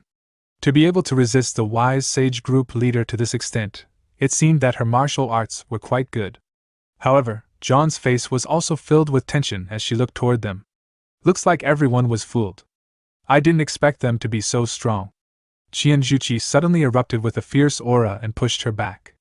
Surrender, and I will spare your life. She was not weak at all and coldly snorted. Do you think this is the end? She stepped back and held her footing to maintain balance, then waved her hand and performed the 10,000 flowers dance. Sword shadows, like rain, immediately rushed forward. Seeing this, Qianjuqi's face couldn't help but tense up. He didn't dodge but stood there and swung his sword to block. While blocking, he cursed the other party for being stupid. Just then, John was hit in the back by something and was startled. She was knocked down by Woon. He calmly said, Let's talk for a bit. He thought she would faint. But just as she was about to collapse, she waved her hand and continuously struck her pressure point, where Woon had hit her. This action surprised Woon. Did she release her own acupoints? Her ability is higher than I thought. She had just finished releasing the acupoints when she once again launched her attack move. You bastards! I will never be a prisoner of the false sect! Woon exclaimed in panic. No! But it was too late. John chose to stab herself in the neck and end her life. Woon looked at her corpse in front of him. Inside, he didn't expect her to commit suicide without hesitation. The heaven-destroying palace is truly cruel. Scene changes to the rising palace. Myeong-jong turned to the person opposite him and said, Brother, Woon is crazy. Myeong-cheon was suspicious. You said he went to Tibet only with his servants? Zhang confirmed. Yes. I can't understand why he is so confident. Qion sighed. Zhang, you can't see the whole picture. There are only 3 people present, but there are definitely hundreds of hidden warriors waiting to attack. Woon is our vice cult leader. This is a trap to attack the enemy. Zhang was shocked when he heard that and opened his mouth wide. If he didn't listen to his brother and acted on his own, then he would be in big trouble. Actually, I was planning to send an assassin to Woon. Isn't that arrogant bastard above me now? If I had the chance, I would have made a move, right? Qion raised his tea and took a sip, cursing silently. Talking about grand plans with this guy was really stupid. Scene shifts back to Woon's group. Sima Jin questioned the prisoner. Where is the heaven-destroying palace, and how many people are there? She had to be charmed to be honest and answered. It's 10 days south, with a total of about 500 men and women. Woon secretly rejoiced in his heart. He didn't expect Sima Jin to practice the soul capture technique. Things might be better than expected. The soul capture technique is a technique that allows the caster to control the enemy at will. This magic is truly terrifying. Sima Jin continued questioning. Now I will ask you a very important question. Is there a spy from the heaven-destroying palace in the heavenly demon cult? Woon watched intently, thinking to himself, was she in a high enough position to know that? The woman quickly confessed. There must be a spy. The crowd was startled when they heard that. So there really was someone. Sima Jin continued. Can you tell me who that person is? Her words made Woon even more panicked. We have one of the young masters of the false sect frying spies for us. And that fried scallop is his third brother, Myungwan. Qian Juchi stroked his chin and thought. He didn't expect the third young master to join hands with the heaven-destroying palace. Woon was also sighing in his heart. He didn't expect the person he least suspected to be the culprit. Thinking of this, he sighed again. I feel like I heard something I shouldn't have, he said, and then asked the Violet Light Group leader, Sima Jin, please investigate further. Maybe we will find some important information. Sima Jin immediately asked, Is there any reason why you wear different clothes from others? She replied, My identity is different from others. Woon suddenly realized she has a high position even though she is not a commander. So this person can know important information. The girl suddenly fell down in a daze. Sima Jin explained, I think that's all she can take. I'm at my limit, I need a break. Woon secretly exclaimed in his heart. The soul capture technique required a lot of concentration. He smiled at her and praised her. You did well, Violet Light Group leader. Qian Juchi spoke up again. What should we do next? Woon replied to him. I think we need to split into 2 groups. You 2 go back to the Great Mountain and report to them about what we found. I will go verify the location of the heaven-destroying palace. Sima Jin worried. But doing so will put you in danger, Vice Cult Leader. Woon, with a serious face, said, No need to worry about me. This is not a request, but an order from the Vice Leader. The 2 of them saw him being so serious, and suddenly became tense. Woon clasped his hands and turned to leave. Commander of the Wise Sage Group, Violet Light Group Leader, please escort the prisoner to the Heavenly Demon Cult. The 2 of them had no choice but to bow and accept Woon's orders. Woon then immediately utilized his mobility arts and left. Qianjuchi said, To escort the prisoner, we must first find a carriage. We should hurry. Sima Jin also had no opinion, nodding in agreement. In her heart, she silently prayed that Woon would return safely. Woon ran like the wind, following the cliff. After a while, he exhaled. It seems I should rest here today. He immediately stopped. As soon as he did, he was startled. There was cold air. This was the cold air that naturally emitted in a place without light. He bent down to touch the ground, sighing. If only it were a dragon vein, how great would that be? Should I take this opportunity to hone my skills a little? While he was lost in thought, he suddenly startled and looked back, shouting, Who is it? The Ice Queen stepped out from inside the bushes. Woon, Vice Cult Leader of the False Sect, where are you going? Woon snapped. Calling our holy sect the False Sect? Are you from the heaven-destroying palace? The Ice Queen laughed. If it's false, then we just say it's false. Woon saw the other party clearly, and his heart couldn't help but tense up. An expert. Since she appeared alone, it meant she was confident in her martial arts. Thinking up to here, he asked, You are the Wind Emperor who killed my 5th brother? The Ice Queen smiled. Oh, hello. Why are you comparing me to that rude guy? I am the Ice Queen. Speaking of this, she immediately reached out to grab her banana sword. We have introduced ourselves. Now you only have one thing left to do, which is to die. You have gone to a place you should not have gone. Woon sneered and drew his sword without any fear. You are too confident. Immediately after, he slashed out a sword strike that caused the ground to split open, aiming it at the opponent. The Ice Queen was not the type to simply raise her sword and block easily. Woon did not stop there. He rushed forward. The two people officially clashed, sword to sword. Immediately after that, an extremely violent explosion broke out. The attack passed, and Woon was pushed back. You are stronger than expected, he admitted. But that alone is not interesting enough. The Ice Queen sneered sarcastically. Is that all you have? After saying that, she once again swung her sword and launched an attack. Ice essence rained down on Woon. He was not weak on this side. His face was stern and his internal energy surged strongly. Around him, several water dragons lurked.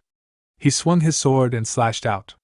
The corners of the Ice Queen's mouth raised, filled with deep meaning. She swooped down from above with her flying sword. Woon saw that her sword tip had already reached his chest and was frightened. Was the blizzard just a bait? A sword seemed to have pierced through Woon's body, but it didn't. At the crucial moment, he still managed to dodge. But the Ice Queen did not feel disappointed because of that. On the contrary, the corners of her mouth smiled even more happily. Woon struggled to retreat, dragging himself along the ground. It was not until he reached the edge of the abyss that he could stop. He looked back and exclaimed, "If I hadn't used the 1,000-weight caddies, I would have fallen off the cliff." He then immediately praised the other party. That impression. The Ice Queen charged forward again, wanting to win that praise, even in death. Immediately after that, she slashed out with her sword again. Woon raised his sword to block and exclaimed, "The killing intent is so strong!" This time, the Ice Queen had to grit her teeth and struggle. She couldn't help but wonder, not only was he able to block my ice sword, he was also able to push it back. Could it be that the martial arts of the Deputy Liege of the False Sect are on par with our four kings? Thinking of this, she immediately shouted in a harsh voice, "I will finish you off!"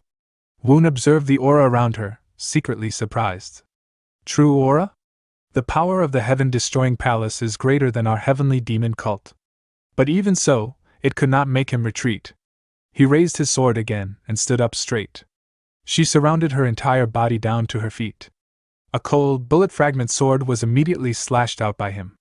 The Ice Queen, on the opposite side, witnessed this situation and couldn't help but be terrified. Enhanced sword technique, this is impossible. I can't stop it.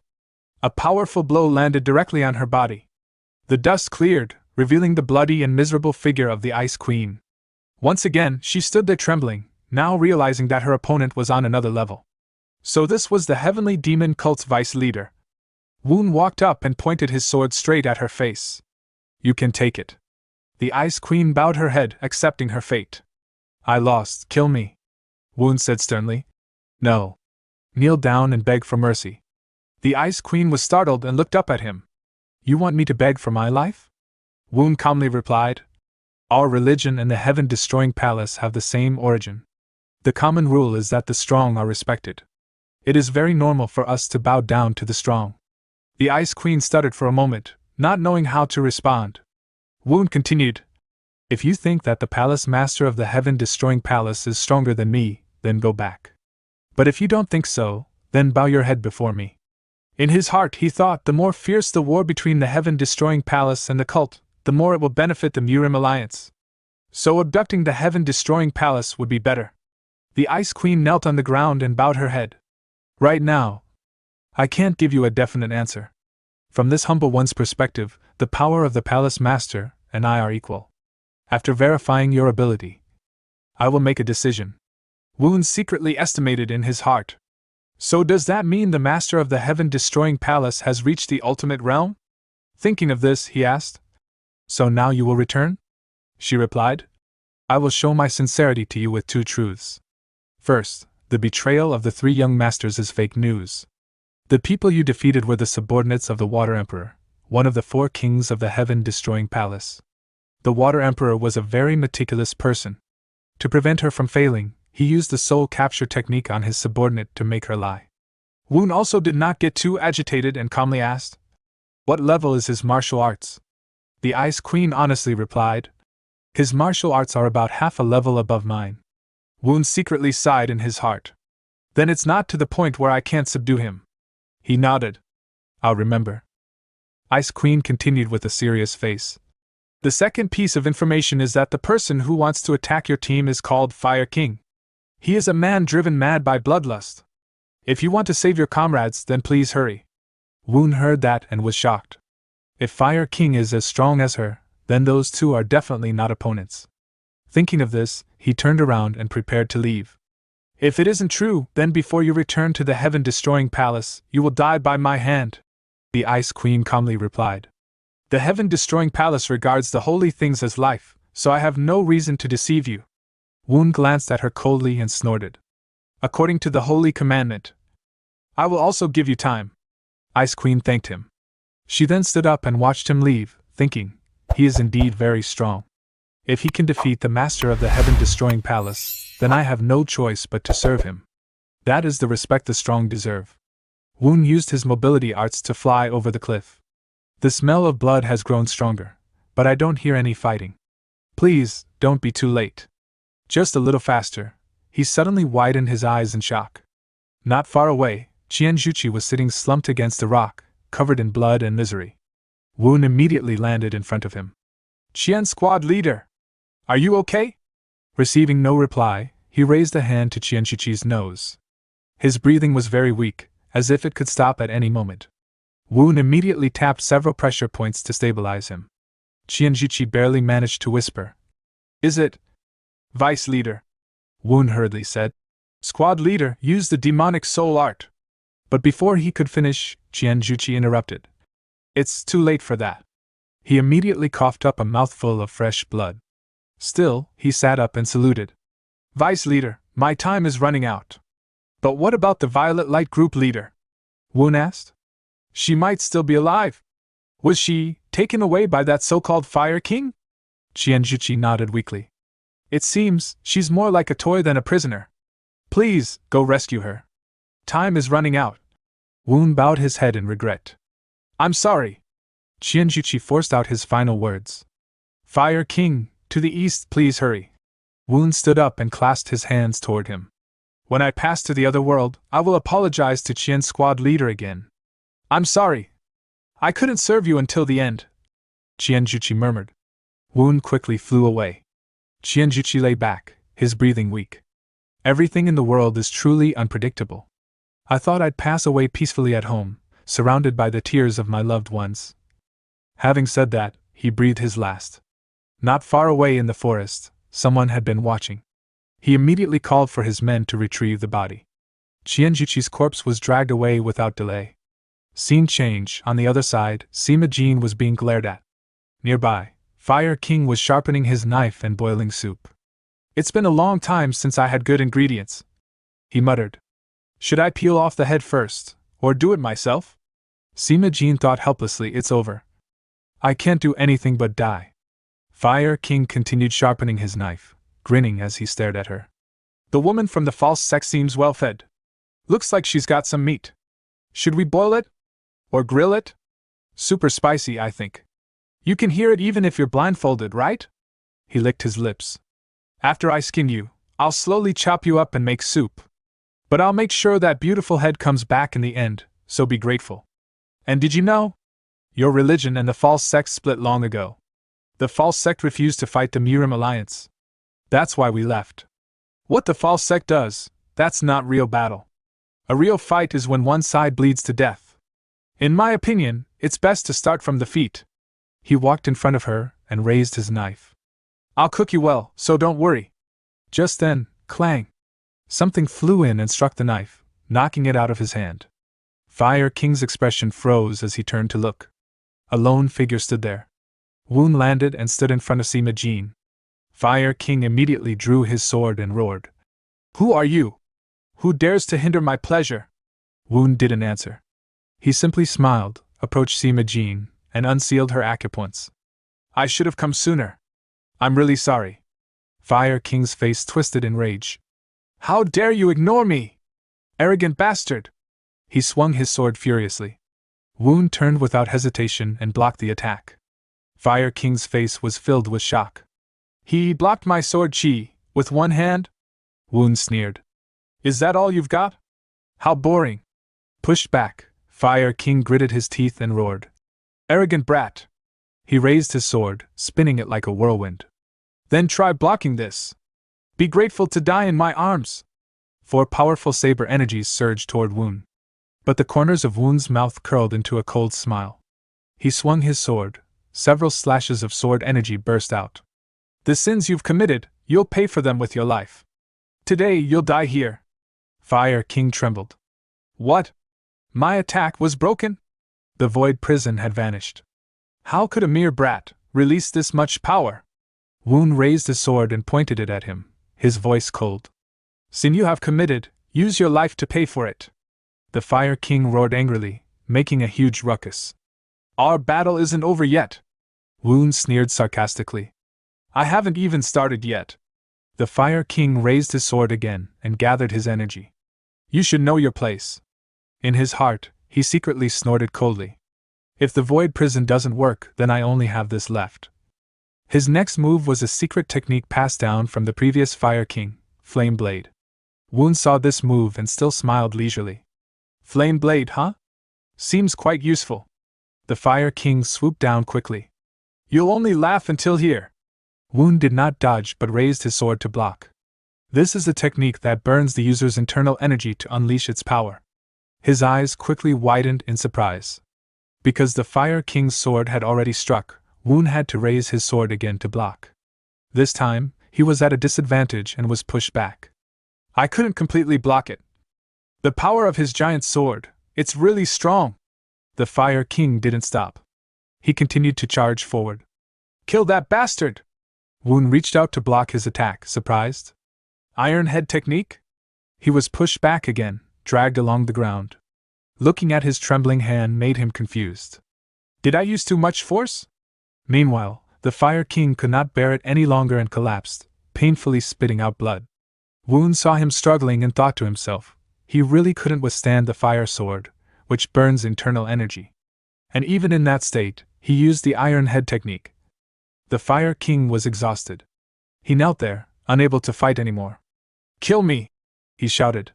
Woon raised his sword without hesitation. He didn't give the opponent a chance like the Ice Queen. With one clean strike, he decisively cut off his head. Now Qian's squad leader can rest in peace. We have to let the squad leader know this. Seeing that Sima Jean was about to fall, he immediately went to support her. Squad leader Sima Jean, how are your injuries? First, I'll treat your internal wounds and then apply medicine to the sword injury. He thought to himself while transmitting qi to help her.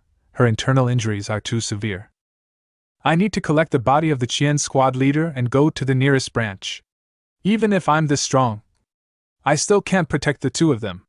The Wise Sage group leader is dead, and I almost lost Sima Jean. This battle won't be easy, but I must eliminate the heaven-destroying palace and take the leader position. But when they returned to where Qian Juqi had been lying earlier, they couldn't find his body.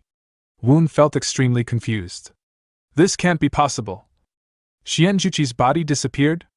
Sima Jean suggested. Could it be that the heaven-destroying palace did it? Woon nodded. Yes. It must be them. Sima Jean frowned. But why would they take the squad leader's body? Woon shook his head. I don't know yet. But it seems like they're plotting something. It may be impossible to recover Qian Juqi's body. His face turned solemn as he thought to himself, heaven-destroying palace. I will never forgive you. A moment later, he lit a fire and burned the Fire King's head along with Qian Juqi's shoes. I hope this brings some comfort to Qian Juqi's family. The two then clasped their hands and bowed, praying for their brother's peaceful reincarnation.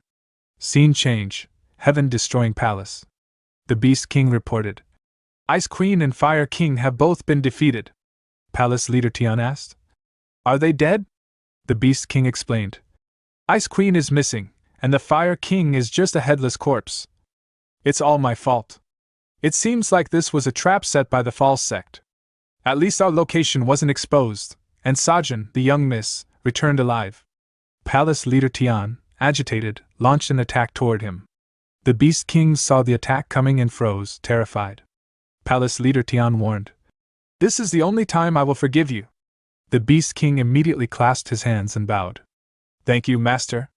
Tian continued, "From now on, my granddaughter Sajin will be removed from all duties. Find out everything through spies." Scene change. Heavenly Demon Cult, Anhwa Branch.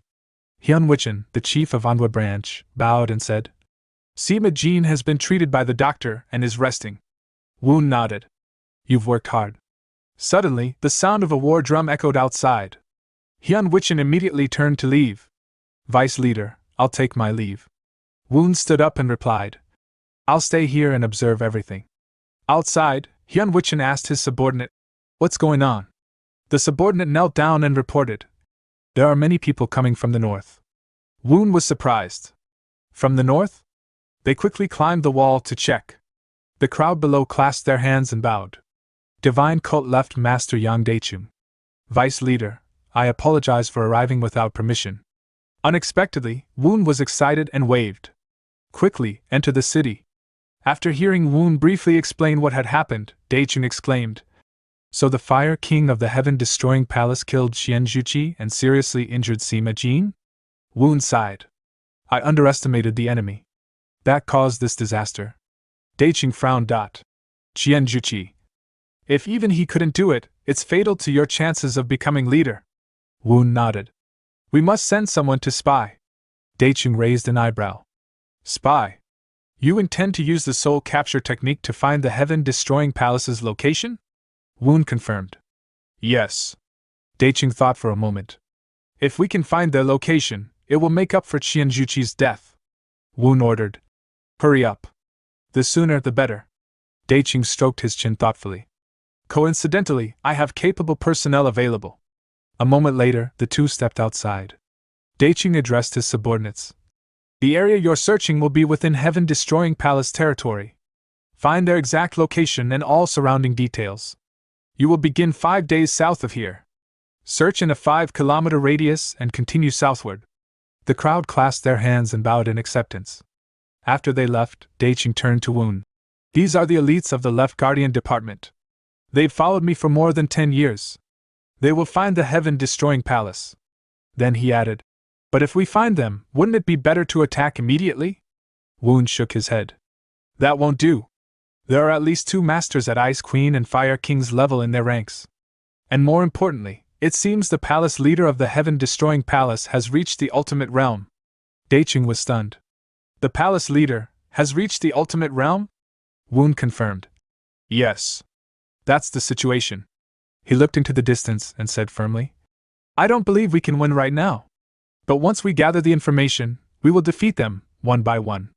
He then concluded, "Once we have the exact location of the Heaven-Destroying Palace, the war between them and the Heavenly Demon Cult will begin.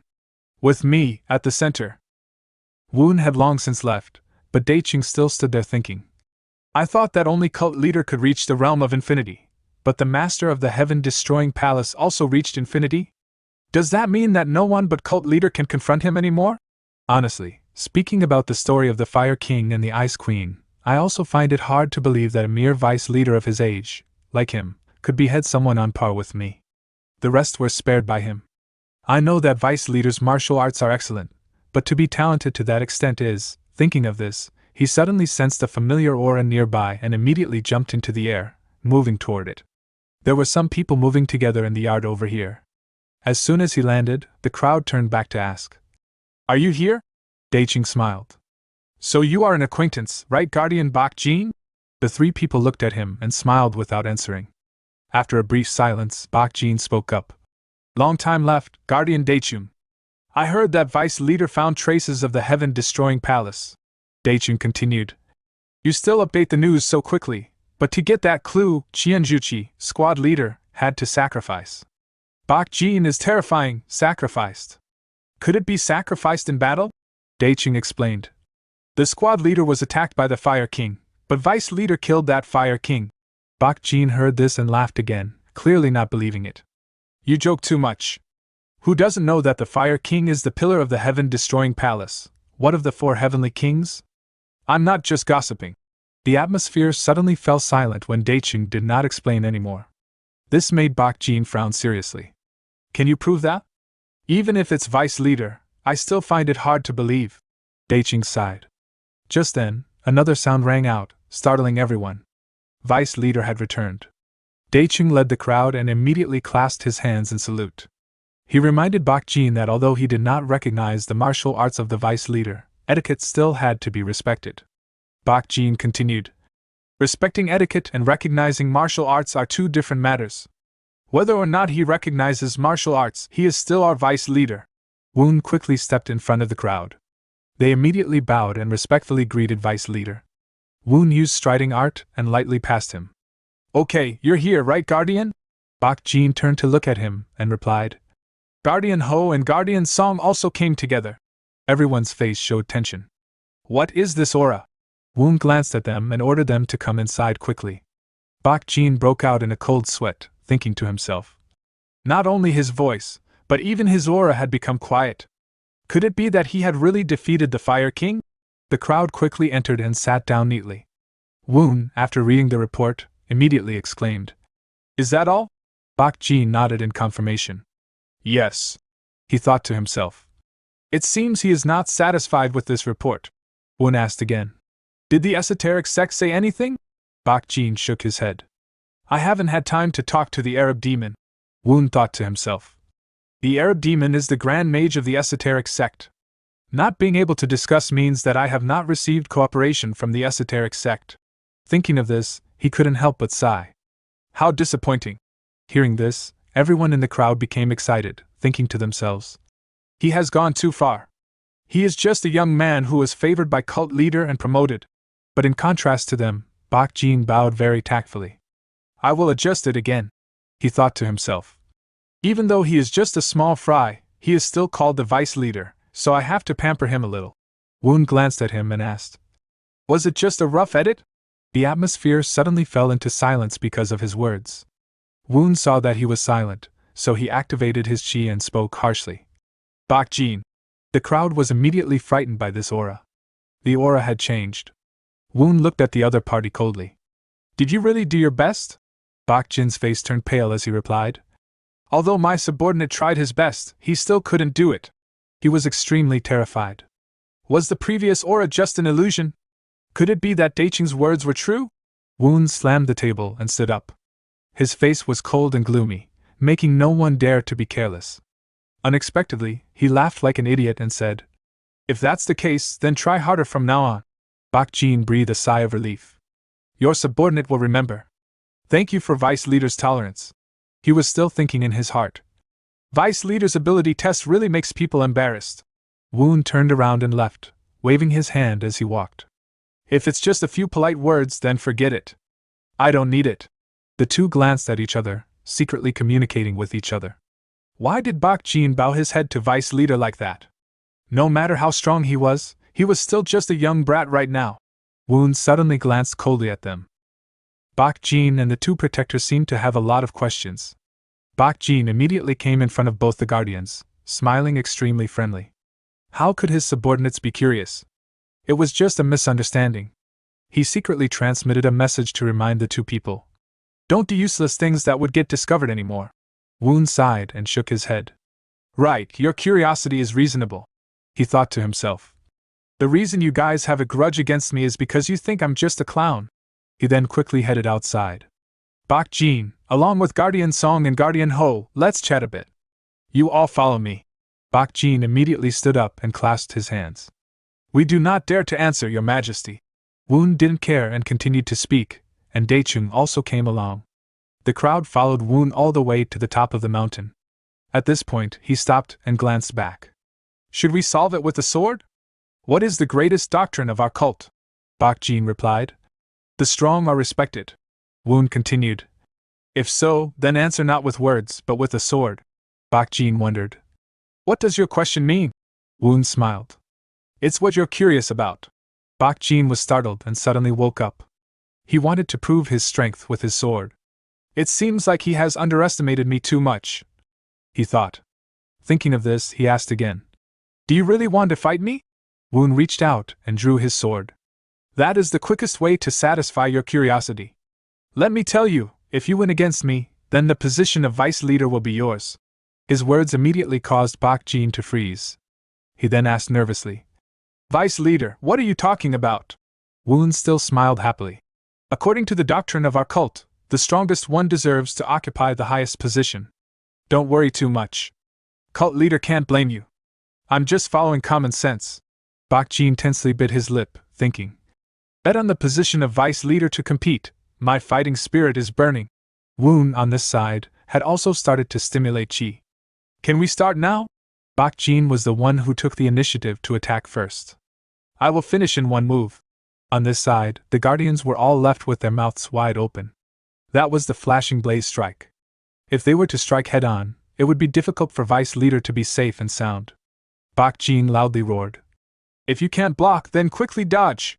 Woon smiled, raised his sword to block, and thought to himself as he charged forward. Which means he's very confident. But no matter what move he makes, he can't hurt me. He immediately swung his sword forward. The two attacks collided with each other, then vanished into thin air. This made Bak Jin extremely shocked. The flashing blaze strike has been dispelled? Woon smiled. Now it's my turn. Bak Jin was scared when he heard that. Woon no longer hesitated. He flew towards him. Bak Jin's face was extremely tense. He cursed inwardly. Damn it! He did not dare to be careless, and immediately raised his sword to block. The two continuously clashed their swords with each other. After a while, Bak Jin took the initiative to fly back. First, he had to get out of here. He kept gliding on the cliff, increasing the distance with Woon. Very quickly, he reached the top of the mountain, concentrating his chi here first and then shouting. But life is not like a dream! He looked up and saw Woon standing there waiting. He smiled and asked, You still intend to continue? Your moves are not working. Bak Jin secretly agreed in his heart. That's right. Vice leader's right. Thinking of this, he asked again. But shouldn't we fight to the end? Woon laughed.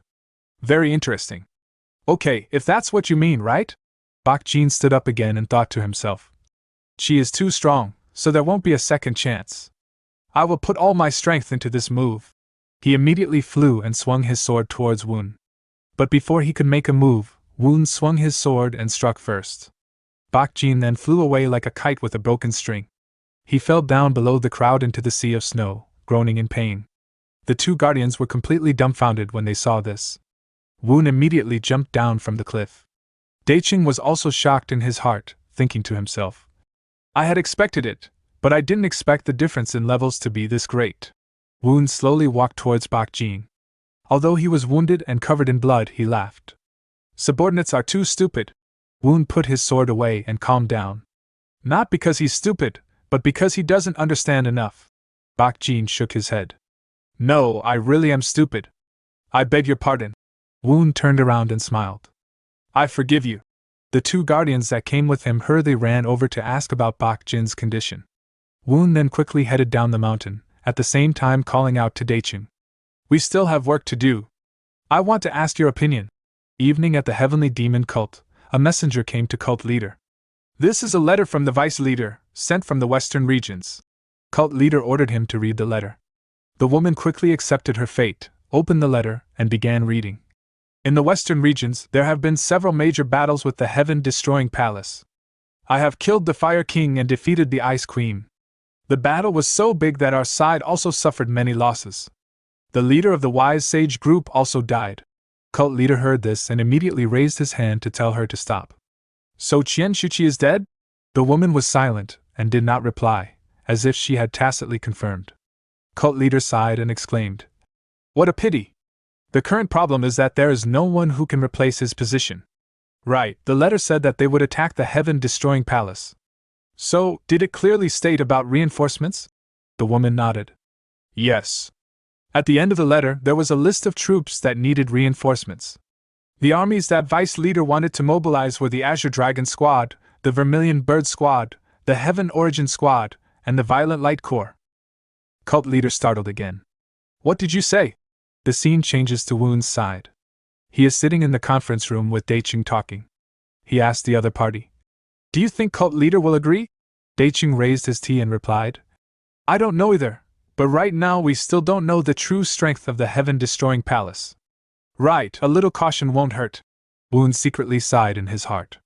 This caution comes from experience. Daichun continued. This battle is not just an ordinary fight. If he was defeated, not only would the sect be shaken, but his position as the successor to the vice cult leader would also be threatened. Woon continued. Daichun, let me ask you something. Do you still doubt my ability? Daichun's face showed a helpless expression.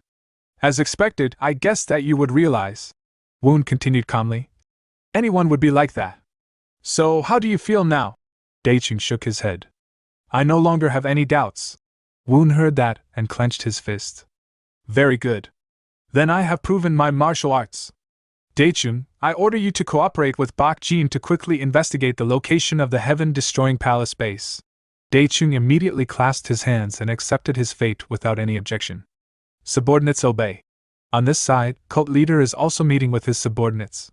Today, I summoned the elders to the Hall of Light because a great crisis has come to our sect. The elite of the cult has fought with the heaven-destroying palace in southern Tibet. Qianjuqi, squad leader, has died in battle and Sima Jin, squad leader, is seriously injured. The crowd sighed after hearing this but did not say anything. Cult leader's words continued to ring out. Of course, the sect killed the Fire King, one of the 4 heavenly kings of the heaven-destroying palace. We also defeated and pushed back the Ice Queen and achieved no small feat. Jin Baekchong secretly thought.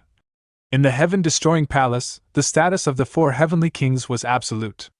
It must be Daichun and Bak Jin who devoted all their efforts to helping Woon. Does that mean the great heaven-destroying palace is empty? Cult leader continued. Currently, many generals are fighting on the front lines. You should think of a way to support them. Head of the Daesengyu family, Yusin Hyung, spoke up. Cult leader, the war in Tibet is dragging on. Why don't we hand over command to a more experienced general? Speaking of this, he paused slightly and thought to himself. If the 7th young master made achievements in this battle, then the 2nd young master would definitely lose out in the race for the position of heir. Thus, our Yu family's position would be extremely awkward. After a while, he once again gave his opinion. Why don't we hand over the command of Vice Cult Leader to Left Guardian Daichun? Cult Leader shook his head. Vice Cult Leader had commanded Daichun and Bak Jin to make achievements. Although in that process, the help of the 2 guardians was indispensable, this seat still feels that the current situation is the best. Hearing that, the crowd immediately started to look at each other and discuss. Jin Baekchong thought to himself. They are busy reading the room. He raised his hand and spoke up. I don't think what the 2 elders said was completely unreasonable. Cult leader asked again. So, what do you think about Woon? Do you think that vice leader's martial arts are not strong enough to be worthy of this position, right? He bowed his head and stated. Your subordinate does not dare to think so. Cult leader asked the crowd again. What do you want to do? Yusin Hyung replied. If we send some elders to the front lines to monitor, then everything will be clear. Then Yun Ji-hoon also spoke up. I will personally go see Vice Leader and Daichun. Hearing this, the elders exchanged glances at each other. Cult leader sighed and thought to himself. Yun Ji-hoon is one of the 2 elders who isn't part of the Daesengyu family.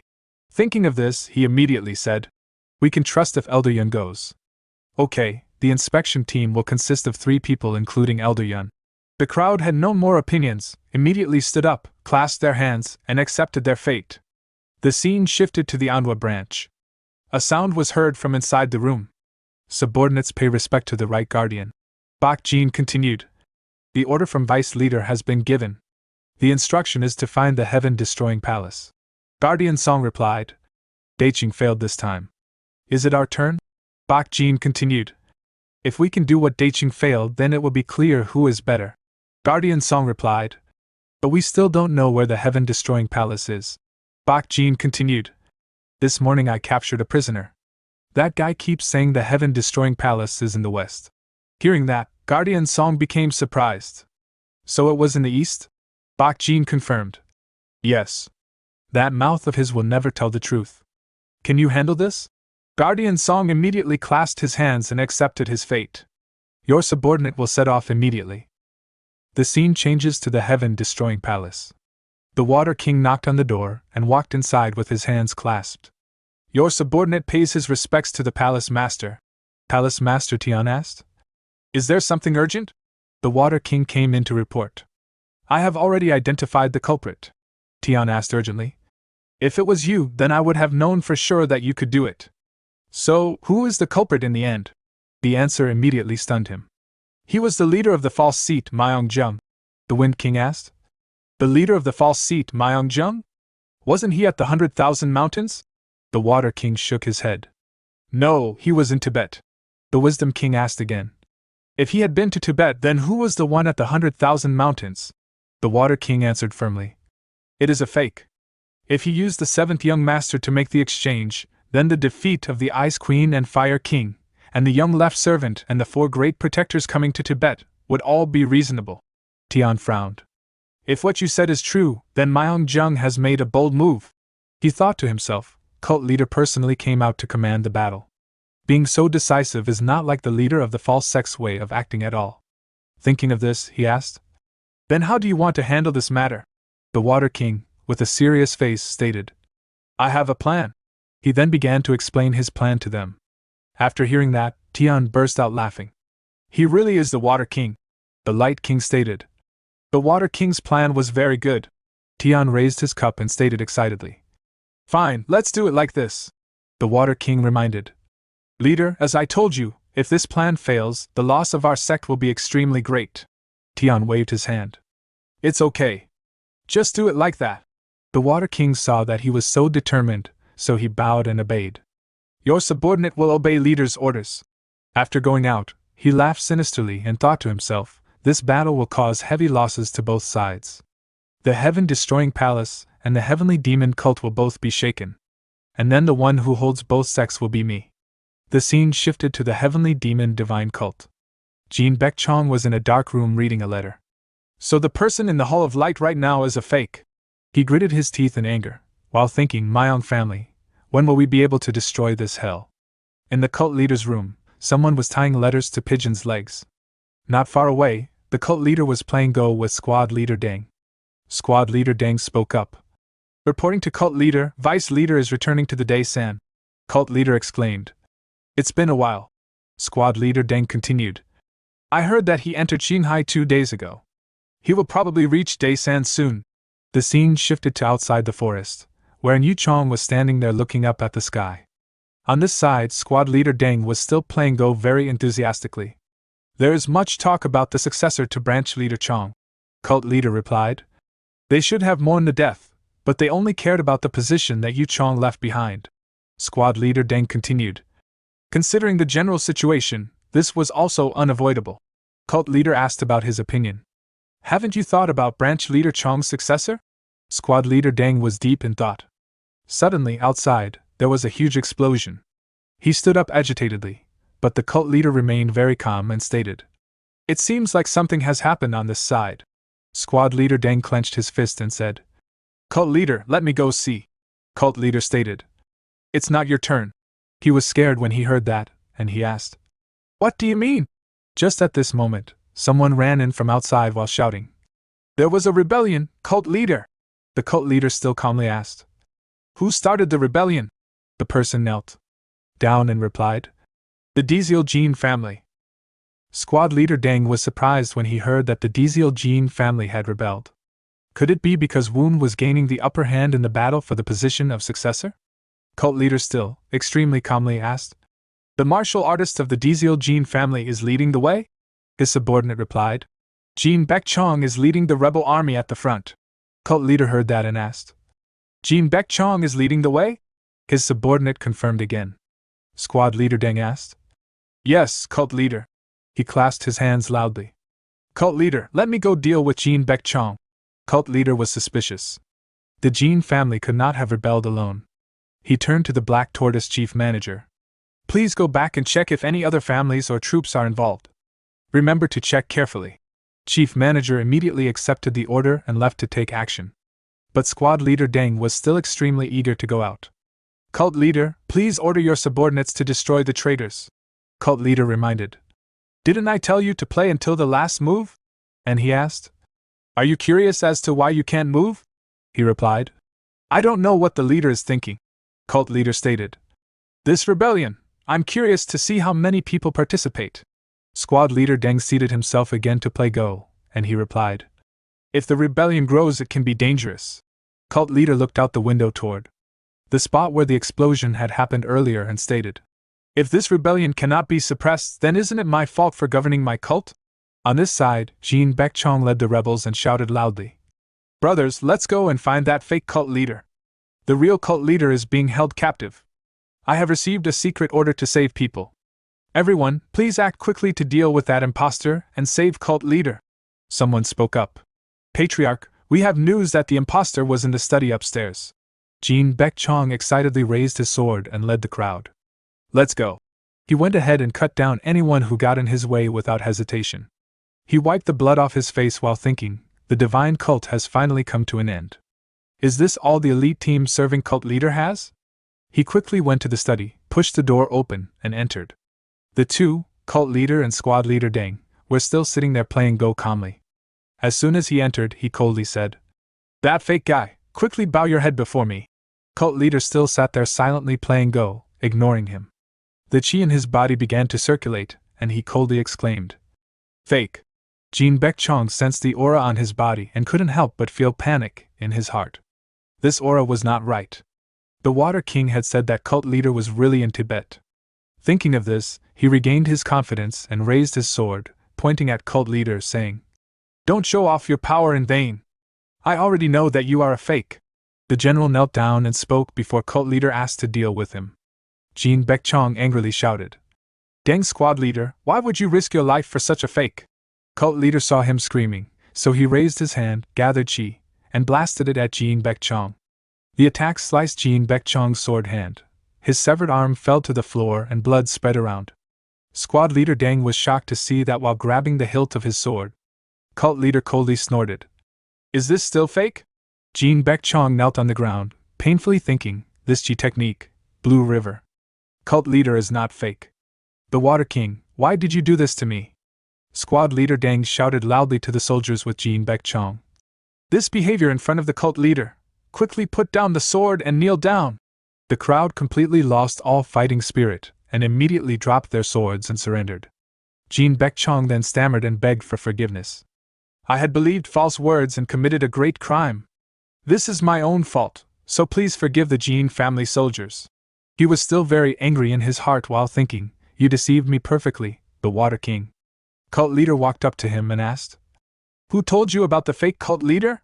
"If you don't tell me, I will kill all the people of the Jean family," he replied in fear. "Even I did not know where I heard this story from. Only the eldest son is sure about the fake cult leader."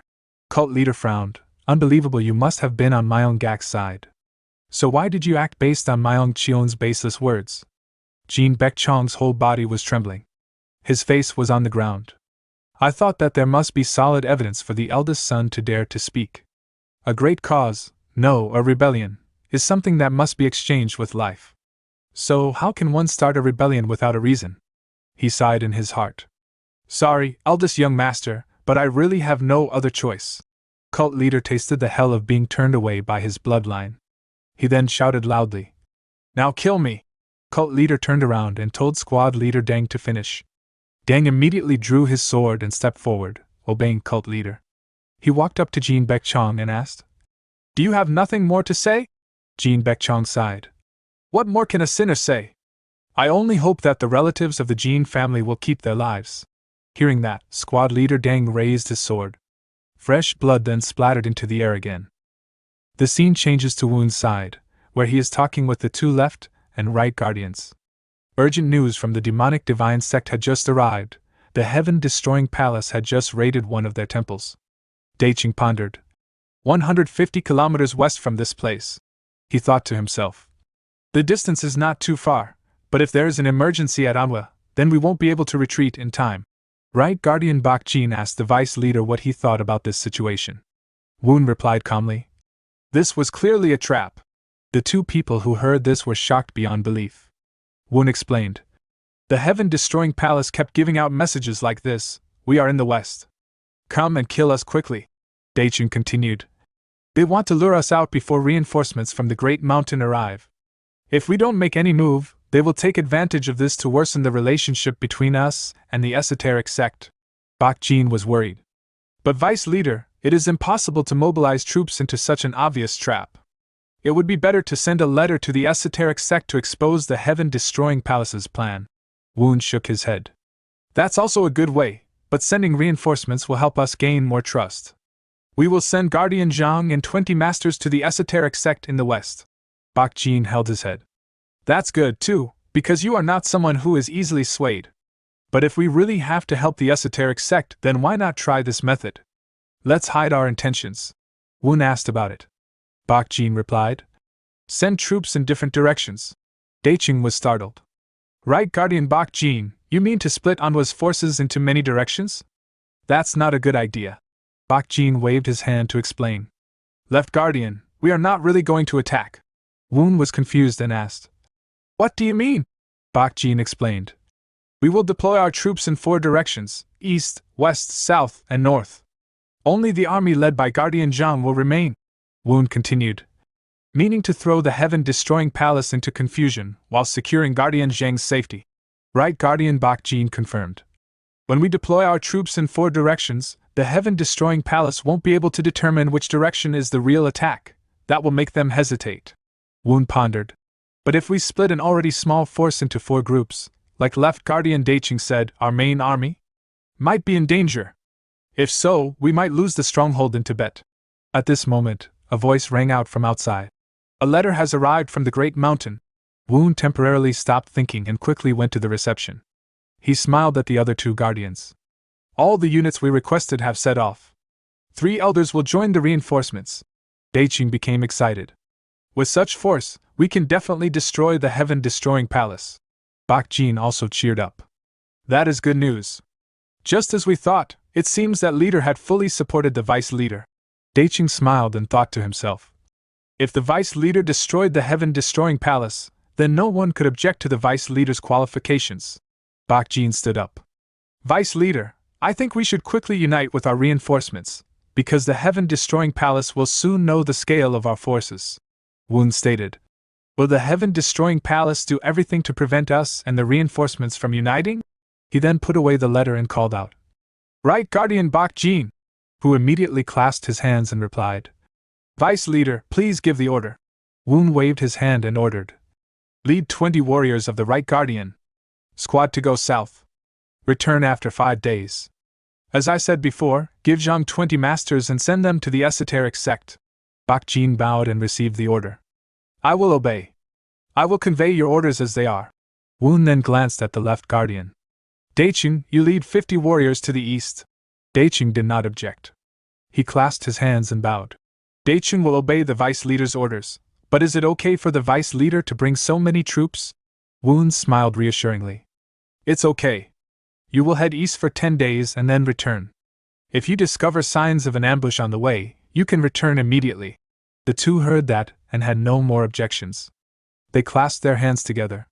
Your subordinates will obey the vice leader's orders. Woon continued. I will go north and immediately join the reinforcements. I believe you will do your duty well. The scene changes to another side. On a cliff, there is a house hidden in the deep forest. The Water King was reading a report in the house. Not in the west, but in the 4 directions, he thought. What is he thinking? Myeongjung's aim is to confuse us. But if we have divided our troops, it is a good thing. Anyway, this time they won't be able to escape. Myeongjung, you will definitely die here. Water King still thought that Myeongjung was as clever as Woon, who always thinks he is smart. The scene shifts back to the demonic divine cult, where squad leader Deng reports to cult leader that he killed Chong Gia and Jin Baek Chong, who led the rebellion. Cult leader asked, What about the rest of the Red Dragon squad? Deng's squad leader replied, I have handed it over to the Black Tortoise squad to handle. Cult leader held his head and said, So only Cheon is left? He asked squad leader. How do you think I should handle this matter? Subordinates thought that suicide was the cleanest way. Cult leader asked, Doesn't it involve anyone else? Deng's squad leader explained, Let this matter grow. The enemy will be very happy. If it ends with the eldest son's death, I think it will be the best way in terms of form. Cult leader listened and nodded. Okay, then I will give the order. Cheon will commit suicide, and Jun and Gak will be exiled. The scene changes to Myeong Cheon's side. He is screaming and smashing things in his room. This is slander. When did I ever plot to rebel against my father? Jin Baekchong is definitely close to my own Gak. This must be Gak's idea. The people below spoke up. Lord, you must enter the palace immediately. You must resolve the misunderstanding immediately. Lord, please make a decision quickly. Myung Cheon shouted angrily. Jin Baekchong slandered me for Gak's sake. Demonic Soul Group leader Yang Wiching came forward to advise. Lord, I know my loyal minister's advice may not please you, but I will say advice that will make you unhappy. Cheon immediately waved his hand. If it's advised to enter the palace, then I won't do it. Wiching shook his head. That's not it. The current force of the main palace already has more than 500 people, including the Demonic Soul Group and Martial Palace forces. If we add the warriors from the Great Mountain Lu family, then I think we can deal with the force that was lost in the last battle of the Daming Palace. The person beside him heard this and became agitated. Wiching squad leader, why do you say that? Are you talking about rebellion? Myung Cheon waved his hand and shouted at him to shut up. Then he called out to Wiching again and asked him to continue. Wiching did not let him wait long. All the evidence is pointing at you, Lord. Even if you affirm your innocence, it would be difficult to be accepted. When war starts, defense will be more difficult than attack. I think we should choose defense. And if we can get help from outside, all the better. Myung Cheon's hands clenched involuntarily and he asked them all. I will fight. What do you think? The crowd knelt down together. We will of course fight with you, Lord. Myung Cheon gritted his teeth and roared. Very good. If you all join me, then I will definitely win. Then he ordered. Baigi, you go north and ask for an alliance with Anyuan. As for Miao Yuan Shu, you go to Mount Bawei to gather forces. Furthermore, send an envoy to Shishan to sign a truce with the Murim alliance. Wiching, I will leave all the defense to you. The whole group obeyed in unison without objection. The scene changes to another side. The reinforcement from the demonic divine cult is riding rapidly down the mountain range. Yusin Hyung asked doubtfully. Speaking of which, who was in charge of the rear guard? Yun Ji-hoon replied. It was the Violet Light Group. Yusin Hyung became nervous and asked. The Violet Light Corps is also joining the reinforcements this time? Another person continued. As squad leader Sima Jin was also present at the front lines, 2 from the 4 divine squads, plus the Violet Light Group and the Heaven Elemental Squad. It would be strange if they didn't make a contribution this time. Ji-hoon interrupted and stated. The army was entrusted to the left guardian and right guardian, so it wouldn't be difficult to attack. The old man in bluish robes nodded in agreement. Yusin Hyung spoke up again. But why does Elder seem dissatisfied with this reinforcement? At this moment, another shocking explosion erupted in front. Ji-hoon loudly reminded everyone. Yellow is the enemy. The people behind heard this and simultaneously drew their swords. The enemy had appeared, and the brothers prepared to fight. Ji-hoon turned around and loudly ordered. Elder Yusin, there is a risk of being ambushed. We need to take the cliff on the left. Yusin Hyung heard that and also loudly agreed. From now on, immediately occupy the cliff. Azure Dragon Squad, follow me. After he finished speaking, he flew toward the cliff and rushed to the top. At this time, a group of archers drew their bows. He had just charged when countless arrows were shot at him.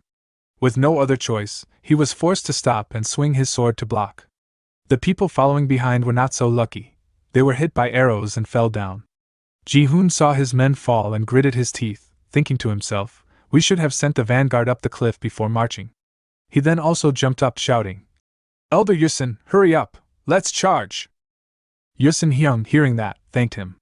On the cliff at this time there was already a figure standing there waiting for them. It was none other than the Wind King. He looked down and sneered in disdain.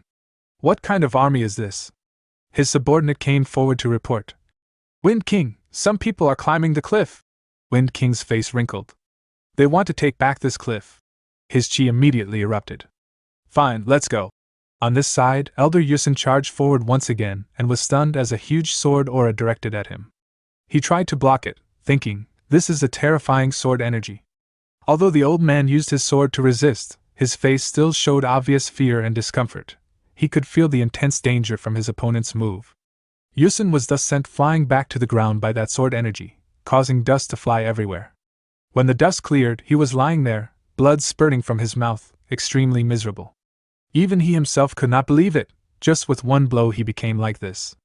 The Wind King on the mountaintop applauded. You were quite good at blocking my sword strike.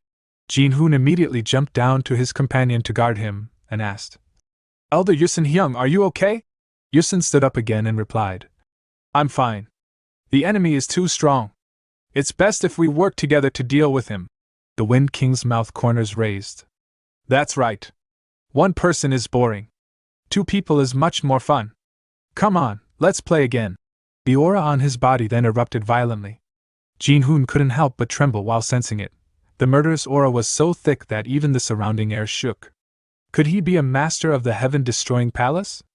The Wind King above quickly swung his sword again, launching 2 sword energy slashes at them while saying, Block this! The 2 old men had no way to avoid it.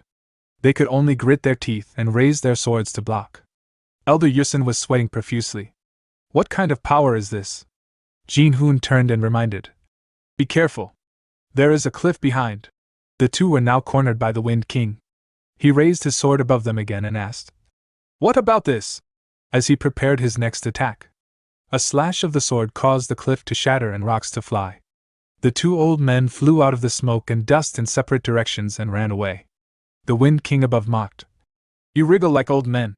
Both of them didn't care and simultaneously charged towards him.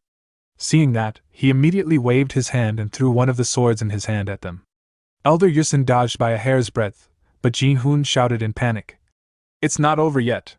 Elder, be careful. Just as he said it, the great sword curled back at him from behind and hit him. A powerful explosion immediately broke out. Elder Yusin fell freely from the dust and smoke down below. Ji-hoon saw that and worriedly shouted to call him. The Wind King above smiled happily, saying, One of them has already been dealt with.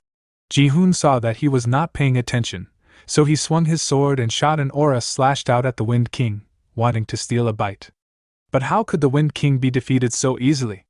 He concentrated his chi in his palms, and luck wasn't on Jin-hoon's side. Another explosion erupted, sending Ji-hoon flying. Even so, he still had the strength to fight and quickly stabilized. On this side, the 2 great swords had once again returned to the hands of the Wind King. Seeing this, Ji-hoon couldn't help but curse inwardly. Damn it, the attack didn't work. Wind King swung his sword and slashed, saying, Now it's your turn. Ji-hoon was spun at an extremely fast speed by the swords that flew toward him. He had no way to block or avoid them. He could only helplessly close his eyes and wait for death, thinking, was that all? But at the crucial moment, the Wind King's twin swords were sent flying. He was also made angry on the cliff, gnashing his teeth. Woon was there in time at the critical moment. You have made quite a fuss fighting. He and the Wind King looked at each other. The atmosphere suddenly became tense. Wind King asked, annoyed, Who is your name? Woon did not hide anything and calmly replied, I am Myung Woon, vice leader of the heavenly demon cult. The elder Yun Ji-hoon behind him was sweating profusely, thinking to himself, the 7th young master left guardian Daichung isn't coming along. Is he planning to deal with him alone? The Wind King above gritted his teeth. The vice leader of the false cult. His heart suddenly awakened. So he was the one the Water King mentioned. Ji-hoon below suddenly grabbed Woon's sleeve, reminding him in panic. The 7th young master is dangerous. He doesn't know Woon's strength, so I'm extremely worried. If it wasn't for left guardian Daichung, then he probably wouldn't be able to withstand even one move. Woon glanced at him. The Wind King was the one who killed the 5th young lord and the entirety of the Crimson Wind squad, so I must take his head. Ji-hoon heard that and became even more panicked. You shouldn't rush into a battle that you can't win, sir. You should quickly retreat and find left guardian Daichung for help. Woon unresolutely moved forward while stating, No way. Left guardian Daichung is now 400 kilometers southeast from us. The Wind King above laughed loudly and asked, I think I just heard you say you need to take my head. Did I hear wrong? Woon did not reply, but coldly walked forward. Wind King once again raised his sword and laughed loudly. I guess you are still a frog in a well? He then threw the sword that was charged with chi energy at Woon, whose face was calm. Woon reached out and grabbed the sword. Wind King threw his sword down at Woon, but the opponent's great saber was sent flying and stuck into the ground. Woon's face became more and more gloomy, showing clear murderous intent. The Wind King above was not disappointed. On the contrary, he was even more interested. He then personally rushed down and swung his sword to attack in close combat. While laughing, he stated, The Water King's words are indeed correct. You are the mysterious Myung Jung. Woon, in confusion, asked, "What are you saying?" The Wind King retracted the great sword that stuck in the ground. It now flew up, and Wind King controlled it to direct at Woon's back while shouting, "This place shall be your grave." But life was not like that. Woon turned around and swung his sword, knocking the great saber away and, at the same time, attacking Wind King, causing him to spray out blood. He painfully held his wound and groaned. He knelt there and observed. Wind King thought to himself something was wrong. He had not simply reached the peak realm, but he had already entered the realm of infinity. Woon did not give him time to think much more. He swung his sword up. The powerful sword energy struck, causing the Wind King to fly away. Taking this blow, his body flew straight in, sticking tightly to the cliff. Only then did Wind King admit his opponent's strength and admire him. He was truly a hypocrite, truly formidable. Woon laughed out. How ridiculous! My father and I have nothing in common. In his heart, he thought, my father took advantage of me. The Wind King's aura exploded, and he roared. Are you mocking me? He once again grasped the twin swords. The aura around him now was many times stronger than before. Woon exclaimed in surprise. The ghost's cry technique. It really is the sound of a ghost crying. Wind King quickly threw his sword at him again. Woon raised his sword to block, gritting his teeth. It seemed that it was not easy. The Wind King's great sword quickly gained the upper hand. Woon's face was filled with shock, but Wind King was clearly happy, and he stated, This victory belongs to me. Woon escaped his attack and charged forward. A sword slashed at the Wind King, leaving him unable to utter 3 words, as he saw his wound while thinking, how could it be? The attack passed? He could only kneel there, holding his injured arm and trembling. Woon pointed his sword at him and said, Wind King, follow the rules of the strong. Wind King gritted his teeth and looked up. I myself had sworn to forever be loyal to the cult leader of the heaven-destroying palace. He then rushed forward to attack Woon unexpectedly, but this palm strike did nothing to Woon. On the contrary, he was kicked by Woon, and Wind King flew up the cliff and stuck there. This time, Woon was able to breathe out because Wind King no longer had the strength to fight. Elder Ji-hoon just happened to run over at this time. But when he arrived, he was immediately stunned by the situation there, and he thought, what the hell is this?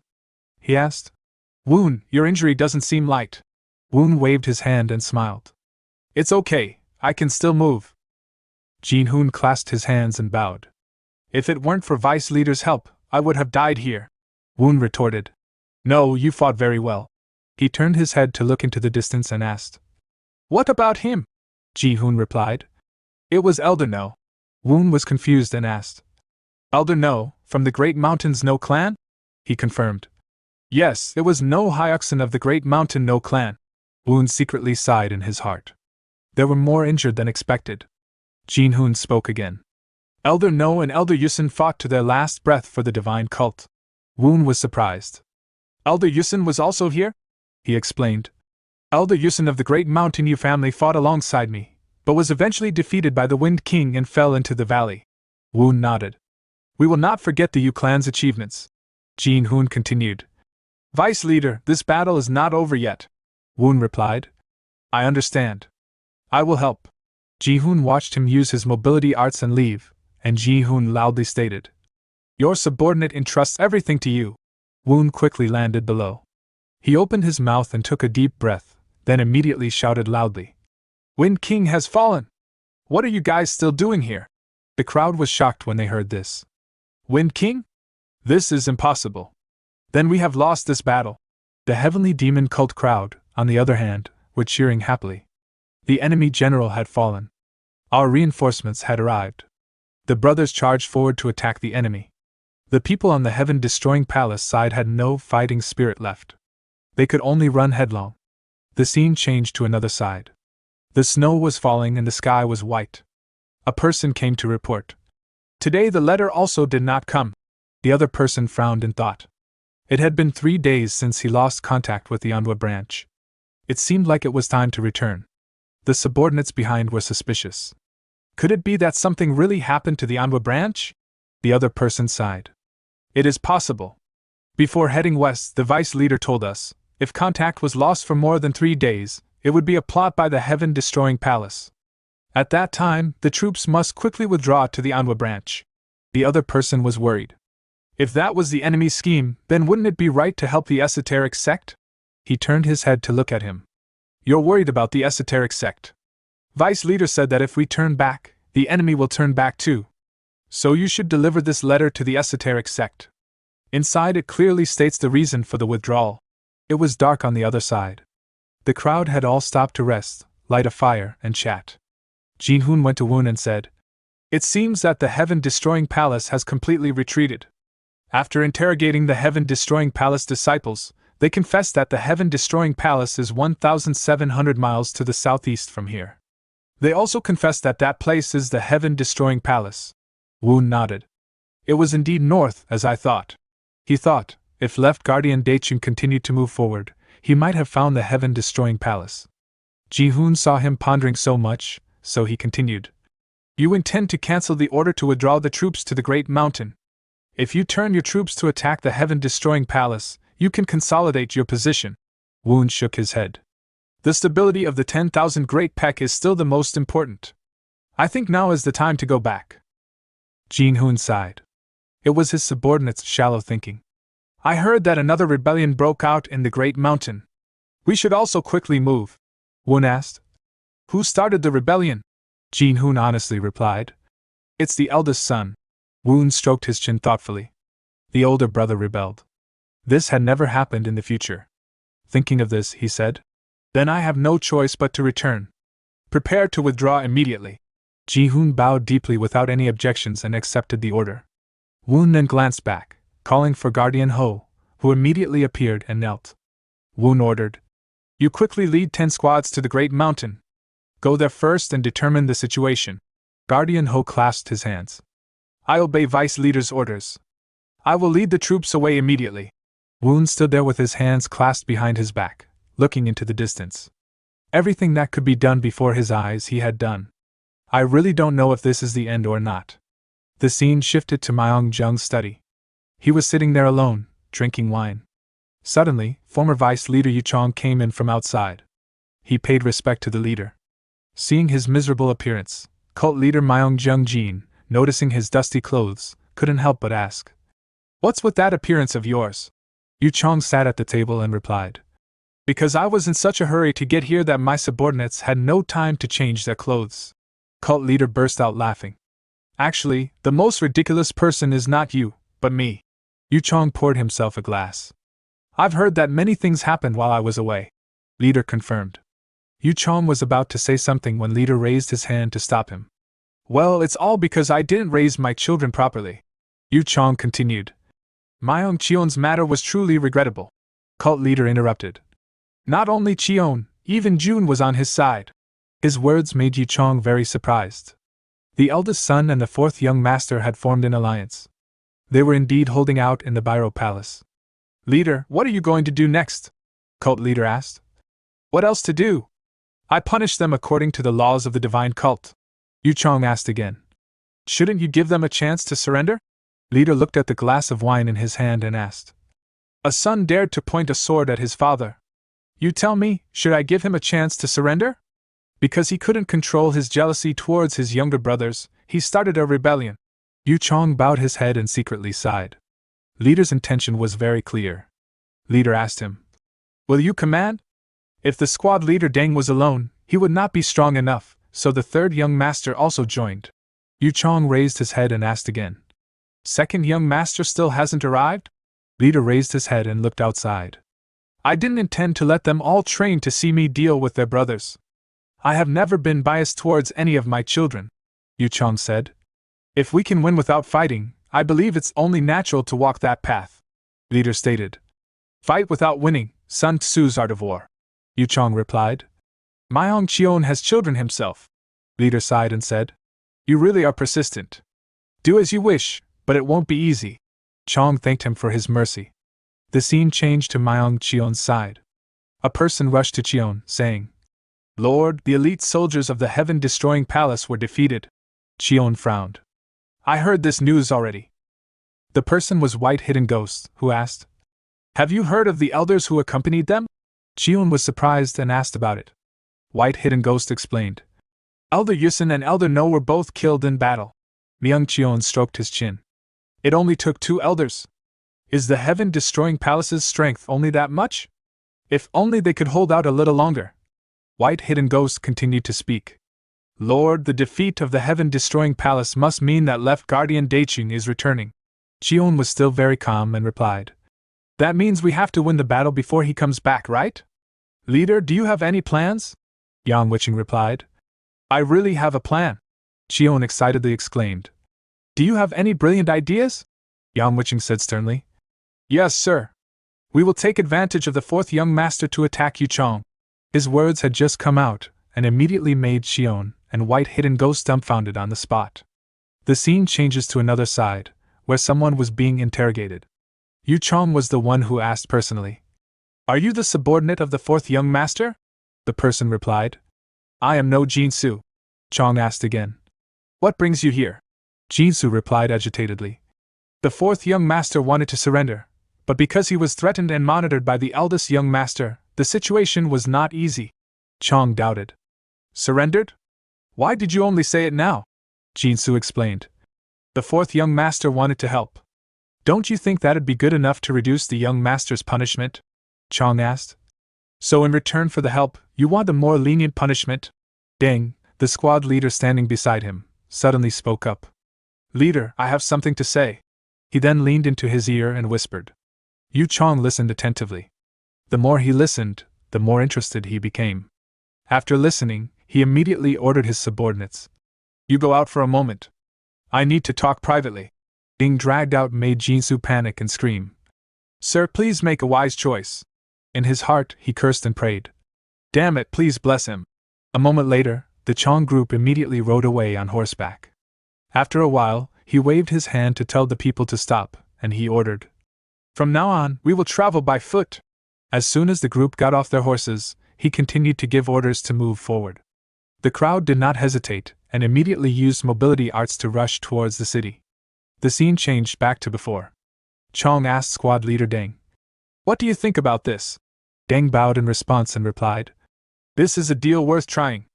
If the 4th young master cooperates from the inside, then we can capture the Biro Palace within 2 hours. Chong stroked his beard thoughtfully. If you say so, then this is indeed a deal worth making. Hearing this, Deng happily gave his opinion. Then I will immediately send a messenger to. But before he could complete his sentence, Chong interrupted him, saying that there was no need. This made the Deng squad leader very confused, and he asked, What? If so, you will personally send a special envoy to change the 4th young master's punishment from death to exile. Wouldn't you need a special envoy? Chong laughed. Is there really a need for a special envoy? Wouldn't it be enough to just trick the 4th young master? Deng's squad leader's face was bewildered. He was confused. Deceiving the 4th young master, that meant he would kill him while occupying the palace. That was too cruel. Thinking up to here, he said, Sir, I think this is a bit wrong. Chong glared at him with a serious face and stated, Squad leader, we came here to destroy the rebellion, not to negotiate with them. The squad leader still wanted to say something but was stopped by Chong waving his hand, saying, Enough. What if the cult leader thinks differently from you? The squad leader sighed and stammered. Chong stated, If you continue to waste time on honor, you might lose your victory. It's unfortunate, but it's the reality. The squad leader had no more comments and bowed deeply. I will inform No Jinsu that our side agrees to this proposal. The scene shifted back to the present. Chong stood there in deep thought, his face slightly wrinkled, saying, There will be a signal soon. Then the White Tiger Corps commander, Jagyan, appeared next to him and replied, The promised time has come. At that moment, Chong saw a fire arrow shot into the air for the signal. He replied, It's the signal. The city gate then slowly lowered. As soon as the city gate opened, the people under Jaejin's order prepared. All ready to fight, start attacking the palace. The crowd did not hesitate and simultaneously received the order to charge forward. Chong stood there watching the crowd entering while thinking. Things are going smoothly. He then also jumped up, continuing his thoughts. But why do I feel so uneasy? Jagyan, on the other side, was still commanding the White Tiger Squad. Squad 7, attack the center. Squad 3 and 5, attack the 2 sides. They quickly arrived at the city gate to wait. Very quickly, it was completely open, and he led the crowd in. At this moment, on the city wall, there were countless bright torches. This unexpected situation terrified the crowd. Above, immediately, there was a rain of fire torches falling down. Jagion swung his sword to block the torches. Fire is falling from above.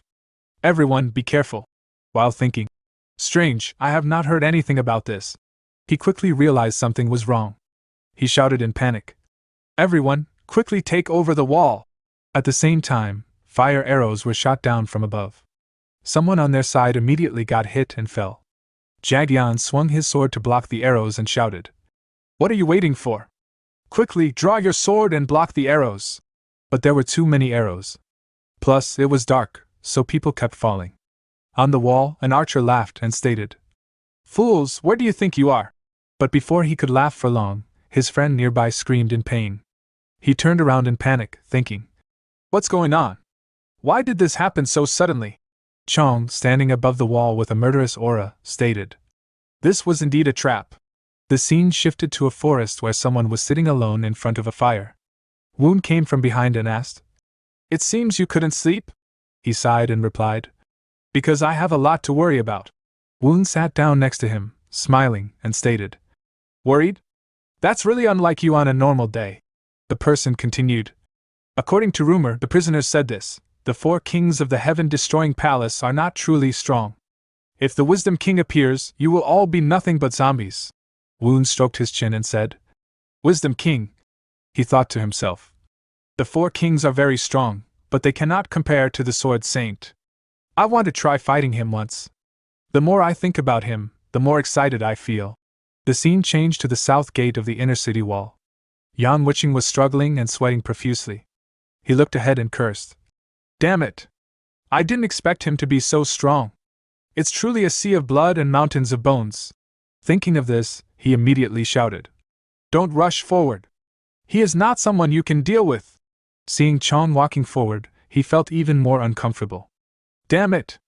How can he defeat that monster? While cursing, he closed his eyes to accept his fate. Chong was about to finish him off when he suddenly glanced back. There was someone condensing chi and attacking him. He did not dare to be careless. Immediately, he stopped his attack and raised his sword to block the move from his opponent. The person who attacked was none other than Cheon. Then a cloud of dust and smoke appeared. Chong emerged from the dust and smoke again, laughing loudly. Good job, Cheon. Myung Cheon also smiled and stated, As expected of you. The situation at the bottom of the wall was still very chaotic. They couldn't get in, fire was spreading around, and arrows were shooting at them. Jagion insisted on climbing up and shouted, We must climb up! Climb the wall and take down the enemies! But below him, his subordinates were still continuously dying from arrows. Seeing that, he thought, I cannot delay any longer. He jumped up and rushed forward. Very quickly, he landed on the wall. The archer was surprised, but the person who was holding a fan and leading them noticed him. Before he could say anything, the squad leader swung his sword and attacked. He used his fan to block the sword attack and smiled. The leader said, Where are you going? Jagion gritted his teeth. Do you think you can stop me? The man with the fan smiled, not afraid at all. I have to try you to know. People always say you can never truly predict a situation. Jagion heard that and angrily rushed forward. The 2 men once again engaged in fierce battle. The man holding the fan had just made a few moves before he could no longer bear it, and was trembling. Not far away, the 4th young master and White Hidden Ghost were in the observation room. White Hidden Ghost asked the person next to him, Do you need me to go out and help? The 4th young master nodded. As soon as he finished speaking, he rushed out. On this side, Jagion was suppressing the opponent, giving him no chance to counterattack. He could only barely dodge. Even so, the corners of his mouth still turned up. The White Tiger leader was truly not to be underestimated. Jagion roared again and charged forward. At this moment, White Hidden Ghost rushed over, saying, Dealing with both of them will still be very difficult. Jagion turned around in surprise. He hurriedly raised his sword to block the attack. On this side, the fan-wielding man did not miss the opportunity, and immediately rushed over. Jagion cursed inwardly, then jumped up to avoid it. He landed a few dozen meters away from the 2 people, his face grimacing. While thinking, If this continues, we will be at a disadvantage. But if I fall here, then the White Tiger squad will fall too. At this moment, a huge explosion broke out behind him. A section of the wall was now destroyed. Chong's voice also rang in his head, telling him to retreat immediately. He panicked and transmitted, "Where are you? I will come help right away." Chong reminded him again, "Retreat quickly. I can't hold on forever." Jagyeon was so angry that his whole body was shaking. While cursing, he thought, "I was too careless. I didn't think that Chong was already old." He then resolutely shouted loudly, "White Tiger Squad, quickly retreat!" The crowd below heard this and ran away in a rush. The fourth young master above was observing and thinking to himself, "We just gained the upper hand, and they are already retreating? Can't let the prey escape." Outside, the suspension bridge was being raised again, blocking the retreating crowd. Deng's squad leader panicked. If the suspension bridge was up, then the White Tiger Squad's retreat route would be cut off. Thinking of this, he loudly ordered, "Brothers, capture the suspension bridge at all costs. Everyone, follow me!" Without any objections, the group immediately followed him and rushed forward. He used both his energy and his reasoning to cut off the chains. Thinking that he would do it, he waved his hand. The chains in front were instantly cut to pieces. The White Tiger Squad people from inside ran out in panic. "Brothers, quickly retreat! The suspension bridge has once again formed the path." The crowd grew excited when they saw that the suspension bridge was lowered. Deng's squad leader shouted, "Everyone, cover the allies that are falling back!" And he thought, "Someone is trying to raise the drawbridge again." On this side, the fourth young master was trembling in fear, continuously shaking. While pleading to his elder brother, "Please forgive me," Myung-won raised his sword without any mercy to attack. A moment later, the news reached the cult leader that Yu Chong failed to subdue the rebellion. The cult leader asked about the reason for his loss. Deng replied that he had been fooled by the fourth young master's false surrender. The cult leader asked, "What about the loss?"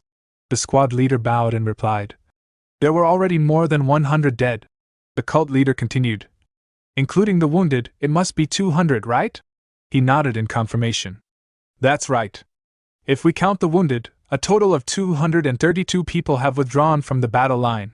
The cult leader asked, "What are the conditions that June offered?" He replied, "To reduce the sentence to exile." The cult leader clenched his fists in agitation. The condition made sense.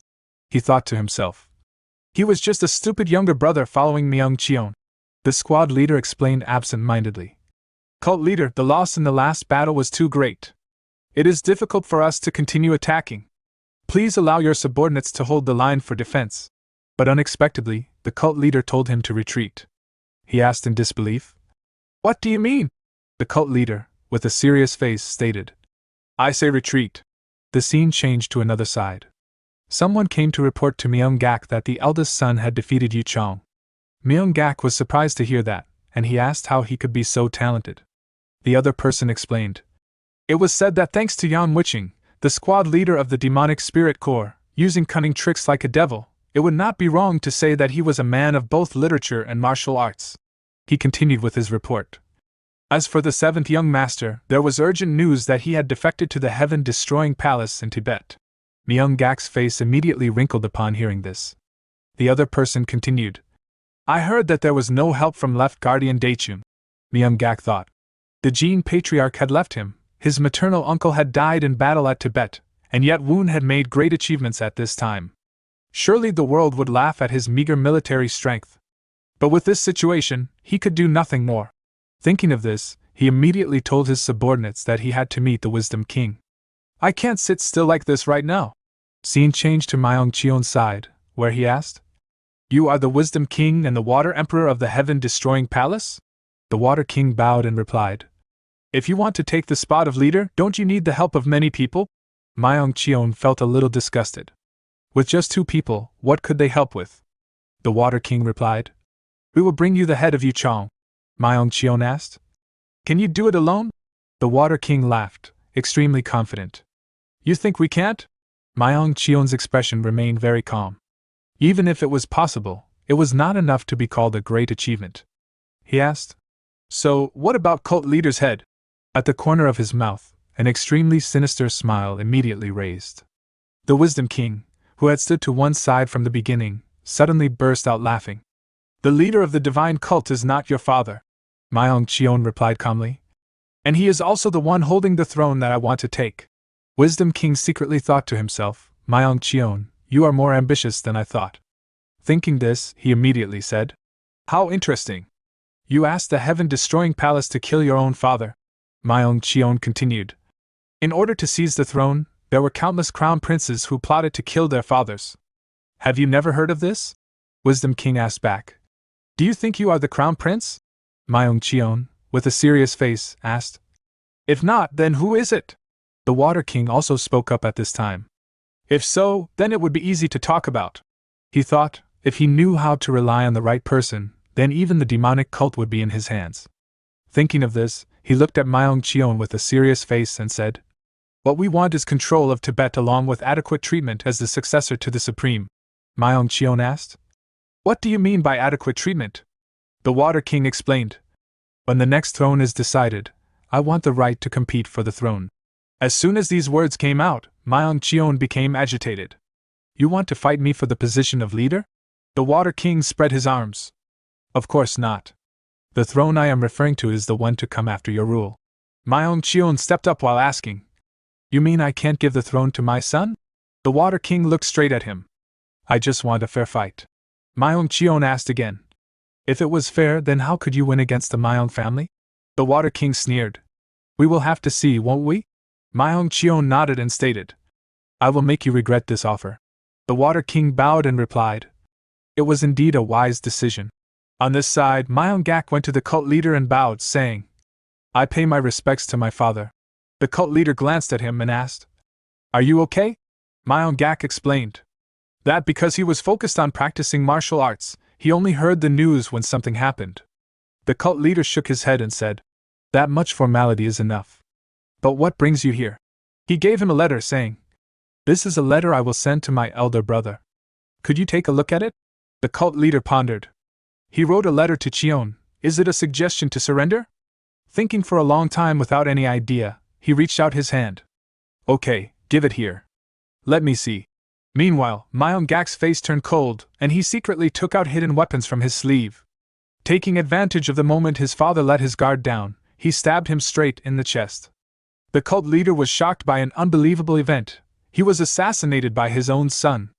He immediately swung his palm and released his chi energy, striking Mangacap, who was sent flying, crashing into the wall and groaning in pain. The cult leader, furious, let his aura explode as he shouted, You bastard! Jung glared down at the man before him, his voice shaking with fury as he roared. You dare! After all the care and attention I gave you, you stabbed me, your own father! Hearing the earlier commotion, Jung's subordinates burst through the door. The sight before them froze them in shock. The cult leader was bleeding. What on earth is going on? Why is the cult leader? Suk Bai Yen among them shouted. The cult leader is injured. Quick, arrest the traitor immediately. The soldiers turned sharply toward Mangacap, surrounding him. Don't move, second young master! But the man disguised as Mangacap calmly raised his hands. Please calm down, he said, though inwardly he cursed. Even though I disguised myself as the second young master, this won't be easy. The soldiers forced him to his knees before the cult leader. Water King, still wearing Mangacap's appearance, studied Jung with growing alarm. He's still standing, even after being stabbed in the stomach. If he were the fake Jung, he would have collapsed. But this one is radiating energy despite the uncertainty. Jung's ki surged violently around him as he raised his hand. I'll kill you now! At that moment, Water King's eyes widened with sudden realization. Could it be that he truly is the real cult leader? Then who was the one that subdued the Wind King? But before Jung could strike, agony ripped through his body. He staggered, coughing up blood. What just happened? The soldiers, startled, loosened their grip. Water King seized the opening, slipping out of their restraining hands. Seems like the effect is kicking in, he thought as he sprang to his feet. The Black Tortoise Division captain rushed forward to support the cult leader. We need to stop your bleeding. I'm fine, Jung growled. Catch him first. But before the soldiers could react, Water King leapt toward the window. All right then. Until next time. He crashed through and fled into the night. The captain shouted, What are you all doing? Capture him, now! The soldiers gave chase, vanishing after the fleeing intruder. Inside, Jung sank to the floor, coughing more blood. The captain knelt beside him, deeply alarmed, as the cult leader muttered bitterly, "Damn it. I've been completely poisoned." Some time later, Water King reached the hideout. Wisdom King sat by the window, calm and silent. Breathless and furious, Water King shouted, "Why didn't you come to help?" Wisdom King didn't even look at him. "You were so confident you could handle it alone, weren't you?" "That was only because we believed he wasn't the real Myung-jung." "Well," Wisdom King replied coolly, "he survived, didn't he?" "That monster," Water King spat. "There's no doubt he's real. So what now? If he truly is Myung-jung, there's nothing more I can do. Fortunately," Wisdom King said, finally turning from the window, "I received another, interesting request. Don't worry. I don't intend to let this end here." Back in the cult leader's room, the royal physician finished his examination. "There was no poison on the dagger," he reported. Myung-jung scowled. "You're telling me I coughed blood twice from something that wasn't poison?" "According to my investigation," the physician said, "it seems to be a drug called Heian." "Heian?" Myung-jung asked. "Yes. Heian temporarily expands the 6 meridians and 2 great meridians, helping internal energy flow. But for martial artists with deep internal reserves, it becomes harmful. If you draw in too much energy while under its effects, the force can exceed the limits of the 12 acupuncture points." Myung-jung rubbed his forehead in frustration. "You're saying it overloads the 8 extraordinary meridians by exceeding the body's limits? How long before it leaves the body?" 2 days should be enough." "All right." He dismissed him, waving his hand. As the physician left, the Black Tortoise Division captain entered and bowed. "Cult leader, we discovered the real culprit was not the second young master." Myung-jung looked up sharply. "What do you mean?" "When I visited earlier, the second young master was at his residence, peacefully painting. Not a single injury on him. Someone disguised themselves as him and attacked you." A bitter laugh escaped Myung-jung. "A disguise? Are you saying I was fooled by such a trick? We've formed a tracking unit and are pursuing them. We'll capture them soon. Don't do anything foolish," Myung-jung warned. "Their martial arts are strong enough to withstand even mine. Chase them, and you'll die needlessly. Focus on the rebellion. Aid the vice, cult leader." "Yes, sir," the captain and his subordinate said, bowing. Suddenly, a violent tremor shook the entire building. The guards outside stiffened. "Was that an explosion?" "No, that was a clash of energies." Their hands went to their swords. Inside, chaos erupted. A wave of chi slashed across the room. The captain blocked it just in time, shouting for his men to protect the cult leader. "What on earth is happening?" he thought as he saw the intruder, a figure in black from head to toe, radiating an overwhelming aura. It was Wisdom King. He hurled another devastating ki attack. The captain braced with his sword, but the force smashed him backward into the wall. Trembling, he barely stayed on his feet. What monstrous strength! It's comparable to the cult leader's. Wisdom King strode forward to finish him, but stopped as Myung-jung stepped into the path. "Did you think you'd win?" the cult leader growled. "Just because I'm severely wounded?" The captain looked at him, horrified. The cult leader, injured, poisoned, still stood tall. Wisdom King chuckled. "To withstand Heian and still stand, you truly are a monster. Did you really think such petty tricks would work on me?" Myung-jung replied coldly. The captain struggled upright. "Cult leader, please, allow me to handle him. Stay out of this," Myung-jung barked. "This is not your place to interfere." Wisdom King smirked. "You truly care for your subordinates." Myung-jung stepped forward, entering his stance. "You're too talkative. If you're a warrior, then fight like one, with your martial arts." Wisdom King's ki gathered, crackling around his fingertips. "Please," he said with a calm smile. "I hope you don't bore me." Meanwhile, inside Myung-jung's vast library, Myung-gak, the clan leader's second son, slipped in without permission. Taking advantage of the chaos spreading through the clan, he prowled between towering shelves, searching for a particular martial arts tome. "It must be here. Father always kept it in this place," he muttered, shoving books aside. "So why can't I find it? I entrusted everything to that so-called Wisdom King, but there's no way he could ever defeat Father."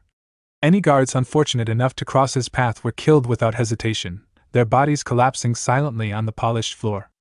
Outside, alarms had already been raised. Soldiers rushed through the corridors searching every room for intruders. Then Myung-gak's eyes froze on an unusual book nestled between dusty volumes. He stepped closer. It was a simple chi manipulation manual, far too basic for his father's personal library. "Why is something like this here?" he whispered. "Could it be?" Channeling his chi, he flicked his fingers and ripped the false cover away. The book's true title shimmered into view. A twisted smile curved across Myung-gak's lips. "I found it," he breathed. "The Heavenly Demon Divine Arts." In the hallway outside, the fierce battle between the Wisdom King and Myung-jung raged on. Their chi-forged blades clashed again and again, filling the corridor with thunderous shockwaves and swirling clouds of dust. Seeing the obscured battlefield, the Wisdom King vanished into the haze. But Myung-jung sensed the sudden movement instantly. His opponent's chi surged from above. Both fighters launched their next attacks. A massive chi fist from the Wisdom King collided with Myung-jung's own, the two pouring every ounce of remaining strength into the clash. From afar, the captain of the Black Tortoise Division watched anxiously. "Their energies are evenly matched," he murmured. "But the cult leader was already injured. Sect leader, please stay alive." Some time later, Yu Chong sprinted through the hallway toward the cult leader's room, cursing under his breath. "Damn it! There were too many ambushes. I lost too much time." He burst through the door. "Cult leader!" But the sight inside froze him. The captain of the Black Tortoise Division knelt on the ground, shoulders trembling. "I'm sorry," he choked. "The cult leader was already wounded. I couldn't do anything." Behind him lay the lifeless body of Myung-jung. When Woon returned to the clan gates, rain poured heavily across the courtyard. "The air feels strange," he murmured. Guardian Zhang, riding beside him, nodded. "They must have seen our troops approaching. Strange that they didn't open the gates." A moment later, Woon caught the thick scent of blood. His hand instinctively moved to his sword. "This isn't ordinary. I must stay alert." The gates creaked open at last, revealing Deng, the squad leader, and Yu Chong, both saluting with grim expressions. Guardian Zhang frowned. "Why are you two out here?" Woon said nothing. He dismounted, removed his hat, and fixed a sharp gaze on them. "Speak. It seems you have much to say." Yu Chong bowed. "Please come inside." The funeral for Myung-jung proceeded quickly and quietly. Myung-cheon, now branded a traitor, did not attend. Myung-gak had vanished entirely. Though suspicions ran deep, the demon sect prioritized survival and stability. The investigation was postponed. And so, Biro Palace closed its doors in mourning. Some days later, Yu Chong approached Woon and whispered, "Young master, there is something you must hear. Please follow me."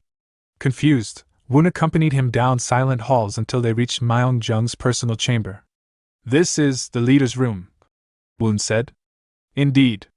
Inside, Suk Baiyun stood by the window. Woon stared. "You were here too? It has been a long time," she said softly. They sat at the table. Woon eyed both of them warily. "A strange choice of place and people. What is this about?" Suk Baiyun folded her hands. "I know you are grieving. But I arranged this meeting because there is something the leader left behind for you. A message, and an inheritance." "From the leader?" Woon asked, stunned. She retrieved a small tome hidden inside her clothes and placed it onto the table. "This," she said, "is the secret art the leader wished to pass on to you. Vice leader, no. Seventh young master." Woon's eyes widened. Suk Baiyun continued. "This tome contains the heavenly demon divine arts." Woon felt the world grow still. "In my past life, only father and Myung-gak learned this art. Why give it to me? Why are you handing this to me?" he asked aloud. "Because the leader commanded it," Yu Chong said. "Before the second ambush, he met with me, as though he foresaw everything. He told me, if something goes wrong, give this to Woon." Woon swallowed hard. "Father, you cared for me even more than I knew. But didn't you say the secret tome in the library was missing?" "That," Suk Baiyun replied, "was only a decoy. A copy to hide the real tome. Even a copy must contain the true teachings, doesn't it?" She shook her head. "No. The copy is incomplete, a deliberate trap. Anyone who trains in that flawed version of the heavenly demon divine arts will inevitably fall into chi deviation, and lose themselves." Some time later, Woon summoned his supporters to a private meeting. As they gathered around the table, he spoke calmly but firmly. "Tomorrow," he said, The heavenly demon sect will have a new ruler. With father's funeral ending, a decision must be made. Guardian Zhang turned to Elder Sheho. What do you think, Elder? Sheho waved a hand dismissively. What is there to worry about? The 7th young master's claim to the throne is already well established. A man dressed in gray and black spoke next. Even Vice Leader Yu Chong seems determined to handle everything as fairly as possible. Sheho raised a brow. Did any of you see even the slightest sign that he wants the throne for himself? The man shook his head. No. Yu Chong isn't that kind of person. Woon lifted a hand. Let's stop there. Today's goal is not to prepare for the Elder Conference. Instead, we must discuss what comes afterward. Yun Jinhoon nodded. You're right. What matters isn't just your succession, it's how we protect the sect once you take the throne. In silence, Woon considered the threats encircling them. Myung-cheon in the north, the heaven-destroying palace in the south, the martial arts alliance in the east. The heavenly demon sect is surrounded. He exhaled and spoke. At present, every side closes in on us. Guardian Zhang asked. Which front do you intend to deal with first? The north. Woon replied. If Biro Palace remains as it is, we cannot spare forces for any other threat. Even if we cannot completely suppress my brother's uprising, we will ensure Biro Palace falls. Yun Jinhoon agreed. It is better to end a civil war first than to handle foreign enemies while the sect is divided. The man in gray and black also raised his hand in support. Elder Sheho stroked his beard. Very well. Once the Elder Conference concludes, shall we announce our march on Biro Palace? Woon noticed one person had remained quiet. Protector Song, he said gently. What do you think? Protector Song hesitated. Woon reassured him. This place is where we speak without fear of judgment. Say whatever is on your mind. Protector Song lowered his head. Vice Leader, marching on Biro Palace means civil war. A fight among our own blood. Shouldn't we approach this more cautiously? You're right, Woon acknowledged. But we can't ignore Biro Palace, Yun Ji-hoon said. Woon continued. Our march will consider every factor. But remember, our greatest enemy is not Biro Palace, nor the heaven-destroying palace, nor the martial arts alliance. It is the assassin who took my father's life. The room fell silent. I doubt the culprit will remain idle, Woon said. They will interfere with Great Myong Palace before long. The man in gray and black bowed his head. We haven't even identified the culprit. We apologize for our shortcomings. Yun Ji-hoon followed. I apologize as well. Though the assassin's existence isn't publicly known, he is undoubtedly responsible for the previous sect leader's death. If anything disrupts the conference, it will be that assassin. Vice Leader, you must prioritize your personal security. The next day, masses of martial artists gathered within Great Myong Palace to attend the Elder Conference. It's my first time here, one murmured. Mine as well, another replied. I never imagined such a massive palace existed within the sect. What do you think will happen today? Rumor says the 7th young master will take the throne. What about the 3rd young master? Will he not compete? The other man snorted. Do you think he stands a chance now? On the stage, Yu Chong surveyed the growing crowd. How many have arrived? About 90% of those invited. His subordinate whispered. And the rest? They are the people loyal to the eldest young master. Verify their identities again. Yu Chong ordered. As you wish. He stepped down to greet several elders, then prepared to return to the stage, until Yun Ji-hoon approached. What do you think, Vice Leader Yu? Ji-hoon asked. About what? The 7th young master. Is he not the most likely candidate? Yu Chong replied. Is that all? I merely want the conference to be fair, Yu Chong said. In chaos like this, only someone capable of guiding us through should become leader, just as the sect leader commanded before his death. At that moment, his subordinate returned. Everyone except those of the eldest young master's faction has arrived. So they're all here, Yu Chong said. What of the 7th young master? He will appear soon.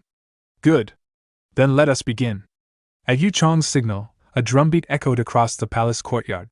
He stepped onto the stage. Everyone, please listen. Today, the Elder Conference convenes to decide the next master of the Great Myong throne. Speak freely. Woon then stepped beside him. Vice Leader Yu and I will oversee the conference. Let the discussion begin, Yu Chong declared. The elders began casting their votes. Far away, in Biro Palace, Myung-cheon was writing in his study when a subordinate rushed in. "What is it?" he asked. "The elder conference has ended." Myung-cheon froze, then shot to his feet. "What? Already?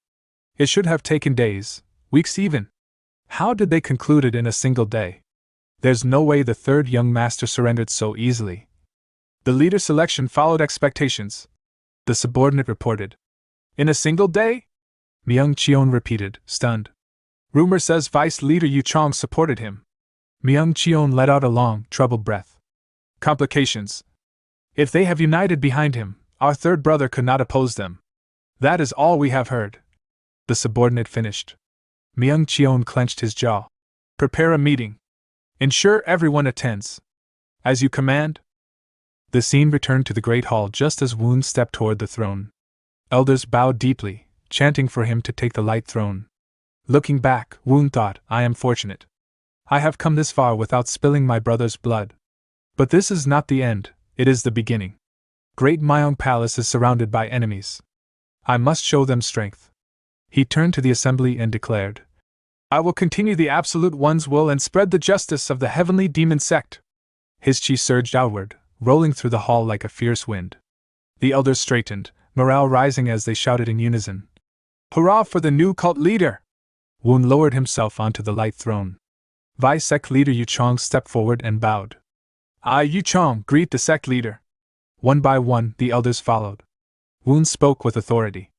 "I consider my ascension the Absolute One's will. And according to that will, I offer my first command." All present knelt. "We shall carry out the sect leader's order," Yu Chong said. "This may be shameful to admit," Woon said, "but the sect has not yet captured the beast that injured the former leader. My first command is this: capture that beast." Yu Chong immediately turned to the elders and disciples. "Disciples of the sect! Above all other missions, prioritize the beast. Finding and eliminating it is our first directive." "Yes, sir!" the disciples roared. Then Woon said, "Vice Sect Leader Yu, I will depart for Biro Palace tomorrow." Yu Chong froze. This is no simple campaign to subdue young Lord Jun. He is implying that young Lord Jun sent the beast. He bowed deeply. "Understood. I will prepare the Self-Glory Squad, Captain Lee Gun-suk, whose promotion was decided today, the Third Squad, and the Reaper Squad." Across the hall, scattered voices rose. "He intends to strike Biro Palace immediately? If he fails, the losses will be devastating." But standing at the side, Patriarch Ju Hongjin of the Great Mountains Ju clan narrowed his eyes. "We have nothing to lose." He lifted his hand. "Sect Leader! Allow the Great Mountains 8 clans to join you." Others exchanged tense glances, then quickly followed. "Sect Leader, allow us as well. The Suk clan will lend its strength. Place the No clan at the vanguard. Let the One clan earn honor in battle." Watching them, Guardian Zhang reflected, a new sect leader, and already the wind shifts. Woon nodded. "Your offers are reassuring. However, we cannot leave Great Myung Palace undefended. I leave its protection to all of you." "We accept the sect leader's command," they replied. "We shall protect the palace." "Good," Woon declared. "Prepare for tomorrow." Meanwhile, in Biro Palace, Yang Wiching returned and went straight to Myung-cheon's study. "Master, I've returned." Myung-cheon looked up. "Squad Captain Yang? Did something happen? Your voice is raised." "The youngest," Myung-cheon said bitterly, "has taken the light throne." "I thought that was expected," Yang Wiching replied. "True, but it happened too soon." Yang leaned forward. "The 7th young lord is perfect for the elders to manipulate. Also, I believe the Great Mountain's 8 clans have shown their true colors." "You think they are behind this incident?" Myung-cheon asked. "Yes. If they all stand against me, this will be troublesome. I have one plan." "What is it?" "Send a secret letter to the 3rd young lord." Back at Great Myung Palace, Guardian Zhang rallied the troops. "Let's move out!" With that command, Woon departed the sect at the head of his warriors. Hours later, they reached the mountain range. Chief Il-hoon of the Black Tortoise Division listened to his subordinates boasting. "With these forces, Chief, we could conquer Zhongyuan." "Enough nonsense," Il-hoon barked. "If 3,000 of us marched on Zhongyuan, the imperial family wouldn't even open their gates." Then, could we make a deal with them? Promise to attack only the Murim Alliance and not the Emperor? Yahello scoffed. Do you not think the Murim Alliance already has deals with the Imperial family? Focus. Our first target is Byro Palace. Just then another subordinate rushed over. What now? Yahello asked. There are forces at the north gate. Yahello stared ahead and froze. Flags fluttered in the wind. That flag, his subordinate whispered. It's the Black Assassination Squad. Woon studied the formation. The Black Assassination Squad. If they appear here, does this mean they side with the third young lord? Or is there another reason? The third young lord approached, dismounted immediately, and clapped his hands respectfully toward Woon. The Black Assassination Squad's 322 members, he announced, have been waiting for the sect leader. Woon faced the third young sir with unwavering calm, though his thoughts churned beneath the surface. I never gave any orders to the Black Assassination Squad, he said firmly. The third young sir stiffened. He had not expected Woon to call him brother, but the cold distance still stung. So this is how it is, he thought, frustration blooming inside him. Woon felt the weight of the moment as well. I can understand how he feels. My sudden change must be unsettling. But until I know everyone's true intentions, I cannot afford to appear indecisive. Suddenly, the third young sir dropped to one knee. Please, he pleaded, his voice echoing across the ranks. Use the Black Assassination Squad as your forerunners. We will gladly put our lives on the line to cut down your foes. We don't even need to be at the vanguard, just allow us to follow you. The sincerity in those words made Woon pause. If I cast away a kneeling brother, how would I be any different from young Gak? He turned to Elder Yun Ji-hoon. Elder Yun, what do you think? If we leave a portion of the Black Tortoise Division behind, Yun replied, there will be space for the Black Assassination Squad. You can leave groups 5 through 10. Very well, Woon said. He faced the third young sir and declared, the Black Tortoise Division will take over your roles. I grant you permission to join us. The third young sir bowed deeply. Thank you, leader. At Byro Palace, Myung-cheon sat upon his elevated throne as his servants lit the ceremonial fire. The flames cast long shadows across the hall as he rose, robes billowing like a tyrant announcing judgment. Everyone, listen well, he roared. Hundreds of warriors lifted their heads. The traitors of the great Myeong Palace sowed discord between me and my father. They murdered him and placed a fraud upon the throne. How could I simply watch? I swear upon the name of the Absolute One, I will take my revenge and inherit his will. And through his will, I shall become the true sect leader. The hall erupted. All hail the sect leader! Follow him! Follow him! Yan Wiching watched with a troubled gaze. This is enough to spark a rebellion, but even if they succeed, young Master June will never share power. Still, the crowd chanted blindly, drunk on fury. A subordinate stepped forward. Young Master. What is it? Myung-cheon demanded. A messenger has arrived from the south. It may be from the 7th young master. Then it must be something the geezers of the great Myeong Palace sent. Bring him in. The messenger approached and delivered Woon's message. Myung-cheon listened, and then burst into laughter. Later, Myung-cheon gathered his key supporters, elders, captains, and loyal advisors. Is everyone here? He asked. Yes, sir. The messenger my youngest brother sent brought interesting news. One elder in black scoffed. He's obviously trying to placate us. When it comes to combat missions, the heavenly destroying palace handled every major task. Another, dressed in red and black, added, a large war looms over him. He must be afraid. But Myung-cheon waved them off, grinning. No. That's not it. Then what is it? They asked. N. He proposed a one-on-one battle. A duel? He wants to duel you, sir. The room buzzed with disbelief. Yes. Myung-cheon confirmed. The winner will become the true owner of the Light Throne. The hall erupted with confidence. With your demonic arts, sect leader, you can crush him easily. He stands no chance. He must be desperate. But then the white hidden ghost stepped forward. There is one variable, he warned. And that is? Myung-cheon asked. I've heard there is something unusual about the 7th young master's martial arts.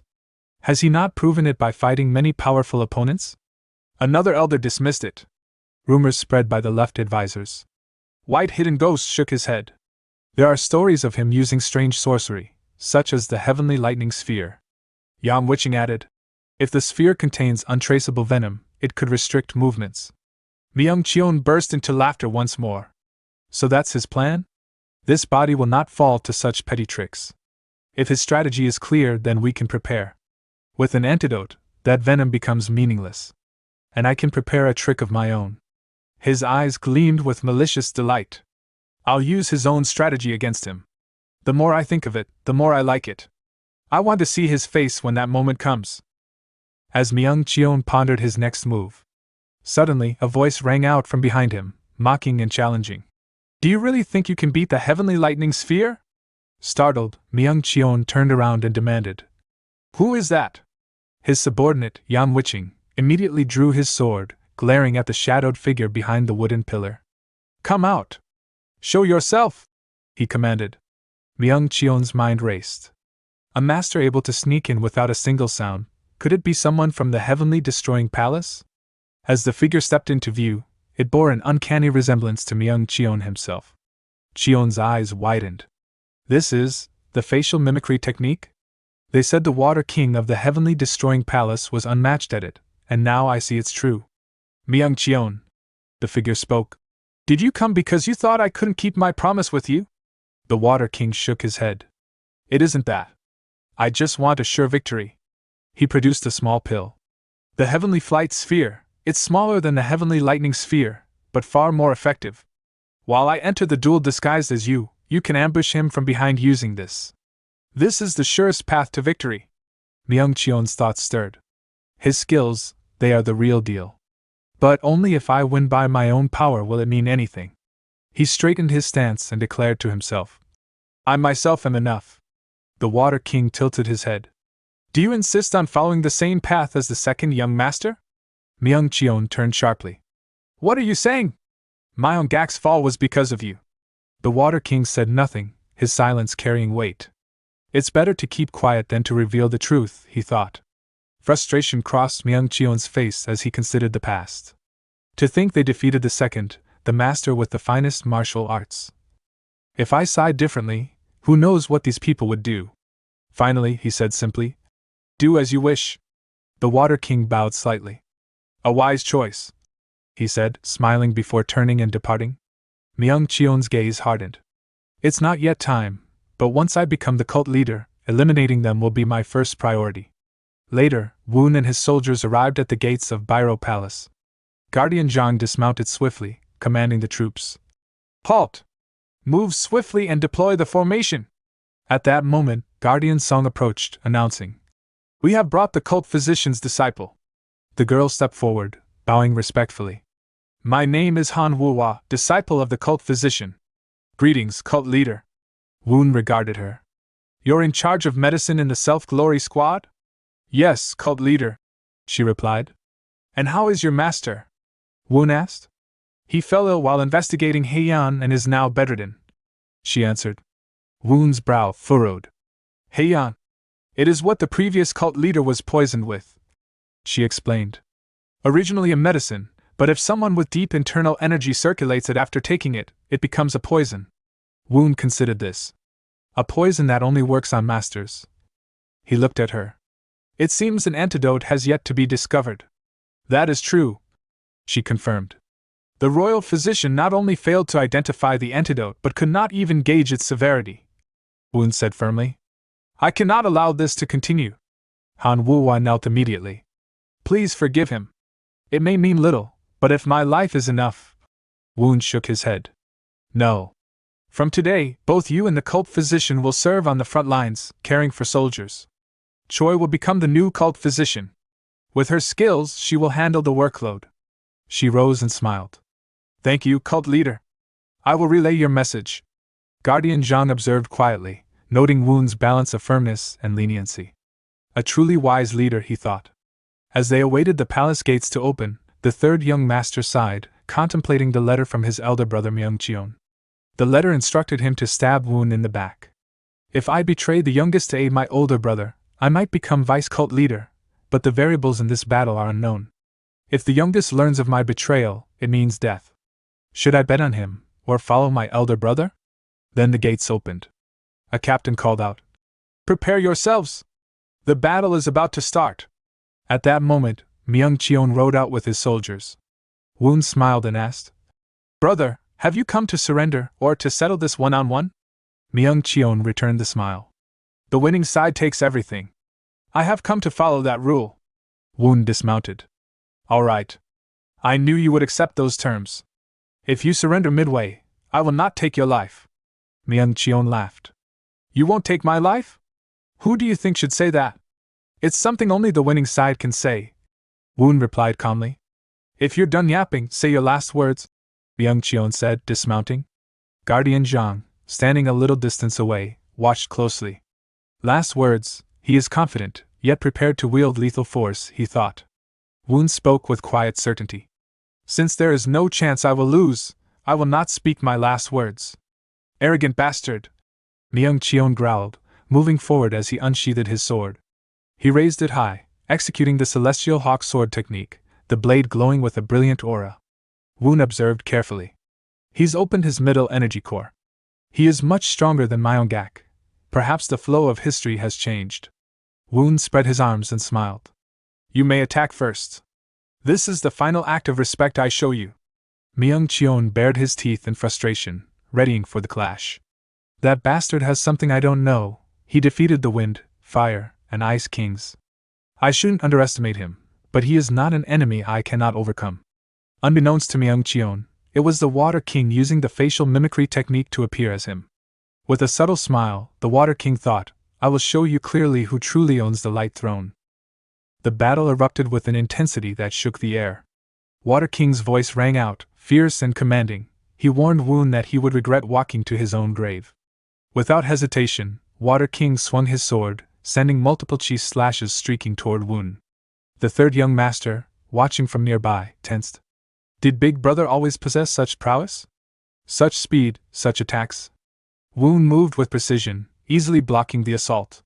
"He's as fast as the Wind King," Woon thought, "but not so fast that I can't track him." He laughed lightly. "Nice tricks." Water King, undeterred, took a step back. "How about this?" he challenged, disappearing in an instant. Woon immediately scanned the area, finding nothing, then assumed a stance and closed his eyes. "If I concentrate, I can feel the trajectory and coldness of his sword. Is it from the left?" "No, the other side."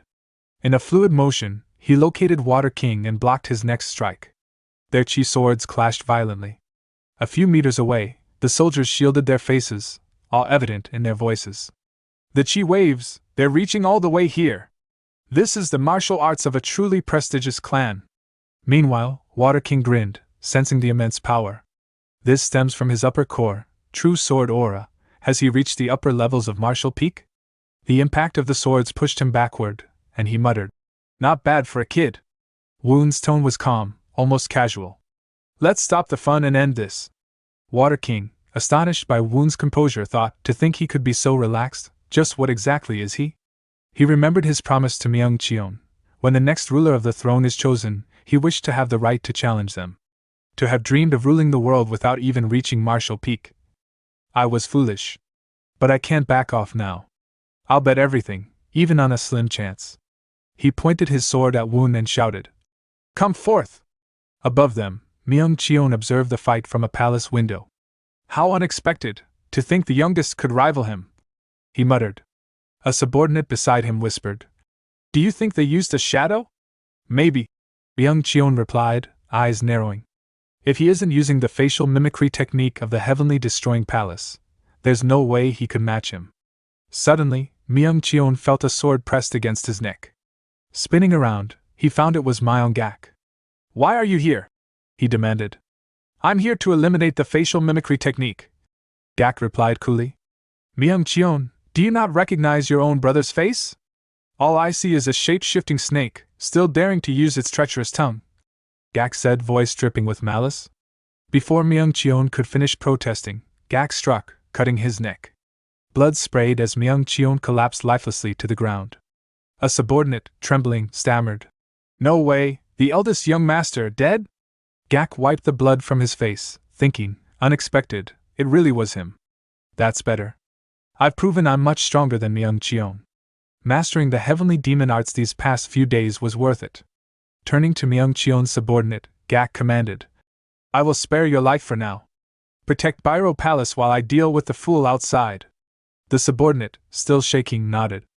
Understood, sir. Meanwhile, down below, Water King called Woon to face him. Woon closed his eyes, centering his chi, raising his blade into the air. Water King's mind raced. That move, is it the yin-yang blade? I've never heard of the false cult using it. Could it be a feint? Before he could react, Woon struck, hitting Water King and sending him flying backward into the palace's outer wall above the gate. The third young master gasped, shocked by Woon's martial prowess. Water King dropped to the ground, injured. His facial mimicry technique vanished, revealing he was not Myung-cheon. Woon pointed his sword at him. The fight is over. I knew you were masquerading as my brother from the start. Who are you? No need, Water King replied, glancing back. Your real brother will arrive soon to slay you. If he's been watching, he'll be here shortly. At that moment, a figure appeared, not Myung-cheon, but Gak. The man you are looking for will not come. I have already slain the traitor who killed father, and you are next, Gak announced. Water King froze, shocked to see the second young master. Woon thought grimly, my eldest brother has been slain. Gak's expression was cold. I enjoyed watching your pathetic duel, he said. About that? Woon asked cautiously. Yes, Gak replied. I was amused at how hard you struggled to defeat such a weakling. Are you challenging me? Woon asked. Of course, Gak said. But I'll make you a deal. What are the terms? Woon inquired. If you win, Gak stated, I will forego everything and return to the Kunlun Mountains. And if you lose? Woon pressed. If I win, Gak said firmly, you will kneel before me immediately. So, will you accept? Woon considered it carefully. If Myung-gak's chi increased so fast, could he be the one who obtained the copy of the heavenly demon arts? But it's just a replica, I need not fear. I'm different from when I died in my previous life. I've grown. I've lived without regret. Now I can attempt to surpass my old life. He nodded resolutely. All right. As you wish. I shall send you to the Kunlun Mountains right away. The tension in the air was palpable as Gak declared boldly that the victor would take everything, and the loser would lose all. Let's settle this by the laws of the divine sect, he announced. Woon, recalling the memories of his past life, thought to himself that, just like before, nothing had changed. Myung-gak remained as formidable as ever. Guardian Zhang observed the scene intently. The second young master's internal energy has reached the realm of transcendence, and he possesses the treasure sword, Heavenly Spirit. Perhaps the result of this fight is already clear, he thought, sighing at the display of power. Il-hoon, standing nearby, added cautiously, but the seventh young master is no easy opponent either. That sword is the finest black iron sword in all of Murim, expensive, durable, and with momentum skyrocketing lately. Something unexpected might happen. Woon, calm and composed, addressed Gak. You may proceed now. Gak's grin was sharp as he bared his teeth. You arrogant brat! He shouted, rushing at Woon with a ferocious attack. Yet Woon's sword easily intercepted the blow. Swing after swing, Woon pressed the assault. Gak blocked, but a tremor ran through him. This can't be, it feels like I was struck not by a blade, but by a blunt weapon, he thought, disbelief creeping in. Each exchange pushed Gak backward, and the fight raged on, their chi swords colliding violently. Water King, observing from a distance, thought to himself that this fight was far too dangerous to intervene in. Avoiding the clash and planning for another day is a valid strategy, he mused, retreating to safety. Meanwhile, Woon continued pressing the advantage. Even though it's faint, I can sense the energy of the heavenly demon arts, so it really was Myung-gak who stole the copy, he realized. Gak, seeing Woon's sword chi, was shocked. With a single swing from Woon, he was sent flying a significant distance. Planting his feet and regaining his stance, he thought, damn it, to think I'd be pushed this far. Is he truly stronger than me? I was called a genius from the moment I first held a sword. No one around me could match my talent, not even my brothers. Even without my father's favor, I never lacked any advantage with the sword. Now I'm only weighed down by the pressure to win, no matter what. If I go all out, there's no way I'll lose. Gak charged again, employing the dual-wielding secret art. The third young master and Guardian Zhang watched with widened eyes, recognizing the technique.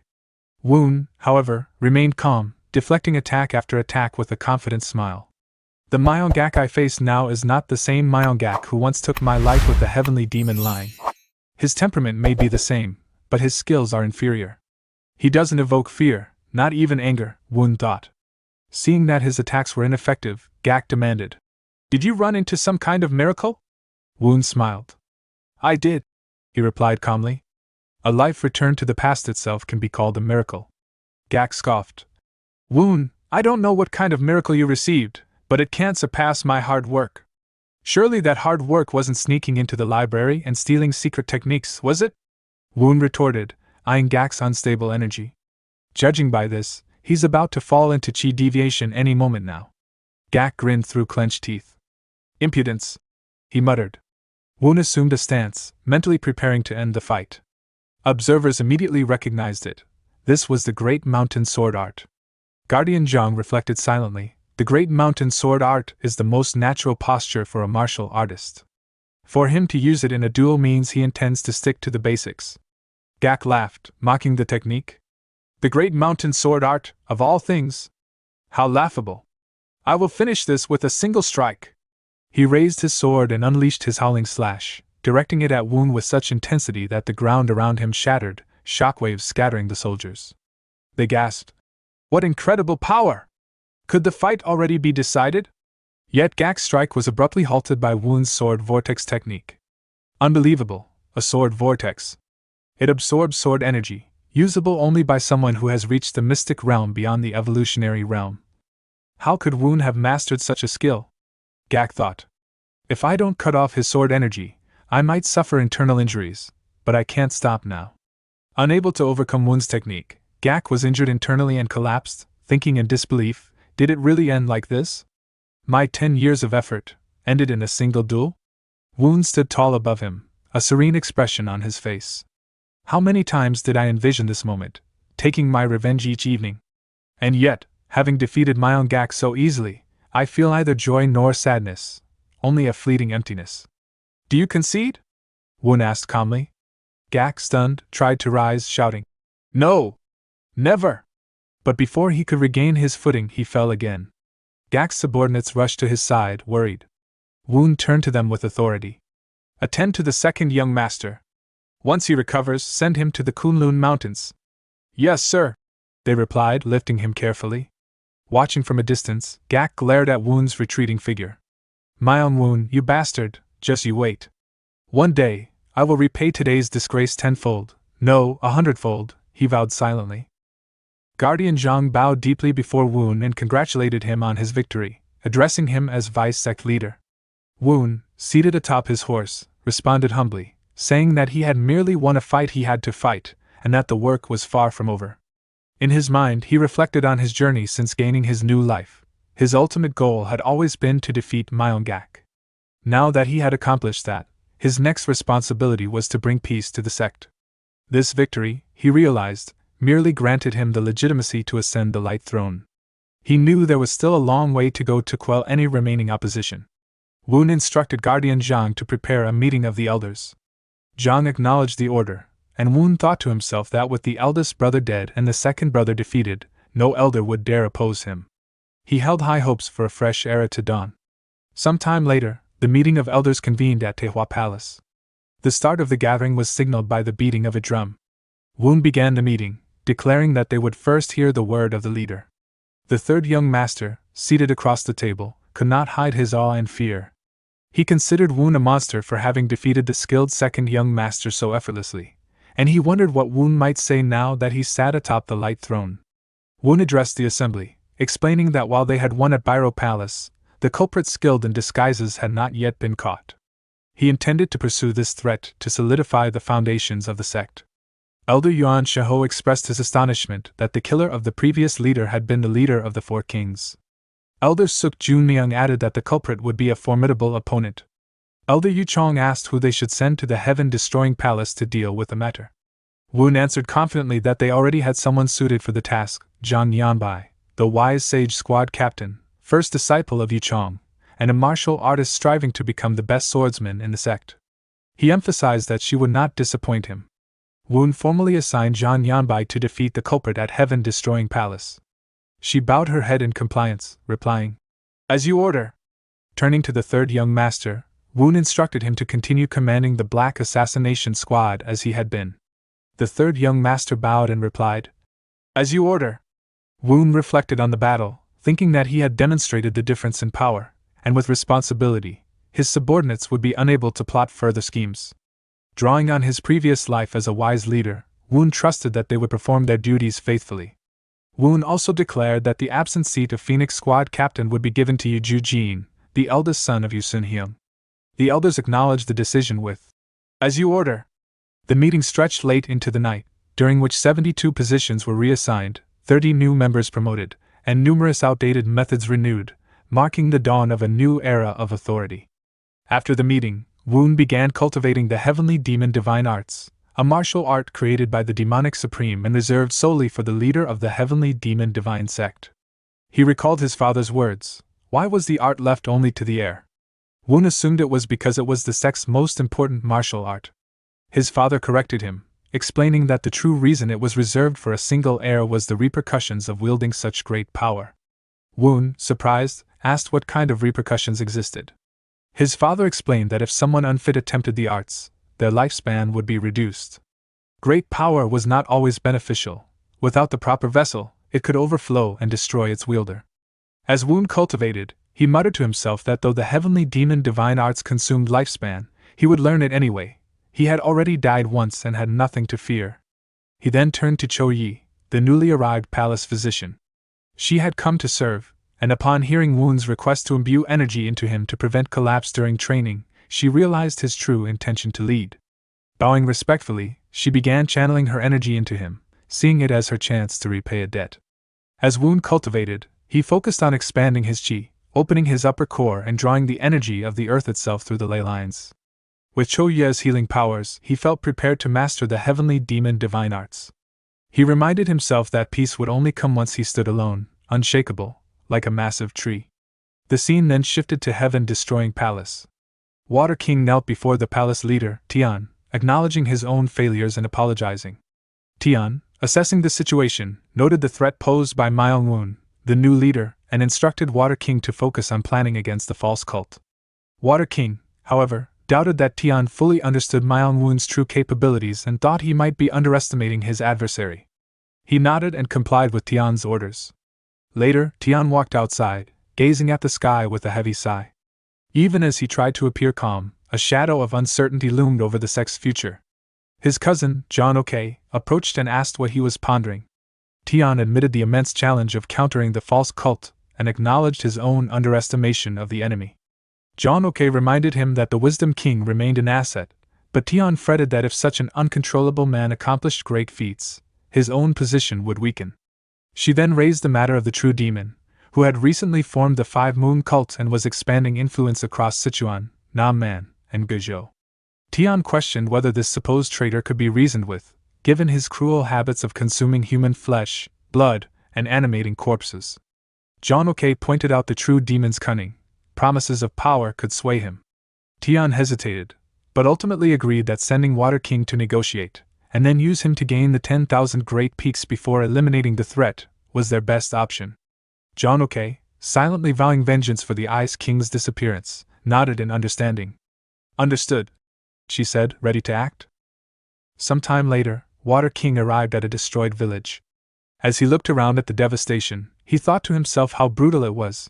He could hardly believe that people had once lived here. Yet he knew that, with his strength, defeating the fake cult might not be impossible. His gaze shifted toward the true demon, the Five Moon cult leader. The true demon turned to him and asked, "You were looking for me? I heard some strange genius was gaining power in the fake cult. Is it about him?" Water King replied, "That makes things easier. We plan to strike the 10,000 Great Peaks soon, so lend us your power." The true demon laughed and asked, "And what can I gain from that battle? You're giving me more than Tibet, right?" "More than Tibet, you insolent fool!" Water King shouted. The true demon smirked. "I want Tibet and half of China. If the fake cult falls, the whole world will belong to the Heaven-Destroying Palace, won't it? My Jiang sure should make the mission quite easy. Isn't that a cheap price to pay?" Water King gritted his teeth in frustration, thinking, how dare he treat the heaven-destroying palace this way? He's gathering his jiangshi to take over the world. He said aloud. I will forward your word. What more could we ask for when we finally defeat the fake cult? Yet in his mind, he resolved to pretend agreement and deal with the matter later. The true demon smirked again. So you'd be willing to do anything, right? His chi suddenly flared. Water King froze, thinking, what is this chi? Before he could react, he found himself restrained by the true demon's energy. The true demon stated, I had my suspicions. With your empty energy core, you're no more than a puppet. How dare you do this to me? Water King demanded as the dark chi of the true demon seeped into his body. The true demon's voice was cold. You put your life on the line just to cross a mountain. If you wish to bargain for the world, you should put your heart on the line. Don't you think so? Meanwhile, the scene shifted back to the heavenly demon divine cult, where Sima Jin approached Woon, who sat calmly on the throne. Is that true? Woon asked. Yes, leader, Sima Jin replied. According to a letter from the Kunlun Mountains, the second young master is dead. He seems to have pushed himself too hard after reaching Kunlun and couldn't control his power. Woon's thoughts darkened. So he suffered chi deviation from the fake heavenly demon divine arts. The enemy I vowed to slay when I regressed has died. I expected him to ruin himself, but it happened quicker than I thought. Now I am finally at ease with the day I had to die at his hands. At that moment, Zhang Yanbai burst through the door in a hurry. We have a problem, leader. All the nearby villages cooperating with us have been attacked. Woon asked. What happened? Yanbai explained. As we were chasing the killer, we found some strange men attacking the villages. We tried to protect them, but no matter how many times we killed them, they kept reviving. If this man hadn't helped us, we might have lost all our troops. She pointed to a woman who had just entered. It was the Ice King. It's nice to see you again, sect leader, she said. Woon asked. Are you not the Ice King? Tell me your situation. The Ice King explained. Those attacking the villages are 5 moon cult members who follow the true demon. They kill people and use the sorcery of the blood cult to create jiangshi. Woon frowned. But why has the 5 moon cult suddenly begun to cause trouble? This never happened before my regression. The change in leadership created a power vacuum. Ice King continued. The true demon was originally the left emissary of the heaven-destroying palace. He was strong before, but grew even stronger after receiving the teachings of the blood demon. I did not come here simply because he wishes to follow the blood demon's footsteps. So he's plotting something more ambitious than just reviving the blood cult? Woon asked. It's not ambition. It's madness, Ice King replied. He wants a world where the living and dead are one. The true demon will pretend to assist the heaven-destroying palace while killing as many people as he can. He will be satisfied only once everyone is a corpse. Woon realized grimly that the heaven-destroying palace must have been weakened. He had eliminated their martial artists. Ice King continued. More than 200 have died across 6 villages. Every day we delay means 100 more. In 2 days, maybe even 1,000. Woon felt the weight of responsibility. This is my fault. My efforts to guard the sect have caused even greater danger. He asked. What must we do to stop the jiangshi? Ice King drew a sword and extended it to Woon. Jiangshi are connected to sorcery with demonic energy. This silver sword, made of a symbol that wards evil, should dilute the demonic energy. Woon took the sword, feeling the aura emanating from it. So this is their weakness, he thought. He unsheathed the blade and turned to Sima Jin. Can you guard the palace while I am gone? Of course, sect leader, Sima Jin replied. Using her technique, she changed her appearance to match Woon's. I am just glad my talent is of help to you. Do not worry. Woon then ordered Zhang Yanbai to regroup the demonic spirit unit and follow him. Tell Yu Chong to gather the troops as well. As you wish, Zhang Yanbai replied. Do you know where the headquarters of the 5 Moon cult is? Woon asked the Ice King. Of course, she said. Among the 3 mountains of Giyang, Zhongak Mountain was where the blood cult held the most power. Then lead me there. Woon commanded. Yes, sir, she answered. Some time later, Woon rode alongside the Ice King on her black horse. In his mind, he calculated, the fire set by the heaven-destroying palace is spreading. I must cut down the true demon's forces before they grow larger. He shouted to his her. Hurry! We will reach Zhongak Mountain in 5 days. We're incredibly close to 17,000 subscribers, and this journey wouldn't be possible without you. If you enjoy our content, hit subscribe and help us reach this huge milestone together.